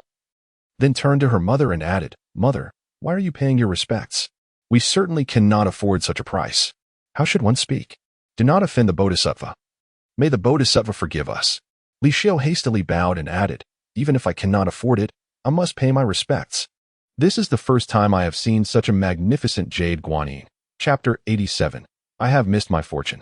After leaving the ancient jade pavilion, Qin Shao hurried to the Tianhui building in Zheng Hao's car. Zheng Hao, glancing at the rearview mirror at Qin Shao in the back seat, remarked, Brother Qin, I forgot to ask you earlier at the Xingxing real estate. What made you suddenly consider purchasing a shop on West City Old Street? That place is merely a wasteland. Overpriced, and no one wants it. In response to Zheng Hao's words, Qin Shao smiled, saying, There is a reason for my purchase. I have heard through the grapevine that in a few years, high-speed rail will be constructed there. Once the elevated railway replaces the old tracks, West City Old Street is bound to flourish once more. Upon hearing this, Zheng Hao was momentarily taken aback and asked, Is that true? Why have I not heard of it? I often keep an eye on news about renovations. It must be true, Qin Shao replied. If you knew, then what would be the point of your rebirth? After pondering for a moment, Zheng Hao suddenly said, Brother Qin, now that you mention it, I seem to recall that they have been constructing an elevated railway in the suburbs of Suzhou and Hangzhou recently. Qin Zhao's expression turned to one of astonishment. What? They are already building an elevated railway in the suburbs of Suzhou and Hangzhou? This confuses me. Why did it take over a year in my previous life for it to be completed? With China's reputation for rapid infrastructure development, that pace should not be so slow. Indeed, Zheng Hao continued, but I heard it has not been going smoothly. The pillars cannot be stabilized, and there have been frequent fatalities. If the issue cannot be resolved, they will likely have to plan around the river, so delays are to be expected. Zheng Hao, your words are crucial. Qin Shao suddenly awakened to the implications. Zheng Hao was puzzled. Qin Shao, in disbelief, realized that Luan had called in the previous night, seeking assistance with the elevated railway issue. However, Luan had not been clear, merely mentioning the need to build a bridge. And Qin Shao had assumed it was an ordinary bridge. If he could resolve the issue with the unstable pillars, that would expedite the construction of the elevated railway significantly.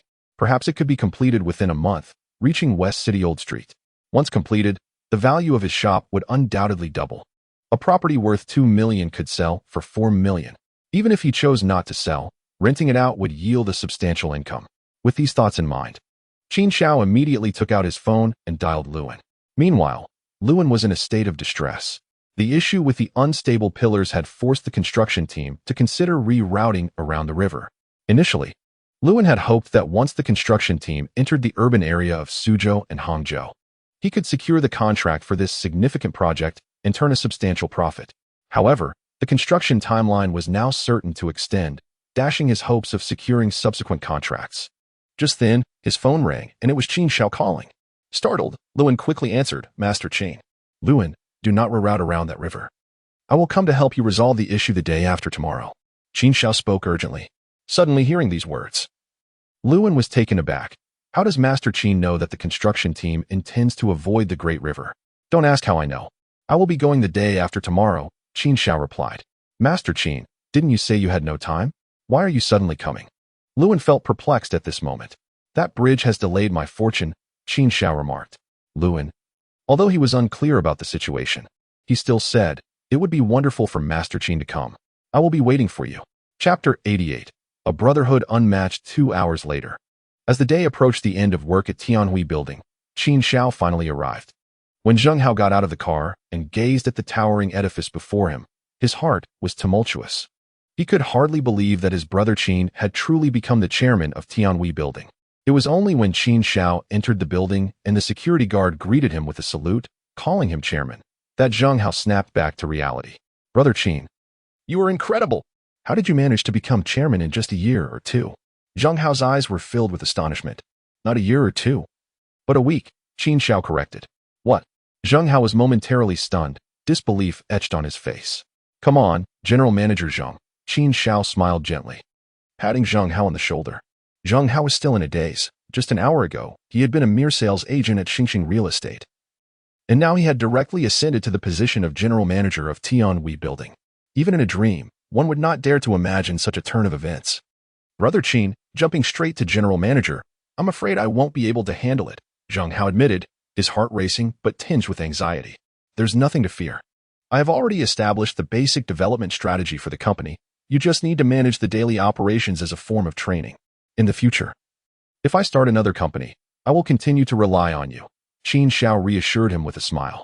Hearing this, Zheng Hao's eyes brimmed with tears as he nodded. "Brother Qin, thank you. What are you thanking me for? These are all things you deserve," Qin Shao replied. As the saying goes, adversity reveals true friendship. Zheng Hao, being Qin Zhao's only brother in Suong, shared a bond that was incomparable to any other. After all, Zheng Hao had lent a helping hand multiple times during Qin Zhao's most difficult moments. For this alone, Qin Shao felt he owed Zheng Hao much. Awaiting Zheng Hao's arrival at the office, Xia Lan was organizing documents when she caught sight of him and asked, "Is that you, Zheng Hao?" "Sister-in-law." Zheng Hao greeted with a smile. "From today onwards, Zheng Hao is the general manager of Tianhui Building," Qin Shao said slowly. Upon hearing this, Xia Lan was momentarily taken aback, then smiled. "Is that so? That's wonderful. The company is in need of management. I hardly know anything and have to deal with so many documents every day. With Zheng Hao's help, it will be much easier." Xia Lan's words filled the still somewhat reserved Zheng Hao with immense gratitude. "Sister-in-law, you and brother Qin are truly wonderful. It makes me feel a bit uneasy." Xia Lan chuckled and said, "Look at what you're saying. A few years ago, your brother Qin was at loose ends, unable to even afford little Yi's milk powder. You always lent him money whenever he came to you. Isn't it only right that you were treated well?" "You're too kind, sister-in-law," Zheng Hao replied with a smile. "Knock, knock, knock." At that moment, Li Yi stood at the door, gently knocking and announcing, "Chairman, here is the advertising contract we plan to launch soon. Please sign it." Originally, it was Xia Lan's responsibility to deliver the contract, but since she was still unfamiliar with the duties of a secretary, Li Yi temporarily took her place. "Li Yi, you're just in time. Please take Zheng Hao to the Human Resources Department to appoint him as the general manager," Qin Shao remarked while accepting the contract. "All right. I will take care of it," Li Yi nodded. "Zheng Hao, please make yourself at home," Qin Shao instructed. "Understood, brother Qin," Zheng Hao replied, nodding in agreement. Once the two departed, Xia Lan approached Qin Shao and inquired, "Qin Shao, what about the gift you bought for Grandma? Let me have a look." "It's ready. But it's a custom piece, so you won't be able to see it until tomorrow," Qin Shao replied. "Custom? Tomorrow?" Xia Lan paused, then continued, "What is it? A pendant? A bracelet?" Chapter 89. Old memories. Seeing Xia Lan's curious expression, Qin Shao chuckled, settling into the executive chair as he signed the contract. "I can only tell you it's jade. You can guess the rest." "I know. It's a jade Buddha, but you should return it," Xia Lan suddenly said. "Why would I return it after paying the deposit?" Qin Shao responded. "Xia Qing just came by and mentioned that mother took grandma to buy a gift today as well, a pendant of jade guanine. If you also bought a pendant, wouldn't that be redundant?" Xia Lan remarked. Qin Shao smiled, reassuring her, "Do not worry. It is impossible for them to be identical, especially here in Suzhou and Hangzhou, where it is exceedingly difficult to find replicas." Hearing this, Xia Lan grew even more curious. She walked behind Qin Shao, massaging his shoulders and asked, "What is it? Just tell me. I am so eager to know." "It is a jade guanine, worth a fortune," Qin Shao divulged. "I thought it was something surprising. Knowing that Grandma is a devout Buddhist, everyone is buying Buddhist statues." Xia Lan immediately lost interest. Everyone is buying Buddhist statues? Qin Shao inquired, surprised. Xiaolan explained. Aunt is the wealthiest. She bought a golden Buddha for over 200,000. Second aunt purchased jade Buddha beads for 50,000. Mother, worried about being outdone, took grandma shopping today. You know how competitive aunt and second aunt are. If her purchase is inferior, who knows what they would say. Rest assured, their total cannot even compare to my leftover scraps, Qin Shao assured her. Aunt and second aunt are named Zhang Pingping and Zhang Lily, respectively. The only impression Qin Shao had of them was their sharp tongues and pettiness. What lingered in his memory the most was the last birthday celebration for grandma, where they incessantly criticized the gift Xiaolan had given, which was financed by borrowed money. Zhang Pingping had remarked, Xiaolan, you were raised by grandma. You're like her daughter. Is this the best you can do? How shabby. Zhang Lily had added, such a waste of raising you. Saying this in front of many relatives and friends had made Xiaolan wish to disappear. Were it not for grandma's kindness in always defending Xiaolan, she would have been driven to tears. Qin Shao had remained silent, yet he too faced their ridicule, being dismissed as an outsider unworthy of a voice. Ultimately, their bias against him was palpable. What was initially a delightful birthday celebration turned into a source of discontent for all attendees. In truth, Zhang Xiaoji did not harbor such animosity towards Qin Shao at the onset. After all, she had previously lent him money without hesitation. It was merely the influence of her two sisters that had rendered her so acerbic towards him. This situation became a source of distress for Xiaolan, who felt a pang of discomfort every time she encountered Zhang Pingping and Zhang Lily, who averted their gazes in embarrassment.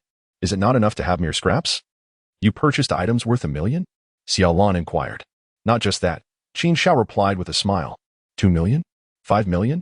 Xiaolan observed Qin Shao shaking his head and immediately covered her mouth in astonishment, exclaiming, please do not tell me it's 10 million. Far from it, Qin Shao responded. Xiaolan was taken aback by his words. What kind of pendant could possibly be valued at over 10 million?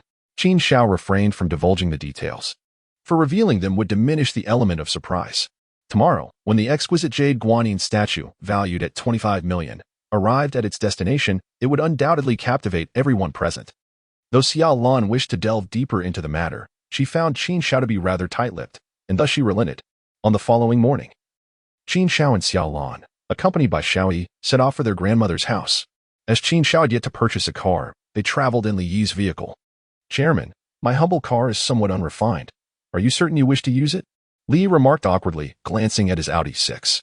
It's merely a means of transportation. It matters not, Qin Shao replied, adding, we are not at the company, so there's no need to address me as chairman.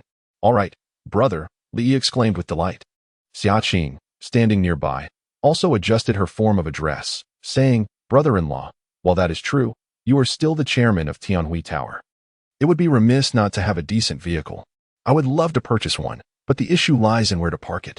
I shall consider acquiring a car once I am settled into a proper residence, Qin Shao explained.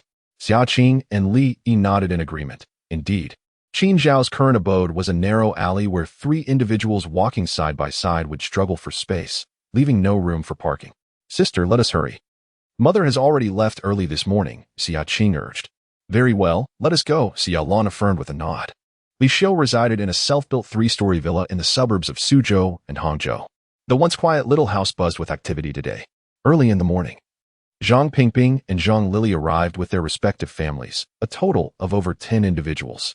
Each person was impeccably dressed, the men in tailored suits resembling successful business figures, while the women, regardless of age, wore exquisite makeup, presenting themselves as members of high society. Lily, this Xiaoji is utterly unreasonable. She clandestinely prepared gifts for Mother yesterday. Despite our agreement to surprise her together today, lamented a woman with a mole at the corner of her mouth, clearly expressing her dissatisfaction. This woman was the eldest sister among the trio, Zhang Pingping. I had anticipated this. Surely, the gifts she bought cannot compare to ours. And she feels embarrassed to present them in our presence, remarked another woman of somewhat ample stature, who was none other than Zhang Lily. Upon hearing this, Zhang Pingping nodded and remarked, so that is the case. Among us 3 sisters, the youngest has fared the worst. Years ago, she divorced, taking her 2 daughters with her. The elder daughter, Xiaolan, married a good-for-nothing, idling away his time, while the younger daughter, Xia Qing, at least found a fiancé who is a deputy manager. Zhang Lily quickly chimed in. Indeed, during our mother's last birthday, I was quite infuriated. Just think, our mother at her age raised Xiaolan, and yet Xiaolan shows no gratitude whatsoever. Every time she visits, just look at the meager gifts she brings. It's truly disheartening. What else more? Do you remember a few years ago when our mother secretly gave Xiaolan 30,000? Now, as our mother's health declines, who will care for her but us sisters? Why should she give money to an ungrateful niece? The displeasure was evident on Zhang Pingping's face. Their grievances towards Xiaolan primarily stemmed from financial concerns. After all, Li Xiao had no son and would inevitably rely on her daughters for care in her old age, making it essential for them to retain any wealth. It should be noted that Zhang Pingping and Zhang Lily's extravagant gifts of several thousand for a Buddha statue were motivated by their anticipation of inheriting Li Xiao's three-story villa. Once the area undergoes redevelopment, it could yield several million in compensation. As they conversed, they arrived at the doorstep of their home. At that moment, Zhang Xiaoji hurried out to greet them, saying, "Eldest sister, second sister, you've arrived." Chapter 91. Sardonic Mockery. Ah, when did you arrive, Xiaoji? I thought you hadn't made it yet. Zhang Pingping feigned a benevolent smile. I came early. Mother is in the back room engaged in her prayers. She will be out shortly. Please come inside, Zhang Xiaoji replied with a smile. The group then trickled into the house. However, upon entering, Zhang Pingping surveyed the surroundings and inquired, "Xiaoji, why haven't Xiaolan and Xiaqing arrived?" Their grandmother's birthday is an occasion that requires their presence. Upon hearing her elder sister's words, Zhang Xiaoji quickly responded, "Xiaqing is on her way. She is caught in traffic due to the rush hour." Oh, and what about Xiaolan? Zhang Pingping pressed on. At the mention of Xiaolan, Zhang Xiaoji hesitated, unsure of how to respond, as she had not informed Xiaolan at all. After all, during the last birthday celebration for Li Xiao, Xiaolan had embarrassed herself in front of numerous relatives and friends, leaving Zhang Xiaoji feeling humiliated. Nevertheless, when pressed, Zhang Xiaoji could only fabricate an excuse, stating, "Xiaolan is busy with work and could not take leave." This excuse was rather absurd, after all. Xiaolan was raised by their mother and was practically a daughter herself. Oh, how could she not make an appearance for her grandmother's birthday? Not even bringing a dish to share? Zhang Lily immediately began to voice her disdain. Faced with the scornful remarks from her two elder sisters, Zhang Xiaoji did not defend her daughter, but instead said, "Eldest sister. Second sister, please do not be angry. I will speak to her when I return. It is indeed a bit unreasonable. However," she added, "Xiaqing is on her way. And Li knows that our grandmother's birthday celebration involved a gift worth 20,000. Upon hearing this, the expressions of Zhang Pingping and Zhang Lily softened somewhat. Look at Xiaqing. She too was raised by grandmother and still knows how to show filial piety, Zhang Pingping remarked. Indeed, that girl Xiaqing has become quite sensible. And Li possesses remarkable abilities. I find myself relying on her. Whenever Zhang Xiaoji mentions Xiaqing and Li, a smile graces her face without interruption. As the group entered the room, their eyes were drawn to a Buddhist painting adorning the main hall's wall, accompanied by numerous statues of Buddha and a variety of prayer beads and wooden fish. It is evident that Li Xiao's devotion to Buddhism has reached an almost obsessive level. "Everyone's here. Please take a seat," Li Xiao said after concluding her prayers, her gaze falling on her daughters who had brought their families along, and her smile widened. Having lost her partner many years ago, Li Xiao had lived alone for quite some time. This rare occasion of her birthday celebration, with the entire family gathered, naturally brought her immense joy. However, upon surveying the crowd, Li Xiao seemed to notice someone was missing. "Xiaoji, why haven't I seen Xiaolan and Xiaqing? Are they not here yet?" she inquired. Upon hearing Xiaolan's name, Zhang Pingping promptly responded, "Mom, Xiaqing is on her way. But you need to worry about Xiaolan. She definitely won't be coming today." Li Xiao's expression shifted to one of concern. "What is the matter? Is something wrong with Xiaolan? She mentioned she was busy and couldn't take leave. Honestly, how could she miss her grandmother's birthday?" Zhang Pingping replied, her face reflecting displeasure. Upon hearing this, disappointment washed over Li Xiao's face, yet she replied, "Xiaolan is under a lot of pressure, and she has to take care of Xiaoyi. It's all right. I will visit her when I can." "Mom, what are you saying? She doesn't even come to celebrate your birthday, and you still wish to see her?" Zhang Pingping retorted, visibly dissatisfied. Li Xiao understood the personalities of her daughters. None of them mirrored her own disposition. With a sense of resignation, she said, "You both, as aunts, should be more understanding of the younger generation. Xiaolan is having a tough time. If we can lend her a hand, we should." Just as Li Xiao finished speaking, a car pulled up outside, and Qin Shao and his companions disembarked, making their way towards the small villa. Chapter 92. Gift-giving. Initially, Li Xiu felt disheartened by Xia Lan's absence, but suddenly, four individuals approached from outside. As Qin Shao's group arrived at the villa, Xia Lan was the first to enter, greeting warmly. Grandmother. Li Xiu, who had been feeling sad about Xia Lan's absence, was overjoyed to see her. Xiao Lan is here. And Xiao Yi too. Great-grandmother. Xiao Yi exclaimed, rushing towards Li Xiu.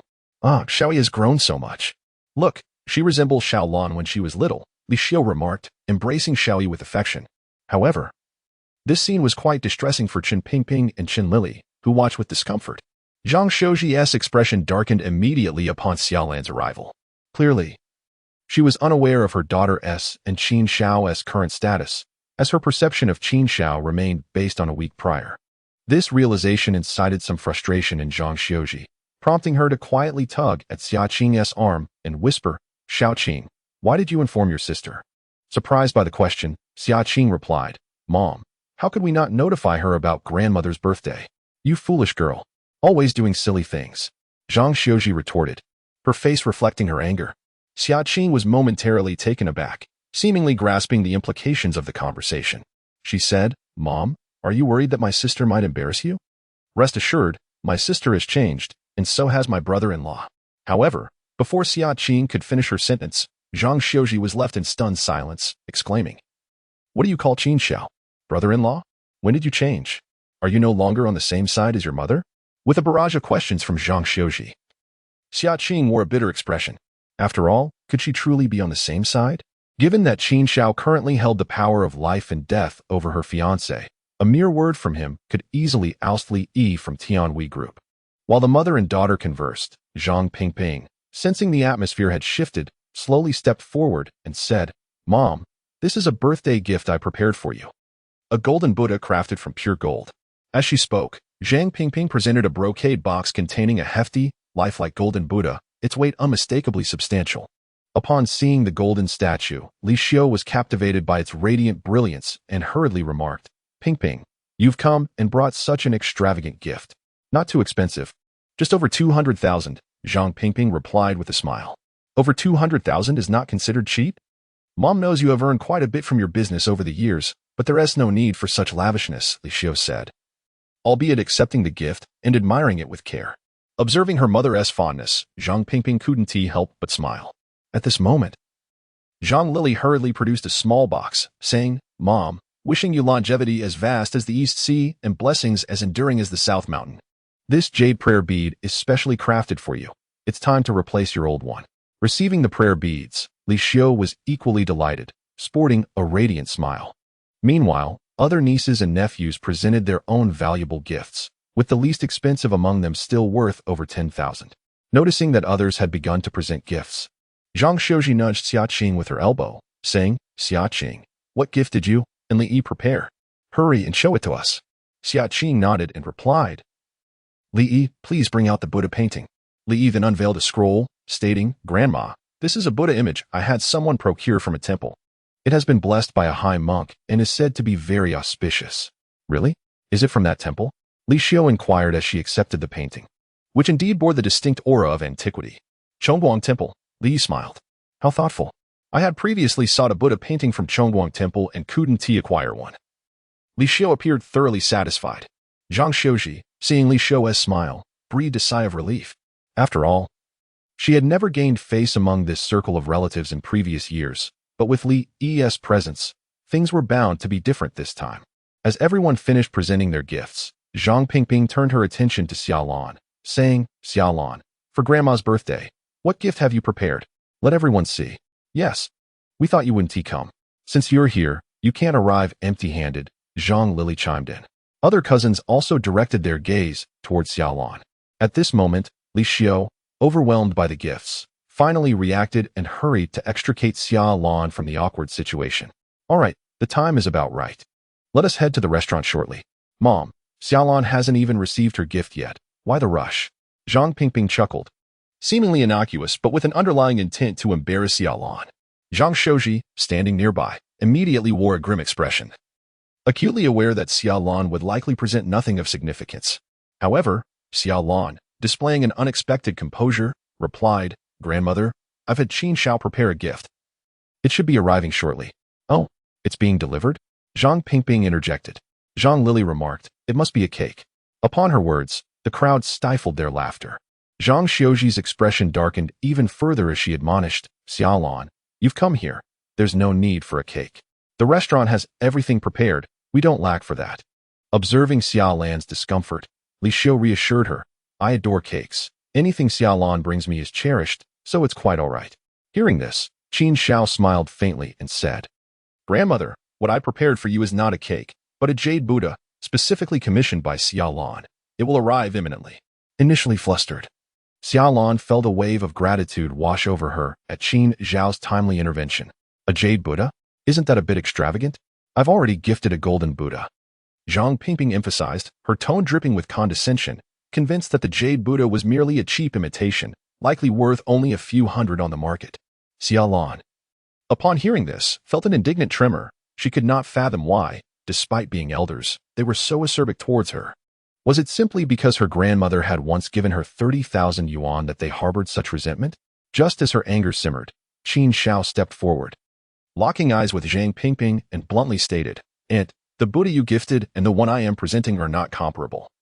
Perhaps it would be wise for you not to draw attention to it, lest you find yourself embarrassed later." The moment Qin Shao uttered these words, not only did Zhang Pingping stand frozen in disbelief, but the onlookers also wore expressions of shock. Even Zhang Xiuji, her face pale, could hardly believe what she had just heard. How could Zhang Pingping possibly be embarrassed? After all, she had given a golden Buddha valued at 200,000. Was it possible that Qin Zhao's gift was worth 500,000? What? You suggest I would be embarrassed? Oh dear, this has truly startled me. Now I must see what kind of Buddha you have, Zhang Pingping scoffed, her skepticism evident. At this moment, Li Yi and Xia Qing exchanged glances, both wearing expressions of resignation, realizing that Qin Shao was no longer the same individual he once was. Perhaps the gift arriving shortly would indeed be a golden Buddha worth 1,000,000. Chapter 94. The arrival of the birthday gift. Just as Qin Shao glanced at the time, his phone rang. "Hello, is this Mr. Qin?" A male voice inquired. "It is I," Qin Shao responded. "The jade Buddha you ordered has arrived at the designated location. Please come out to receive it," the man announced. The call was none other than the delivery service from Guyugu. "All right, I shall step out now." Qin Shao concluded the call and turned to Li Xiu, saying, "Grandma, your congratulatory gift has arrived. Let us go outside and take a look." Upon hearing this, Li Xiu appeared somewhat puzzled, yet she rose with the assistance of Xiaolan and made her way towards the door. Zhang Pingping and the others hastily followed, eager not to miss anything. Upon reaching outside, they beheld a truck parked at the doorstep, with 8 robust loaders standing by, awaiting instructions. A mysterious object, shrouded in a dust cover, sat atop the heavy truck, exuding an air of intrigue. "Qin Shao, what have you sent me?" Li Xiu inquired, her curiosity piqued by the enigmatic item. Xiaolan, with wide eyes, mirrored her bewilderment. "Xiaolan, please help Grandma unveil it," Qin Shao smiled, regaining her composure. Xiaolan nodded eagerly and approached the truck, swiftly pulling off the dust cover. The moment she did, a wave of astonishment washed over their friends and relatives. Xiaolan gasped, covering her mouth, for before them stood an exquisite guanyin statue, nearly 1.8 meters tall, resting upon a lotus pedestal. This masterpiece, carved by the renowned Lu Dongsheng, was crafted using traditional hand-carving techniques, showcasing extraordinary artistry. The precision of the knife's angles, the weight of the hands, and the depth of the carvings all demanded the highest level of skill. Truly, the essence of craftsmanship is found in the minutiae, resonating like thunder in silence. This work of art seamlessly integrated painting, design, and sculpture into one elegant creation. Even Zhang Xiuji, who had always been critical of Qin Shao, was struck with profound awe upon encountering the jade guanyin. "My heavens, is this your birthday gift to me, Qin Shao?" Li Xiu exclaimed, her body trembling with excitement upon seeing the statue. Qin Shao replied with a smile, "It is a gift from Xiaolan." Meanwhile, Zhang Pingping, taken aback by the sculpture, remained in a daze for a moment. However, her jealousy quickly spurred her to react, declaring, "I thought it was something remarkable. This is merely a fake guanyin statue made of chemical white glue, worth perhaps 5,000. It can't compare to my golden Buddha. Indeed, look at that flawless white jade. Where could one find such a large piece of pure, natural jade? Clearly, it is a counterfeit." Zhang Lili chimed in immediately. As these words were spoken, the crowd of relatives and friends, already astonished, began to display scornful expressions and adopted a sardonic tone. They thought it was something extraordinary. They are truly trying to fool Grandma with fake jade. Exactly, such a large piece of fake jade is just taking up space in the house. I used to deal in stone materials. Even a rough piece of jade that size would be worth over 10 million. Clearly fake, authentication complete. Others chimed in. However, at that moment, Li Xiao noticed something distinctive about the jade guanyin and spoke up. Qin Xiao, did you purchase this from the ancient jade pavilion? Grandma knows about the ancient jade pavilion? Qin Xiao responded, slightly taken aback. How could Li Xiao not know? Just yesterday, Zhang Xiaoji had taken her to the ancient jade pavilion to buy a pendant, where they had even paid homage to this very guanyin statue. Chapter 95. A genuine surprise. Mother, do not heed his words. What is this ancient jade pavilion? It is not that I look down upon him. But can he truly afford anything from the ancient jade pavilion? Zhang Pingping exclaimed, clearly agitated. Indeed, mother, such treasures worth tens of millions are utterly unattainable. Zhang Lili vehemently denied. Upon hearing her daughters, Li Xiao's expression darkened with irritation. Am I incapable of discerning the truth? Just yesterday, Xiaoji took me to the ancient jade pavilion to purchase a statue of guanyin. I beheld it with my own eyes. Xiaoji? Is that true? Zhang Pingping responded, her disbelief evident as she glanced at Zhang Xiaoji, who wore a similarly astonished expression. Zhang Xiaoji regained her composure and asserted, it is indeed true. Mother and I have seen it. It is valued at 25 million. With Zhang Xiaoji's confirmation, the crowd finally shook off their bewilderment. Zhang Pingping had initially thought her gift of a golden Buddha was exceptional, yet in comparison to the 25 million guanyin, it paled in significance. In fact, the price of that single statue equaled the entirety of her family's assets. Qin Xiao, this is far too extravagant. I cannot accept it. Please return it. Li Xiao hastily interjected, realizing the enormity of the sum. 25 million is a figure that an ordinary family could never hope to attain in a lifetime. Grandmother, remember when Xia Lan faced difficulties and you provided her with 30,000? She has never forgotten and has often vowed to repay you when she is capable. Qin Xiao said with a smile. Oh, silly girl, grandmother asked for no repayment. Your well-being is sufficient, Li Xiao replied, her eyes brimming with tears. At that moment, Xia Lan stood speechless, overcome with emotion, tears welling in her eyes. She had never anticipated such a grand surprise from Qin Xiao, a gift worth over 20 million for her grandmother. Zhang Xiaoji, returning to reality, inquired, Xia Lan, where did you acquire such wealth? Did you win the lottery? Mother, how could she possibly win the lottery? This is Qin Xiao's earnings, Xia Lan responded. Her revelation struck like a thunderclap upon the calm waters, sending ripples throughout the room. After all, in the eyes of their relatives and friends, Qin Xiao was merely a wastrel engaged in frivolous pursuits. Now, to suddenly be making money, tens of millions, no less, seemed rather implausible. Mother, I was just about to mention that brother-in-law's status has changed, Xia Qing chimed in. What has changed? Zhang Xiaoji queried. Brother-in-law is now the chairman of Tianhui Building, and my sister is his secretary. If you do not believe me, you may ask Li Yi, Xia Qing explained. With the words chairman of Tianhui Building, a visible tremor coursed through Zhang Xiaoji, her eyes wide with disbelief as they turned to Qin Xiao. Just days prior, he had been scrambling to repay her debts, and now he had transformed into the chairman of Tianhui Building, and he was the superior of the esteemed son-in-law, Li Yi, whom she often extolled. Li Yi. Is that true? You must not deceive mother. Zhang Xiaoji gasped in astonishment. Mother, what Xiaoqing said is entirely true. My brother is indeed remarkable.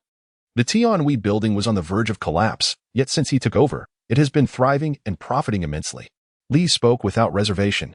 Zhang Xiaoji felt her head buzzing. In just a few moments, she had absorbed an overwhelming amount of information that was difficult to digest.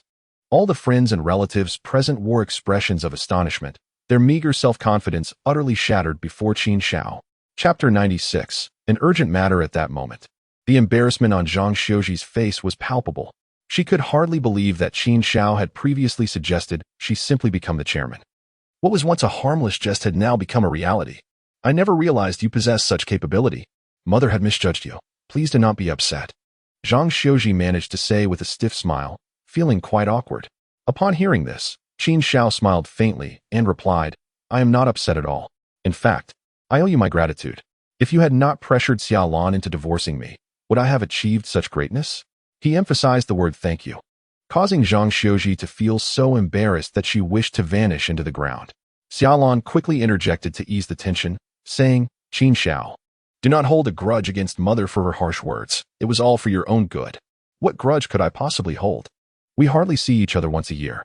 Besides, mother need not rely on us for her old age. There is always Li Yi, Qin Xiao said, glancing at Li Yi with a smile.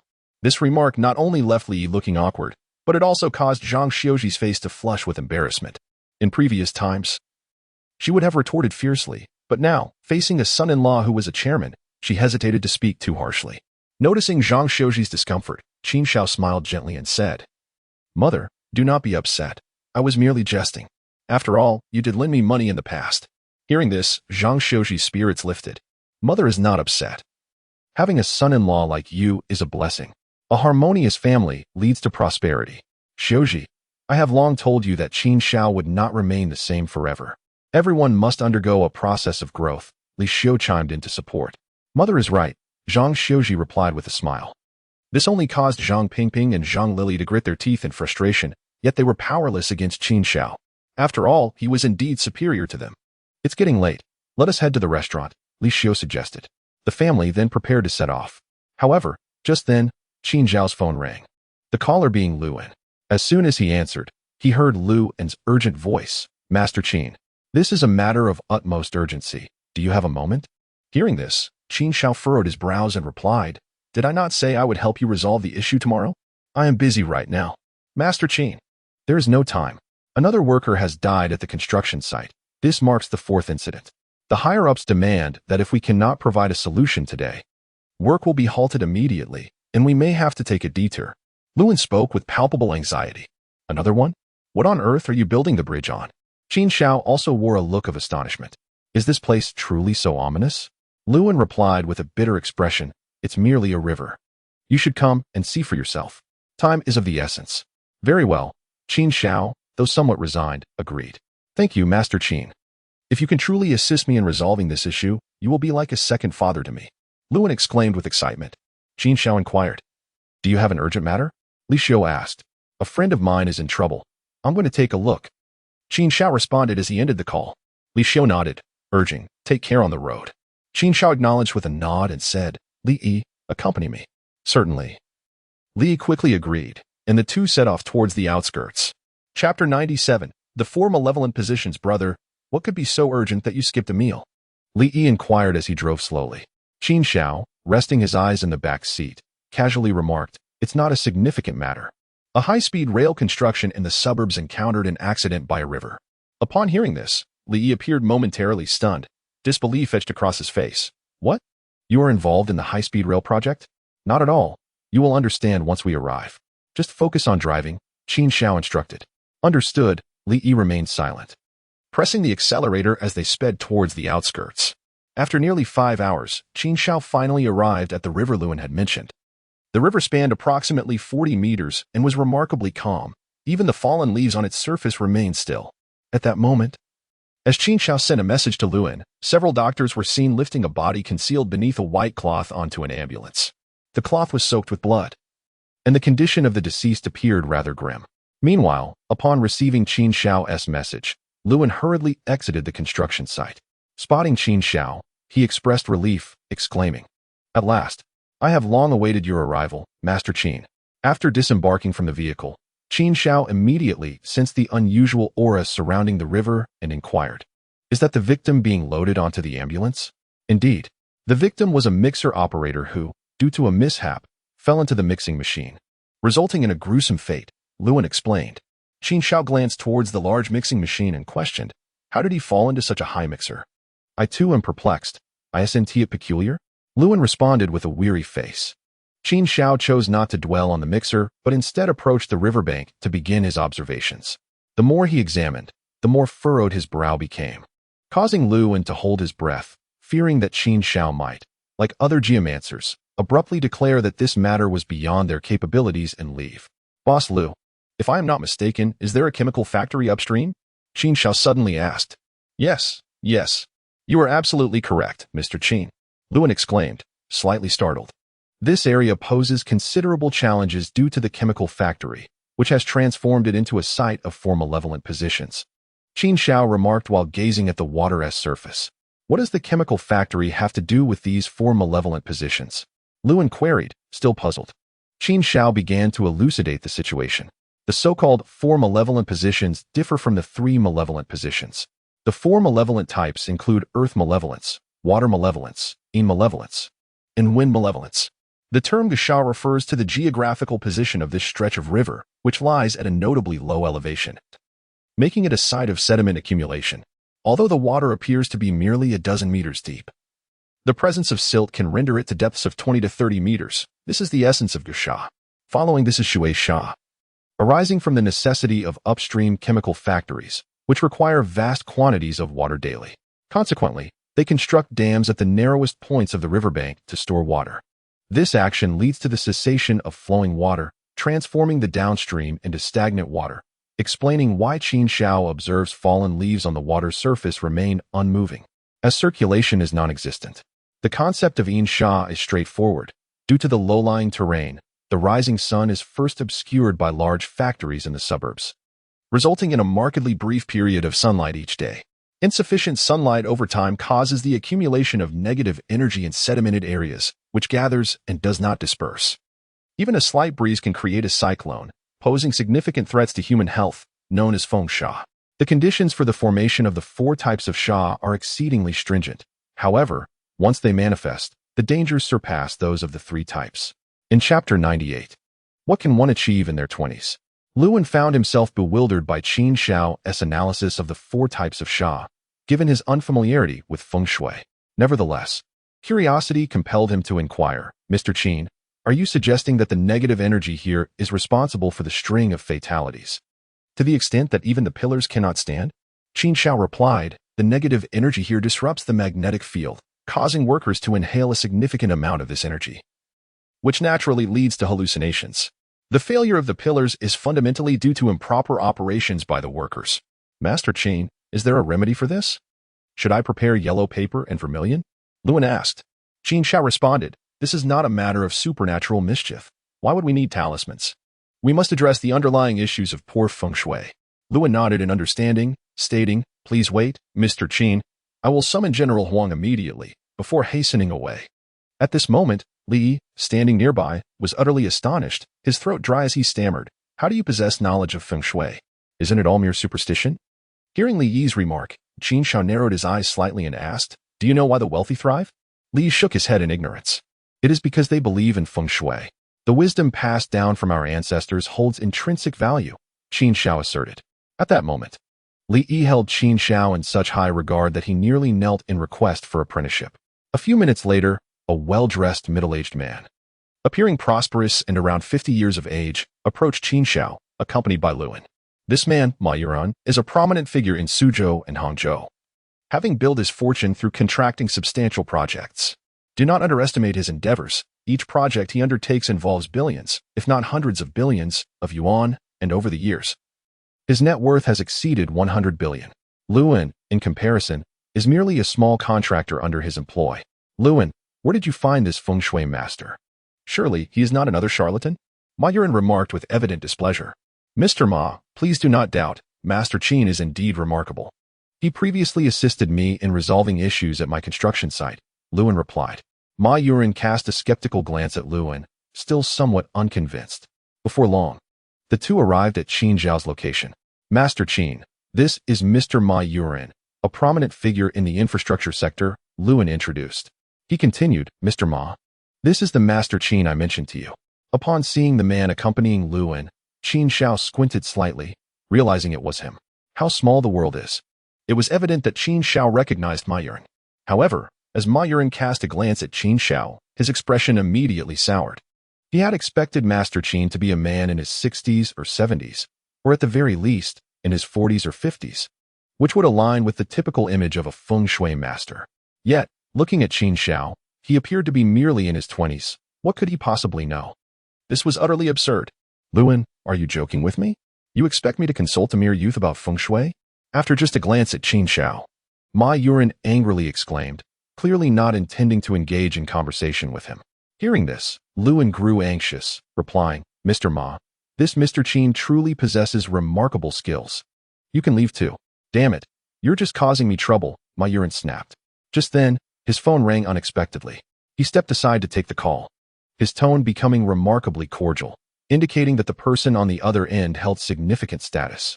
Observing this scene, Qin Shao smiled faintly, not feeling offended. After all, given his age and qualifications, it was natural for someone of Ma Yuan's stature, worth billions, to look down upon him. Not everyone has the discerning eye of Yu Yehua. Chapter 99. Playing the lute to a cow. Mr. Liu, it seems I have come here for nothing today, Qin Shao remarked with a smile, shaking his head. Ah, Mr. Qin, please don't take offense. Mr. Ma hasn't been educated for long and lacks sophistication. He has this temperament with everyone. Lewin hurriedly defended Ma Yuan. I am more familiar with Ma Yuan's temperament than you are. Otherwise, he wouldn't have faced setbacks, Qin Shao said with a slight smile. It was indeed Ma Yuan who had caused Qin Shao a loss of over 13 billion in his previous life, marking the most significant financial setback since his return after completing his studies. The root of this loss lay entirely in Ma Yuan's temperament. The adage better to offend a gentleman than to provoke a petty person was applicable here, as Ma Yuan had fallen victim to the latter's folly. In his past life, when Ma Yuan was in a foul mood, he went to a nightclub and clashed with a second-generation heir from Yinjing over a woman. Initially, the heir, having been unsuccessful, muttered a few words in frustration, but Ma Yuan misinterpreted it as an insult and, fueled by his fiery temper, ended up assaulting the heir. Enraged, the heir sought revenge, enlisting a few ruthless individuals and inflicted several stab wounds on the drunken Ma Yuan. Although he survived, he was left with severe aftereffects. In the following 2 years, Ma Yuan, burdened by illness, founded a joint venture, and an unsuspecting Qin Shao invested 130 billion. Little did he know that shortly after his investment, Ma Yuan succumbed to his old ailments. The 130 billion was subsequently absconded by Ma Yuan's partners. Calculating the time, it was clear that similar events would transpire that very evening. What? Mr. Qin, do you also know Mr. Ma? Lewin inquired curiously. Not exactly, Qin Shao replied. As Qin Shao conversed with Lewin, Ma Yuan, having just concluded a phone call, approached them and remarked, Kid, seeing how much Lewin trusts you, are you certain you can assist me in resolving this issue? Noticing the change in Ma Yuan's tone, Qin Shao understood that a significant figure from the recent call had pressured Ma Yuan to expedite the work. However, Qin Shao showed no inclination to indulge him and replied, I could have resolved it earlier, but now it is beyond my capacity. What do you mean? Are you mocking me? Ma Yuan's face contorted with anger. Qin Shao squinted slightly and said, Given your tone while seeking assistance, you deserve your misfortunes. Moreover, I can see the darkening of your brow. It is likely you will encounter peril tonight. Upon hearing this, Ma Yuan erupted, exclaiming, Damn it, Lewin, is this the master you recommended? He claims I am in danger tonight. With my status in Su and Hang, who dares to provoke me? If he wishes to read my fortune, he ought to inquire about my background. Recognizing the futility of the conversation, Qin Shao turned to leave, stating, Li Yi, let's go. Li Yi, taken aback, quickly followed suit. Lewin, witnessing the unfolding drama, felt a pang of despair. After all, Qin Shao was the only master capable of resolving the 4 malevolent positions. If he left, how could Lewin secure the project and prosper? Thus, Lewin hurried after him, imploring, Master Qin, please do not be upset. Moreover, since you mentioned that Mr. Ma may face danger tonight, he surely will not take it lightly. Leaning against the car window, Lewin continued, I spoke the truth. If he is not careful, he may be stabbed 6 or 7 times tonight. Let us see if he still dares to be obstinate. With a slight wave of his hand, Qin Shao instructed, Drive. Upon hearing this, Lewin stood frozen in disbelief. Tonight? Are you that precise with your timing? Chapter 100. A call from Mother. As he watched Qin Zhao's car depart, Lewin felt a sense of helplessness, for he had painstakingly managed to invite him. The success of his bid for the subsequent high-speed rail project depended entirely on whether this bridge could be constructed properly. Without Qin Zhao's assistance, how could it be achieved? He approached Ma Yuan and said, Mr. Ma, you should not have driven Master Qin away. If he were incapable, I would not have sought his help. Enough, you're just trying to deceive someone like me. I do not believe it, Ma Yuan replied dismissively, raising his hand slightly. Lewin persisted, By the way, Mr. Ma, Master Qin mentioned you might face danger tonight, which warrants caution. It is better to err on the side of belief. Let us not discuss this nonsense, Ma Yuan retorted, showing no concern. He then added, Come, let us go have some fun. I haven't been with a woman in ages due to all this. Initially, Lewin thought little of it, but after Qin Shao's warning, he grew more vigilant and suggested, Mr. Ma, would you like me to find a few people to accompany you? No need. I have bodyguards, Ma Yuan said, waving his hand as he began to depart. Watching Ma Yuan leave, Lewin took out his phone and sent a message to a few of his subordinates, instructing them to discreetly follow Ma Yuan for safety. Ever since Qin Shao had assisted him in resolving his troubles, Lewin had come to place immense faith in his words. Meanwhile, on the return journey, Qin Shao sat in the back seat, dozing off, having grown fatigued from a day of relentless activity. At this moment, Li Yi was still reflecting on the events of the day and inquired, Brother, we haven't accomplished anything today. Won't that greatly impact your purchase of the shop? Upon hearing this, Qin Shao slightly opened his eyes and replied, We've achieved half of it. It's not a problem. What?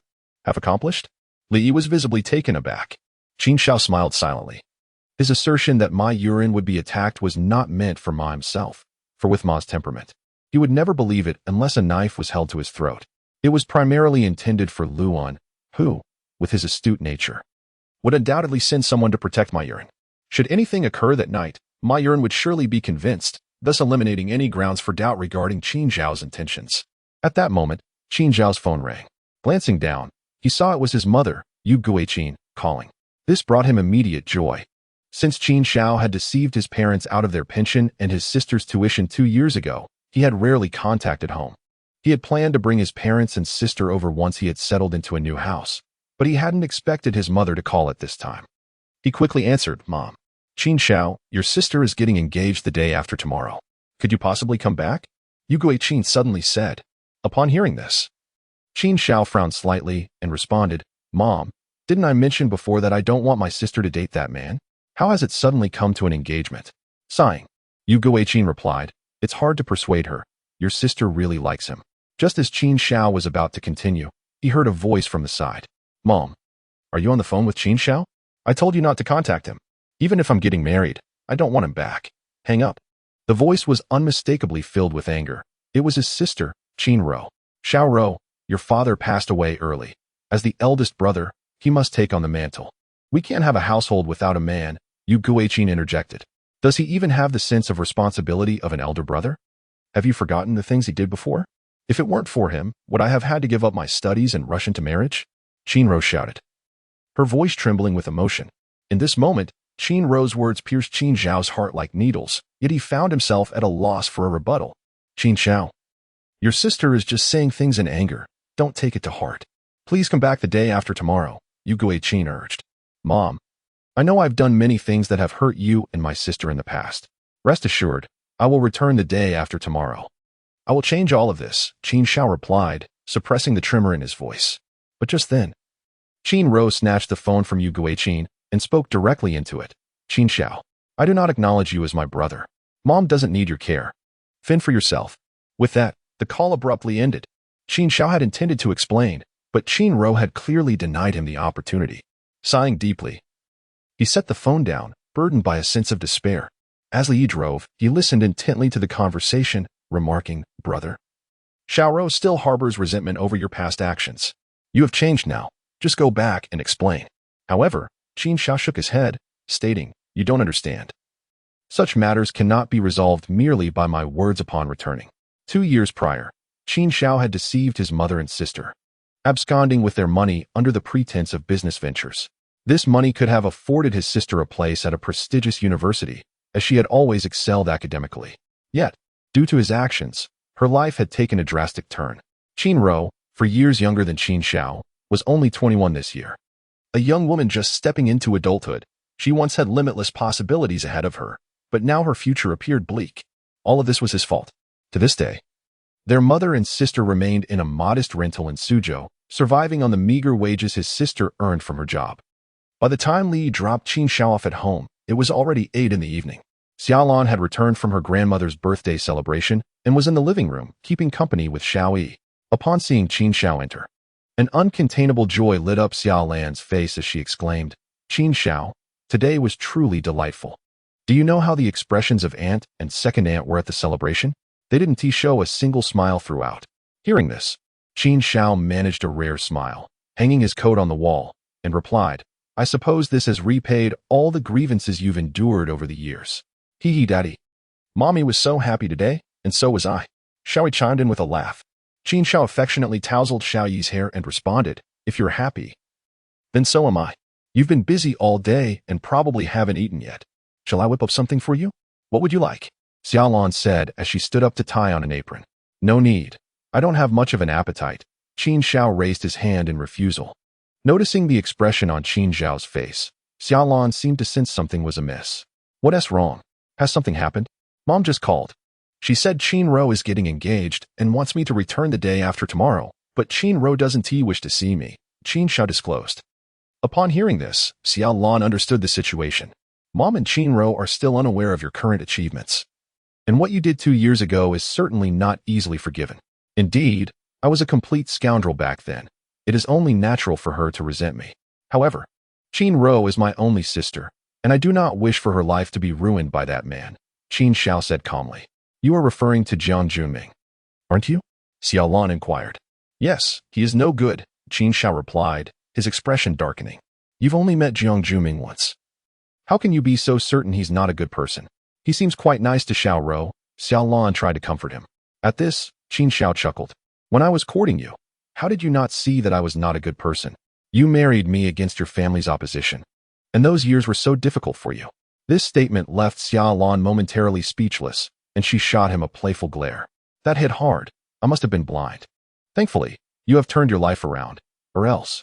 At this point, Xiaolan abruptly fell silent. Qin Xiao was acutely aware of the implications behind Xiaolan's words. Had it not been for his reformation, Xiaolan would undoubtedly have resorted to the river to end her life. However, such a fate was now averted. Thus, it can be said that men possess an innate understanding of one another. During courtship, everything seems splendid, yet post-marriage, the flaws in character become glaringly apparent, Qin Xiao remarked. Of course, Qin Xiao's perspective was not merely subjective. In his previous life, after Qin Ro married Jiang Junming, their union lasted less than a year before Jiang Junming's infidelity surfaced, culminating in his brutal treatment of Qin Ro. The repercussions extended to Yu Guiqin. And particularly after Qin Ro's pregnancy, Jiang Junming's cruelty persisted, ultimately leading to a miscarriage. This traumatic experience rendered Qin Ro mentally unstable. Even after Qin Xiao acquired wealth and brought both his mother and Qin Ro back, the scars of their past remained unhealed. It appears that upon your return the day after tomorrow, you must diligently attend to Qin Ro's emotional state, Xiaolan advised. Sighing, Qin Xiao replied, I feel rather fatigued. I shall take my leave for now. Very well, do rest, Xiaolan nodded in agreement. At 11 o'clock that evening, while Qin Xiao was sound asleep, the matters he had mentioned earlier began to unfold. Meanwhile, at a nightclub in Suzhou and Hangzhou, Ma Yuran, seeking distraction due to a foul mood, sat bloodied on the steps outside the establishment, his appearance a true testament to his disarray. Surrounding him were 6 or 7 young men, vigilantly guarding him. As Qin Xiao had predicted, Ma Yuran had ventured to the nightclub to seek amusement, only to clash with a wealthy heir from Yinjing over a woman. Although he had succeeded in his pursuit, the heir promptly summoned reinforcements, enlisting 3 ruthless men to strike while Ma Yuran was momentarily without protection during a restroom visit. Fortunately, Lewin had preemptively arranged for a few subordinates, who rushed to Ma Yuran's aid just as he sustained a cut to his face. Had they arrived any later, Ma Yuran would have borne far graver injuries than a mere scar.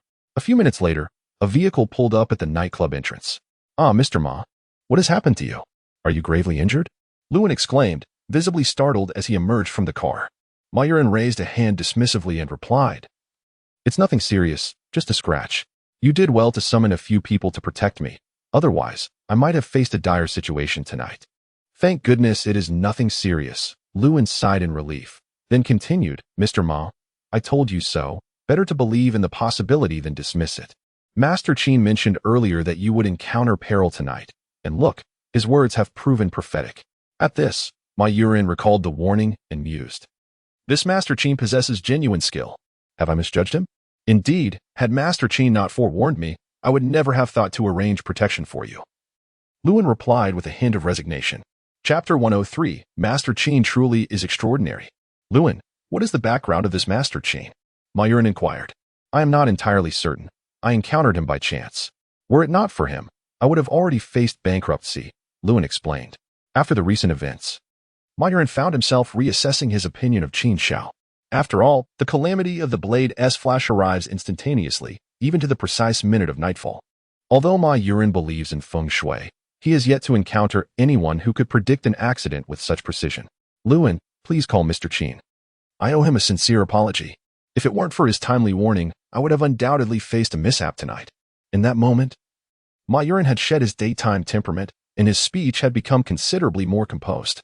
It's rather late now. Perhaps I should call Master Qin tomorrow morning, suggested Luan. Ma Yuan nodded slightly. Yes, it would be prudent to arrange a meeting with Master Qin. I have numerous inquiries to discuss with him.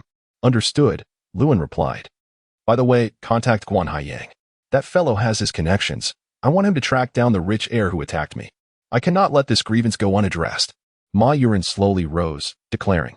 Guan Haiyang was notorious in the Suhang region, known as Guanyama, a figure of considerable ruthlessness. Rest assured, Mr. Ma, in Suhang, you reign supreme. Anyone who dares to oppose you is courting their own demise, Luan asserted. His confidence was not unfounded, as Ma Yuan's wealth, amounting to billions, had garnered him connections with numerous influential figures over the years. However, one could argue that he lacked the sophistication typically associated with a billionaire. His volatile nature conveyed a sense that while his wealth was substantial, his demeanor had yet to catch up. Nevertheless, such individuals are often straightforward and uncomplicated in their dealings, ensuring that friendships yield numerous benefits. The following morning, Qin Shao rose early, intending to head to Tianhui Tower. At that moment, Luan's call came through. Filled with admiration, Master Qin, you are truly remarkable. If it weren't for your words yesterday, Mr. Ma would surely have faced calamity last night. Was he attacked? Is it serious? Qin Shao inquired. Not severe. He nearly lost his life over a woman, but my subordinates managed to save him. Let us not dwell on it. Luan replied, then added, Master Qin, Mr. Ma now trusts you. He wishes to invite you to lunch to extend his apologies. Let it be today at noon. Qin Shao responded. By the way, Master Qin, how do you propose we resolve the bridge construction issue in the suburbs? Luan asked. Since Ma Yuan had cast aside his doubts about Qin Shao, the latter felt no need to maintain an air of formality. After all, the sooner the bridge was repaired, the sooner he could reap the rewards. Resolving the issue was straightforward, requiring only 3 measures. First, instruct the upstream chemical factory to release water, cleansing the downstream malevolent energy. Second, workers should be scheduled to labor during the peak young hours from 11 in the morning until 2 in the afternoon, ensuring they do not work past 3. Third, the columns must be constructed as dragon pillars. Being associated with water, these will dispel evil and ensure the elevated bridge stands firm as rock. Qin Shao articulated his plan. This strategy primarily aimed at altering the feng shui, as the inability to erect the pillars was not due to supernatural interference. Thus, complicated procedures were unnecessary. Master Qin, you are indeed extraordinary. If the construction proceeds smoothly, I shall express my profound gratitude. Luan was filled with exuberance. After all, as long as the pillars stood firm, his opportunity for wealth would arrive. Chapter 104. The bully group. After Qin Shao rose and freshened up, he hastily consumed a modest breakfast before heading to Tianhui Tower. At this moment, in the office, Zheng Hao and Li Yi sat on a sofa, seemingly waiting for something of great importance. Xiaolan, who had arrived half an hour earlier than Qin Shao, served them hot tea. Sister-in-law, there's no need for you to personally serve us tea, Zheng Hao quickly interjected. Indeed, sister-in-law, if Brother Qin were to see this, it would be quite the scandal. Li Yi added, visibly startled. Xiaolan chuckled softly. I have nothing to do, so it's no trouble at all. As they spoke, Qin Shao entered the room, inquiring, What brings you here? Upon seeing Qin Shao, Zheng Hao slowly stood up and said, Brother Qin, something has happened at Tianhui Tower. Startled by the news, Qin Shao furrowed his brow and asked, What happened? Take a look at this, Zheng Hao replied, handing him a document. Receiving the document, Qin Shao discovered it was a copy of an agreement concerning equity investment in Tianhui Tower. Isn't this a financing agreement?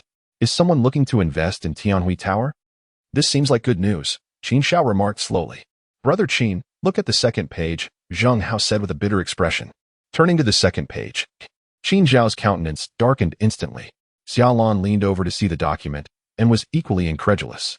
The agreement was from a company named Longting Company, Limited, which proposed an investment of 10 million to acquire 70% of the shares in Tianhui Tower. Is this some kind of joke? 10 million for 70% of Tianhui Tower?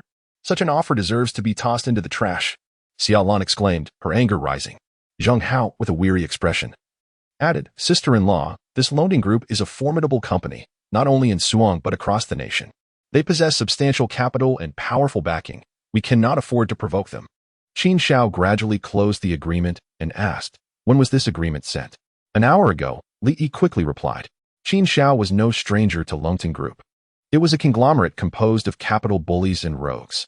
Such harsh descriptors were warranted, for no good words could adequately describe them. Longting Group wielded considerable influence in Suang. Even the Dongxing Group, led by Yu Yehua, dared not offend them. In his past life, Qin Shao had engaged in numerous business battles with Longting Group, resulting in mutual destruction, with Qin Shao ultimately subduing them through sheer force. Yet, in this new life, before he had truly risen, he found himself once again targeted by Longting Group. This realization sparked a flicker of anger within him. Brother Qin, if they wish to impose such tyrannical terms for an investment in Tianhui Tower, we can simply disregard them. Should they resort to underhanded tactics, we will take them to court, Xiaolan suggested. Sister-in-law, it is not as simple as you describe. If we refuse to accept this contract, Longting Group will simply replicate our operational model. Even if you were to take them to court, Longting Group, renowned for its Suzhou and Hangzhou Pizza Hut, would be a formidable opponent. Zheng Hao shook his head, a bitter expression on his face. This is utterly despicable. How can there be such shameless companies? Xiaolan was genuinely infuriated. Li Yi, equally exasperated, remarked, the person who delivered the agreement said they would send someone to negotiate with us in a couple of days. This agreement is merely to prepare us mentally in advance. Chapter 105, Big Fish Eat Small Fish. As Li Yi spoke, both Zheng Hao and Xiaolan displayed expressions of outrage. It seems that our sales at Tianhui Building have been remarkable lately, Qin Shao remarked, attempting to temper the atmosphere. Indeed, ever since the operational approach at Tianhui Building was altered, our sales have been increasing day by day. We have achieved maximum profit with minimal investment. Longting Group must have set its sights on our operational model, intending to invest, in essence, seeking to exploit our operational strategy without compensation, Li Yi elaborated. Following Qin Zhao's reform of the operational model, the legal department has already applied for a patent on this model. This means that any company, aside from Dongxing Group, is prohibited from utilizing it. To use it, they must either purchase the patent or become a major shareholder, subsequently establishing a subsidiary based on Tianhui Building. However, Longting Group is unwilling to pay for this patent, opting instead for a coercive acquisition of Tianhui Building, effectively purchasing a patent capable of generating tens or even hundreds of billions for a mere 10 million. Such behavior, if witnessed in other companies, would deter any resistance. Given Longting Group's influence in both legitimate and illicit spheres, with the latter being particularly concerning, encountering Longting Group at this juncture is indeed troubling, Qin Shao mused. His brow furrowed. Yes, Dongxing Group is currently unreliable, and just as we are beginning to gain momentum, confronting Longting Group would be akin to a fragile egg meeting a stone, Li Yi lamented. Zheng Hao nodded in agreement, stating, Li Yi is correct. There have been rumors of Longting Group attempting to acquire a company that staunchly refused, and ultimately, the CEO of that company met with a mysterious demise, clearly an assassination. The so-called business war is, at its core, a scenario where the big fish devours the small fish and the small fish consumes the shrimp, a battleground that, while devoid of visible smoke, is drenched in blood. If one is not sufficiently strong, one can only swallow their bitterness in silence, lest they face annihilation. After absorbing Li Yi and Zheng Hao's words, Qin Shao fell silent for a moment and inquired, Li Yi, does Dongxing Group know about this matter? Not yet. Even if they were to inform Yu Yehua, he would likely not confront Longting Group over this agreement. Li Yi replied with a shake of his head. This is indeed true. Dongxing Group is currently ensnared in a financial crisis, preoccupied with its own troubles, and is unlikely to stand against Longting Group. Indeed, Yu Yehua would not confront the Longting Group. However, he must certainly be aware of the situation now. Qin Shao casually tossed the agreement into the trash bin and remarked, in a couple of days, when representatives from the Longting Group arrive, I shall negotiate with them. For the time being, let us refrain from disclosing this matter to the outside world. Qin Go, did you truly discard the agreement into the trash? Zheng Hao exclaimed, alarmed. If the Longting Group resorts to underhanded tactics, we could be at a severe disadvantage. After all, in Suang, every company, big or small, venerates the Longting Group as if they were a revered ancestor. Qin Zhao's actions were indeed rather intimidating. Xiaolan's expression also darkened, especially upon hearing Zheng Hao mention assassination and mysterious deaths. She was clearly unsettled and said, Qin Zhao, judging by what Zheng Hao and Li Yi have conveyed, we are simply not equipped to handle the Longting Group. Perhaps we should just acquiesce. We wouldn't want to invite any unforeseen consequences, especially with Xiaoyi being so young. Qin Zhao glanced at Zheng Hao and Li Yi, asking, what are your thoughts? Brother, I believe my sister-in-law has a valid point. As the saying goes, an arm cannot twist a thigh. Besides, the Tianhui building was never ours to begin with. If they wish to enter, let them do so, Li Yi suggested. Zheng Hao, without a trace of hesitation, stated, Qin Gu, I follow your lead. Whatever you decide, I shall abide by. Chapter 106. To be cowardly now is to be cowardly for a lifetime at this moment. Xiaolan opposed Qin Zhao's daring approach, primarily out of concern for his safety. If they indeed provoked the Tianting Group, it could endanger their entire family, especially with Xiao Yi being so young. Li Yi's dissent was understandable. As the deputy manager of the Human Resources Department, he remained indifferent to who held the reins of leadership. However, Qin Zhao was resolute in his refusal to back down. After all, he harbored a profound enmity towards the Tianting Group from his previous life. In this new existence, yielding was not an option. Very well, I shall take charge of this matter. Henceforth, do not mention any intentions of allowing them to invest, Qin Zhao declared, slowly raising his hand. Upon hearing this, Xiaolan immediately grew anxious. Qin Zhao, I beg you, I understand you possess capabilities now, but even with those, it is implausible to contend with the Longting Group. We have already earned a considerable amount. There is no need to take such risks. We are merely at the beginning of our journey. If we concede now, we shall be cowards for a lifetime. As Qin Zhao spoke, he gently patted Xiaolan's shoulder, offering reassurance.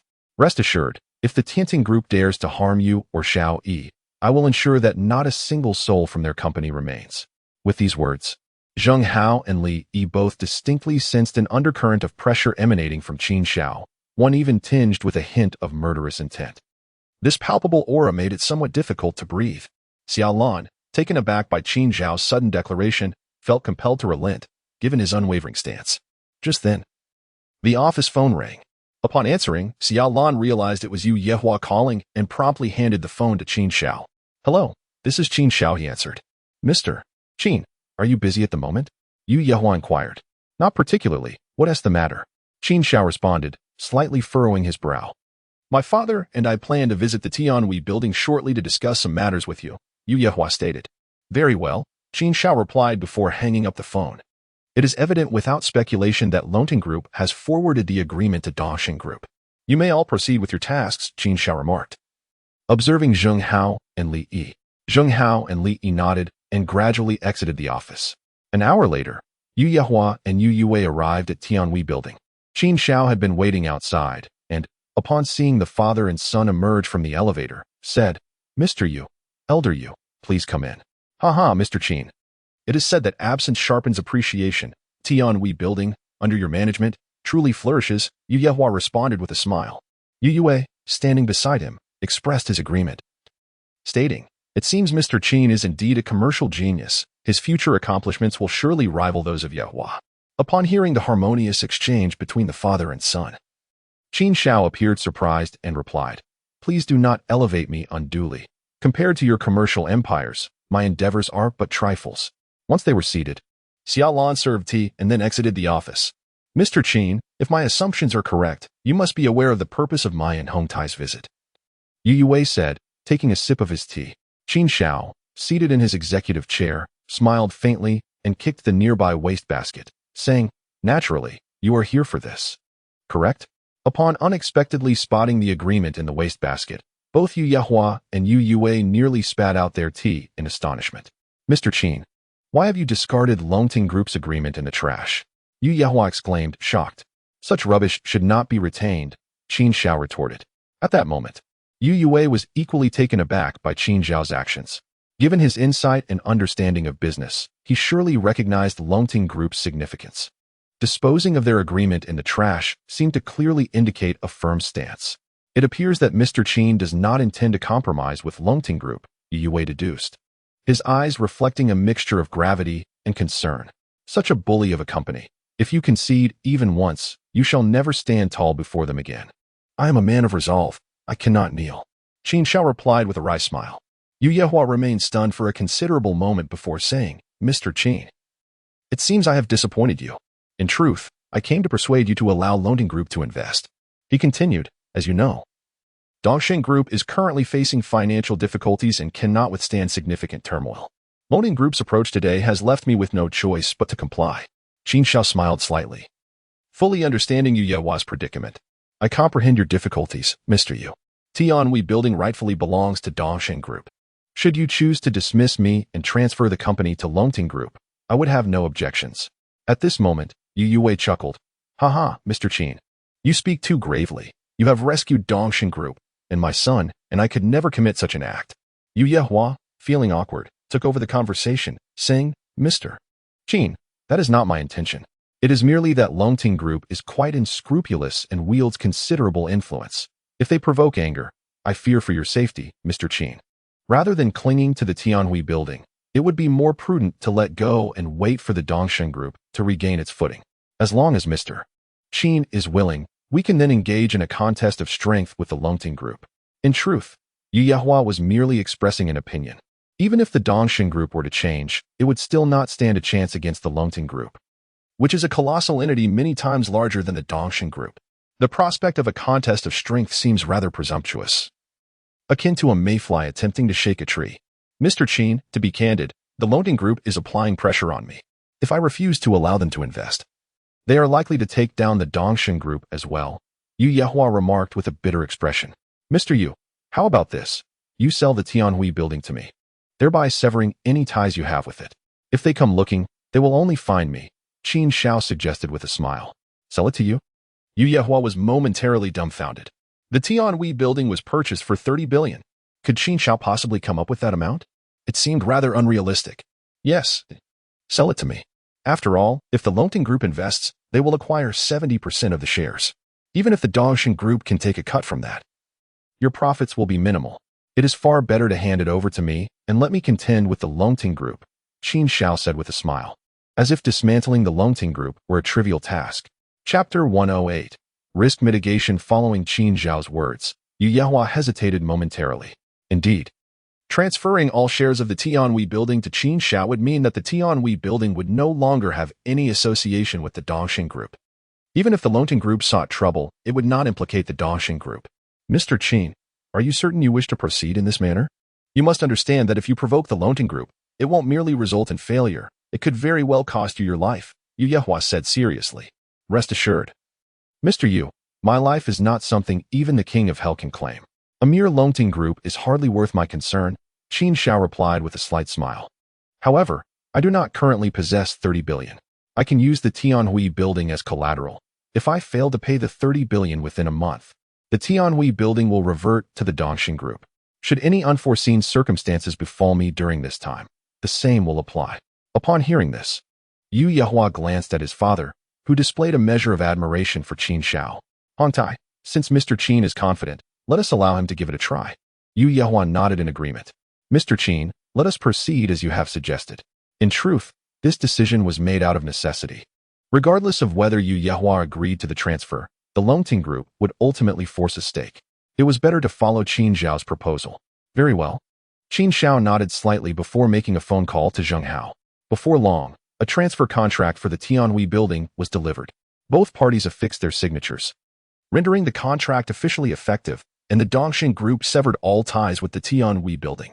Mr. Qin, although I am aware of your confidence, I must urge you to exercise utmost caution. If the struggle becomes too arduous, it is best to relinquish, Yu Yehua remarked solemnly while holding the contract. I know my own limits, Qin Shao replied. Subsequently, Yu Yehua and his father, Yu Yue, departed from the Tianhui Building. As they left, Zheng Hao approached, inquiring, Brother Qin, why did the Yu family so readily transfer the Tianhui Building to you? This seems inconsistent with their usual business interests. Noticing Zheng Hao's confusion, Qin Shao explained. You fail to understand. Given Yu You's cunning nature, he would prefer for me to emerge at this juncture to contend with the Longting Group, thereby better mitigating greater risks. However, this predicament weighs heavily on Yu Yehua, as he genuinely wishes for my success. Zheng Hao nodded. saying, I think I understand a bit now. That's good. Prepare to join me in a significant endeavor, Qin Xiao encouraged, patting Zheng Hao on the shoulder with a smile. Meanwhile, upon entering the elevator, Yu Yehua's expression darkened. Father, I am uncertain if our actions have put Mr. Qin in jeopardy. Yu Yue sighed. You have not merely endangered him, you are leading him towards a dire fate. It appears Mr. Qin's life may be in peril. What? Yet you just agreed to my signing. Yu Yehua exclaimed, momentarily stunned. No, I must go and persuade Mr. Qin. He is a commercial genius, and it would be a grave injustice for him to fall victim to the Longting Group. You cannot intervene. Our Dongxing Group is embroiled in a financial crisis, and the Huang family is already contemplating an alliance with the Longting Group against us. If Qin Xiao can divert their attention, it will afford us some breathing room, Yu Yue asserted. Father, what are you saying? Were it not for Mr. Qin, our Dongxing Group would have faced bankruptcy days ago. Yu Yehua retorted, visibly angered. Yu Yue shot him a stern glance. What do you know? This is called risk hedging. It is the survival strategy in the realm of commerce, using minimal risk to avert greater peril. In my estimation, with Qin Xiao's acumen, he might withstand for 10 days to half a month, by which time our financial crisis will be resolved, and we will have ample opportunity to avenge ourselves against him. Hearing these words, Yu Yehua's countenance darkened, as if he had unknowingly begun to regard Qin Xiao as a mere shield. Though he was reluctant to do so, he felt powerless to oppose his father's wishes. Chapter 109. Luan's jaw-dropping revelation. Although Yu You's approach was ruthless, it underscored the brutal realities of business warfare. Since time immemorial, victors and vanquishers have emerged in conflict, and the realm of commerce resembles a battlefield. In this world where profit reigns supreme, sentiment and morality must take a backseat. After all, the ancients wisely proclaimed that compassion does not govern armies, nor does righteousness govern wealth. This is an undeniable truth. As afternoon approached, Qin Xiao concluded a day filled with endeavors. Observing Xiaolan, who stood pensively by the floor-to-ceiling window, he gradually approached, wrapping his arms around her slender waist, and softly inquired, How are you? Are you tired? Suddenly embraced by Qin Xiao, Xiaolan was momentarily taken aback. But she quickly grasped his hand and reassured him, saying, I am not tired, I merely worry for you. Qin Xiao smiled and replied, Do not fret, soon. We shall take Xiao Yi out for a grand meal. No need, Xiaolan countered. Mother said she would pick up Xiao Yi later. She then inquired, What grand meal are we having? Someone is treating us, and we should invite Zheng Hao to join, Qin Xiao stated. Just then, Zheng Hao knocked at the door and announced, Brother Qin, there is someone named Luan downstairs looking for you. All right, let us go, Qin Xiao said as he released Xiaolan and headed downstairs. Meanwhile, Luan stood before the car, gazing in a daze at the imposing building, his expression one of disbelief. He turned to the nearby security guard and asked, Brother, are you sure Qin Xiao is the chairman of this company? Hey, are you annoying, or what? How many times do I have to tell you? Chairman Qin is indeed the chairman, the security guard replied, exasperated by Luan's incessant questioning. Wow, this Master Qin's status is extraordinary. I had no idea, Luan exclaimed, his eyes filled with astonishment. But wait, if Master Qin is the chairman of Tianhui Tower, then why did his wife borrow money from me before? What is going on? The security guard, noticing Luan's astonished demeanor, smugly remarked, You must not have much experience. Our chairman is a commercial genius. Do you know Dongxing Group? Yu Yehua is a very close friend of our chairman Qin. Upon hearing this, Luan's jaw dropped in shock. What did this imply? Dongxing Group is a renowned enterprise in Suzhou and Hangzhou, and many would vie for a chance to be associated with it. He could hardly believe that Master Qin had such significant connections. Compared to this little boss, he felt utterly insignificant. As Luan was lost in thought, Qin Xiao, accompanied by Xiaolan and Zheng Hao, gradually descended the stairs. Ah, Master Qin, you certainly had me fooled.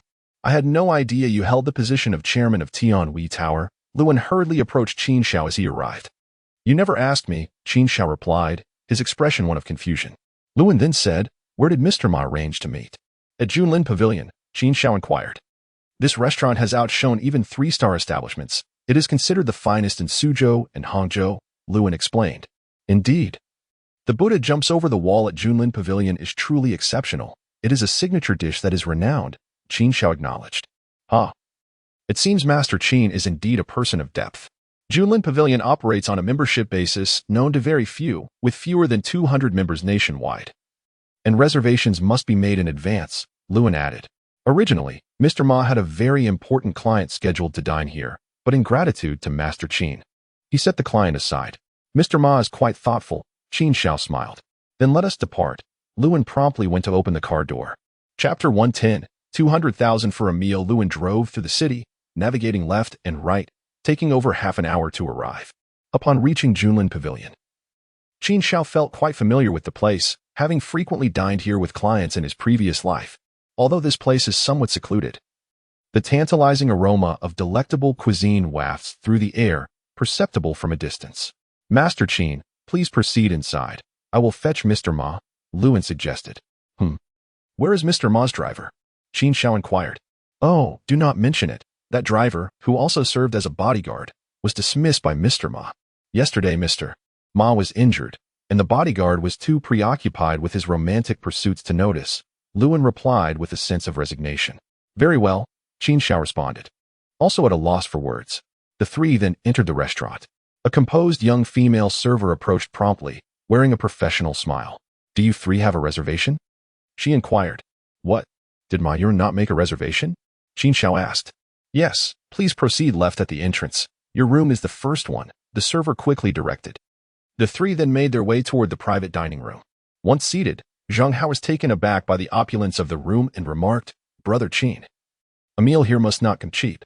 It starts at 200,000, Qin Shao replied. 200,000? Zhang Hao gasped, adding, I usually deliberate for ages over meals costing 30. Luxury comes with its justification.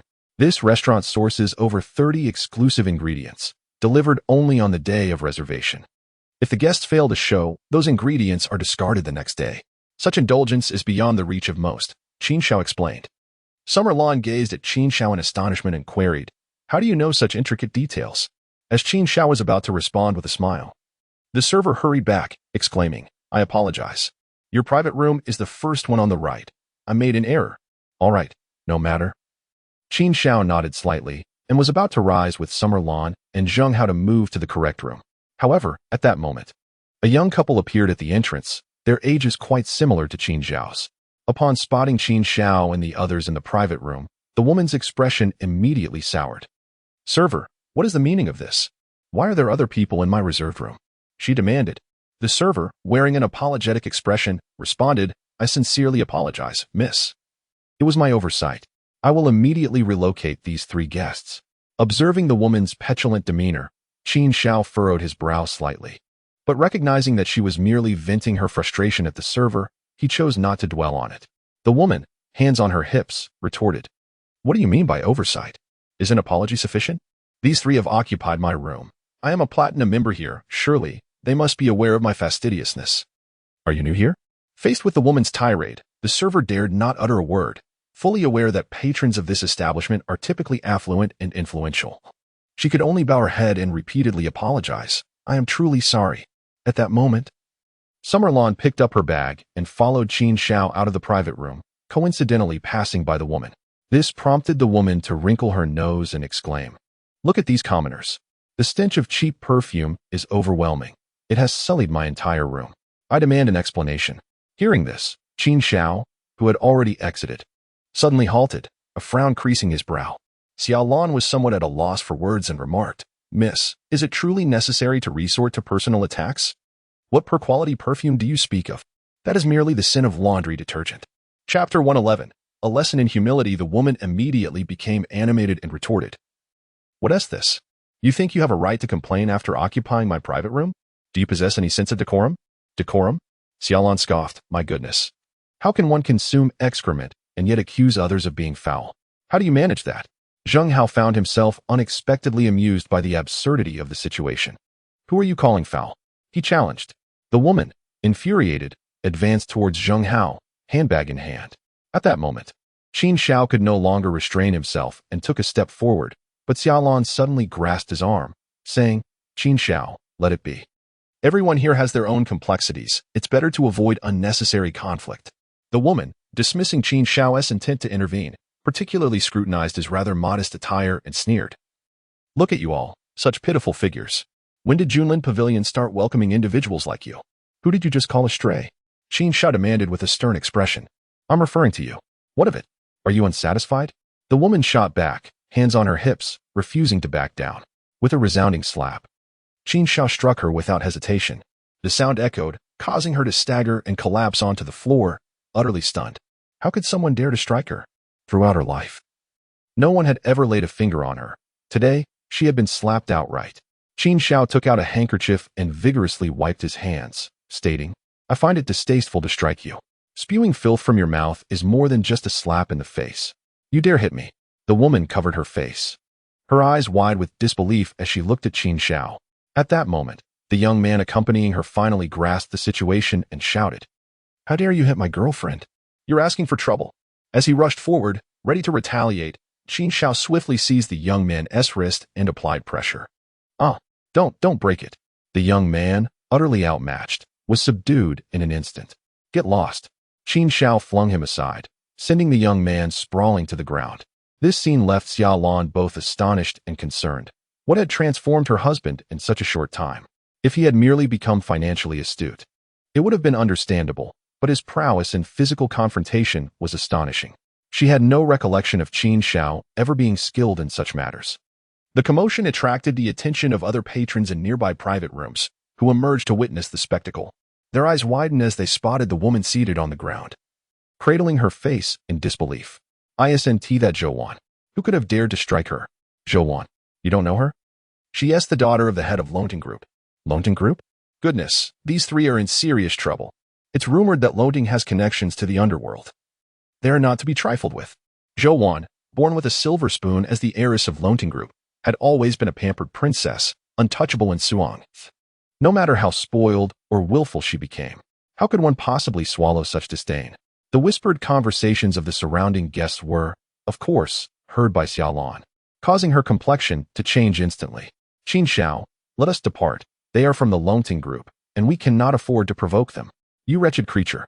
Now you know who I am, but I tell you, it is too late. Today, you shall learn the cost of this slap. Zhou covered her face, trembling with rage. Chapter 112. Ensuring your utter destruction. Is that so? What price? Qin Xiao asked, his eyes narrowing slightly. I will make sure you meet a terrible end. Zhou threatened, clenching her teeth. Qin Xiao laughed outright, saying, Even your father lacks the ability for such threats. It seems this slap has not taught you humility. As he spoke, Qin Xiao stepped forward, his demeanor suggesting he was poised to act. Zhou, witnessing this, turned pale with fear. She had come out in haste and had not brought any bodyguards. Otherwise, how could she suffer such humiliation? The young man beside her, sensing the dire situation, quickly stood up to restrain Zhou, saying, Wan, let us go call for help. Once my uncle arrives, we shall deal with him. Let us see how he remains so arrogant. As she was pulled away, Zhou shot a venomous glance at Qin Xiao and declared, If you are a man, do not flee. Just wait. With that venomous remark, she left the restaurant, assisted by the young man. In that moment, none of the managers or servers in the restaurant dared to intervene. In any other establishment, the manager would have already emerged to mediate, but they were too afraid. After all, the last person who attempted to mediate had been rendered severely incapacitated by Zhou, and none dared to intervene again. It seemed this young man was destined to face dire consequences for offending Zhou. He would surely be dealt with. Indeed, her father, Zhou Qinglong, was a formidable character. The hushed conversations around them made Xiaolan tremble slightly, although she was unaware of her husband's formidable strength. She knew that even the strongest fists could not contend with deadly threats. Remaining here would undoubtedly lead to trouble. Qin Xiao, let us leave. We should not linger. Xiaolan implored, tugging at him insistently. Leave? Sooner or later, Zhou Qinglong and I will cross paths. Today, I wish to see his true capabilities, Qin Xiao replied. His gaze icy. Xiaolan was genuinely frightened by his words, exclaiming, You fool! Do you not realize that if something happens to you, how will I and Xiao Yi survive? Zheng Hao, do you not advise him? A wise man does not seek trouble unnecessarily. Zheng Hao appeared equally bewildered. But since his sister-in-law had spoken so, he suggested, Brother Qin, perhaps we should let this go. We can confront him in the business arena. There is no need for confrontation here. Qin Xiao, do you truly believe you can combat dozens or even hundreds of them alone? The Lonting Group has powerful backing. Xiaolan urged, nearly shouting in desperation. After all, they were outnumbered, and no matter how skilled Qin Xiao was, he could not contend with the forces of the underworld. Do not worry. A mere 100 or 200 individuals do not intimidate me, Qin Xiao reassured her, patting her hand. Xiaolan Zhenghao. Xiaolan was left speechless, pondering where his confidence to confront 100 or 200 individuals came from, even armed with a weapon. It was inconceivable to defeat such a multitude unarmed. Moreover, in the realm of underworld dealings, one can certainly expect weapons such as machetes and steel pipes. At that moment, a vehicle slowly approached outside. It was Luan arriving to pick up my urine. As the two entered, they noticed several individuals from the private room had emerged. Seemingly unaware of the unfolding situation. Master Qin, what is happening here? Ma Yuran inquired, his face a picture of astonishment. Luan cast a glance at the manager, who was keeping a safe distance, then waved his hand and asked, what transpired here? The manager, with a resigned expression, approached and recounted the events in detail. Upon hearing this, both Luan and Ma Yuran were taken aback. How had Master Qin suddenly provoked that troublesome woman, Zhou in Su and Hangzhou, who was not aware of Zhou Changlong's notorious protectiveness over his beloved daughter? Chapter 113, The More Friends, The More Paths. With an apologetic demeanor, Ma Yuran said, Master Qin, I sincerely apologize. Had I arrived sooner, this troublesome matter could have been avoided. It is my fault. You need not be so courteous, Mr. Ma. That woman certainly deserves a reprimand, Qin Xiao replied, raising his hand dismissively. Ma Yuran suggested, let us change to another restaurant. I am acquainted with Zhou Changlong. Though not intimately, we have some business dealings. It would be wise to avoid any suspicion. Since Mr. Ma has spoken, let us depart, Xiaolan chimed in, her face lighting up with relief. At that moment, Luan also stepped forward to persuade, saying, Master Qin, it is unnecessary to stoop to that woman's level. Let Mr. Ma speak to Zhou Changlong and smooth things over. This matter can be put to rest. Otherwise, given Zhou Changlong's temperament, this could become quite troublesome. Seeing everyone urging him, Qin Xiao felt somewhat speechless, yet did not want to contradict Ma Yuran and Luan. Very well, let us change venues, he agreed. Ma Yuran smiled and then addressed the onlookers. I hope everyone will keep this incident to themselves. Otherwise, you will be crossing paths with me, Ma Yuran. Upon hearing Ma Yuran's name, the spectators were taken aback.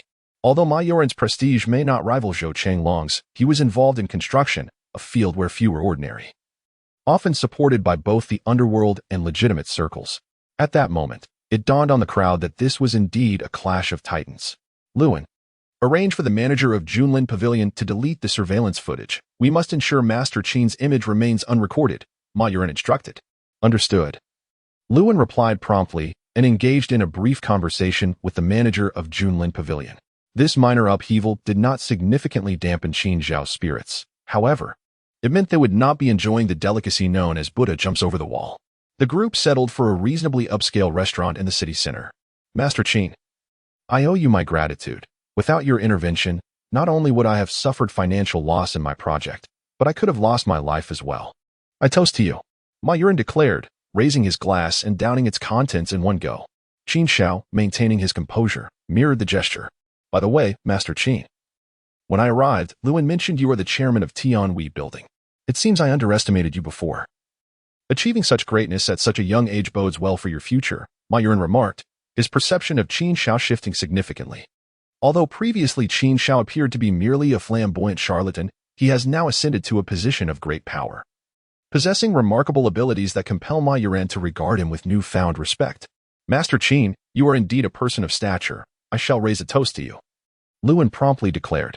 Very well, let us indulge in a hearty drink today, Qin Xiao replied with a smile, raising his cup in camaraderie. Ma Yuran remarked, Mr. Qin, you have rendered me such a significant favor. Let us not settle for 30,000. I shall give you 100,000. It is a friendship I wish to cultivate. Qin Xiao gently raised his hand, responding, there is no need for such formalities, Mr. Ma. When forging friendships, let us disregard monetary matters. Otherwise, it would not be true friendship. This statement caused Ma Yuran to reassess Qin Xiao once more, for his maturity and depth at such a young age were indeed remarkable. Particularly noteworthy was Qin Zhao's innate aura, which commanded respect. After all, Qin Xiao had once been a billionaire and had traversed the tumultuous waves of life. His perspective was far beyond that of an average 24 or 25-year-old.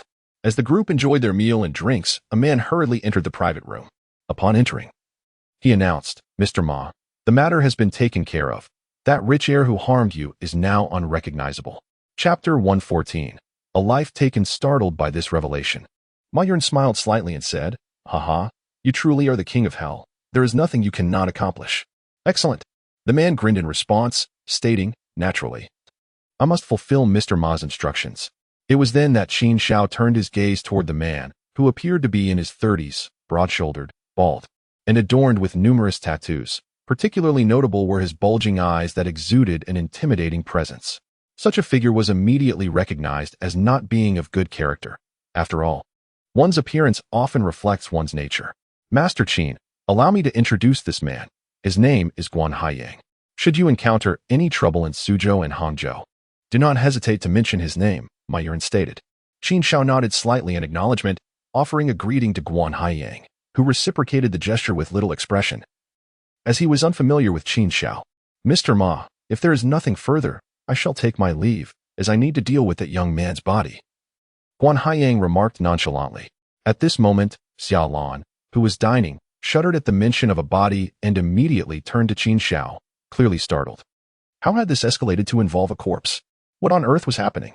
Not only was Xiao Lan taken aback, but Ma Yuan nearly spat out the wine he had just sipped.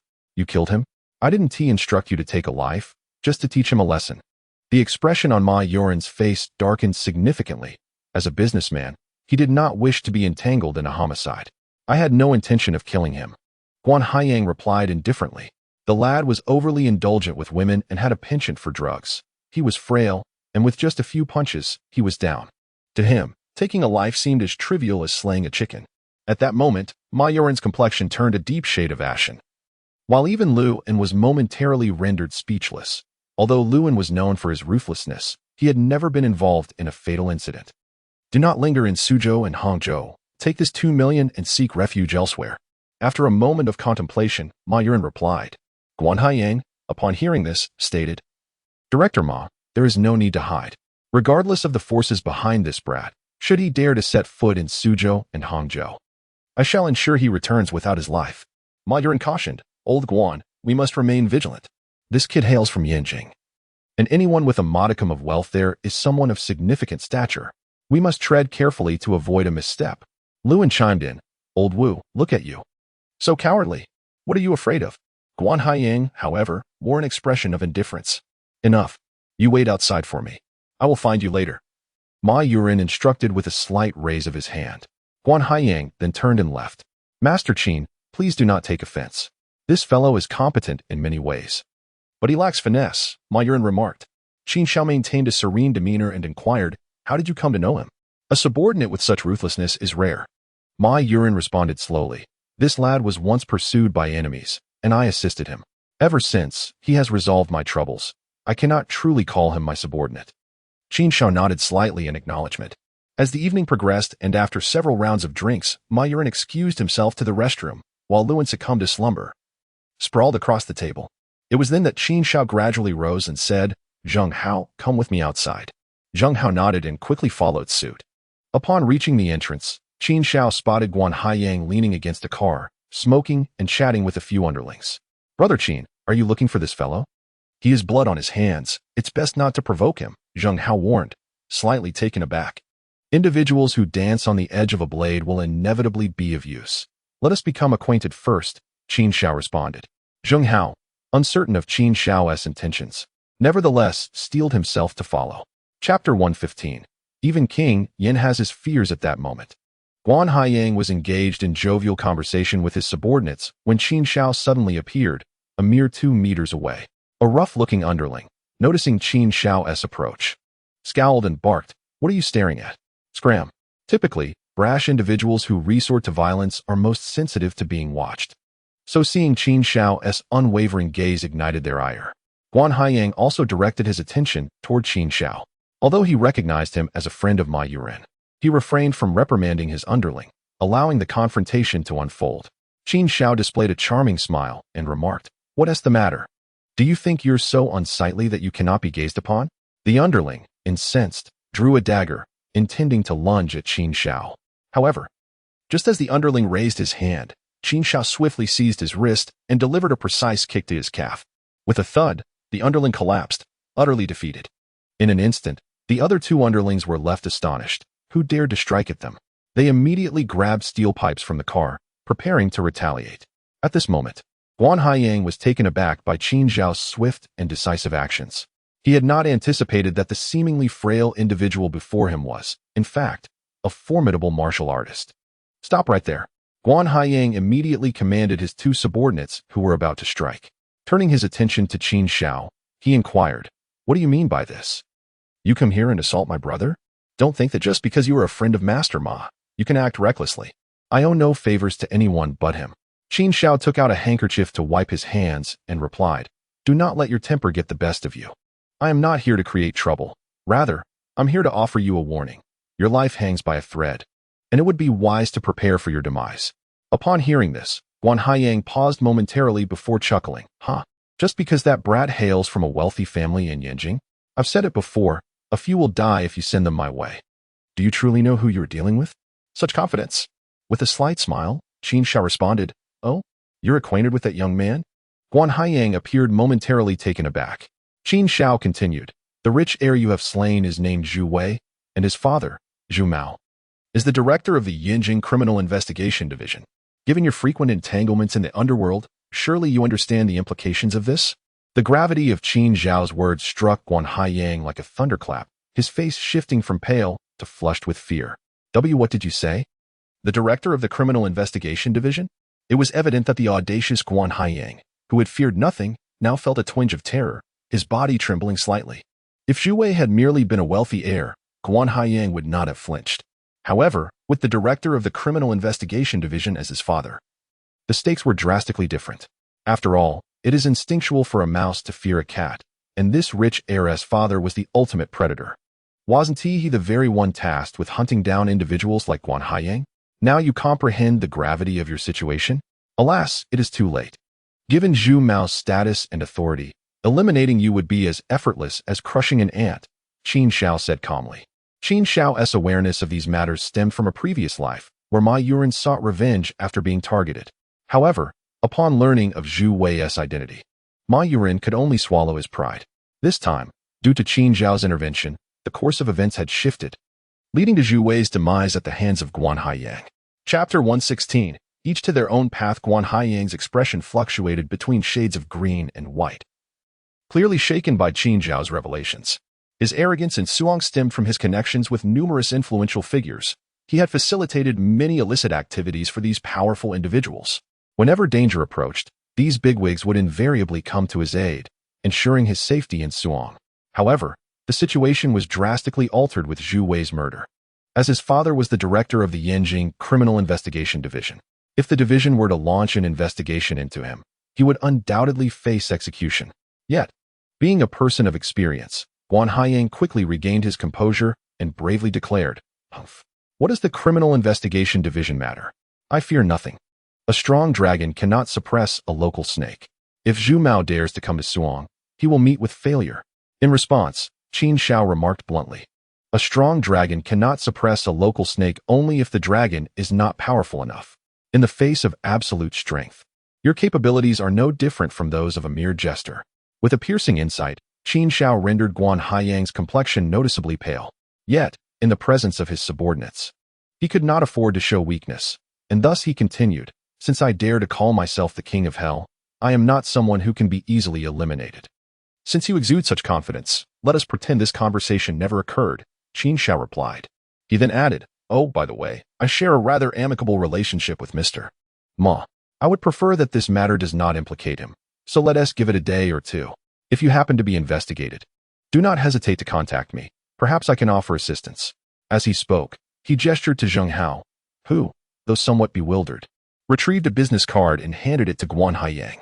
Under normal circumstances, Guan Haiyang would have dismissed it outright. However, given the stakes involved, he accepted it with due seriousness.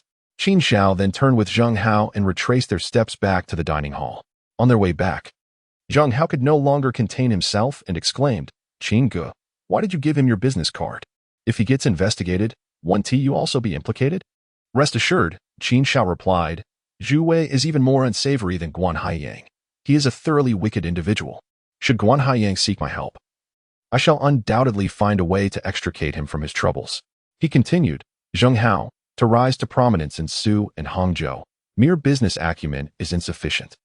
To stand atop the peak, an extensive network is indispensable. Often, paths that seem impassable can become navigable through the right connections. Upon hearing this, Zhang Hao scratched his head and said, "Qin Ge, I understand the principle, but that fellow is deeply entrenched in the underworld. Every creature has its own path." "Surely you grasp this saying?" Qin Xiao replied. "Understood," Zhang Hao exclaimed, suddenly enlightened. He realized what Qin Xiao was orchestrating. He was laying the groundwork. Once Qin Xiao returned to the private room, the timing was nearly perfect. Due to Guan Haiyang's affairs, Ma Yuran appeared somewhat distracted, and thus the gathering came to a close. Just as Qin Xiao was about to depart, Ma Yuran called out to him, "Master Qin, I just received a call while in the restroom. About 20 minutes after we left, Zhou Wan arrived at Junlin Pavilion with a host of henchmen, visibly agitated upon not finding you. It seems staying here would not have posed a problem. It was merely a handful of people," Qin Xiao retorted. "Ah, Master Qin, you must not underestimate the situation. Zhou Wan is a woman with a heart as venomous as a scorpion. She is capable of anything. Please be cautious," Ma Yuran warned. "Do not worry, I shall be fine," Qin Xiao reassured him. "We shall have the opportunity to gather again. For now, I must take my leave." "Very well, travel safely." Ma Yuran nodded. Chapter 117. Qin Rou's resistance. After the dinner concluded, Qin Xiao returned home. Having consumed a fair amount of alcohol, he retired early. The following morning, Xiao Lan rose and prepared breakfast. "Qin Xiao, are you planning to visit mother and your sister today?" "Yes, I will go after breakfast," Qin Xiao replied. "Do not forget to bring them some gifts," Xiao Lan reminded him. "No need. I have prepared a more substantial present," Qin Xiao stated. In his previous life, he felt he had indebted himself to his mother and sister far too much, and he could not merely offer them a trivial token. Now that Tianhui Tower belonged to him, he intended to divide 20% of its shares into 2 portions for his mother and sister. Do not underestimate the significance of this 20% share. Once the Tianhui building flourishes, that mere 20% could be worth hundreds of millions, if not billions. This is merely a matter of the next couple of years. After having breakfast, Qin Xiao hailed a cab and arrived at the residential complex where Qin Rou resided in about 40 minutes. This complex, named Huayuan, is somewhat distant from the city center, comprising only 10 stories and boasting several decades of history. It lacks an elevator and is equipped with outdated facilities, primarily housing the working-class individuals who have migrated from other regions for employment. As Qin Xiao exited the vehicle, he made his way towards the complex. Due to the absence of an elevator, the higher the floor, the more affordable the rent, and Qin Rou had chosen to rent on the 10th floor. Upon reaching the 10th floor and gazing at the tightly closed door, he was about to knock when, unexpectedly, the door swung open. Qin Rou, clad in pajamas and carrying 2 bags of trash, was just about to head downstairs to dispose of them. Their eyes met abruptly, leaving Qin Rou momentarily stunned. "Xiao Rou." Qin Xiao greeted with a smile. "Who allowed you to come here?" "You are not welcome." Qin Rou quickly regained her composure and issued an eviction order. Qin Xiao, filled with guilt, felt utterly helpless but managed to say, "Xiao Rou, please calm down. I have made many mistakes in the past that hurt both you and Mom. I have come to atone for my sins." "Huh? Atonement? You are aware of your faults?" Qin Rou retorted sharply. "Those actions of yours not only turn Mom's hair white overnight, but also ruin my life. What face do you have to stand before me? Please leave my doorstep immediately." Confronting her brother, Qin Rou spoke without an ounce of mercy. In truth, she once cherished her brother, who always shielded her from harm. She recalled how, during her school years, he would protect her from bullies, his imposing figure serving as an unassailable sanctuary. No matter what challenges Qin Rou faced, as long as her brother was there, everything could be resolved. However, once he strayed from the righteous path, everything changed. "Xiao Rou, just let me see Mom. I will explain everything properly," Qin Xiao implored. "No need," Qin Rou replied curtly, shutting the door firmly behind her as she descended the stairs. Perhaps it was only after being utterly disappointed in someone that one could so decisively refuse to listen to any explanations. Even though Qin Xiao had transformed significantly since then, he felt powerless in the face of his sister's rejection. Standing there, Qin Xiao wore an expression of helplessness. It appeared that gaining entry today would not be an easy feat. Just as he prepared to turn and leave, the door unexpectedly opened once more, revealing a middle-aged woman nearing 50. Though slender, she appeared tidy and composed, and her features hinted at a time when she must have been a striking beauty. Upon seeing her frail figure, Qin Zhao's eyes glistened with unshed tears as he exclaimed, "Mom, are you here to borrow money?" Yu Guiqin, his mother, expressed a flicker of joy upon seeing her son. Qin Xiao, come in quickly. Your sister will not let you in if she returns first. Qin Xiao stood frozen. Observing his mother's gaunt appearance, his eyes reddening as he remarked, Mom, you have lost so much weight. As Yu Guqin was about to return indoors, she was suddenly taken aback by Qin Xiao's concerned words, which seemed to be the first time in years that she had heard such care from him. This unexpected kindness filled her eyes with an indescribable joy, and she hurriedly said, I haven't lost weight. Come in and sit down. Only then did Qin Xiao step into the modest rental apartment. The space was cramped, barely 30 square meters, with a small living room that could hardly accommodate anything beyond a tiny sofa and a coffee table. Have you had breakfast, Qin Xiao? If not, I can make something for you, Yu Guqin asked as she tied on an apron. Mom, there's no need to fuss. I've already eaten, Qin Xiao replied. That's good to hear, Yu Guqin nodded, adding, I initially wanted to visit you and see Xiaoyi, but your sister insisted that I stay away. Don't hold it against me. Xiaoyi is still growing, and you should pay her more attention instead of just having fun. While speaking, Yu Guqin occasionally glanced at Qin Xiao, aware that if she spoke too much, he would inevitably find her nagging tiresome. However, to her surprise, Qin Xiao seemed unbothered today. He responded, Mom, Xiaoyi is doing well. Just give me a couple of days to sort everything out, and I'll bring you and Xiao Ro to stay with me. Yu Guqin was momentarily stunned, almost doubting her ears. Her son wanted to bring her and Xiao Ro to live with him? Such a notion would have been unimaginable in the past. After all, if Qin Xiao were truly filial, she wouldn't he have had to live with Qin Ro? Just as Yu Guqin was lost in thought, Qin Ro returned home. Upon entering and spotting Qin Xiao lounging on the sofa, she immediately exclaimed, Mom, did you let him in? I told you not to see him. Why don't you ever listen to me? Seeing Qin Ro's furious expression, Yu Guqin felt a sense of helplessness. Qin Ro, regardless of the past, he is still your brother. And I see that Qin Xiao is different from before. Try not to hold on to resentment. Different? How so? He came all the way here empty-handed, not even bringing a token of goodwill. I suspect he is just here to borrow money. Qin Ro retorted, clearly aware of Qin Xiao's previous demeanor and showing no mercy in her words. Qin Xiao slowly rose and pulled 2 contracts from his pocket, stating, This is a gift for you and Mom. A transfer agreement for 20% of the shares in Tianhui Tower. I am now the chairman of Tianhui Tower. Sister Mom, you must believe in me. What is Tianhui Tower? I've never heard of it. Don't try to deceive Mom. Are you really a chairman? Or have you just started some fly-by-night company to swindle people? Qin Ro seemed utterly unconvinced.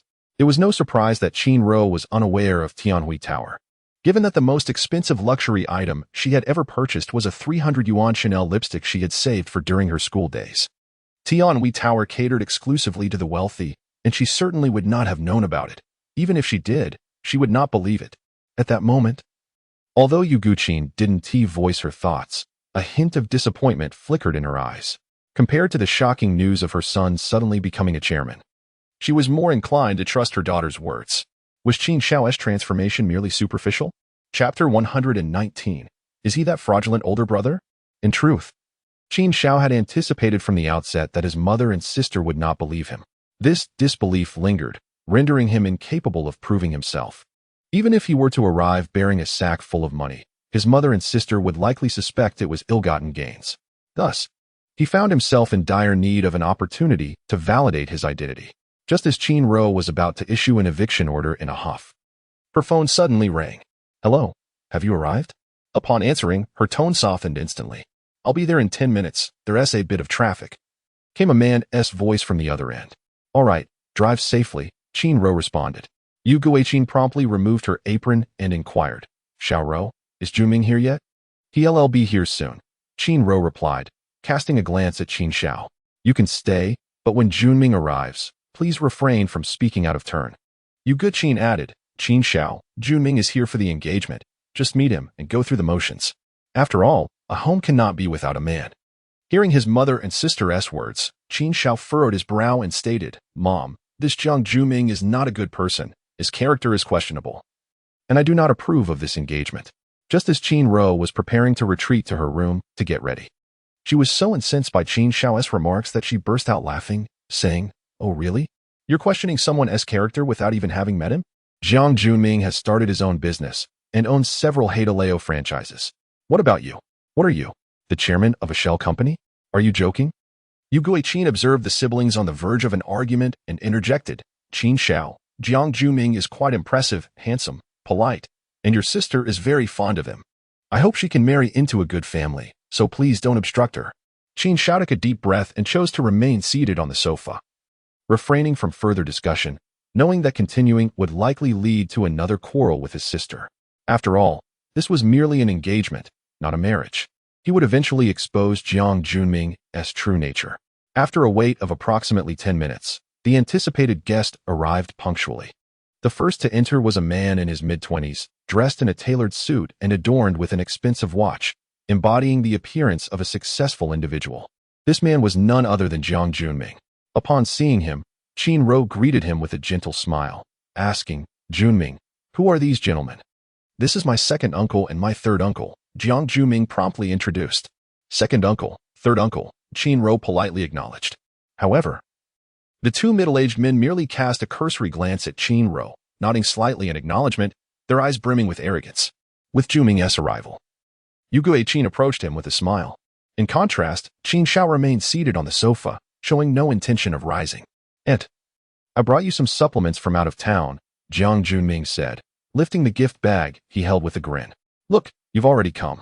There's no need for gifts. Please, come inside. Yu Guiqin smiled as she accepted the offering. Only then did Jiang Junming step into the cramped rental unit. Though his gaze inadvertently flickered toward the young man seated on the sofa, revealing a look of astonishment as he asked, And who might this be? He is Qin Ro's elder brother, Qin Xiao. After Yu Guiqin spoke, she hurriedly gestured to Qin Xiao, signaling him to greet. Oh, is he the brother who swindled all of her tuition away? Jiang Junming inadvertently voiced, whether intentionally or not.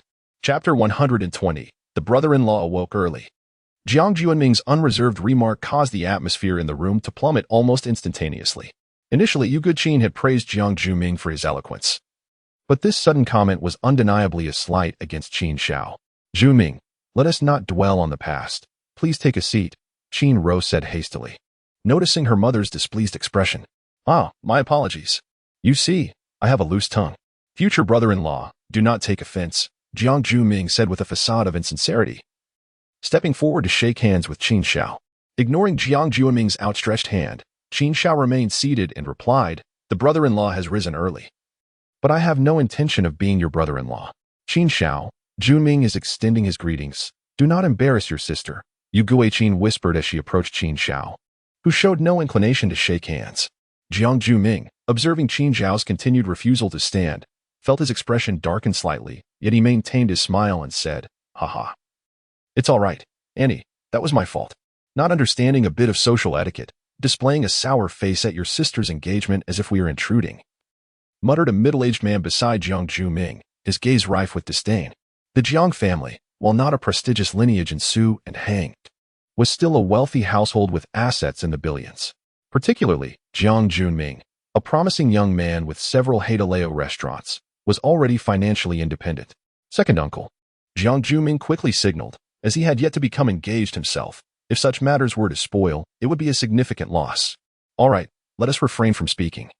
The middle-aged man replied helplessly. After all, Jiang Junming had spent a considerable sum on Qin Ro during this time, and most crucially, he had yet to advance their relationship. Each time he sought to rent a room with Qin Ro, she had deflected with excuses of being unmarried and her family's conservatism. This left Jiang Junming, who was deeply infatuated, restless. He merely wished to get engaged and find an auspicious date for their wedding, eager to embrace his beloved. Once he secured Qin Ro, he would no longer need to grovel.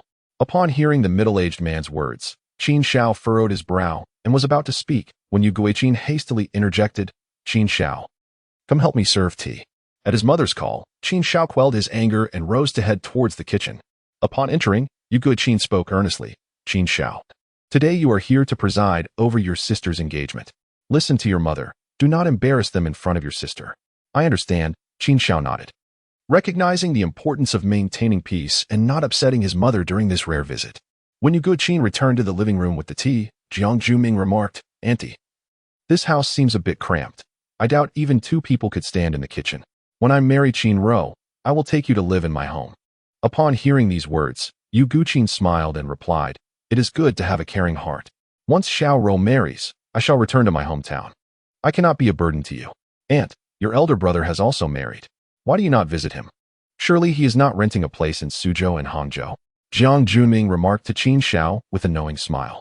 This was clearly insinuating that Qin Xiao was unfilial, as no son should allow his mother to live with his sister, especially when she is to be married. That's not how it is. Yu Guqin intended to defend Qin Xiao, but her words were abruptly interrupted by Qin Ro. In that dilapidated place, one must trek 2 miles just to use the restroom. It is far inferior to my own, Qin Ro retorted. Although her words were harsh, they held a grain of truth. There were merely 2 beds in Qin Xiao's abode.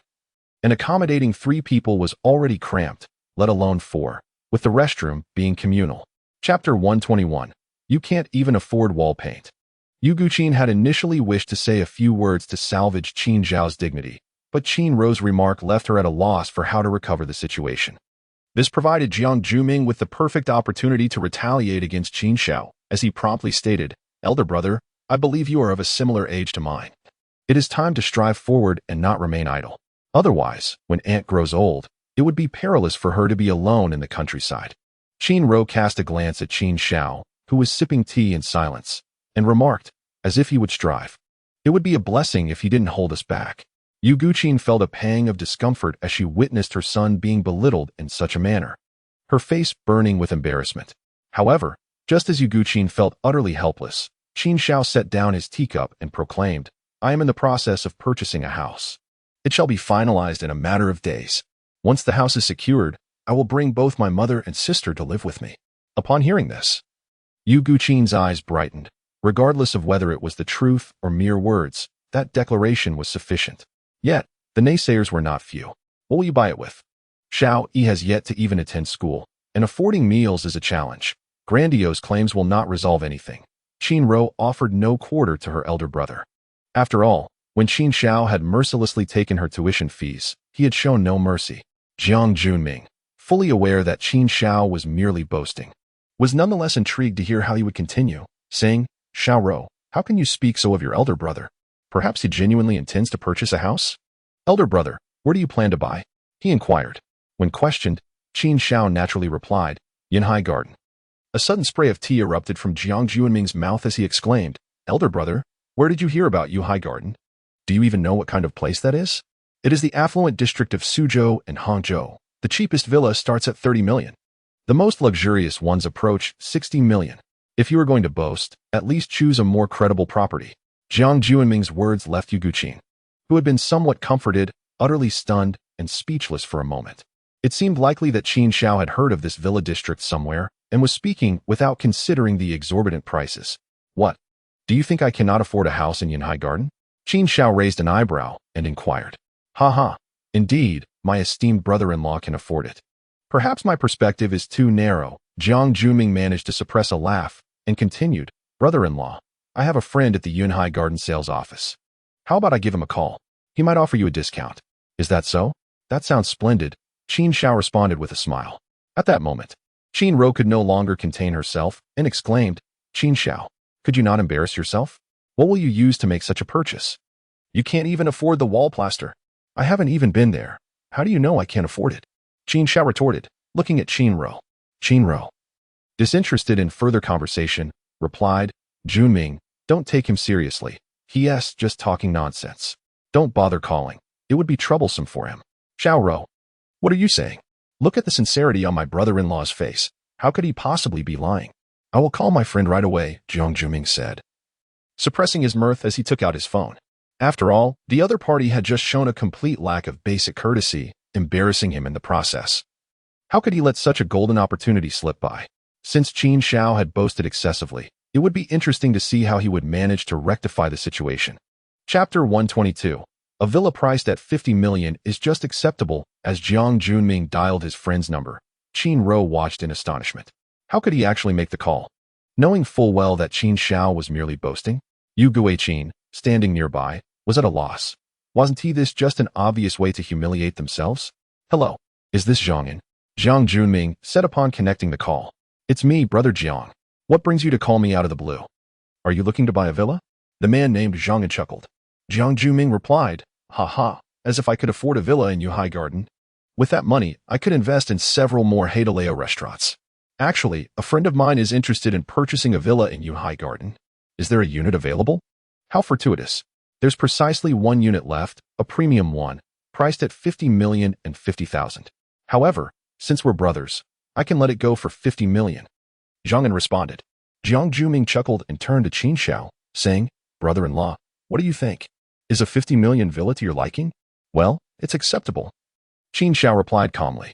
In truth, the house Qin Xiao resided in during his previous life was a grand estate worth several hundred million. However, he had yet to reach such a status at present. Although the 50 million villa fell short of his anticipated 60 million by a million, there was only one left. So he would have to settle for it.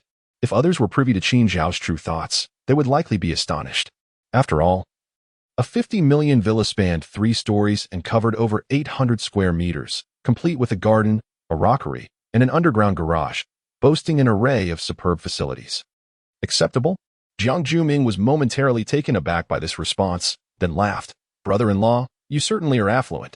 How about we seize the day and go purchase it right now? Very well, Qin Xiao replied. Jiang Juming thought to himself, what a performance. When we arrive at the location, I shall see how long you can keep this up. Mother, I told you not to summon him, yet you insisted. What is the point of this? Are you seeking to embarrass yourself? At this moment, Qin Ro trembled with fury. Yu Guqin appeared quite embarrassed and remarked, Qin Xiao, your mother understands your frustration, but this is not the time for foolishness. Qin Xiao replied, Mother, rest assured. I had intended to make this purchase in the coming days. Since it has been brought up today, I might as well proceed with it now. Hearing Qin Xiao's unusually confident words, Jiang Junming momentarily froze, even harboring the illusion that perhaps Qin Xiao truly could afford such a thing.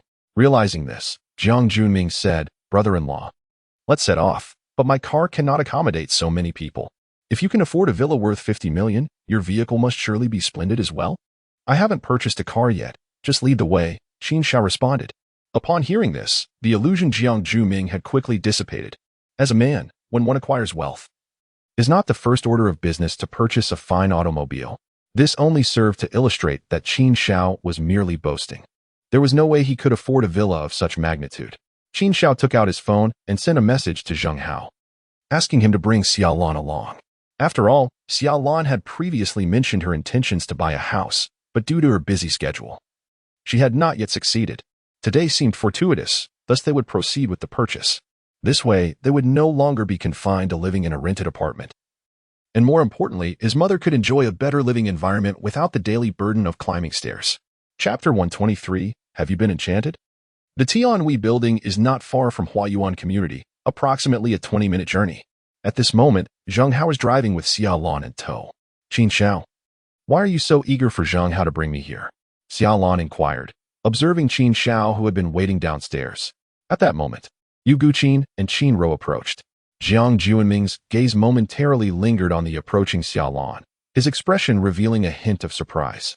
He had heard from Qin Ro that Qin Xiao was a carefree and ear-do-well, yet here stood a wife of remarkable beauty. How could she have been so blind as to align herself with such a man? Xiaolan, you have arrived, Yu Guqin greeted. Mother, little sister. Xiaolan acknowledged with a nod. Although Qin Ro's relationship with Qin Xiao was far from amicable, she held a favorable view of her sister-in-law and remarked, Sister-in-law, you arrived just in time. Qin Xiao is making a fool of himself here. Please take him home. Xiaolan was not surprised by Qin Ro's use of Qin Xiao's full name, devoid of any affectionate title, and her apparent impatience. After all, she had previously harbored strong animosity toward Qin Xiao until he began to take responsibility and earn money, which shifted her perspective. Xiaoro, did your brother say something? Please do not be upset. He has improved significantly compared to before. Xiaolan quickly defended Qin Xiao. Qin Ro retorted, Sister-in-law, you have no idea what is happening. Forget it. I find it embarrassing. Let mother speak. Yu Guqin, feeling quite helpless, interjected, Xiaolan, it's not that your sister is getting engaged. Qin Xiao is unwilling and has caused quite a commotion indoors. Earlier, Juming mentioned the house, and Qin Xiao insisted on purchasing a villa at Yuhai Garden. Please talk some sense into him. We cannot afford such extravagance at this moment, and sulking is not the way to express frustration. Upon hearing Yu Guqin recount the events, Xiaolan smiled and said, Mom, it was I who initially suggested purchasing a house. Now that the conditions are favorable, you need not worry. Let us proceed. Yu Guqin, Qin Ro, Sister-in-law, he is being ridiculous. Why are you indulging him? Are you aware of the property prices in Yunhai Garden? It is the most expensive area in Suzhou and Hangzhou, averaging over 60,000 per square meter. It's almost on par with Yinjing. Qin Ro exclaimed, exasperated. I am aware. Qin Xiao has mentioned the prices, Xiaolon replied. At that moment, both Yu Guiqin and Qin Ro stood there, dumbfounded. Sister-in-law, what kind of enchantment has Qin Xiao cast upon you? How can you believe such nonsense? Haven't you been deceived enough already? Qin Ro remarked. Just as Xiaolon was about to respond, Qin Xiao raised his hand slightly and said, Xiaolon, there is no need for explanations. They trust nothing. Let us head to the sales office. Hearing this, Xiaolon hesitated but ultimately acquiesced. She could empathize with Yu Guiqin and Qin Ro's concerns, as they mirrored her own past sentiments. Meanwhile, Jiang Junming, standing at a distance, was unaware of their conversation. Seeing Qin Ro storm towards him, he declared, all right. Let us set off. Under Jiang Junming's guidance, the group made their way directly to the Yunhai Garden sales office. At that moment, seated in Zheng Hao's car, Xiaolon observed the taciturn Qin Xiao in the passenger seat and remarked, is it that Qin Ro has been disobedient? It seems she has truly upset you. Upon hearing this, Qin Xiao smiled gently, replying, why would I be angry? It was my fault previously. It is only natural for that girl to harbor resentment. I shall make amends in due course. Chapter 124. Cash payment only before long. The two vehicles arrived almost simultaneously at the Yunhai Garden sales office. Jiang Junming, still basking in the anticipation of humiliating Qin Xiao, hurried into the lobby. As the group entered, an attractive female sales representative promptly approached them and inquired, ladies and gentlemen, are you here to rent or to view properties? Clearly, we are here to purchase a property. Please summon Manager Zhang. Jiang Junming stated with his hands clasped behind his back. The sales representative nodded eagerly, replying, certainly, please have a seat and enjoy some tea while I fetch Manager Zhang. Once the sales representative departed, Jiang Junming sauntered over to Qin Xiao, grinning as he said, brother-in-law, Zhang'an and I are sworn brothers. This property will not only be discounted by 500,000, but it also comes fully furnished, allowing you to move in with just your suitcase. Upon hearing this, Qin Xiao smiled faintly and replied, that sounds ideal. Meanwhile, Xiaolon gazed at the model of the development in the sandbox, her heart brimming with joy. Who could have imagined that just a week ago, she was struggling to make ends meet? Now, in a week's time, she could afford to reside in a grand villa, and in Yunhai Garden no less. Though Xiaolon felt elated, Yu Guiqin was increasingly restless. Did she not know what kind of son she had? To leap straight into purchasing a 50 million villa was clearly unrealistic. Yu Guiqin contemplated several times approaching Qin Xiao to dissuade him from such folly, but seeing his nonchalant demeanor, one might think he genuinely possessed the means to procure that sum. Throughout, Qin Ro's gaze remained fixed on her brother, equally puzzled as to whether Qin Xiao was merely posturing. A few minutes later, a slender man clad in a tailored suit briskly emerged. Upon noticing, Jiang Junming immediately raised his hand, exclaiming, Zhang'an, I am over here. Jiang, Zhang'an responded, promptly advancing to shake his hand while casting a glance at the group of people behind Jiang Junming. He then whispered, Jiang, is that the one looking to purchase a villa? The one standing beside the beautiful lady? Jiang Junming subtly gestured towards Qin Xiao. Is that for real? Is he the affluent tycoon? So wealthy? Zhang'an inquired, visibly taken aback as he gazed at Qin Xiao. Jiang Junming muttered quietly, what affluent tycoon? He is my future brother-in-law, merely a good-for-nothing indulging in vices, not capable of purchasing a villa.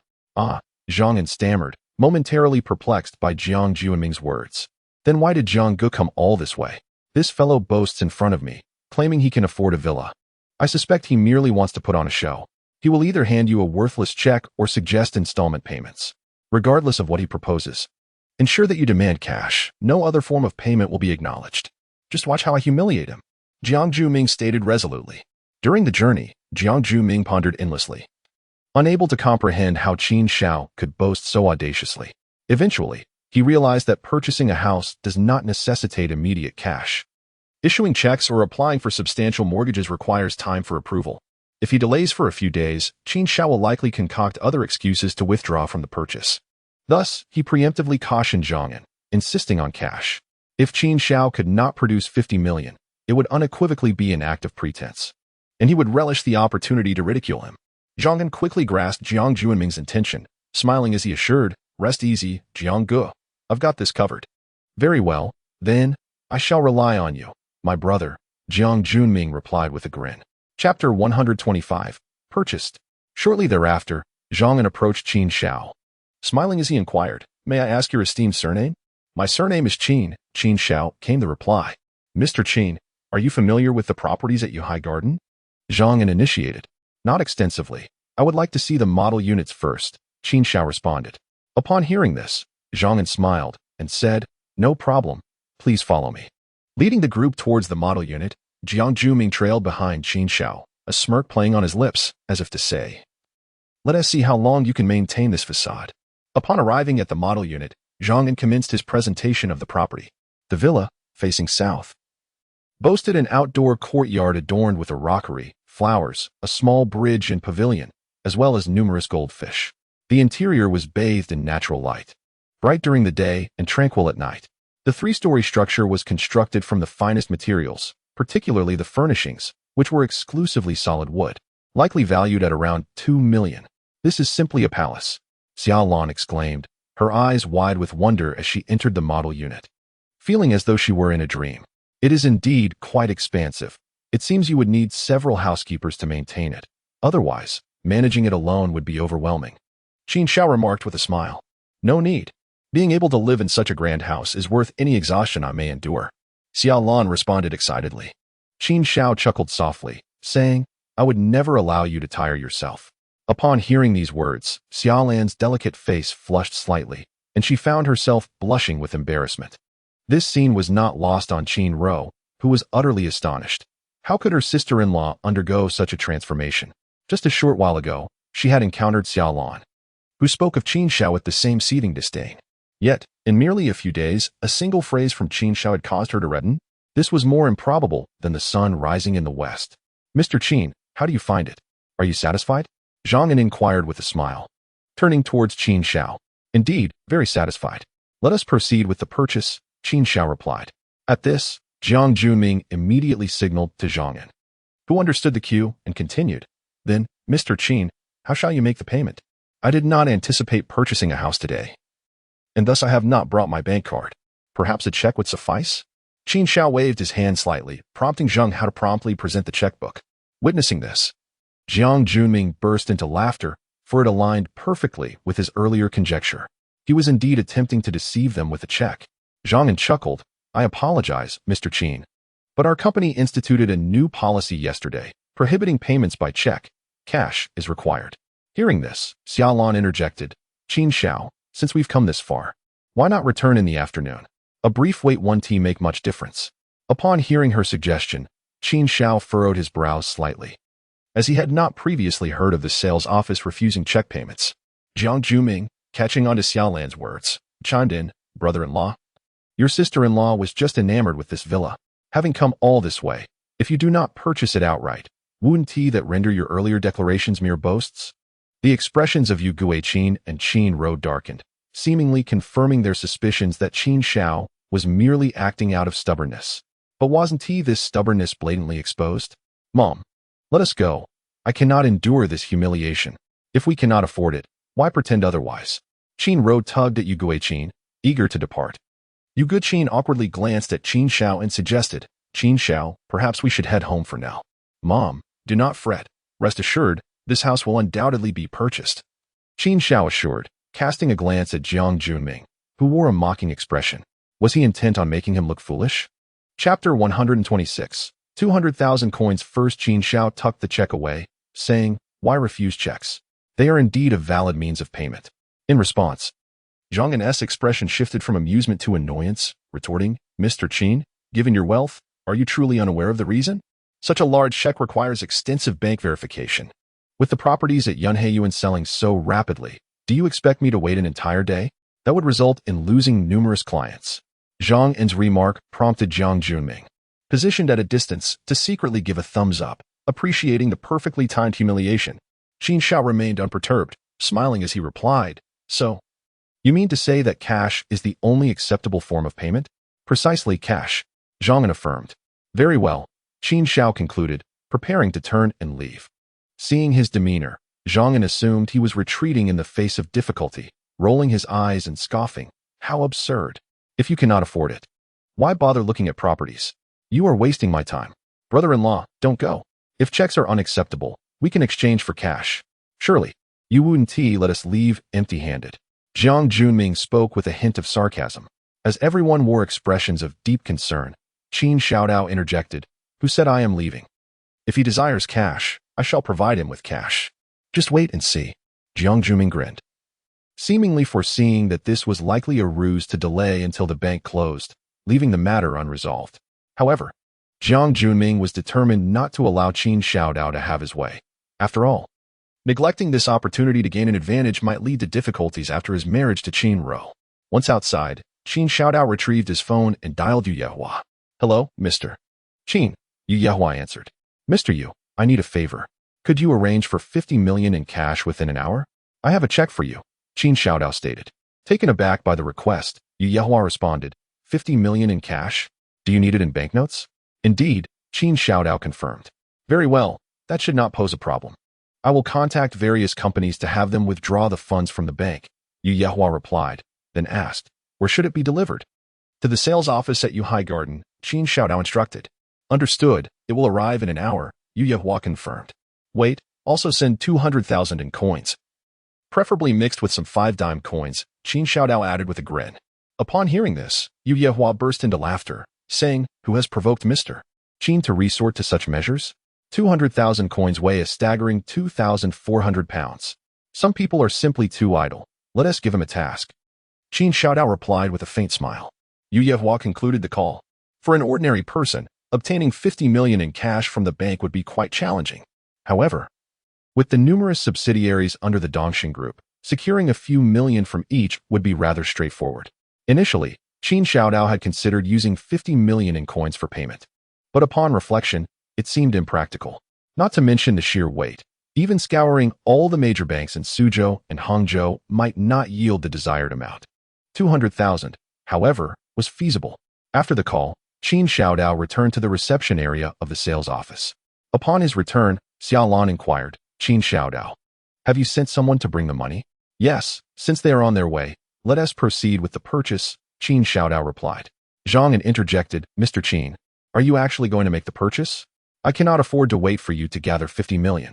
I trust that in an hour, you will still be able to address me with such audacity, Qin Xiaodao retorted, casting a cold glance at Zhang and Chapter 127. The money has arrived. Counted Zhang and scoffed at Qin Xiaodao's words, dismissing them as inconsequential, and walked straight over to Jiang Junming, with arms crossed and a smug expression. Jiang Junming looked at Qin Xiaodao and remarked, you've still got an hour. Even if I gave you 8 hours, I doubt you could gather the funds. I am eager to see what excuse you will conjure. Brother Jiang, how do you think I performed just now? Zhang whispered with a chuckle. Not bad. I'll treat you to dinner later, Jiang Junming replied with a smile. You're too kind. I also detest such individuals who pretend to be affluent without the means. Zhang shot a disdainful glance at Qin Xiaodao. Meanwhile, as Yu Guiqin anxiously pondered her next move, the only ones appearing unruffled were Qin Xiaodao, Zheng Hao, and Xiaolan. After all, they were well aware of Qin Zhao's current financial capacity. Wasn't he at merely 50 million? Surely, that amount could be procured with ease. An hour passed swiftly, and soon Qin Xiao received a call. The driver had arrived with the delivery truck. Qin Xiao then rose and declared, the money has arrived. Upon hearing this, Jiang Junming, who had been waiting to witness the spectacle, was momentarily taken aback and asked, the money has arrived? Where is it? Since it was cash, it must be outside. Could it possibly still be in my possession? After speaking, Qin Xiao continued, Manager Zhang, are you still selling the house? Zhang was equally astonished by Qin Zhao's words and immediately turned to Jiang Junming, exclaiming, Brother Jiang, did he really manage to gather it in just an hour? Let us go outside and see. At that moment, Jiang Junming felt an unsettling premonition. Meanwhile, Yu Guiqin and Qin Ro also displayed expressions of disbelief. Could it be true? Was 50 million truly on its way? Xiaolan, don't deceive me. Does Qin Xiao really possess such wealth? Yu Guiqin asked, her astonishment evident as she glanced at Xiaolan. Beside her, Qin Ro widened her eyes in shock, questioning the authenticity of her brother's fortune. Mother, Qin Xiao is indeed wealthy, and exceedingly so. You'll see for yourself once we step outside, Xiaolan replied with a smile. Subsequently, the group ventured outside, still incredulous. Upon reaching the entrance of the sales office, they beheld an armored vehicle parked, from which two armed escorts emerged. One of them, smiling, inquired, "Are you Mr. Qin?" "I am," Qin Xiao responded. "We were sent by General Yu. The 50 million is in the vehicle," the escort added, producing a delivery note. "Please sign here." After Qin Xiao affixed his signature, he approached the truck and opened the door. Inside, stacks of cash amounting to nearly 50 million were piled high, accompanied by several bags filled with coins. This spectacle left Yu Guiqin and Qin Rou utterly speechless. Is this real? Qin Rou's reaction was even more pronounced than Yu Guiqin's. She could scarcely believe her brother possessed such wealth. However, the most captivating expressions belonged to Jiang Junming and Zhang En, both of whom looked as though their jaws could accommodate a fist, their throats dry and constricted. Is this for real? What a joke! Jiang Junming mused, his pupils slightly dilating in disbelief as he gazed at the cash in the truck. "Manager Zhang, please count it carefully. Do not claim I shortchanged you," Qin Xiao remarked, the phrase shortchanged indicative of his lavishness. Hearing this, Zhang En was momentarily dumbfounded. Count. 50 million in cash would take ages to tally, not to mention the several bags of coins. He exclaimed nervously, "How much is that in coins, Mr. Qin?" Zhang En asked, his scalp prickling with anxiety. "How would I know? Count it yourself. My time is limited. If you delay me, I will promptly file a complaint with the higher-ups at Yuhai Garden," Qin Xiao replied coldly. Upon hearing the word complaint, Zhang En's complexion turned pale. If the higher-ups learned he was obstructing a major client, he would undoubtedly lose his job. Chapter 128. Earned by merit. Zhang En's apprehension stemmed from a prior incident at Yunhai Garden where a salesperson had offended a client, resulting in the client exchanging 10,000 coins to vex the sales team. This matter has stirred quite a commotion online, and ultimately, Yunhai Garden could no longer bear the weight of public scrutiny, leading the unfortunate salesperson to apologize and resign. Zhang En never anticipated that the tide of misfortune would wash over him as well. Mr. Qin, after much stammering, found himself unable to articulate a single coherent thought. His gaze fixated on Jiang Junming. Meanwhile, Jiang Junming stood there, utterly dumbfounded, his eyes glued to the 50 million in cash within the vehicle. It wasn't that he had never encountered such an amount before, but he was astounded by Qin Xiao's prowess, managing to amass a staggering 50 million in cash in the span of merely an hour, alongside a mountain of coins. One must realize that withdrawing such a sum from a bank typically requires at least 1 to 2 working days to arrange. Even for a major bank, it would take half a day, yet here was Qin Xiao, accomplishing it in just an hour, considering the travel time. It seemed he had managed to procure the funds in less than half an hour. Jiang Junming felt inferior, although his family's assets amounted to several hundred million. He simply could not produce 50 million in cash. "Manager Zhang, weren't you quite defiant just now?" Qin Xiao remarked, adding, "I shall grant you 1 hour to count this money. I shall await your return." With that, he turned his back and strode toward the reception area, leaving a perturbed and helpless Zhang En in his wake. "Mr. Qin, I was in the wrong. Please do not be angry. With 50 million and so many coins, our sales department has only 3 employees. We wouldn't finish counting by tomorrow," Zhang En implored, hastening to keep pace with Qin Xiao, his face a mask of desperation. 3 employees? Isn't Jiang your good friend? Surely he could assist you in counting? Qin Xiao's eyes flickered toward Jiang Junming in the distance. Upon hearing this, Jiang Junming's face darkened significantly, and the 2 elder relatives beside him wore equally somber expressions. "Mr. Qin, perhaps you would consider accepting a check instead. A check is a valid means of payment," Zhang En hastily suggested. "Oh, you may suggest whatever you wish. How bold you are," Qin Xiao retorted. Rather than engage in idle chatter, it would be prudent to take action swiftly. With that, he dismissed any further conversation. Wherever did Qin Xiao procure such a vast sum of money? Yu Guiqin, gazing at the mountain of cash, felt a twinge of fear. After all, if these funds were ill-gotten, it could lead to imprisonment. Similarly, Qin Rou harbored the same apprehension, voicing, could it be that Qin Xiao won this money through gambling? That would be illicit. Xiaolan, overhearing this, appeared somewhat displeased, yet she maintained a cordial tone, saying, "Mother, younger sister, this money was rightfully earned by Qin Xiao. It is entirely legitimate." In that moment, Qin Rou recalled that Qin Xiao had mentioned starting a company and intended to share equity with them. Could it possibly be true? As she watched Qin Xiao's retreating figure, she found herself momentarily paralyzed with uncertainty. Zhang En turned to Jiang Junming, exclaiming, "Brother Jiang, you have led me to my doom." Did you not claim he was penniless? Feeling the sting of humiliation, Jiang Junming was equally vexed. His pride had been thoroughly trampled, and he had been outmaneuvered by Qin Shao. All of this was told to me by Qin Ro. How was I to know? Jiang Junming replied, frustration evident in his voice. Chapter 129. 50 million gifted. At this moment, Zhang stood before the towering stacks of cash, feeling as if he were a mute savoring bitter gall. With no other recourse, he reluctantly followed Qin Zhao's instructions to count the money. Assisted by several employees, bags of coins and cash were transported to the hall, where two bill counters began their work simultaneously. Meanwhile, Qin Shao lounged comfortably on a sofa in the reception area, his legs crossed, savoring his coffee.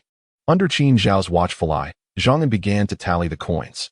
Observing his brother's disheveled state, Jiang Junming approached Qin Shao with a look of embarrassment, saying, "Brother-in-law, isn't this a bit too harsh? Manager Zhang has already offered you a discount of 500,000. Without lifting his gaze, Qin Shao remained focused, taking a sip of his coffee, and replied, "Oh, as if I wouldn't find someone else to buy from if I sought another option. Do you think I can't find someone to introduce me to a property with 50 million in hand?" Jiang Junming was momentarily taken aback by this statement. Realizing that someone capable of raising such a substantial amount in a short time would undoubtedly have connections in real estate. "Mr. Qin, how about we skip the counting? You're Jiang Ji's brother-in-law, and I trust you. Let's just sign the contract directly." Zhang interjected after a short while, his hand cramping from counting. "That is fine. But if we end up short by hundreds of thousands, you'll be the one to cover it," Qin Shao said as he slowly rose. Zhang In and Jiang Junming exchanged glances, the latter's expression filled with urgency as he perceived Zhang In's plea for help. As sworn brothers, Jiang Junming could not bear to watch his good friend struggle and rolled up his sleeves to join the counting effort, his resentment toward Qin Shao growing with each coin. Meanwhile, Qin Ro looked on in disbelief, still unable to comprehend the situation. "Qin Shao, are you truly intent on putting them through this?" Xiaolan remarked, her expression a mix of amusement and exasperation. Setting his coffee cup down, Qin Shao replied, "A benevolent person can be taken advantage of. Today serves as a lesson for them, as well as a reminder for Jiang Junming." Xiaolan nodded in agreement, choosing not to elaborate further. After about an hour, most of the cash had been counted, leaving only a pile of coins on the floor, of which merely a third had been accounted for. Zhang In, overwhelmed, exclaimed, "Mr. Qin, I understand my mistake. I will never again look down on others. Please, have mercy and spare me this time. Are you not concerned I might shortchange you?" Qin Shao replied with a teasing glint in his eye. "Not at all. Even if you did, I would accept it." Zhang In replied with a wry smile. Jiang Junming, equally exhausted, shot a fiery glare at Qin Shao. "Very well, let us sign the contract," Qin Shao said, finally rising. This lesson had been imparted, and while he had made his point, there were no deep-seated grudges between them, so he decided to conclude the matter. Zhang In let out a sigh of relief, nodding and bowing as he approached Qin Shao with the contract. Qin Shao subtly gestured to Zhang In, instructing, "Hand the contract to her." Suddenly, Xiaolan paused, taken aback by the request. "To me? Since our marriage, I have yet to present you with a worthy gift. This villa shall now be your private possession," Qin Shao remarked, gazing at Xiaolan. Upon hearing this, Xiaolan promptly covered her mouth in astonishment, nearly brought to tears. A villa worth 50 million, given so freely? Surely, only my husband would genuinely treat me with such sincerity. Chapter 130. Moving in with the purchase of this house.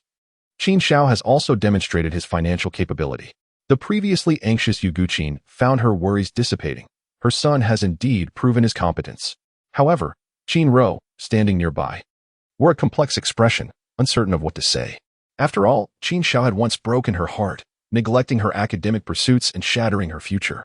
Such transgressions are not easily forgiven. "Mother, Xiao, now that the villa is purchased, let us live together. From this day forth, I shall bear the weight of this family." Qin Shao gently addressed his mother and sister.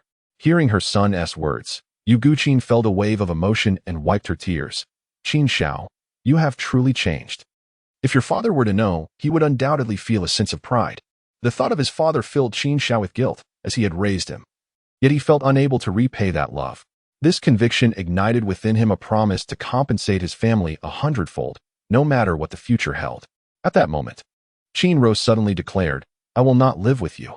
Do not think that wealth can buy my forgiveness. You are unworthy." The once harmonious atmosphere chilled with her words. "Xiao, Your brother was indeed foolish in the past, but has he not changed now? How can one harbor hatred for their brother? Yu Guqin hastily interjected on Qin Shao's behalf. Yet, despite her countless appeals, Qin Ro remained obstinate and unyielding. Mother, there is no need to persuade me further. I have declared that I will not forgive him, Qin Ro asserted before turning to Jiang Zhuming, saying, Zhuming, are you leaving or not? Jiang Zhuming, already harboring resentment towards Qin Shao, felt a flicker of satisfaction upon seeing Qin Ro's refusal to forgive him. Let us go, he replied, and together they departed the scene. Xiao, Yu Guqin called after her. Qin Shao shook his head in resignation, saying, Mother, do not plead on my behalf. I understand her nature well. In time, she will come to comprehend. Sighing helplessly, Yu Guqin could only acquiesce. After leaving the sales office, Qin Shao contacted a moving company to arrange their relocation. The Yunhai Garden Villa was ready for immediate occupancy, requiring only the transportation of essential belongings from their old home. Once the move was complete, Qin Shao reclined on the soft sofa of their new abode, feeling quite content, while Xiao Lan and Yu Guqin busied themselves tidying up the kitchen, breathing life into the once desolate villa.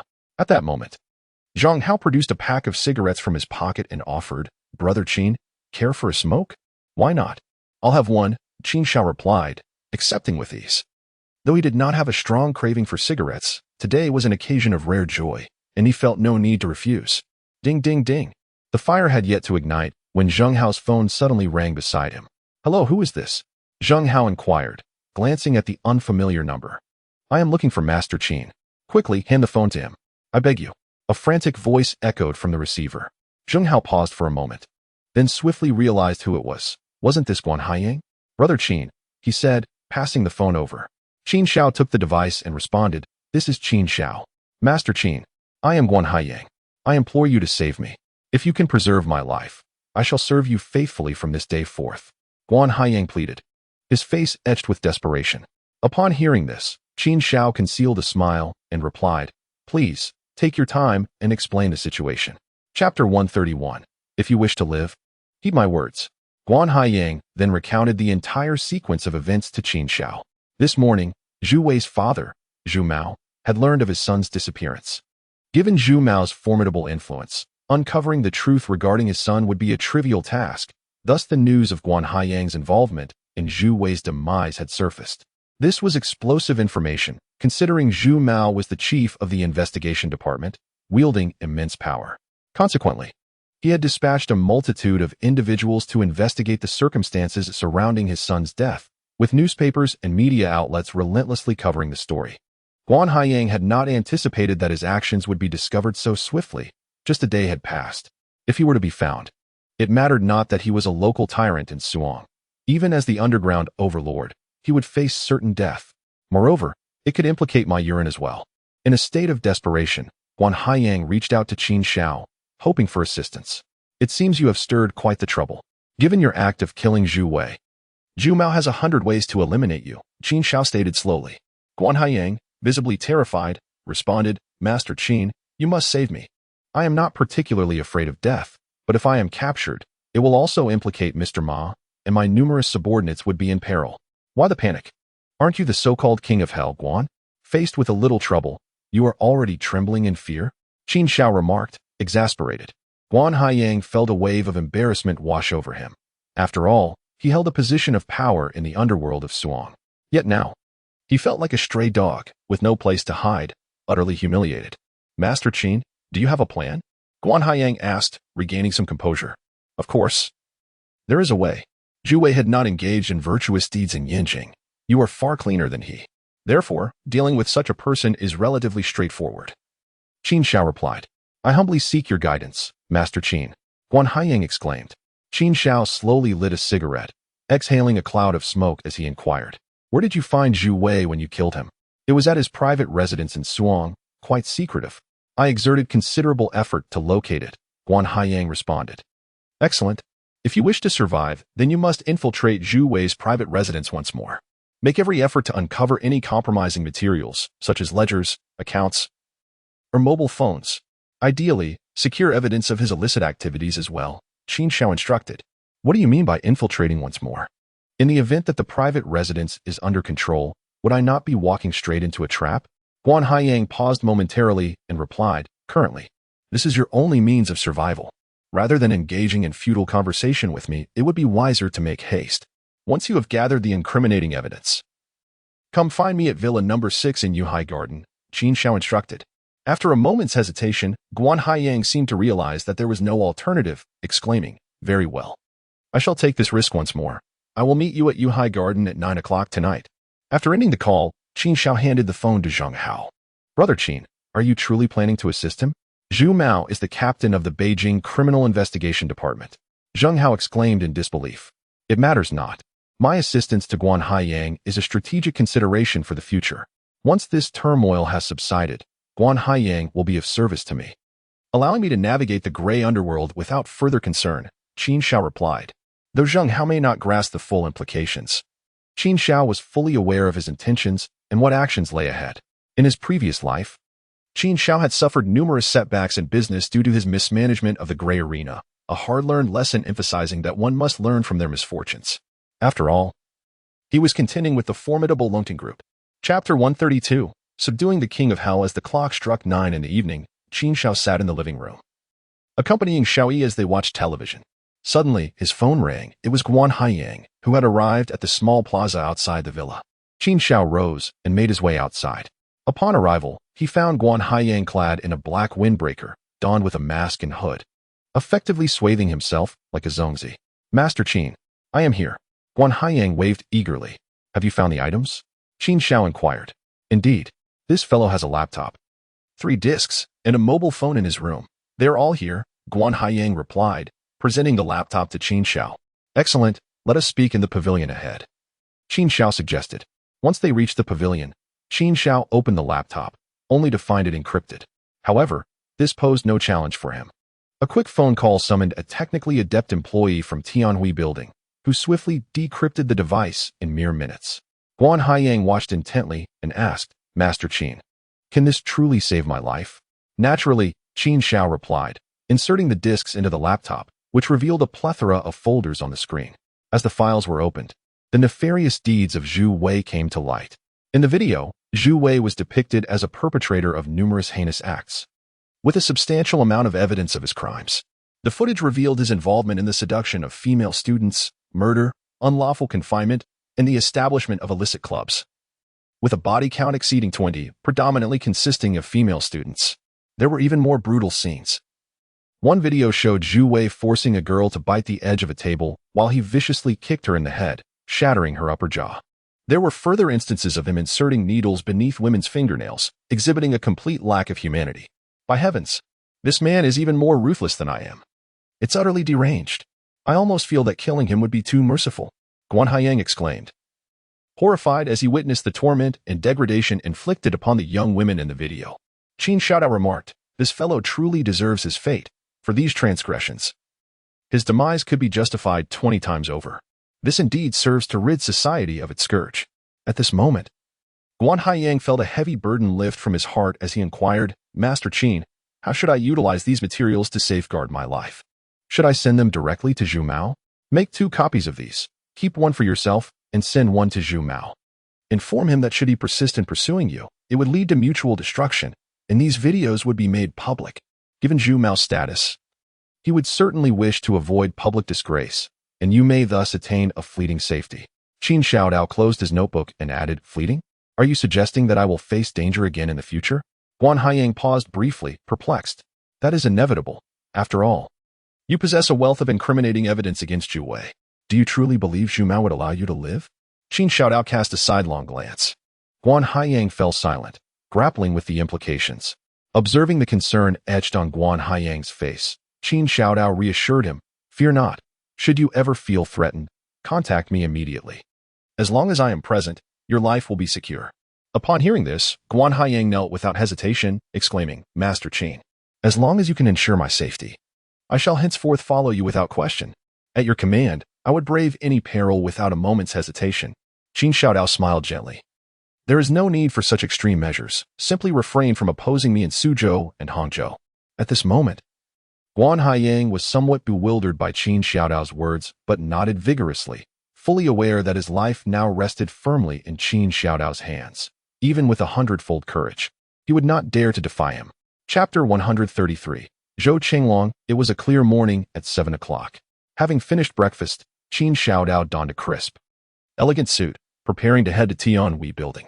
Zheng Hao, already waiting outside in the car, approached swiftly upon seeing Qin Xiaodao exit, saying, "Brother Qin, is sister not coming to the office today?" "She is not. Today Xiao Yi is resting. She has taken Xiao Yi and my mother to the amusement park." Qin Xiaodao replied as he settled into the back seat. "Understood," Zheng Hao nodded, starting the vehicle. After driving for a while, he added, "Brother Qin, I just received a call from the company. The chairman of Longting Group is scheduled to arrive at 9 o'clock for negotiations." Upon hearing this, Qin Xiaodao felt no surprise. After all, Longting Group had been eyeing Tianhui Building and would undoubtedly take action. What is meant to be will come. Fortune or misfortune, one cannot evade destiny, he said, gazing out the window at the bustling traffic. "Brother Qin, do we need to prepare anything?" Zheng Hao asked with a hint of concern. "Not for now. We shall simply await his arrival," Qin Xiaodao responded. Meanwhile, at a prominent building in the heart of Suzhou and Hangzhou, the name Longting Group loomed large, having become a landmark in the city. As chairman, Zhou Qinglong wielded absolute control over Longting Group, which could easily be described as a family enterprise. Given the extensive range of industries in which Longting Group was involved, it was challenging to ascertain its primary focus. Essentially, any booming industry would find Longting Group's involvement, often leading to its monopolization. It is precisely due to the presence of a vast think tank that the Longting Group has established itself as the undisputed leader in Suzhou and Hangzhou, enduring through the ages, even outshining the Dongxing Group. At 8 in the morning, in the chairman's office atop the Longting Group's towering building, a middle-aged man in his 40s stood before the expansive floor-to-ceiling window, gazing into the distance. Standing at 6 feet tall, impeccably dressed in a tailored suit and adorned with a pair of gold-rimmed glasses, he exuded an air of cultured sophistication with a hint of gentleness, particularly enhanced by the streaks of white interspersed among his lustrous black hair, adding a touch of charm to his age. It is likely that he was once a dashing young man in his youth. This man is none other than Zhou Qinglong, the head of the Longting Group. "Father, have you located the person who struck me?" "It has been several days." A stunning woman entered, her countenance revealing her displeasure.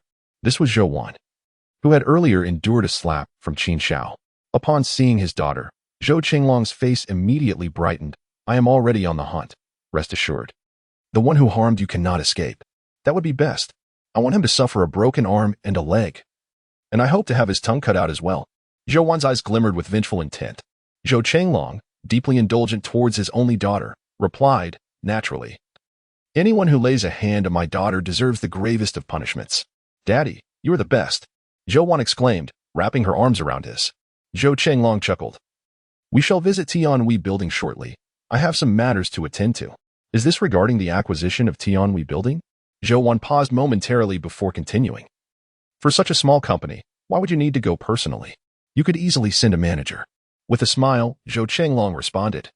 Tianhui Building is unlike other small enterprises. Its business model is unprecedented. According to my analyses, if branches are established nationwide, the profits could commence at a minimum of 10 billion. A company with such immense potential merits my direct involvement. Chapter 134.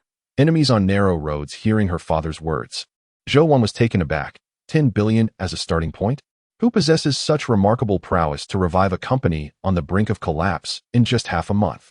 It is said to be someone from Dongxing Group, surnamed Qin, who previously outperformed Huang Yu in a bet. It appears that Dongxing Group harbors hidden talents. Zhou Qinglong remarked with understated admiration. After a moment of contemplation, Zhou Wan proposed, since it belongs to Dongxing Group, would they be willing to sell shares at such a low price? Indeed, Dongxing Group had invested billions to acquire it. Now they wish to offload 70% of their shares for merely 10 million? Such a proposition seems implausible. Zhou Qinglong smiled knowingly. "My dear daughter, haven't you heard the saying, strike while the iron is hot? Dongxing Group is currently mired in a financial crisis. Even if we were to put pressure on them, they would dare not protest. If we miss this opportunity, once Dongxing Group regains its footing, acquiring shares at such a low price will be far from easy." Zhou Wan grinned. "Father is absolutely right. I shall accompany you. I am eager to see what this business prodigy looks like. Let us proceed to meet this remarkable talent." Zhou Qinglong remarked as he turned to exit the office. An hour later, at 9 in the morning in the Tianhui Building, Qin Xiao had already summoned 7 or 8 senior executives to wait in the conference room. At that moment, a hurried receptionist entered, stating, "Chairman, 2 cars have arrived downstairs. A Mr. Zhou Chenglong, the chairman of Loaning Group, wishes to see you." Zhang Hao's expression shifted in surprise, and the other senior executives also appeared visibly uneasy, displaying signs of apprehension. After all, Zhou Chenglong's reputation in the industry eclipsed that of the Yu family from Dongxing Group.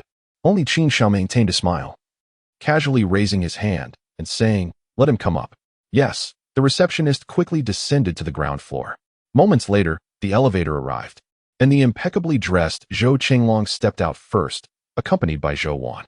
More notably, he was flanked by 4 burly bodyguards wearing sunglasses, creating an imposing presence. As Zhou Chenglong entered the conference room, he quickly spotted the remarkably young man seated at the head of the table and was taken aback, exclaiming, "I recently heard that Dongxing Group has acquired an extraordinary talent, revitalizing the nearly defunct Tianhui building in mere days. Meeting you today, I see you are indeed exceptional. A prodigy." Qin Xiao regarded the praising Zhou Chenglong with a faint smile, responding, "Chairman Zhou, you flatter me. Please, take a seat." As Zhou Chenglong settled in, Zhou Wan also turned her gaze towards Qin Xiao. At first glance, she found him strikingly handsome and exuding an extraordinary demeanor, prompting her to think of the phrase, "A gentleman as exquisite as jade, unmatched in the realm." However, upon a second look, her initial thoughts were swiftly overturned. It was none other than the culprit who had assaulted her.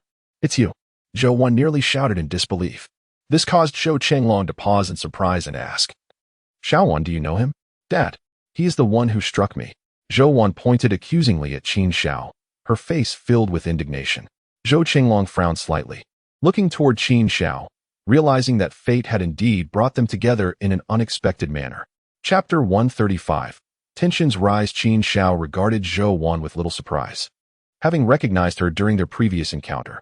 "Xiao Wan, are you certain it was him who struck you?" Zhou Chenglong inquired, his tone laced with doubt. "Dad, I'm not mistaken. How could I be wrong?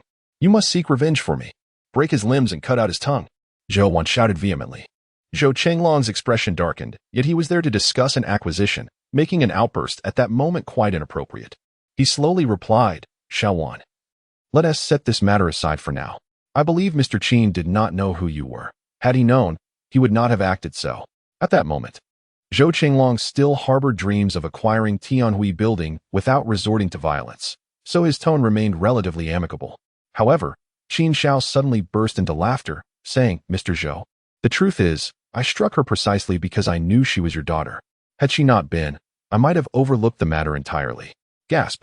Zhou Chenglong, Zhou Wan. Everyone. Qin Xiao's words are undeniably shocking, bordering on madness. Upon hearing this, Zhou Chenglong, despite his impressive composure, twitched the corner of his eye, yet maintained a smile as he remarked, "Heh, the fearless spirit of youth is commendable. It seems my acquisition of your esteemed company will not be as simple as I had anticipated." "Simple? Far too simple. If you were to offer 100 billion now, I would promptly hand over the Tianhui building with both hands," Qin Xiao replied, his demeanor unruffled and remarkably cordial. At this moment, the expressions of the 2 bodyguards standing behind Zhou Chenglong darkened significantly, stepping forward as if ready to engage in combat at any moment.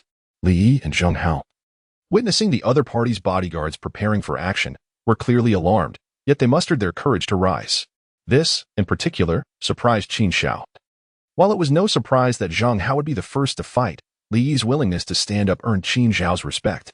It appears that Li Yi is fundamentally decent, unflinching in the face of adversity. 100 billion? I see you must mean ghost money. What are you all waiting for? Incapacitate him, Zhou Wan shouted, pointing angrily at Qin Xiao. Immediately, 4 bodyguards stepped forward, seemingly ready to engage in a fierce brawl. Yet, Qin Xiao remained seated in the chairman's position, a smile on his face, observing the eager bodyguards as if they were mere clowns. Just as tensions escalated and it seemed a fight would erupt, Zhou Chenglong suddenly raised his hand and declared, "Stand down. We are here to discuss a contract, not to brawl." Upon hearing this, the 4 bodyguards gradually stepped back. Zheng Hao and Li visibly exhaled in relief. "Dad?" Zhou Wan was perplexed as to why her father had not yet taken action. Zhou Chenglong gently patted his daughter's shoulder and whispered, "Do not worry. I will certainly help you reclaim that slap in due time. For now, we must remain composed." With her father's reassurance, Zhou Wan had no choice but to momentarily suppress her anger. Zhou Qinglong turned his gaze to Qin Xiao and stated, "Mr. Qin, you have harmed my daughter. Had it been anyone else, they would likely be dead by now. However, I am one who values talent. Therefore, let us propose this. I will acquire 90% of the shares of the Tianhui building for 100 million, and you may continue as chairman. But under the auspices of my Longting Group. If you agree, I shall consider the grievances between you and my daughter settled. What do you say?" Chapter 136. To the end, until death. Upon hearing Zhou Qinglong's proposition, Qin Xiao suddenly burst into laughter and replied, "Mr. Zhou, what will you do if I refuse?" In response, Zhou Qinglong chuckled, "Mr. Qin, I have spoken to you with courtesy and respect, affording you ample consideration. Do not mistake my kindness for weakness. Understand that my standing in Suang is not merely due to idle talk. Should I choose, extinguishing your existence would be no more challenging than crushing an ant." With Zhou Qinglong's menacing words, the four bodyguards revealed fierce expressions, poised to act. Clap, clap, clap. However, Qin Xiao suddenly began to applaud, a hint of amusement in his voice as he remarked, "Heh, Mr. Zhou, your imposing presence is indeed remarkable. Most would be intimidated by your bravado." "Intimidated? Do you think I am trying to intimidate you?" Zhou Qinglong chuckled before continuing. "In this region of Suzhou and Hangzhou, I have connections on both sides of the law. If you wish to engage in a business battle with me, you must first ascertain your own worth. Even if the Yu family were to come here, they would not dare to be so audacious before me." Beside him, Zhou Wan glared at Qin Xiao, whose arrogance was infuriating. "Father, why waste your breath on him? Just break his hands and feet, and he will behave." Zhou Wan was exceedingly displeased. Wherever she went, people fawned over her. Yet here, she was not only being attacked but also being confronted by someone who dared to challenge her father. Her frustration boiled over. And just as she was about to instruct her bodyguards to take action, she unexpectedly met Qin Xiao's gaze. His eyes, reminiscent of cold stars in the midnight sky, locked onto her, casting a chilling aura that enveloped her in a wave of dread. What sort of gaze was this? It was unlike anything she had ever encountered, brimming with murderous intent. Indeed, it was unmistakably a threat of violence. "I am speaking with your father. Kindly keep your silence, or the next slap will not be so gentle," Qin Xiao uttered with a frosty demeanor. At that moment, Zhou Wan felt a shiver run down her spine. The once headstrong and willful girl was rendered speechless. Zhou Qinglong was momentarily taken aback. His daughter was subdued? How could this be? As he grappled with his astonishment, Qin Xiao continued, "Mr. Zhou, it is futile to negotiate. I will not relinquish Tianhui Tower, not even a 1% stake." Realizing that further negotiation was pointless, Zhou Qinglong slowly rose, saying, "Mr. Qin, I understand that youth can lead to impetuosity. However, acting foolishly at the wrong time can come at a steep price. I hope you remain as defiant when misfortune befalls you." Qin Xiao narrowed his eyes, locking his gaze on Zhou Qinglong. "Are you threatening me?" "Indeed, I am," Zhou Qinglong replied bluntly, casting aside any pretenses. Qin Xiao rose deliberately, stating, "Very well. If Mr. Zhou wishes to engage in this contest, I, Qin, shall accompany you to the end. Once this game commences, there is no turning back. We shall fight to the death." With those words, laced with palpable menace, even Zhou Qinglong found himself momentarily stunned, though he quickly regained his composure. A question arose in his mind. What gave this young man such audacity? How could he possibly contend with someone of his stature? Was he courting disaster? Yet, any doubts were swiftly dispelled. How could Zhou Qinglong fear a mere inexperienced youth? Chapter 137. A House of Cards. The confrontation between Qin Xiao and Zhou Qinglong sent shivers through the ranks of Tianhui Tower's executives present, leaving them too frightened to even breathe. Yet, even more terrifying words were yet to come. "Haha, if this is your wish for a fight to the finish, then so be it. I shall remember all present today," Zhou Qinglong declared. "Ah, Chairman Zhou, please do not be angry. I am merely a minor shareholder of Tianhui Building, and this matter does not concern me in the slightest. Indeed, several of us support your acquisition. Yet, alas, the chairman has refused." "That's right. Chairman Qin does not even know my name. We are completely outsiders."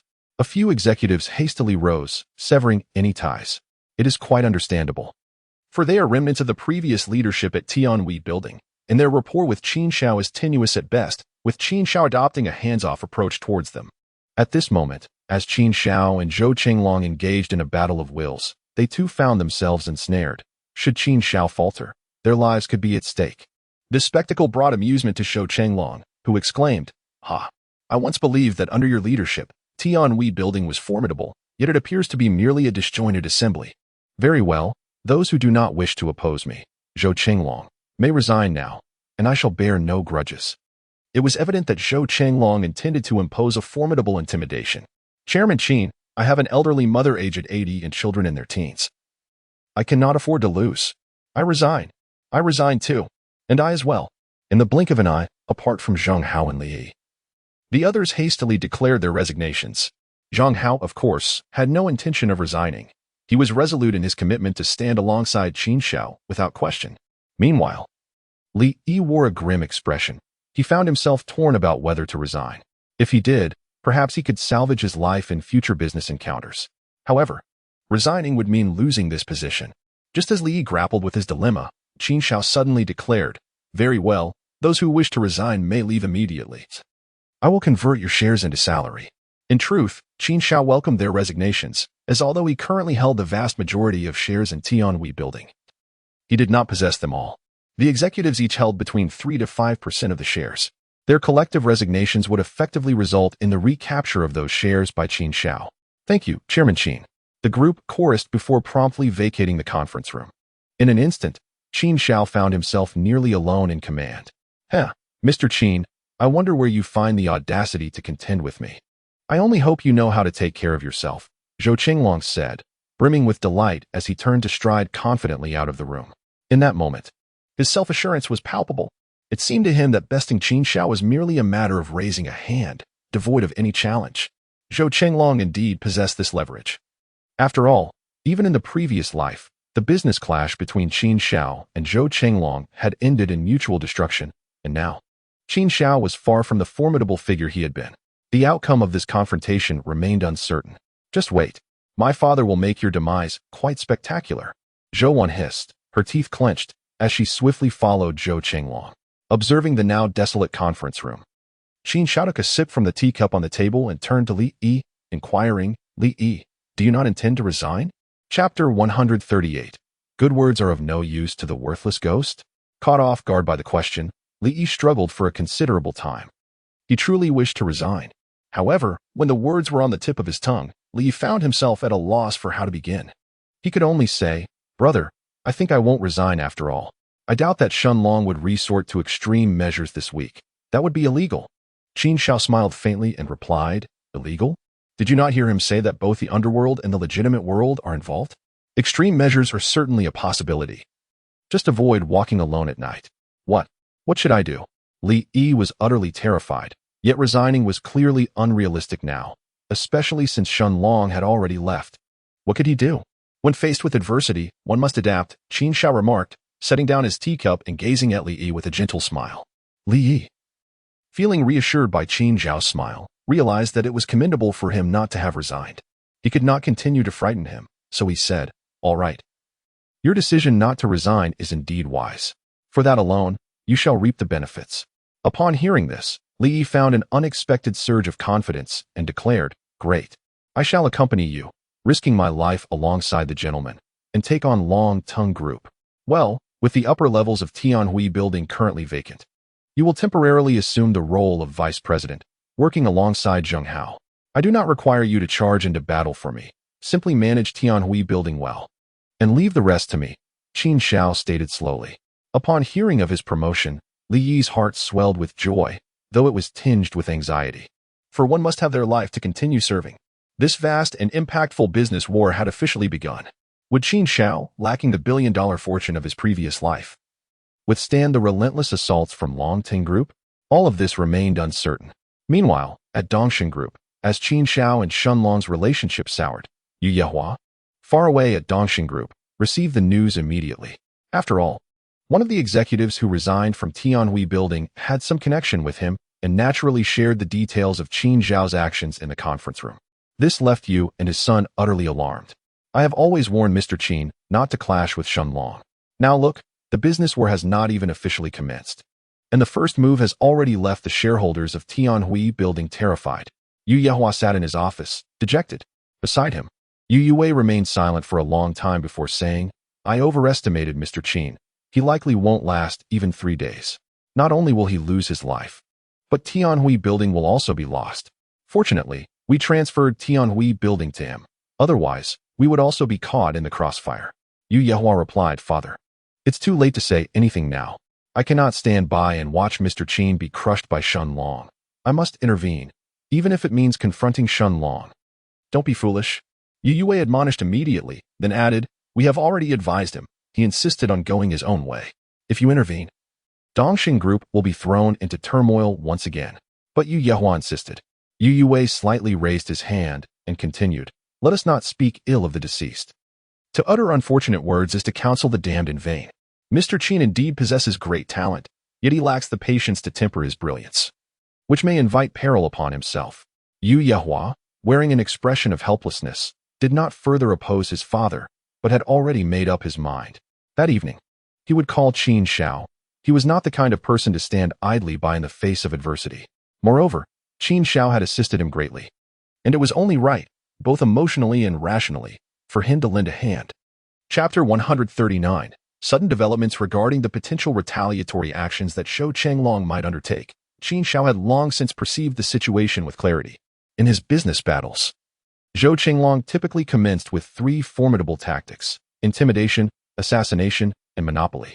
Only if these initial strategies failed would he resort to more serious measures. Most ordinary businessmen would find it nearly impossible to withstand such tactics, often conceding defeat after the very first encounter. For instance, the recent intimidation efforts had successfully frightened several high-ranking officials from Tianhui Mansion into retreat. Next would be the assassination targeted at Qin Shao, and it remained to be seen whether he could withstand such an assault. Ding ding ding. Just as Qin Shao exited the conference room, his phone rang. It was Xiaolon calling. What's wrong? Qin Shao answered. Qin Shao, hurry to the central hospital. Mom has fallen into a coma. The situation is dire, Xiaolon said, her voice laden with urgency. Upon hearing this, Qin Zhao's expression darkened immediately. What happened? She seemed well this morning. I don't know. She said she was tired and went to rest on a bench at the amusement park. Little E couldn't wake her. And the ambulance said it was a brain injury. Xiaolon replied. I'm on my way. Qin Shao hung up and immediately called out, Zheng Hao, take me to the central hospital, quickly. Zheng Hao, equally astonished, sensed the gravity of the situation from Qin Zhao's demeanor and responded, understood, let's go. In the car, Zheng Hao drove at breakneck speed towards Suong Central Hospital. Brother Qin, what happened? He asked. My mother is in a coma. Her vital signs are weak. Drive faster, Qin Shao urged. Zheng Hao nodded, disregarding the red lights, his shock evident as he exclaimed, wasn't any fine just a moment ago? What on earth happened? Is this Zhou Chenglong's doing? Impossible. Zhou Chenglong's reach isn't that swift. Qin Shao quickly dismissed the absurd notion and added, my mother has suffered from headaches for a long time. It's an old ailment. She must have concealed her condition to avoid burdening me and Qin Ro, which led to the deterioration of her health. At that moment, Qin Shao felt an overwhelming weight of guilt regarding his mother. Ever since his father's passing, she had toiled endlessly, while he squandered his potential, forcing her to take refuge at Qin Ro's home. Yet, given Qin Ro's financial situation, merely surviving was already a challenge, let alone affording a medical examination. Even if a condition were diagnosed, treatment would be far beyond their means. The more he pondered these thoughts, the heavier his heart felt. Regardless of the circumstances, he could not allow any misfortune to befall his mother. As Zheng Hao drove swiftly, they finally arrived at the central hospital. Qin Shao rushed towards the ward. Grandma! Grandma! Please wake up. It's little E. At this moment, Xiaowei lay beside Yu Guqin, weeping uncontrollably. Beside her, Xiaolon, with reddened eyes, gazed sorrowfully at Yu Guqin on the hospital bed. Several doctors and nurses stood nearby, engaged in urgent medical efforts. Mom, it's me, Qin Ro. Look at me. You cannot leave us. Qin Ro, her eyes brimming with tears, cried like a weeping willow. It was evident that Xiaolon had contacted her. As Qin Ro worked near the central hospital and arrived without delay. Mom. Upon entering, Qin Shao was met with the sight of his mother, gravely ill on the hospital bed, causing his complexion to drain of color instantly. Are you the patient's son? Inquired a middle-aged attending physician, observing Qin Shao. I am. Qin Shao responded promptly. Chapter 140. The art of healing your mother's condition is extremely critical, the doctor informed. The recent scans indicate that a brain tumor is pressing on her nerves. She is currently reliant on an oxygen tube for her last breath. Without surgery, There is a substantial risk of brain death. Qin Ro, hearing this, felt as if struck by lightning. What are you waiting for? Hurry and perform the surgery, she urged. Please, allow me to explain the situation first, the doctor replied. Given the patient's current state, even with surgery, the success rate is merely a fraction of a percent. Furthermore, there is a significant likelihood she could become a vegetative state, and subsequent treatment will incur considerable expenses. Xiaolan was momentarily taken aback. Are you saying that even if she survives, she might only exist as a vegetable? Indeed, a vegetative state devoid of any consciousness. Thus, the decision rests with you. If you choose to proceed with the surgery, we can do so immediately, the doctor stated. Mom, please wake up. Qin Ro felt as if the sky were collapsing around her upon hearing those words. Qin Xiao approached his mother on the bed, gently placing his hand on her wrist. After a few moments, he declared, I do not wish for you to perform surgery. Just ensure that my mother's oxygen supply is maintained. At his words, both Xiaolan and Qin Ro were taken aback. Qin Xiao? What are you saying? She is our mother. Xiaolan exclaimed in shock. Qin Ro's face flushed with anger. Qin Xiao, how can you be so heartless? With her in this condition, you still refuse surgery. Didn't you say you have money now? Are you afraid of spending it? I do not care about your money. Even if I were to lose everything, I would save our mother. Upon hearing Qin Ro's words, Qin Xiao's expression darkened. Silence. What do you understand to shout like that? His reprimand stunned Qin Ro into silence, leaving her momentarily speechless. The attending physician was equally astonished, as were the nurses, taken aback by Qin Xiao's response. Sustaining life on mere oxygen was undoubtedly causing the patient immense suffering. Qin Xiao turned to Zheng Hao and instructed, Zheng Hao, go immediately to the traditional medicine department and procure 24 3-inch silver needles. Remember, they must be 3 inches long. Though uncertain of Qin Xiao's intentions, Zheng Hao nodded and promptly exited. Qin Xiao glanced back at Yu Guqin's pupils and quickly devised a treatment plan. After all, the knowledge he had acquired in his previous life was not in vain. It included a form of acupuncture known as the return-to-life needle technique. Coupled with some traditional herbal remedies, it could undoubtedly restore his mother to health. Sir, do you intend to treat her yourself?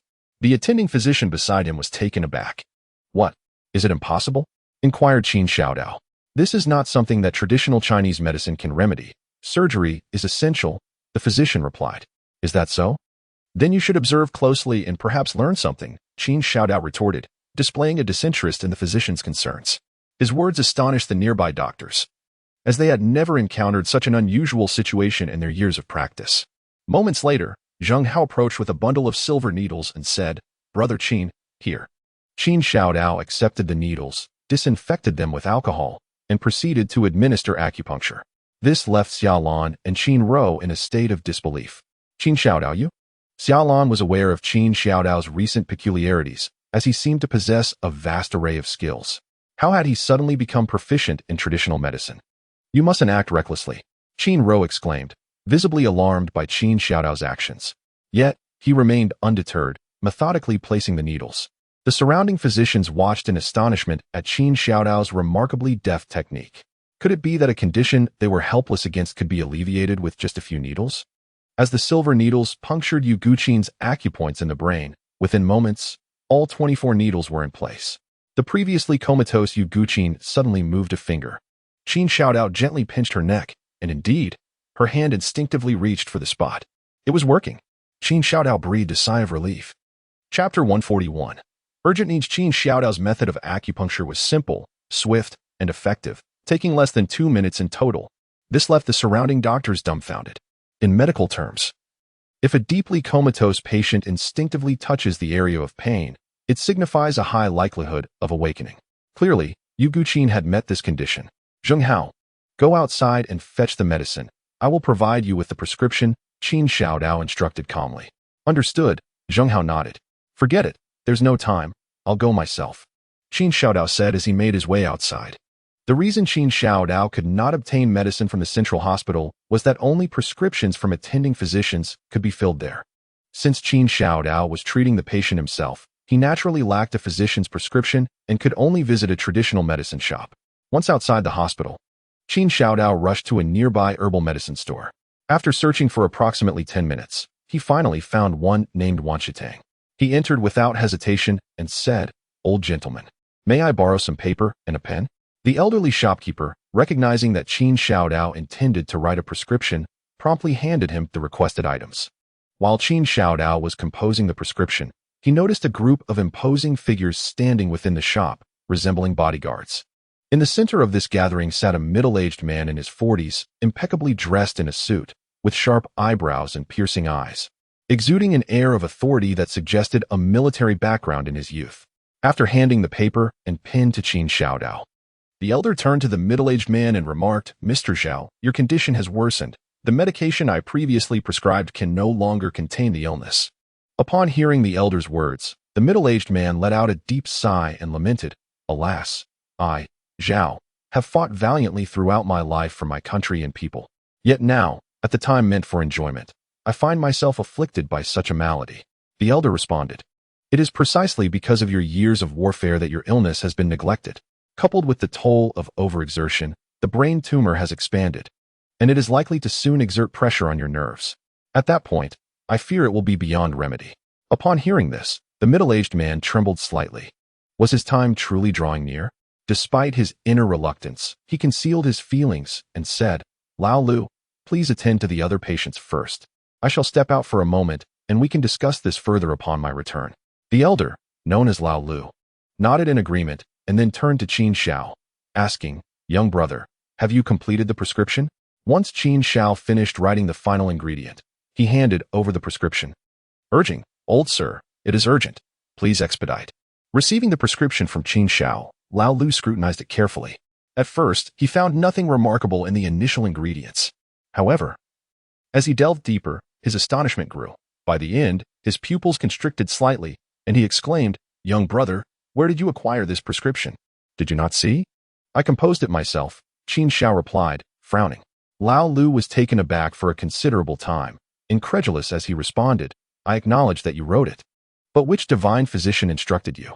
He continued, "I have compiled the pharmacopoeia of the world, yet this unique combination of ingredients is unlike anything I have ever encountered. It is truly remarkable." Seeing the sheer astonishment on Lao Lu's face, Qin Xiao could not help but chuckle. It was amusing that a mere prescription could so astonish an esteemed traditional Chinese medicine practitioner. If he were to demonstrate his acupuncture techniques, would it not leave the elder utterly awestruck? After all, the skills he possessed were long considered lost to the annals of time. "Old sir, no further inquiries. Please prepare the medicine for me," Qin Xiao urged. Lao Lu examined the prescription and suggested, "How about this? I shall prepare it for you right here. It will save you considerable time." "That is acceptable. It is urgent," Qin Xiao replied, not wishing to dwell on details. Chapter 142. A living deity. Lao Lu nodded and began to gather the herbs as per Qin Xiao's prescription. In mere minutes, he had assembled 40 to 50 varieties of Chinese medicine. "How much do I owe you?" Qin Xiao inquired. "Do not worry about the cost just yet. Let me prepare it first," Lao Lu replied, instructing several apprentices to transport the herbs to the back for decoction. After completing these tasks, Lao Lu returned and said, "Young brother, your prescription is indeed extraordinary. If you would allow, I would like to borrow it for further study as a means of friendship." "Friendship?" Upon hearing this, Qin Xiao realized that the elder was coveting his prescription. However, since Qin Xiao did not rely on selling prescriptions for profit and regarded this particular formula as one of the most basic in his extensive repository of traditional Chinese medicine knowledge, he felt little need to conceal it. "Very well, consider it a gift," he declared. Upon hearing this, Lao Lu was elated, feeling he had stumbled upon a great fortune.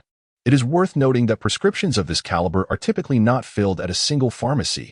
Individuals would scatter the ingredients across several establishments to prevent leaks. Qin Xiao perfectly exemplified the adage that what is deemed worthless by one can be a treasure to another. A conservative estimate would place the value of this prescription at a 7-figure sum. After approximately 3 hours, the traditional Chinese medicine was finally ready. At this moment, old Lu sealed the prepared medicine and delivered it, saying, "Young brother, the medicine is ready. May I know your name?" "My surname is Qin." "And my given name is Xiao Xiao," replied Qin Xiao Xiao. "Is there anything else you require, Mr. Qin?" inquired old Lu. "Not for now, but I will return if needed," Qin Xiao Xiao responded before turning to leave. Just as Qin Xiao Xiao departed, old Lu picked up the phone and called the middle-aged man from earlier, excitedly exclaiming, "Mr. Zhao? Your ailment can be cured. Hurry to the pharmacy."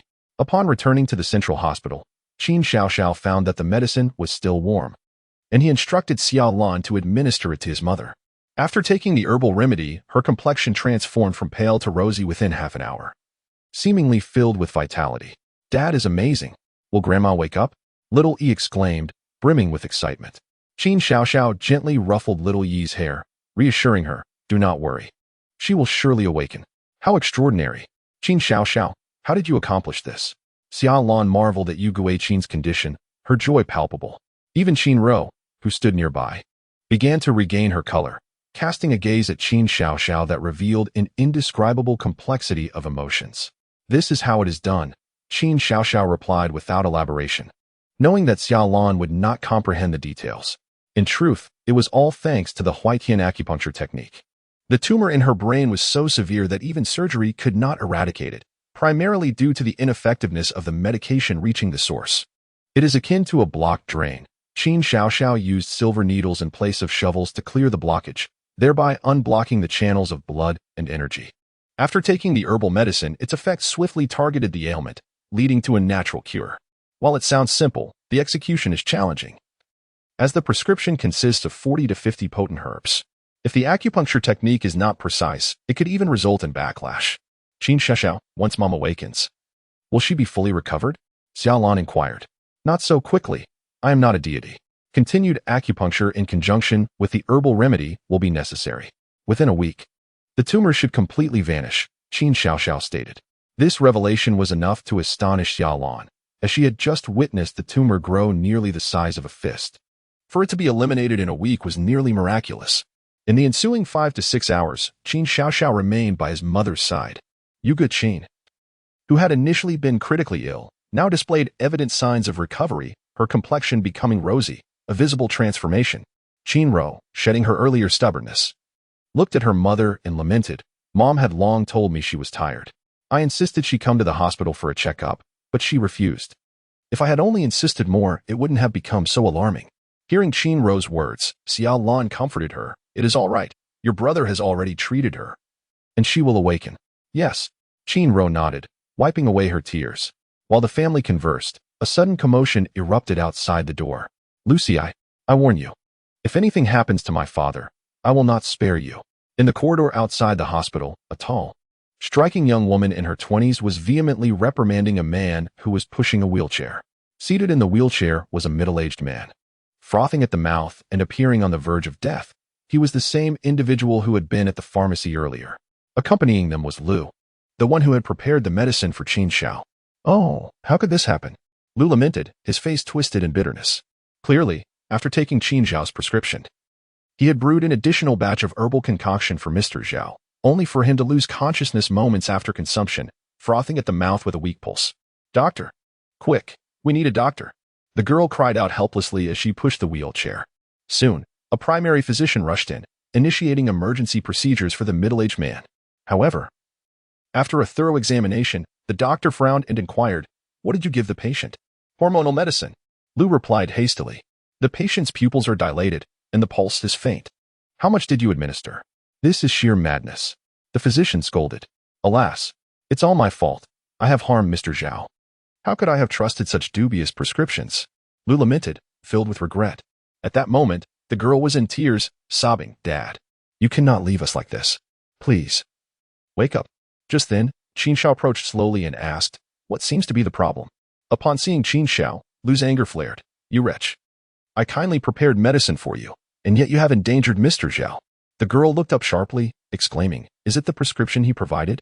"Indeed," Lu confirmed. "Seize him. He must be a foreign spy attempting to harm my father." The girl shouted angrily. Her accusation was not without foundation. The man in the wheelchair was none other than Zhao Dingshan, the legendary war hero of the 9 provinces. In his youth, he led armies to quell unrest and sweep across the land, a figure unparalleled in history. It was said that as long as he lived, the great Xia would remain safe, and many abroad sought his demise. Without hesitation, 2 bodyguards advanced and handcuffed Qin Xiao. In that moment, Qin Xiao realized the meaning of an unforeseen calamity. He was unjustly shackled. Meanwhile, Xiao Lan and Zheng Hao hurried out of the room, equally bewildered. "What are you doing? You cannot just arrest someone," Xiao Lan demanded angrily. "You fool, I should never have trusted you so easily. Speak. Are you an assassin sent from abroad? Lu thundered. Feeling wronged, Qin Shao retorted, you cannot blame me for your careless use of the medication without asking for clarification on its application. Nonsense. I followed the prescription to the letter. It must be the prescription that is flawed. Lu insisted. Qin Shao was momentarily speechless and asked, did you perform acupuncture? Acupuncture? What needles? Lu began, only to be taken aback, then continued, are you saying I missed a step? If you wish for this gentleman to perish, then by all means. Keep me handcuffed, Qin Shao replied coldly. Chapter 144. Do you think I am easy to bully? Lu seemed to realize his error and said, Miss Zhao, I remember now. It was indeed my mistake. Could we release this young man so he can treat Mr. Zhao? At this moment, the girl could hardly believe it, exclaiming, do you really think he can cure my father? I have far more faith in Western medicine. I no longer believe in traditional Chinese medicine. It's all a deception. Upon hearing this, Lu Xi wore a bitter expression. Having dedicated his life to traditional Chinese medicine, he certainly understood the state of the patient. Western medicine relies heavily on machines, employing X-rays, tests, and blood draws, all of which could delay treatment until the patient is beyond saving. On the other hand, acupuncture could yield immediate results if the right meridians were activated. Miss Zhao, please trust me just this once. Otherwise, Mr. Zhao may truly lose his life. Lu Xi implored, almost pleadingly. I do not believe, the girl retorted, glancing at the attending physician beside her. Doctor, I beg you, do whatever it takes to save my father. The girl expected the doctor to immediately proceed with surgery. However, to her surprise, he responded, Miss, the patient's condition is extremely critical. I believe it would be prudent to allow this young man a chance. This attending physician was the same one who had witnessed Qin Zhao's miraculous acupuncture. He had personally observed what could only be described as a medical miracle and thus held firm faith in it. The doctor's words left the girl momentarily stunned. Clearly at a loss, the attending physician continued, Miss, this young man indeed possesses genuine skills. He personally treated his mother, whose symptoms were quite similar to those of your father. Seeing that the doctor was reasonable, Lu Xi quickly added, Miss Zhao, Mr. Zhao's condition cannot be delayed. Every moment is a drain on his life. Since this young man can produce such a precious prescription, he undoubtedly has the capability. After some persuasion from both the attending physician and Lu Xi, the girl managed to calm her nerves slightly, though her expression remained grim. Let him try. But if he fails, you both shall bear the consequences. Upon hearing the girl relent, Lu Xi breathed a sigh of relief. Young man, please proceed with the acupuncture. Time is of the essence. However, Qin Shao was displeased, saying, Oh, you think you can just command me to treat him? You can't simply bind me and expect me to comply. Do you think I, Qin, am so easily intimidated? Lu Xi acknowledged the point. Indeed, it was unreasonable for the girl to have restrained Qin Shao without consideration. The girl was infuriated. Meanwhile, lying in the wheelchair, Xia Dingshan was nearing the end. His vital signs alarmingly weak. Fearing for her father's life, the girl suppressed her anger and bowed her head to Qin Shao. Sir, I apologize for my earlier rudeness. I earnestly implore you to save my father. Seeing her soften, Qin Shao finally glanced at her and said, I will agree to help. But if I manage to save this gentleman, you must wear this silver bracelet on your wrist for 3 consecutive days without removing it. Upon hearing this, Lu Xi was taken aback. After all, who in the entire Great Xia had the audacity to bind the daughter of the legendary Zhao Zhanshan? Very well. If you can truly save my father, I will wear it. The girl replied, gritting her teeth. Subsequently, the bodyguard stepped forward to remove Qin Zhao's handcuffs. Qin Shao flexed his wrist, then took out a silver needle, sterilized it with alcohol, and began to pierce the acupuncture points on Zhao Dingshan. As the needles pierced through, the acupoints were activated, and the potent medicinal effects surged towards the cerebral affliction like a dam releasing floodwaters. Merely seconds later, cough. The once foaming at the mouth Zhao Dingshan, who seemed on the verge of passing away, suddenly coughed a few times, and his complexion visibly improved. Chapter 145. Making a friend father, the girl exclaimed, rushing forward upon witnessing the change. This scene astonished Qin Shao, who remarked, I never expected this gentleman's physical constitution to be so formidable.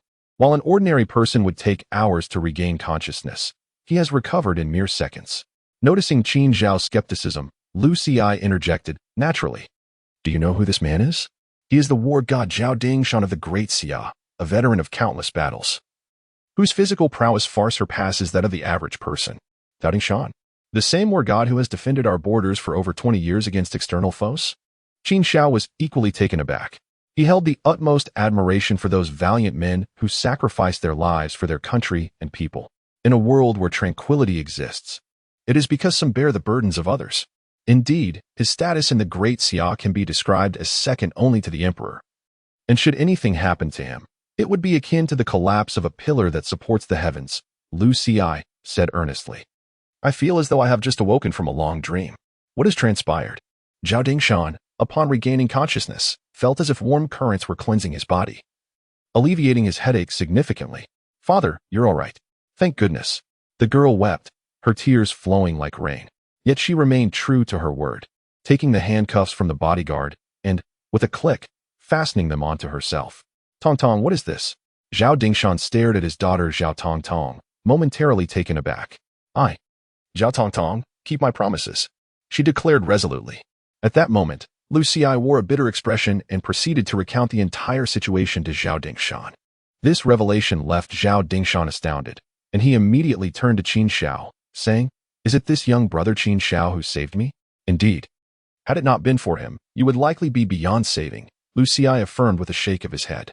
Disregarding his weakness, Zhao Dingshan forced himself to rise, stating, Young friend Qin, I am eternally grateful. This kindness shall remain etched in my memory. Mr. Zhao, you are too kind. You are a hero. It is only natural for me to assist you. Please, sit down, Qin Shao hastily urged, offering his support.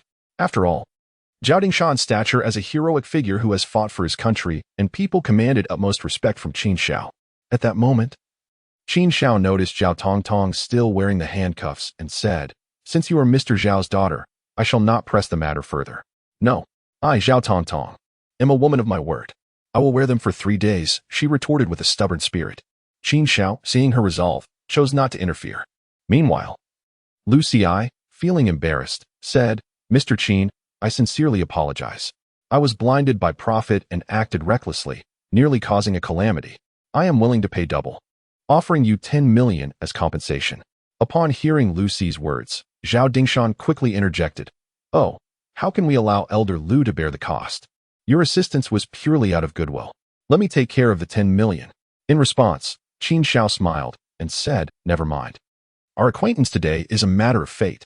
I, Qin, take pleasure in making friends, so let us consider this a friendship, and we shall forego the discussion of money. Upon hearing this, Zhao Dingshan regarded Qin Shao with newfound respect. At such a young age, he not only excelled in medical skills but also displayed remarkable maturity in dealings, remaining entirely unmoved by monetary concerns. Indeed, he was a friend worth making. Chapter 146, A Hand That Covers the Sky. Mr. Qin is indeed generous. I shall gladly accept this friendship. Zhao Dingshan laughed heartily. Qin Shao merely smiled and added, Mr. Zhao, while I have stabilized your condition for now, further treatment will require a week. Mr. Qin, please tell me how to treat my father. I will spare no expense, Zhao Tongnong hastily interjected. It won't require much. Have Elder Lu prepare the medicine daily, and I shall administer acupuncture each day. Within a week, I guarantee Mr. Zhao will be revitalized. However, one thing must be remembered. Acupuncture must be performed daily. Missing even a day is unacceptable, Qin Shao instructed. Zhao Dingshan's physical constitution was already exceptional. After a week, he would likely be capable of delivering a punch strong enough to fell a bull. Very well, I appreciate your help, Mr. Qin. Zhao Dingshan exclaimed with great joy. He had thought that this time he would succumb to his illness, but unexpectedly, fortune smiled upon him, offering a chance of recovery. At only 47, living another 50 years was certainly within reach. To say that Qin Shao had granted him a second chance at life would not be an exaggeration. Tongdong, remove the handcuffs and apologize to Mr. Qin. I assure you he will not hold it against you. It was only then that Zhao Dingshan noticed his daughter's current state. Zhao Tongtong was his precious only daughter. How could he allow her to endure such indignity? Qin Shao replied, Remove them. In your condition, you cannot care for your father. Seeing that Qin Shao had spoken, Zhao Tonggong nodded, feeling a hint of regret. Thank you, Mr. Qin, for treating my father. I apologize for my earlier impulsiveness. Qin Shao nodded slightly. He was not so petty as to dwell on such matters. Subsequently, Qin Shao and Zhao Dingshan exchanged phone numbers. Due to his recent illness, Zhao Dingshan did not linger, departing the hospital under Zhao Toktong's care. As the group left, Xiao Lan approached and asked, Qin Xiao, who is he? He seems quite influential. Not just influential. One might say he wields considerable power, Qin Xiao murmured before returning to the ward. At that moment, Yu Guiqin had awakened, and her condition was remarkably stable. The sudden turn of events had been effortlessly resolved by Qin Zhao's miraculous medical skills. By the time they returned to Yunhai Garden, it was already evening. Xiaolan, tomorrow you will have to work a bit harder. After taking Xiao Yi to her dance class, please head to the company to help me with some paperwork. I will stay home to take care of my mother, Qin Xiao instructed. I'm not tired. I enjoy feeling productive every day, Xiaolan replied with a smile and a nod. Just then, Qin Zhao's phone chimed, signaling an incoming call from Yu Yehua. Mr. Yu, Qin Xiao answered. Where are you, Mr. Qin? Yu Yehua inquired. At home. What's the matter? Qin Xiao asked, slightly furrowing his brow. This morning, you had a falling out with Zhou Qinglong. That fellow will undoubtedly take action against you. It is unsafe to remain at home. You should come here, Yu Yehua suggested. Upon hearing this, Qin Xiao smiled faintly and replied, Do not worry. Zhou Qinglong cannot easily bring about my demise. I am fine. Mr. Qin, you must not be complacent. Zhou Qinglong is ruthless in his dealings and is likely already in contact with assassins. My father was nearly ambushed by him, Yu Yehua urged anxiously. His concern was not unfounded, for Suong had once boasted numerous thriving companies, only to have them systematically devoured by Zhou Qinglong. Eventually, the Dongshin group also came perilously close to being consumed, and it was only due to Zhou Qinglong's lack of interest in their business that they were allowed to flourish. However, the situation has changed. Zhou Qinglong has taken a keen interest in Tianhui building. Mr. Yu, I appreciate your goodwill and assure you that I am in no danger, Qin Xiao declared. Seeing Qin Zhao's stubbornness, Yu Yehua felt it unwise to press further and said, Take care, Mr. Qin. Be vigilant. Chapter 147. The Assassin at 10 o'clock in the evening, in the chairman's office of Lonting Group. Since Zhou Qinglong returned from Tianhui building, he had already begun devising an assassination plan targeting Qin Xiao. In the office, Zhou Qinglong stood by the floor-to-ceiling window while Zhou Wan sat on the sofa. And in front of them stood an elderly man in his 60s. Though he was in his twilight years, the man stood tall and exuded a calm demeanor. A closer inspection would reveal his rhythmic breathing, suggesting a reservoir of explosive strength within him. His name was Feng San, Zhou Qinglong's butler and bodyguard, as well as a formidable practitioner of martial arts. Feng San, have you established contact with the assassin? Zhou Qinglong inquired, gazing out the window. Yes, sir. It has been arranged. Feng San nodded slightly and continued. The individual is named He Cheng, known as Seven Master due to his 7 fingers. Although he is a bit ruthless, he is efficient and clean in his work. Excellent. Give me his number. I wish to speak with him personally, Zhou Qinglong instructed. Feng San then handed his phone to Zhou Qinglong. Meanwhile, at an abandoned construction site in Suong, 4 men adorned with dragon and phoenix tattoos sat on the ground playing cards, smoking cigarettes. In a corner of the room, a girl, bound and naked, lay weakly on the floor, having endured considerable humiliation. Soon, a gaunt and menacing man entered, asking, Still playing? Has the ransom been received? Seven Master. I was just about to look for you. This woman's father has gathered 1 million, which has been transferred to the account, one of the subordinates eagerly responded. Upon hearing that the ransom had arrived, He Cheng smirked slightly and approached the girl, lifting her chin and saying, Sweetheart, your father cares for you quite a bit. The girl, who had previously appeared despondent, shuddered and pleaded, Please, big brother, let me go. I beg you. Seven Master, we cannot release her yet. She is quite valuable. And the brothers haven't had their fill, one of the subordinates interjected. All you think about is pleasure. Have you forgotten my principles? He Cheng's expression darkened as he admonished. As soon as these words were spoken, several subordinates fell silent. My dear, I shall grant you your freedom now. Over the past few days, you have adequately served my brothers, and I will not allow you to suffer any longer, He Cheng declared with a grin. Upon hearing this, the woman felt a surge of joy. Thank you, big brother. However, as He Cheng continued to smile, he unexpectedly produced a hammer from behind him and struck the woman's head with it. Bang, bang. He struck several times, and the woman convulsed momentarily before her breath ceased. Just then, He Cheng's phone rang. Hello, this is He Cheng. Who is this? Zhou Qinglong, came the reply. Chairman Zhou, I just received a call from Master Feng. Rest assured, I will handle the matter, He Cheng responded with a smile. Remember to keep it clean, the money will be yours. We will act tomorrow night. Zhou Qinglong replied slowly. He, absolutely foolproof, He Qing assured. Zhou Qinglong added, try to keep this matter under wraps. Do not worry, Chairman Zhou. I want to even mention it to my boss, He Qing replied calmly. Hearing this, Zhou Qinglong furrowed his brow and asked, what? Are you going solo now? If your boss finds out, won't he skin you alive? My boss is currently busy with his own problems. He doesn't have time to worry about me. He Qing chuckled. That is good to hear. I'll call you tomorrow night. Zhou Qinglong concluded before hanging up. He Qing then put down his phone and said, brothers, we have a significant task ahead. Dispose of this woman's body and scout out Yinhai Garden. Boss, is it a woman this time? One of the subordinates inquired. It's a man, but according to the information provided by Master Feng, he should have a rather beautiful wife, He Qing replied, a hint of malice creeping into his expression. How splendid. I do enjoy other people's wives. Several subordinates exclaimed, eager for the task. Chapter 148. A life of warfare to dominate the world. The following morning at 9 o'clock. Qin Shao did not head to Tianhui building but remained at home to care for his mother. Mother, you are frail. You must take care to rest. Qin Shao said after tending to her needs. Alas, I intended to help you look after Xiao Yi, but instead, I have become a burden. I feel so useless. Yu Guiqin lamented, feeling guilty since her awakening. Mother, please refrain from saying such things. You devoted your life to raising me and Xiao Rou. Now it is my turn to show filial piety. Qin Shao reassured her as he tucked her in. Yu Guiqin's eyes glistened with tears, reflecting on her son's transformation. As Qin Shao exited the room, he received a call from Zhao Dingshan, who seemed to have arrived outside the villa. Qin Shao promptly went out to greet him. When Zhao Dingshan arrived, Qin Shao was taken aback by the spectacle. Four customized armored Land Rovers led the way, followed by 4 Hummers, with a long red flag limousine in the center, creating an impressive display.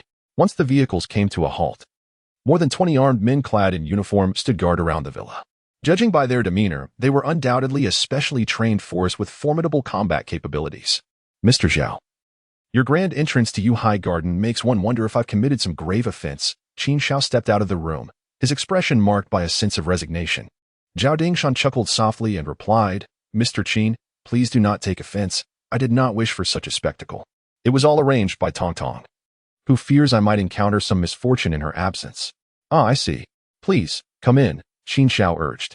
Zhao Dingshan then stepped into the living room, equally astonished by the luxurious villa, exclaiming, it appears that Mr. Qin is quite well off. Such a high-end residence is not something just anyone can afford. Not at all. It's merely a modest profit from business. Qin Shao smiled and inquired, have you brought the medicine? Indeed, only your acupuncture is lacking, Zhao Dingshan replied with a grin. Please, have a seat. Qin Shao gestured for Zhao Dingshan to sit, preparing to administer the needles. He then asked, Mr. Zhao, are you not a local of Suzhou and Hangzhou? I am indeed a native, but you feel my accent is uncharacteristic, do you not? Zhao Dingshan paused before continuing. That is because I was exiled from Suzhou and Hangzhou at the age of 17. I have spent more time outside than at home. Exiled from Suzhou and Hangzhou? What do you mean? Qin Shao inquired, surprised as he continued with the acupuncture. Zhao Dingshan smiled faintly and explained, in the past, my family, the Zhao family, was involved in business in Suzhou and Hangzhou. My parents were murdered during a commercial war, and I was cast out like a stray dog. By chance, I joined the military and eventually returned home in glory. Qin Shao paused, contemplating, Mr. Zhao, your life is indeed legendary. Those who harmed your family must have faced retribution, I presume? Haha, naturally. I have always despised those who resort to underhanded tactics when they cannot win in fair competition.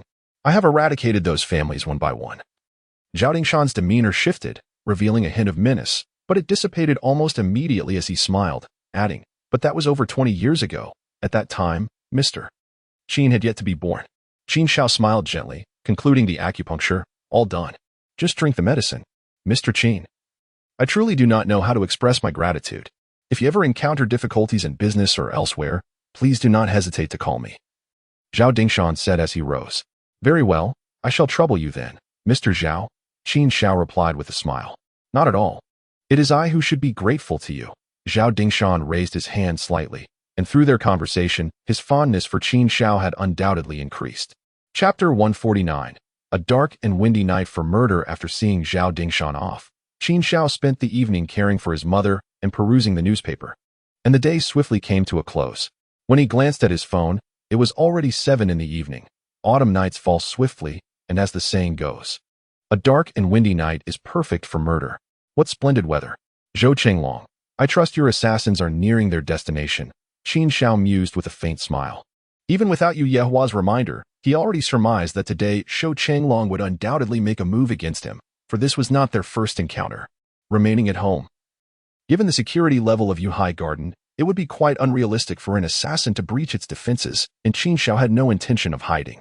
After making a quick call to Xiaolan, he made his way outside of Yunhai Garden. Before long, Xiaolan arrived, accompanied by Xiao Yi, stepping out of a taxi. Dad. Upon encountering Qin Xiao, Xiao Yi hurriedly approached him. Why are you back with your mother today? Didn't you go to your grandmother's house? Qin Xiao inquired, gently ruffling Xiao Yi's hair. My mother took me to the company, Xiao Yi replied. You must be tired, Qin Xiao remarked, glancing at Xiaolan. Not at all. You haven't had dinner yet, have you? I'll prepare something for you when we get home, Xiaolan replied with a soft smile. There's no rush. Let's first sit in the pavilion.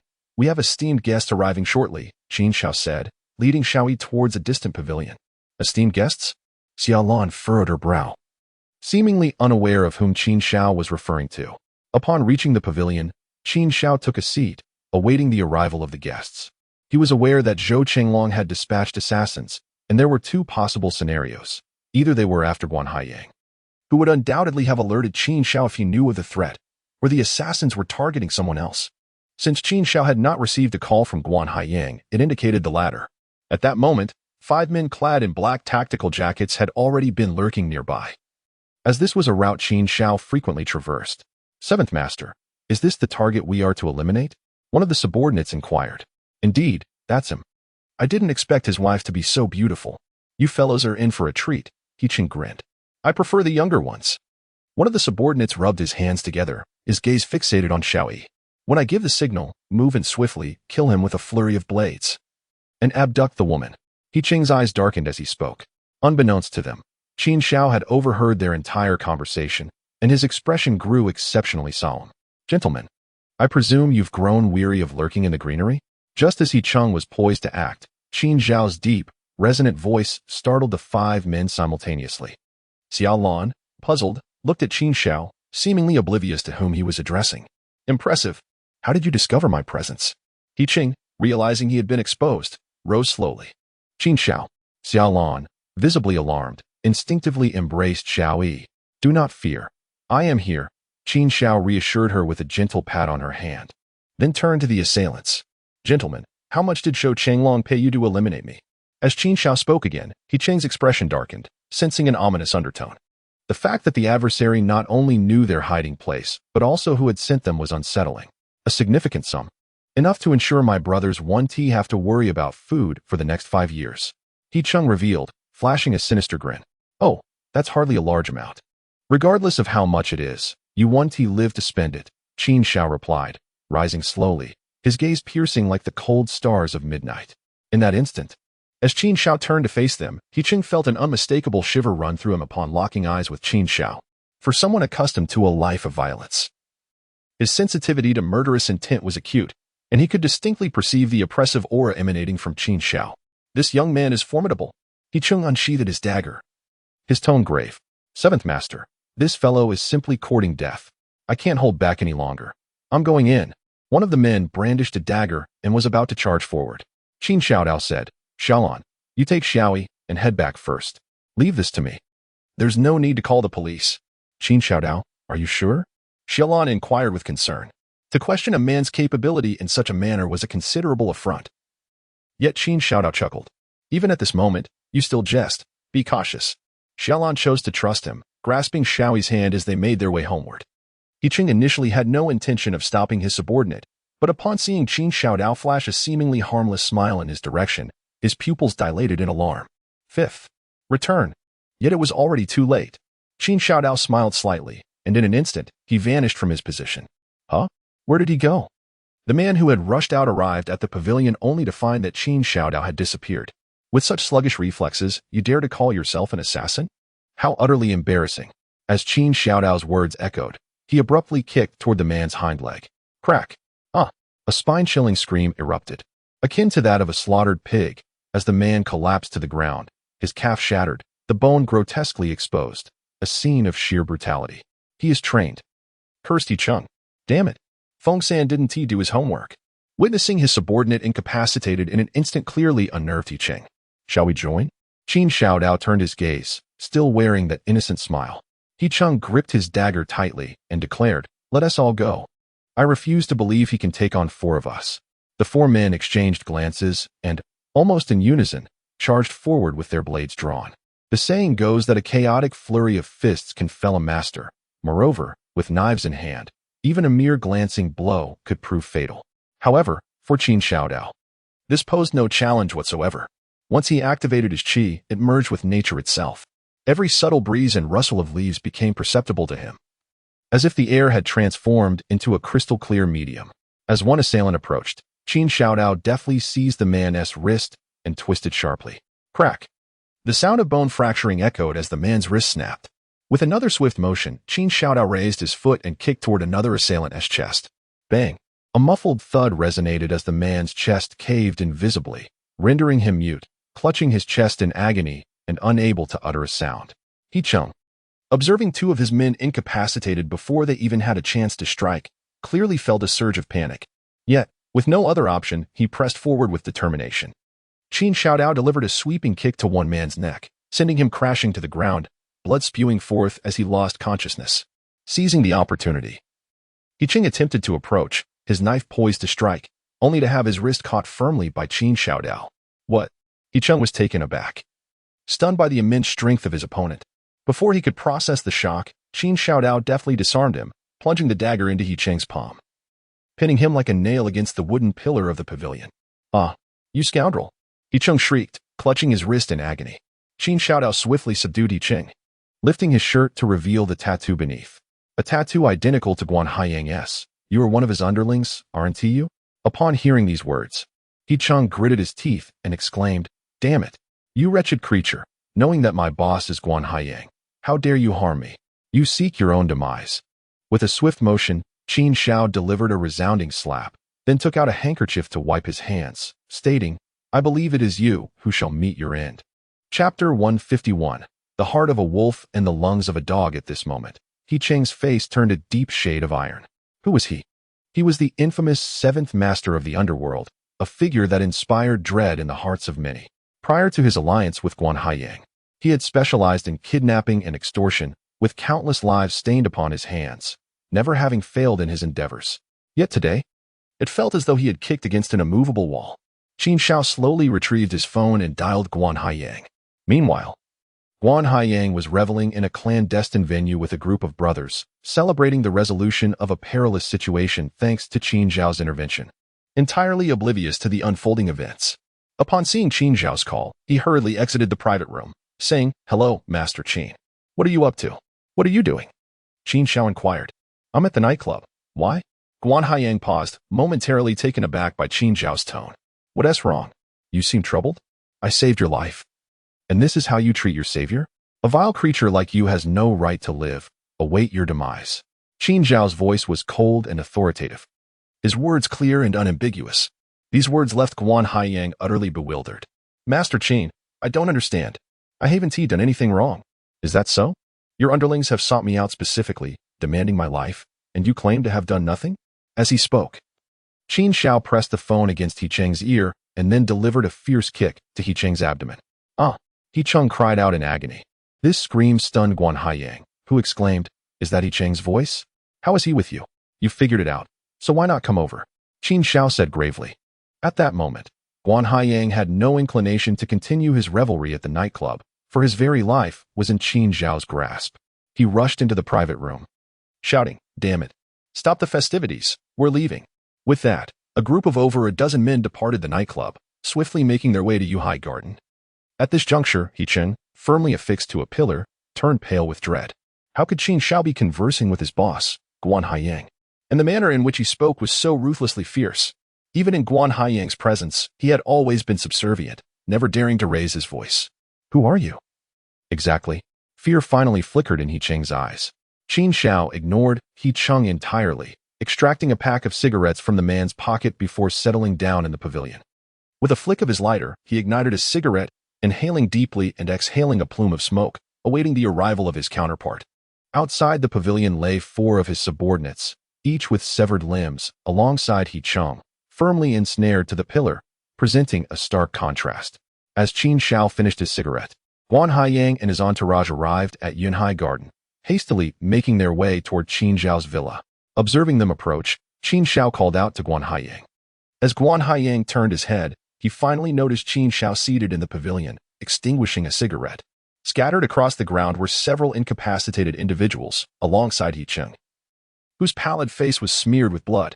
Although Guan Haiyang was aware of Qin Zhao's prowess, he was taken aback by the brutality displayed.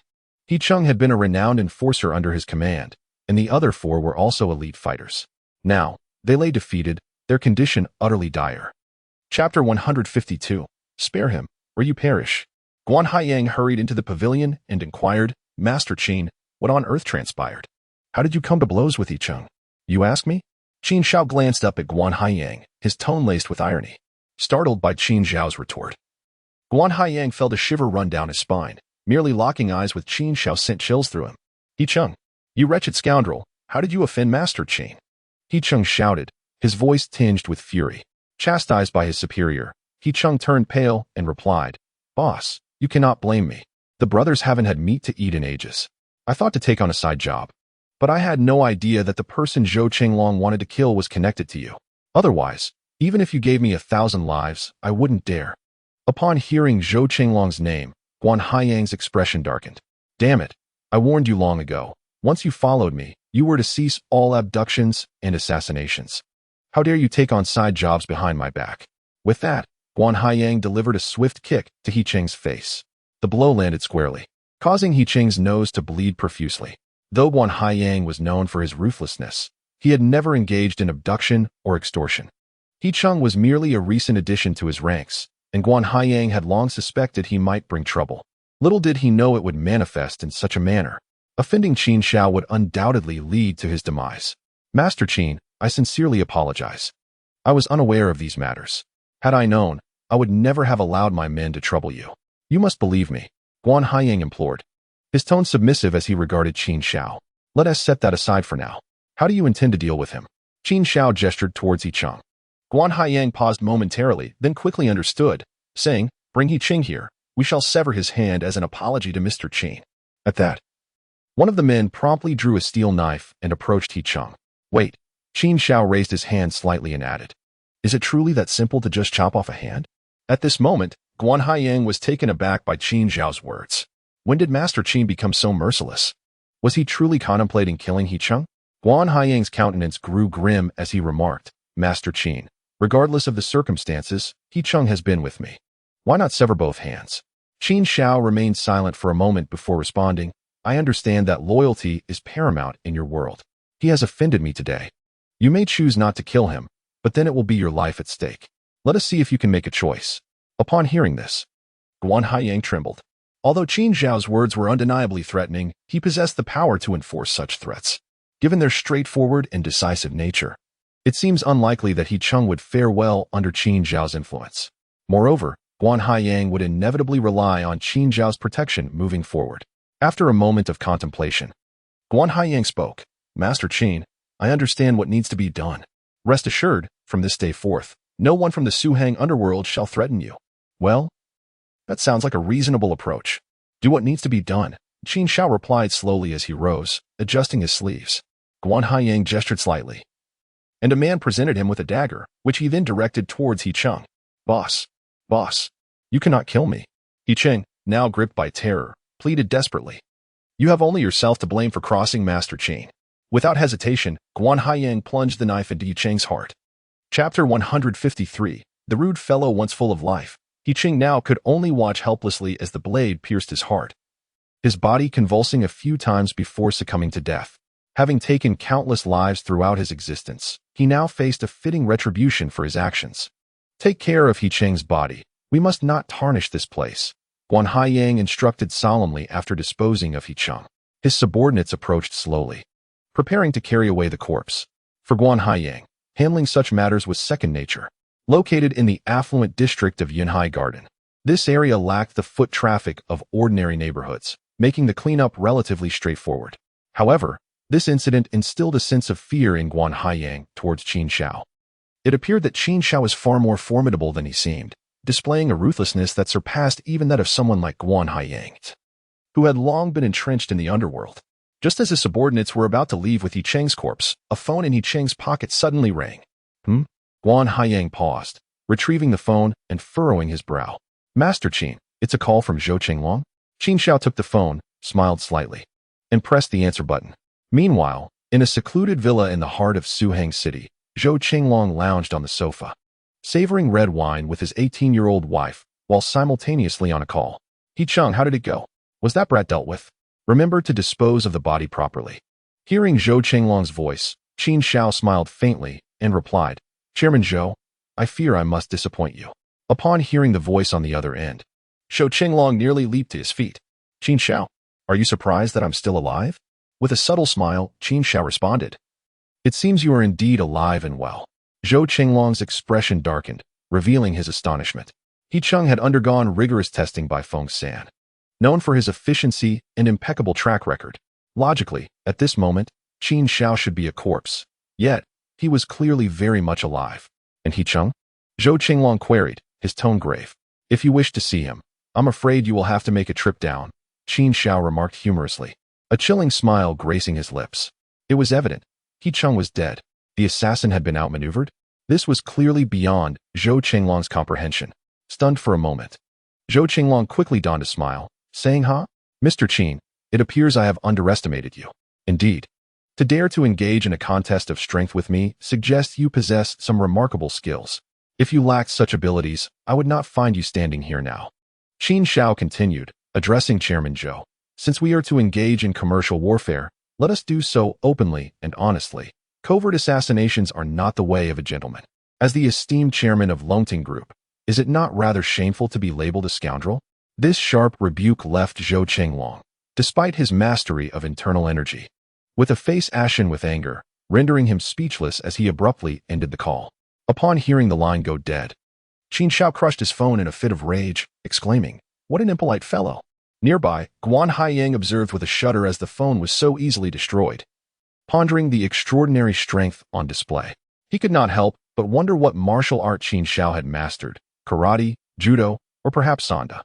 Let us handle the situation here and return, Qin Shao remarked, turning away as he strode towards the distance. Chapter 154, The Shadow Watching Qin Shao Depart.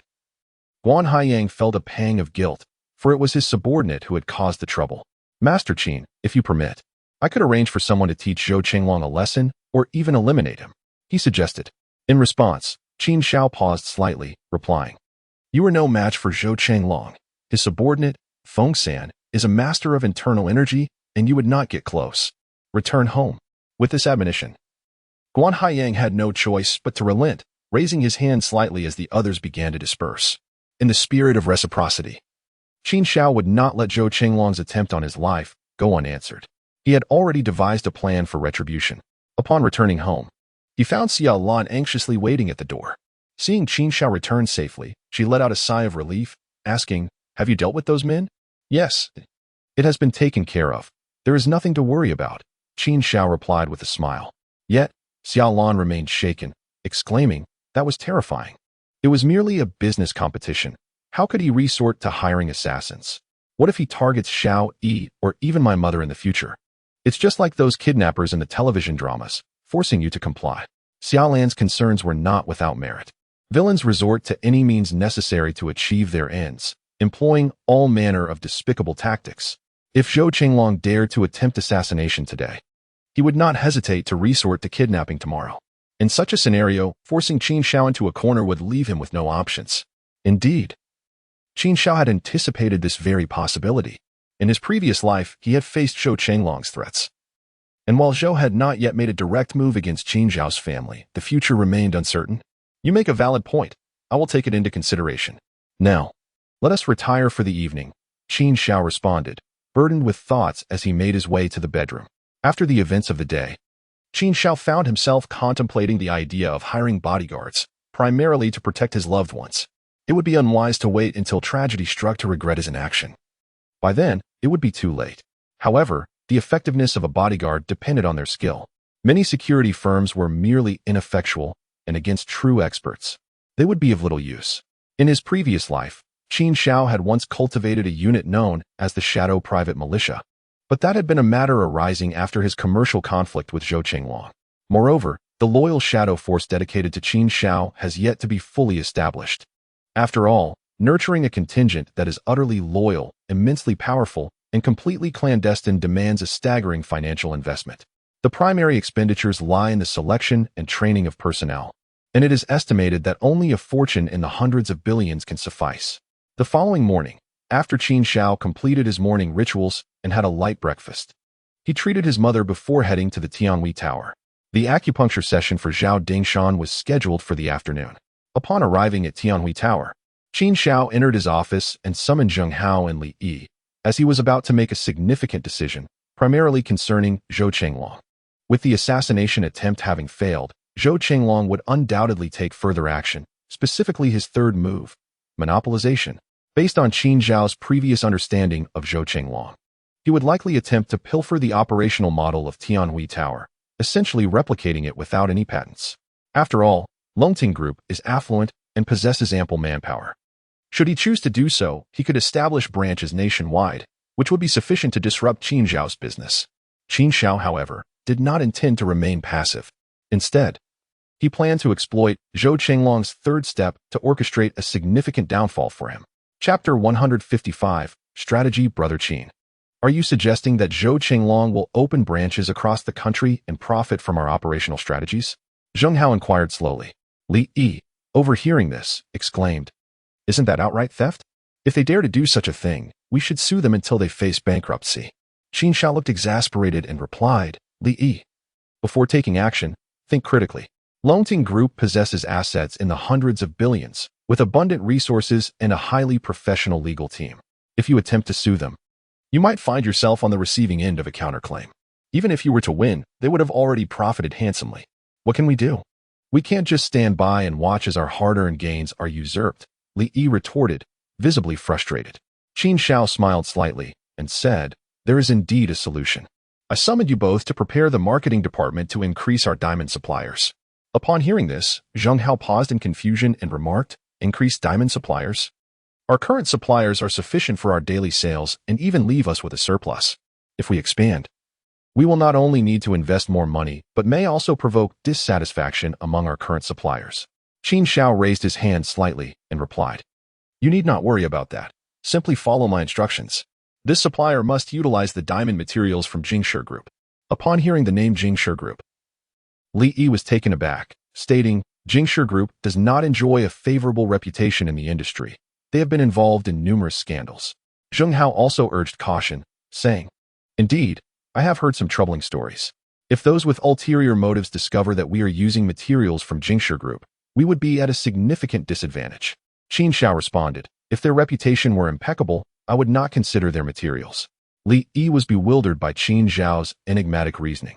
He had always believed that suppliers should be chosen based on their good reputation, and he had never encountered anyone who deliberately sought out those with poor standing. "You need not overthink. Simply follow my instructions.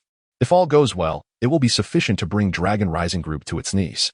Qin Shao slightly raised his hand and stated, "Since I have said so." Zheng Hao and Li Yi can only nod in agreement. "Oh, by the way, we must act swiftly. It would be best to sign the supply agreement with Jingshi Group within 3 days. The order does not need to be substantial. An investment of 1 million will suffice," Qin Shao remarked. "Understood. I shall take care of it immediately," Li Yi affirmed, nodding before departing the office. Zheng Hao scratched his head, expressing, "Brother Qin, I fail to comprehend. Won't this tarnish our own reputation?" Qin Shao slowly rose and approached the floor-to-ceiling window, replying, "The poor reputation of Jingshi Group stems from the fact that their diamond materials are not natural, but rather high-quality lab-created moissanite. These diamonds are inexpensive, yet Jingshi Group markets them as naturally mined diamonds from South Africa and at prices exceeding market value." "What?" Zheng Hao was taken aback, exclaiming, "Is that true? While Jingshi Group's reputation has been somewhat lacking, I had never heard they were using moissanite." Qin Shao smiled knowingly, acknowledging that, at present, Jingshi Group had not yet been exposed for diamond forgery. Even if such revelations were to surface, it would be years down the line. However, events are shaped by human actions. Qin Shao could precipitate this impending revelation, thereby manipulating the market. Thus, the existence of these counterfeit diamonds became crucial. After all, Dragon Rising Group was intent on appropriating the operational strategies of Tianhui Tower, so let them proceed. Once the timing is ripe, Qin Shao would promptly invest in shaping public opinion, ensuring that the media widely reports the influx of synthetic diamonds into the market, making it difficult to discern authenticity. Subsequently, the nationwide branches established by Dragon Rising Group, with their substantial financial investment, would face severe repercussions. As per Qin Zhao's design, if Dragon Rising Group were to seize this opportunity, the investment required would be monumental. After all, a single Tianhui Tower is valued in the tens of billions. Should they open branches across the nation, even if these establishments are a few tiers below Tianhui Tower, the financial implications would be staggering. Imagine, after Dragon Rising Group has pilfered the operational strategies, Qin Shao promptly exposes the counterfeit diamonds. Regardless of how much Dragon Rising Group invests, they would inevitably suffer heavy losses. Of course, the consequence of such actions would also impact Qin Zhao's Tianhui Tower. However, Qin Shao remained unperturbed. After all, there are countless pathways to wealth. And Tianhui Tower is now his. He could leverage the ensuing scandal of counterfeit diamonds to pivot his business model. In any case, regardless of the outcome, he is assured of profit. At this moment, Zheng Hao had largely grasped Qin Zhao's intentions and remarked, "Truly impressive, Brother Qin. I admire your brilliance. If events unfold as we envision, Zhou Chenglong will surely be driven to despair this week." This is merely the beginning. This game has only just commenced. To bring Zhou Chenglong to ruin is merely a matter of time, Qin Shao replied with a faint smile. Now, let us proceed to Dongxing Group and strategize my next move. Very well. Zhang Hao nodded in agreement. Dongxing Group. Damn it. This wretched creature, once I recover. Watch me obliterate him. This is infuriating. At this moment in the chairman's office, Yu Yehua gazed at several termination statements in his hands, fuming with anger. The senior executives present bowed their heads, not daring to utter a word. This was utterly intolerable. They had the audacity to act so brazenly in front of us. Even the usually composed Yu Yue was fuming, his beard bristling in indignation. The Huang family is being excessively ruthless. They intend to drive us to our demise. In my opinion, we should engage in a price war. If need be, let it be a fight to the death. One man declared. Indeed, if we are to suffer, we cannot allow them to thrive. I concur. So do I. The others, seemingly pushed to their limits, raised their hands in agreement. Just as Yu Yehua found himself at a loss, Chen Jingjing slowly entered, saying, Mr. Qin has arrived and wishes to see you. Upon hearing this, Yu Yehua was momentarily taken aback and urged, Quick, let Mr. Qin in, and the rest of you head to the conference room to wait for me. The senior executives then departed. At that moment, Qin Shao stepped in, remarking, Mr. Yu, sir, what is the matter? I could hear your furious shouts from afar. Seeing Qin Shao, Yu Yehua hurriedly stepped out, glancing around nervously. Mr. Qin, are you unharmed? What could possibly be wrong with me? Qin Shao replied with an innocent smile. Meanwhile, Yu Yue's eyes widened in astonishment. Surely Zhou Chenglong had dispatched assassins to eliminate Qin Shao, yet here he stood, unscathed. Could it be that Zhou Chenglong had not acted, or had Qin Shao somehow evaded danger? I was just about to call you, but I was tied up with trivial matters and couldn't reach you. I'm surprised you arrived so promptly, Yu Yehua admitted, a hint of astonishment in his voice. Were you worried that Zhou Chenglong might attempt to kill me? Qin Shao chuckled, adding, I told you, it's not so easy for him to take my life. Oh, indeed, the youth is a hero. Qin Shao's calm demeanor suggested he had already faced Zhou Chenglong and emerged victorious, a realization not lost on the astute Yu Yue. Chapter 157. I exposed my own dark secrets upon hearing his father's words. Yu Yehua also gave Qin Shao a thumbs up. What transpired just now? Qin Shao inquired. Don't even get me started. It was that scoundrel Huang Yu. Taking advantage of Dongxing Group's current predicament, he has reached into my client base. This morning, several companies that had partnerships with Dongxing Group collectively terminated their contracts. Just when we were beginning to recover, we have now suffered another blow, Yu Yehua lamented, picking up the contract with a troubled expression. How do you know it was Huang Yu's doing? Qin Shao probed. Isn't it obvious? I have my informants within the Huang Group, and they reported back to me. Furthermore, Huang Yu visited Longting Group this morning, likely to negotiate a collaboration. Yu Yehua replied, somewhat dejected as he slumped into his chair. Upon hearing this, Qin Shao nodded slightly, saying, "It seems Zhou Chenglong intends to ally with Huang Yu to claim a share of my territory. That is quite unexpected." "What do you mean?" Yu Yehua appeared oblivious to the current situation. Qin Shao refrained from elaborating further, instead asking, "Mr. Yu, would you like to avenge this grievance?" "Absolutely." Consumed by rage, Yu Yehua seethed, nearly driven to the brink of taking a knife to confront the Huang family conglomerate. "I have a plan, but it requires Mr. Yu's connections," Qin Shao proposed. Upon hearing this, Yu Yue furrowed his brow slightly. After all, Qin Shao is currently embroiled in a business battle with Zhou Chenglong, the outcome of which remained uncertain. How could he possibly spare time to assist Dongxing Group? Moreover, this was not a matter that could be resolved through mere wagers or a sum of billions. Dealing with Zhou Chenglong alone presented significant challenges, and with Huang Yu involved, the likelihood of defeat was all but assured. Nevertheless, Yu Yue remained silent, observing quietly. "Mr. Qin, if you have a plan, please share it." "I shall not refuse anything within my means," Yu Yehua stated. "Do you have acquaintances in the media, preferably those with solid ties?" Qin Shao inquired. Yu Yehua chuckled. "You've come to the right person. My brother-in-law is the editor-in-chief at First Perspective. That connection is quite solid, wouldn't you agree?" First Perspective is a media company with substantial influence across various social media and short video platforms, ensuring that any news they publish spreads rapidly nationwide. "Ah, that is splendid," Qin Shao exclaimed, his face lighting up with joy, indicating that this trip was not in vain. Observing Qin Shao's elation, Yu Yehua asked, "What do you need the media for? Are you planning to expose Zhou Chenglong's dark secrets, or those of Huang Yu?" "I'm not a paparazzo. Why would I expose them? I intend to unveil my own, specifically regarding Tianhui Building," Qin Shao replied. Yu Yehua and Yu Yue were left astounded by Qin Shao's unexpected maneuver, rendered speechless by this bewildering strategy. "Wait, are you suggesting you will expose your own dark secrets?" Yu Yehua asked in astonishment. "This matter is rather intricate. Once I have prepared the news copy, you will understand," Qin Shao explained. "That is no issue. I will certainly act as instructed if needed," Yu Yehua affirmed. "Good, that suffices.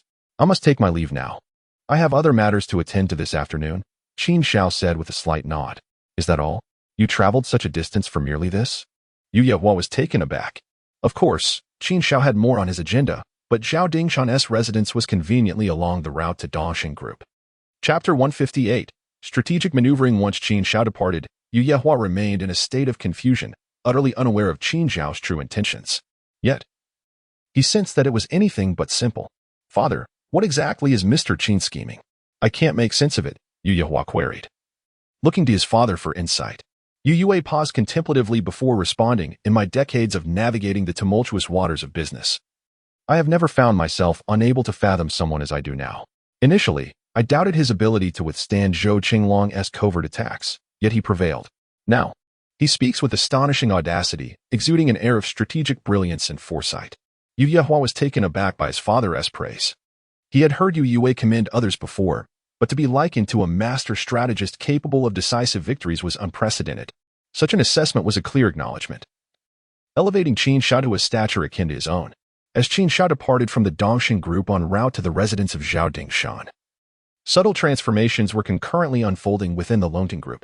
On the terrace of the Longting Group building, Zhou Chenglong and Huang Yu sat opposite one another, an exquisite tea set placed before them. Zhou Chenglong poured the freshly brewed hot tea into a cup and handed it to Huang Yu, stating, "Do take a sip. It is authentic Westlake Longing." Upon receiving the steaming tea, Huang Yu inhaled its aroma, took a delicate sip, and remarked with a smile, "What a splendid tea.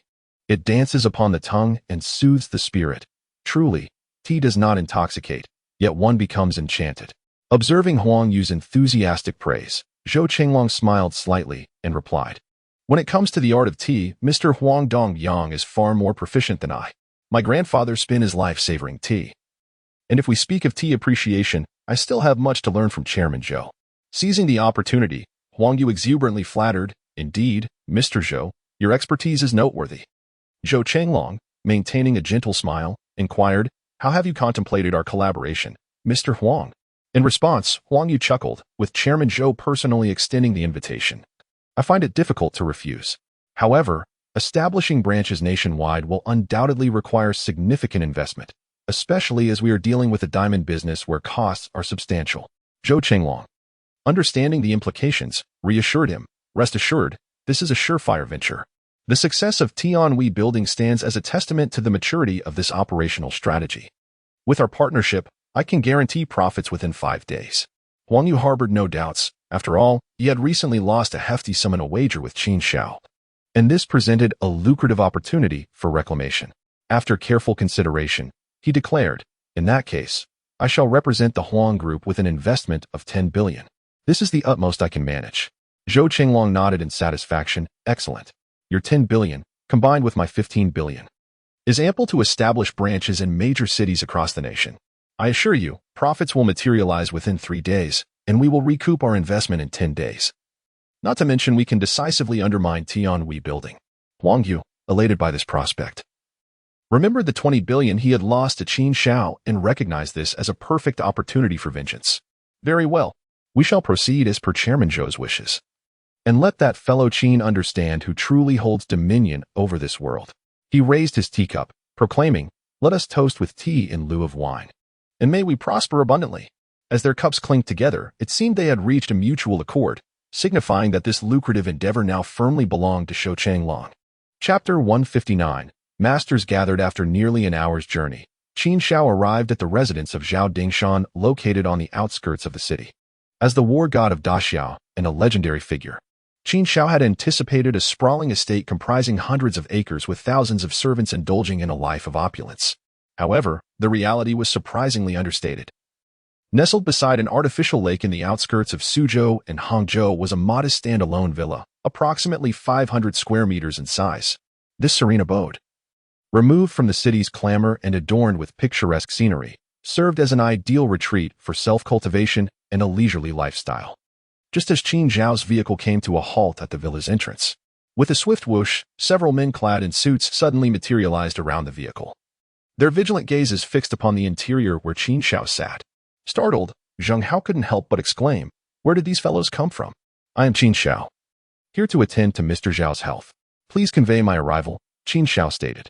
One of the men nodded slightly and replied, "Mr. Qin, Commander Zhao has already informed us. Please, come in." Only then did Qin Xiao exit the car, his eyes scanning the impeccably dressed individuals. It was evident that each of them was an elite fighter. In terms of combat prowess, one of them could easily take on 20 or 30 ordinary bodyguards.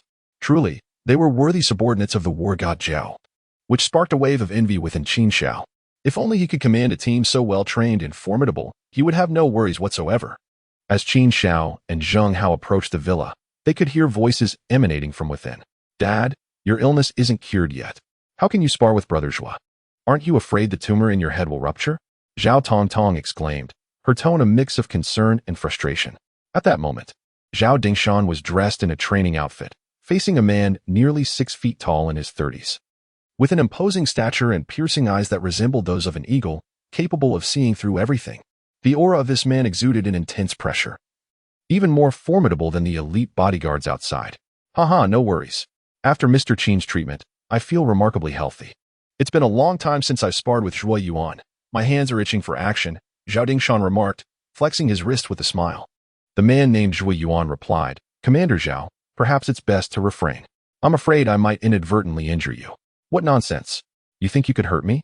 If you won't, then I shall," Zhao Dingshan declared, leaping forward to attack. True to his reputation as a legendary warrior, Zhao Dingshan was like a thunderclap in motion, and one could even clearly see the afterimage trailing behind him. Zhuo Yuan, equally skilled, executed each move with precision, effortlessly countering Zhao Dingshan's assaults and even launching his own retaliatory strikes, leaving Qin Xiao, who had yet to enter, silently impressed. Just as the two were engaged in a fierce exchange, Qin Xiao stepped inside and cautioned, "Mr. Zhao, perhaps it's best to avoid strenuous activity. I cannot be held responsible for any unforeseen incidents."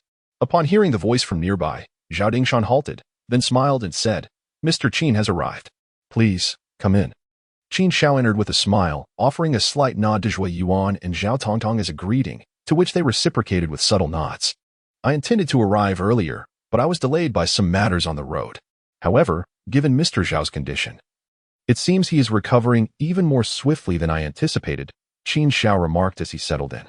"Haha, I owe it all to Mr. Qin's miraculous skills. The visibility of the tumor in my head has diminished, and I feel an unprecedented sense of vitality, Zhao Dingshan replied with a hearty laugh. Once Qin Xiao was seated, Zhao Tongong brought 2 cups of hot tea and placed them before him in Zhonghao. Wow, I didn't realize that Mr. Zhao had so many skilled fighters under his command. This is truly an eye-opener, Qin Xiao commented, glancing at Zhuo Yuan in the distance, unable to hide his admiration. Chapter 160. Eyes like cold stars, concealing the universe. Upon hearing Qin Xiao's words, Zhao Dingshan chuckled and replied, "Haha, indeed. This Zhuo Yuan hails from Longmen and serves as my chief instructor, possessing strength second only to mine." The mention of Longmen elicited a subtle nod from Qin Xiao. He recognized it from his previous life, where his master had spoken of the 3 schools of martial arts in the world: Shimen, Longmen, and Human. Longmen, ranked second, is renowned for its formidable combat prowess. Of course, it pales in comparison to Qin Xiao's Qimens, yet it remains impressively dominant. If I am not mistaken, the techniques employed by Brother Zhua are likely the 12 absolute techniques of the Tsangshan Longmen, Qin Xiao suddenly remarked. The so-called 12 absolute techniques of Tsangshan are indeed lethal moves, each strike aimed at directly claiming a life, not only exhibiting great combat strength but also significantly enhancing sensory and physical coordination. The moment he spoke, Zhao Dingshan was left astounded, while Zhuo Yuan cast a curious glance at this young man he had yet to meet. Beside them, Zhao Tongtong looked at Qin Xiao with incredulity. After all, few are privy to the 12 absolute techniques of Longmen, and even martial arts masters might not be aware of them. Yet here was Qin Xiao, effortlessly articulating them. And that too as an ordinary individual, it was impossible not to be astonished. "Mr. Qin, are you familiar with the 12 absolute techniques of Tsangshan?" Zhuo Yuan inquired, unable to suppress his curiosity. "Somewhat. From your recent battle, it seemed you were only utilizing 60% of your strength," Qin Xiao replied with a smile. Zhao Dingshan and Zhao Tongtong were left in stunned silence, as if a boulder had been cast into a tranquil pond. "You call that merely a slight understanding? How could you discern the precise extent of his strength? Not even martial arts masters could detect that. Mr. Qin, I truly did not anticipate your profound comprehension of martial arts. It appears I have underestimated you." Zhao Dingshan regarded Qin Xiao with astonishment. Zhuo Yuan scrutinized Qin Xiao, stating, "Mr. Qin, if I am correct in my assumption, your strength should be on par with mine, correct?" The revelation left Zhao Dingshan and Zhao Tongtong once more in shock. "I failed to perceive it, yet you did?" Zhao Dingshan gazed intently at Zhuo Yuan, observing Mr. Qin's breathing is exceedingly steady, though his physique is slender. His pupils resemble cold stars, concealing a vast universe. "However, I cannot discern which martial path he practices," Zhuo Yuan remarked, his gaze sharp as he fixed it on Qin Xiao. Qin Xiao smiled faintly. "If you could perceive it, then it would not be called Qimen. This has been passed down to only one person in a century. As long as one individual masters it, it shall not be transmitted to another. Even if I were to demonstrate now, you would not be able to perceive it." Zhao Tongtong continued to fixate on Qin Xiao, astonished that this chance encounter had led her to such a mysterious individual. Not only did he possess extraordinary medical skills, but as her father had mentioned, he resided in Yunheyuan and came from a wealthy background. Now, being praised by Zhuo Yuan, he seemed the epitome of perfection, devoid of any flaw. "Zhuo, it is rare to see you offer compliments. Your words only deepen my curiosity. Mr. Qin, would you care to showcase your skills? Perhaps engage in a friendly spar with my capable aide?" Zhao Dingshan proposed, a spark of interest igniting within him. "I have come to administer the needle, not to engage in a contest." Qin Xiao displayed a look of helplessness. "Haha, there is no rush for the needle. The medicine is still brewing. Since I have some time to spare," Zhao Dingshan continued, "if Mr. Qin can exchange a few moves with Zhuo Yuan, I shall bestow upon you a treasure." "Treasure?" Qin Xiao's eyes instantly sparkled. The prospect of a treasure piqued his interest. After all, a gift from a renowned war god would undoubtedly possess great value. Chapter 161. The Ancestor Dragon Jade. Zhao Dingshan slightly raised his hand and said, "Bring me the jade pendant I have treasured." Upon hearing the mention of the jade pendant, Zhao Tongtong was momentarily taken aback. "Father, are you referring to the Ancestor Dragon Jade?" "Indeed, hurry and fetch it," Zhao Dingshan urged. "Father, that is the priceless artifact you were awarded after guarding the frontier for 20 years. You rarely wear it. How can you just give it away?" Zhao Tongtong was astonished as well. "It is only fitting to present a gift to Mr. Qin for saving my life, and besides, it is not a direct gift. The condition is whether Mr. Qin can withstand 3 or 5 moves from Zhui Yuan, Zhao Dingshan chuckled. In truth, Zhao Dingshan did not believe Qin Xiao could accomplish this. Although Qin Xiao was praised for his exceptional skills by Zhui Yuan, his youth, barely in his 20s, posed a significant challenge against Zhui Yuan, who wielded the 12 absolute techniques of Tsongshan. Zhao Tongtong pondered and realized the truth of the matter. How could Qin Xiao possibly be Zhui Yuan's match? She retreated indoors to retrieve an ornate box. Qin Xiao observed the ornate box Zhao Tongtong presented, furrowing his brows slightly. Even before it was opened, he could sense the energy contained within. After all, his knowledge of the principles of yin and yang granted him an extraordinary perception. As the box opened, a dragon-shaped jade pendant, slightly larger than a coin, lay quietly within. Zheng Hao, witnessing the jade pendant, was taken aback. Brother Qin, this is indeed a treasure. You noticed? Qin Xiao inquired curiously. I do not understand it fully, but this jade pendant emanates an unusual aura, as if it possesses light, though I cannot see it. Zheng Hao responded, astonished. If even an ordinary person like Zheng Hao could discern the jade pendant's value, one could only imagine Qin Xiao's realization. He recognized it as a priceless artifact. Mr. Qin, do you know the origins of this jade pendant? Zhao Dingshan asked as he held it up. I do not. Qin Xiao shook his head. Zhao Dingshan smiled and explained, in the past, when Emperor Qin unified the realm, he commanded artisans to craft the imperial seal, also known as the ancestor dragon seal. It was later broken, and this jade pendant is a recarving of a fragment from that lost artifact. A gasp escaped Qin Xiao's lips. Zhao Dingshan's words left him astounded. The true imperial seal had long been lost, yet this fragment was astonishing enough. Really? Is that true? How extraordinary. Does it mean that this item is beyond mere valuation? Zheng Hao was left speechless. How about it, Mr. Qin? Do you desire it? Zhao Dingshan asked with a smile, holding the jade pendant. Qin Xiao was genuinely intrigued and remarked, it is said that jade nurtures the wearer and protects against calamities.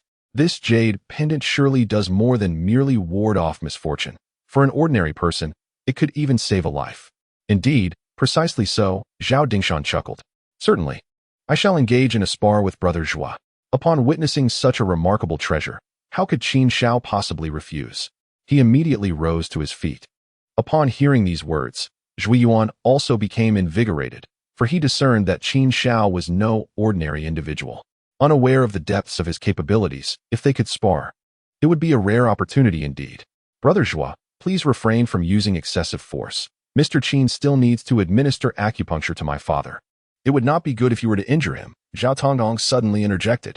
Rest assured, I will hold back, Zhui Yuan replied.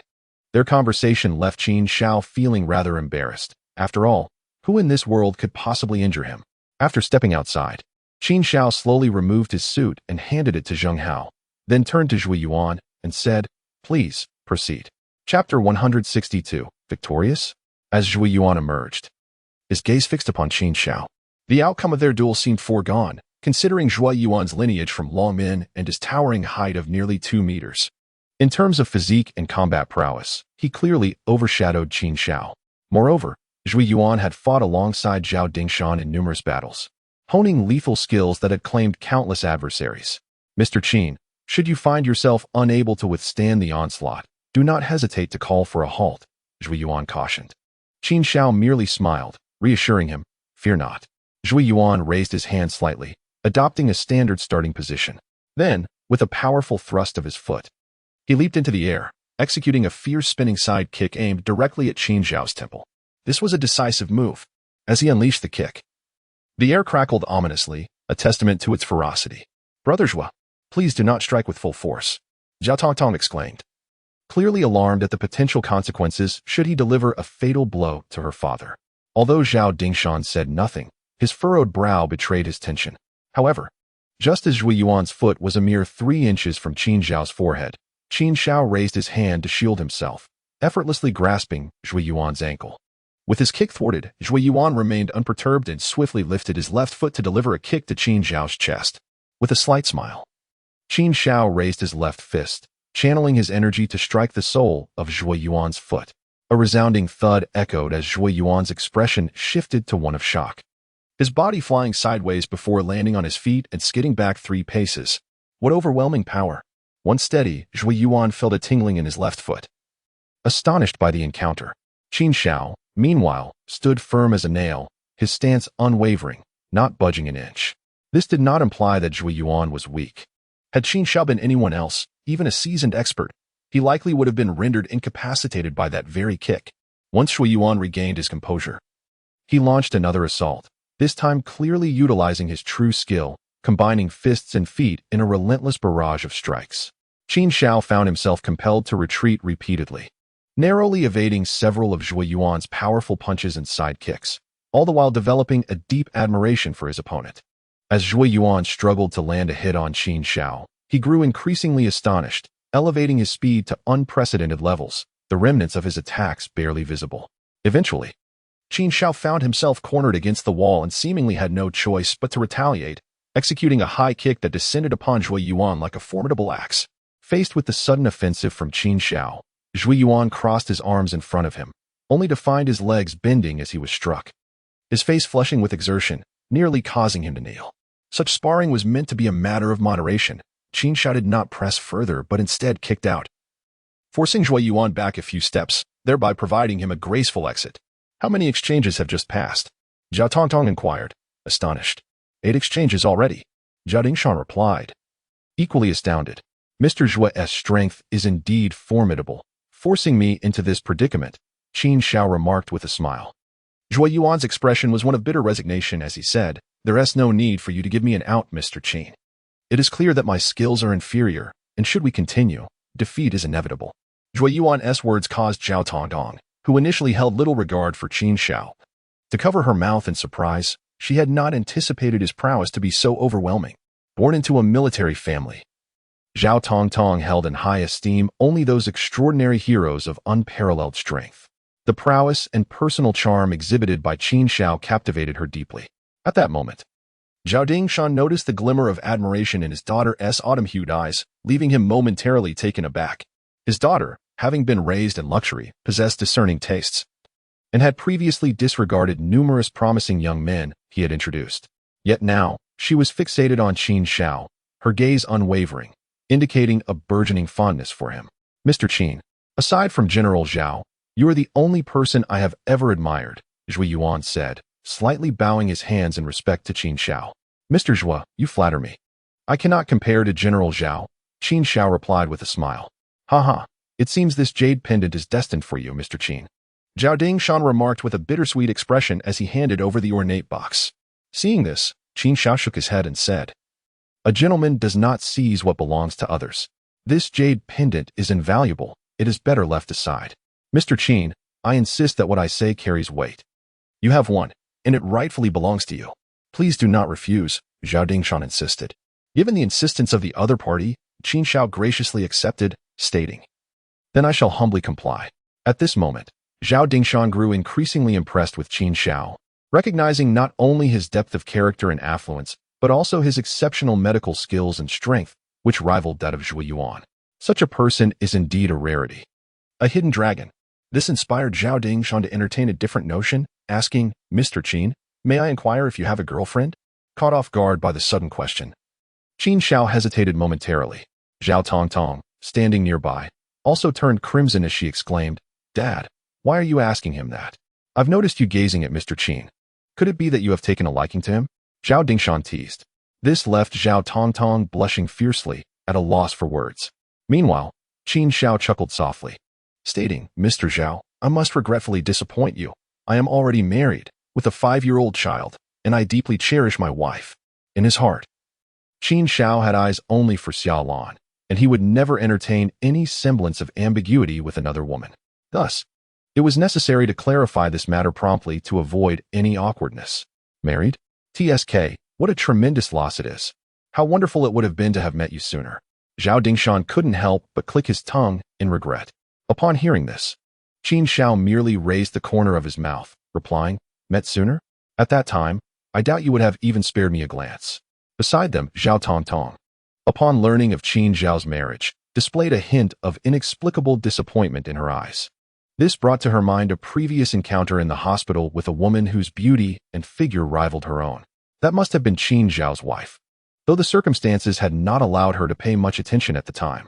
"Zhao, the medicine is ready," a bodyguard announced as he approached. Very well, Mr. Qin. Please proceed with the acupuncture, Zhao Dingshan responded. Indeed, let us begin. Qin Xiao nodded and withdrew a set of silver needles from his pocket.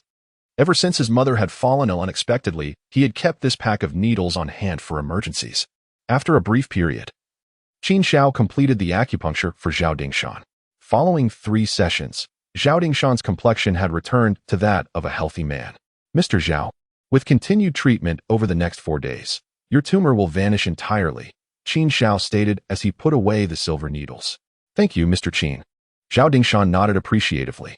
At that moment, Qin Xiao turned to Zhui Yuan and remarked, Mr. Zhua, your skills are quite impressive. Should the opportunity arise, I would like to engage in some sparring. Certainly, I would welcome it, Zhui Yuan replied with a smile and a nod. By the way, Mr. Zhao, you mentioned that Mr. Zhua is your chief instructor. If I wish to train a few bodyguards in the future, would it be possible to enlist Mr. Zhua's assistance? Qin Xiao inquired. That is a trivial matter. Whenever Mr. Qin requires it, I can have Zhui Yuan accompany you, Zhao Dingshan replied generously. Zhui Yuan also did not decline, as he held a favorable impression of Qin Xiao. This brought a subtle joy to Qin Xiao. It seemed he now had a foundation for his personal armed escort. Chapter 164. How embarrassing. After concluding the acupuncture for Zhao Dingshan, Qin Xiao prepared to take his leave, with Zhao Dingshan courteously escorting him to the door. Mr. Zhao, there's no need to see me off. Please return, Qin Xiao said as he reached the entrance. Very well, Mr. Qin, travel safely. Zhao Dingshan replied with a slight nod. He then glanced at the Santana driven by Zheng Haokai and inquired, Mr. Qin, is this your vehicle? Not mine. I haven't purchased a car yet, Qin Xiao replied. Originally, he had planned to buy a nice car after acquiring a house, but his busy schedule had delayed that endeavor. Ah, that is fortuitous. I have a custom-made Maybach arriving tomorrow morning. I shall have someone deliver it to you when it arrives, Zhao Dingshan said, raising his hand slightly. Upon hearing this, Qin Xiao quickly declined. Mr. Zhao, this is too generous. You just bought it and are offering it to me. I cannot accept such a gift. There is no need for such reluctance. It costs me nothing, as it is a gift from someone else, Zhao Dingshan insisted with a gentle wave of his hand. Zhui Yuan chimed in, Mr. Qin, please accept it. Mr. Zhao possesses 2 or 3 dozen of such vehicles and is running out of space to park them. Considering this, Qin Xiao thought it over. As the war god of Daxia, Zhao Dingshan's financial resources must be substantial. A single car would be trivial to him. Very well, I shall humbly accept, Qin Xiao smiled. Zhao Dingshan was indeed very generous, especially towards those he favored, showing no reluctance in his kindness. After exchanging a few casual remarks, Qin Xiao and Zheng Hao drove home. Along the way, Zheng Hao marveled at Zhao Dingshan's opulence, exclaiming, Brother Qin, Mr. Zhao truly possesses an extraordinary generosity to gift a priceless jade pendant without a second thought. Along with that custom-made Maybach, which must start at several million, is indeed enviable. In response, Qin Xiao smiled faintly, saying, What we see of him is merely the tip of the iceberg. The title of war god of the great Xia carries significant weight. Cultivating a good rapport with him could yield immeasurable benefits in the future. Zheng Hao chuckled. Indeed, that's how connections are gradually forged. By the time Qin Xiao returned home, it was already 6 in the evening, and neither Xia Lan nor Xiaoyi had yet arrived. Only Yu Qin was at home. Since Qin Xiao had assisted in her recovery, she had quickly regained her health and was able to manage simple household chores. Mom, now that you're recovering, it's best to rest rather than stand. I'll hire a few housekeepers in a few days, Qin Xiao remarked as he entered. No need for that. I feel quite well now. I prefer to keep myself busy and not be bored at home, Yu Qin gently declined, having lived a frugal life and wishing not to burden her son with expenses. Nodding in understanding, Qin Xiao took out the ancestral dragon jade from his pocket, saying, Mom, keep this jade pendant with you. It has healing properties that will benefit your health. Upon seeing the jade pendant, Yu Qin was momentarily taken aback, exclaiming, This pendant must be quite valuable. Not inexpensive. I've examined it, and this jade possesses spiritual qualities. Who knows, it might save a life in a critical moment, Qin Xiao explained. Upon hearing this, Yu Qin quickly shook her head, insisting, No. How could I carry something so precious? Give it to Xia Lan or Xiaoyi. Mom, please don't refuse. Wear it, Qin Xiao insisted, pressing the pendant into Yu Qin's hands. As she caressed the jade pendant, Yu Qin felt a deep sense of gratitude. For such a gift would have been unimaginable in the past. At that moment, Yu Qin seemed to recall something, saying, "By the way, Qin Xiao, your two younger sisters will be visiting me tomorrow. Let's go to the bus station to pick them up." Suddenly taken aback by this, Qin Xiao pondered. For he only had one sister, Qin Ro. Where had these two additional sisters come from? "Mom, I only have one sister. Where are the other two coming from?" Qin Xiao asked, slightly furrowing his brows. "Have you forgotten? Your father had a goddaughter named Xiaorong," Yu Guqin replied. Upon hearing Yu Guqin mention Xiaorong, Qin Xiao immediately recognized her as Kai Rongrong. Reflecting on his father's life, he recalled a significant past event. When Qin Xiao's father was alive, he had a close friend, and particularly after the births of Qin Xiao and Kai Rongrong, there were intentions to arrange a betrothal between the two. However, Kai Rongrong's mother opposed such arrangements, leaving Qin Xiao's father no choice but to acknowledge her as a goddaughter instead. The hope was to unite them when they grew older. Yet as time passed, the age gap between the two began to widen. Although the Kai family may not be exceedingly wealthy, they are certainly of a comfortable means. In contrast, Qin Xiao, having lost his father at an early age and lacking in notable talents, found himself in a state of stagnation. In fact, they had hardly been in contact over the past few years. His sudden desire to visit Yu Guqin must have been conveyed by Qin Ro to Kai Rongrong, as the two often kept in touch and shared a close friendship. "All right, I understand. Tomorrow, I will accompany you to pick her up." Qin Xiao nodded slightly. Although their paths had diverged, it was worth noting that Kai Rongrong still referred to Yu Guqin as her godmother. Moreover, since Kai Rongrong was making the trip to see Yu Guqin, it would be rather impolite for Qin Xiao to decline. On a bright morning, Qin Xiao rose early. Xiaolan took Xiao Yi to her dance class, while Qin Xiao hailed a cab to head to the train station with his mother.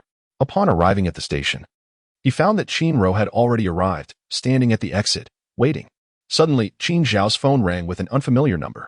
"Hello," Qin Xiao answered. "Is this Mr. Qin?" A male voice inquired over the line. "Yes, it is. Who is this?" Qin Xiao responded. "I was sent by Mr. Zhao to deliver the car. Could you please specify the location?" The man asked. "Is it near the Suang bus station? If so, delivering it here would be fine," Qin Xiao replied. "Understood. I'll be there in 15 minutes, the man said before hanging up. At that moment, a large bus pulled into the station, and passengers began to disembark in droves. Qin Ro scanned the crowd, seemingly unable to locate the person she was waiting for. "Hey, Xiaoro," a refreshing voice suddenly called from behind her, startling Qin Ro. "Is that you, Rongrong?" she exclaimed. "Sister, it's only been a few years since we last met. I just walked past you, and you didn't even recognize me." The girl complained playfully. With a pure appearance and long, flowing hair, she was fashionably dressed, sporting sunglasses, and carrying 2 boxes of health supplements, making her quite an attractive young woman. "Sister Rongrong, you've become so beautiful. I almost didn't recognize you," Qin Ro said, astonished by the confident girl before her. He really? You noticed I'm different?" Kai Rongrong replied with a smile. However, upon seeing the long unseen Kai Rongrong, Qin Zhao's brow furrowed in concern. He recalled that Kai Rongrong had once possessed a round face. How could she have transformed into such an angular visage over the years? It was evident that she had undergone multiple cosmetic procedures. While she appeared pure and lovely, there was an oddly generic quality to her looks, reminiscent of the ubiquitous faces found among internet celebrities. Chapter 166, Wedding in 5 Days? Qin Ro, having also noticed Kai Rongrong's alterations, chose not to address it directly. Instead, she said, "Shall we go? Mother has also arrived, just ahead. Didn't godmother fall ill? Why is she here to greet me in person?" Kai Rongrong asked, surprised. "She has already recovered. It's nothing serious," Qin Ro assured her. "All right, let us go then," Kai Rongrong said, heading towards Yu Guqin. As she approached, she called out, "Godmother, I've come to see you. Just arriving is enough. What else with the gifts?" Yu Guqin remarked. "Not much was purchased. This is the donkey hide gelatin prepared by my father, which is quite beneficial for health." Kai Rongrong said this and then noticed Qin Xiao standing nearby, exclaiming, "Brother Qin, I've been carrying this for ages. Why aren't you offering to help?" Although she addressed him as Brother Qin, her tone carried an air of superiority, as if commanding him. Qin Xiao felt neither aversion nor any particular fondness towards Kai Rongrong. He simply accepted 2 boxes of health supplements with a slight nod, acknowledging her presence. At that moment, Qin Ro merely glanced at Qin Xiao without uttering a word. Though the sibling relationship had improved somewhat, the remnants of past misunderstandings still lingered, creating an emotional barrier. Qin Xiao noticed the change in Qin Ro but chose to remain silent. Although their relationship was still strained, at least they no longer erupted into anger upon meeting. "How is your father's health these days?" Yu Guqin inquired, linking her arm with Kai Rongrong's, her concern evident. "My father is in good health. He has mentioned several times that he wants to visit you, but he has been too busy with work. I heard from Xiao Rou that you were unwell, so I specifically came to see you," Kai Rongrong replied with a smile. Yu Guqin nodded, saying, "That's wonderful. Let us go to my house. You used to love the braised fish I made." "Sure," Kai Rongrong replied with a smile, then asked, "How shall we get back?" "Let us take a taxi. It's not far from where we live," Yu Guqin suggested. Upon hearing about taking a taxi, Kai Rongrong paused, glancing at Qin Xiao, her expression turning peculiar. At 25 or 26, he had not even managed to get a car? Clearly, not pursuing him back then was a wise choice. Although she thought this, she refrained from voicing it, and instead smiled, saying, "Godmother, there's no need for a taxi. My husband is on a business trip in Suzhou and Hangzhou. I'll message him to come pick us up."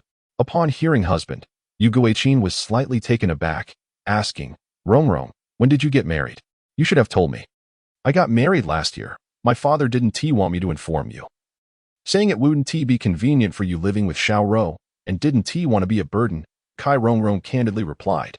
This revelation caused Yu Guqin's expression to shift noticeably, as it implied she was not even able to contribute a gift.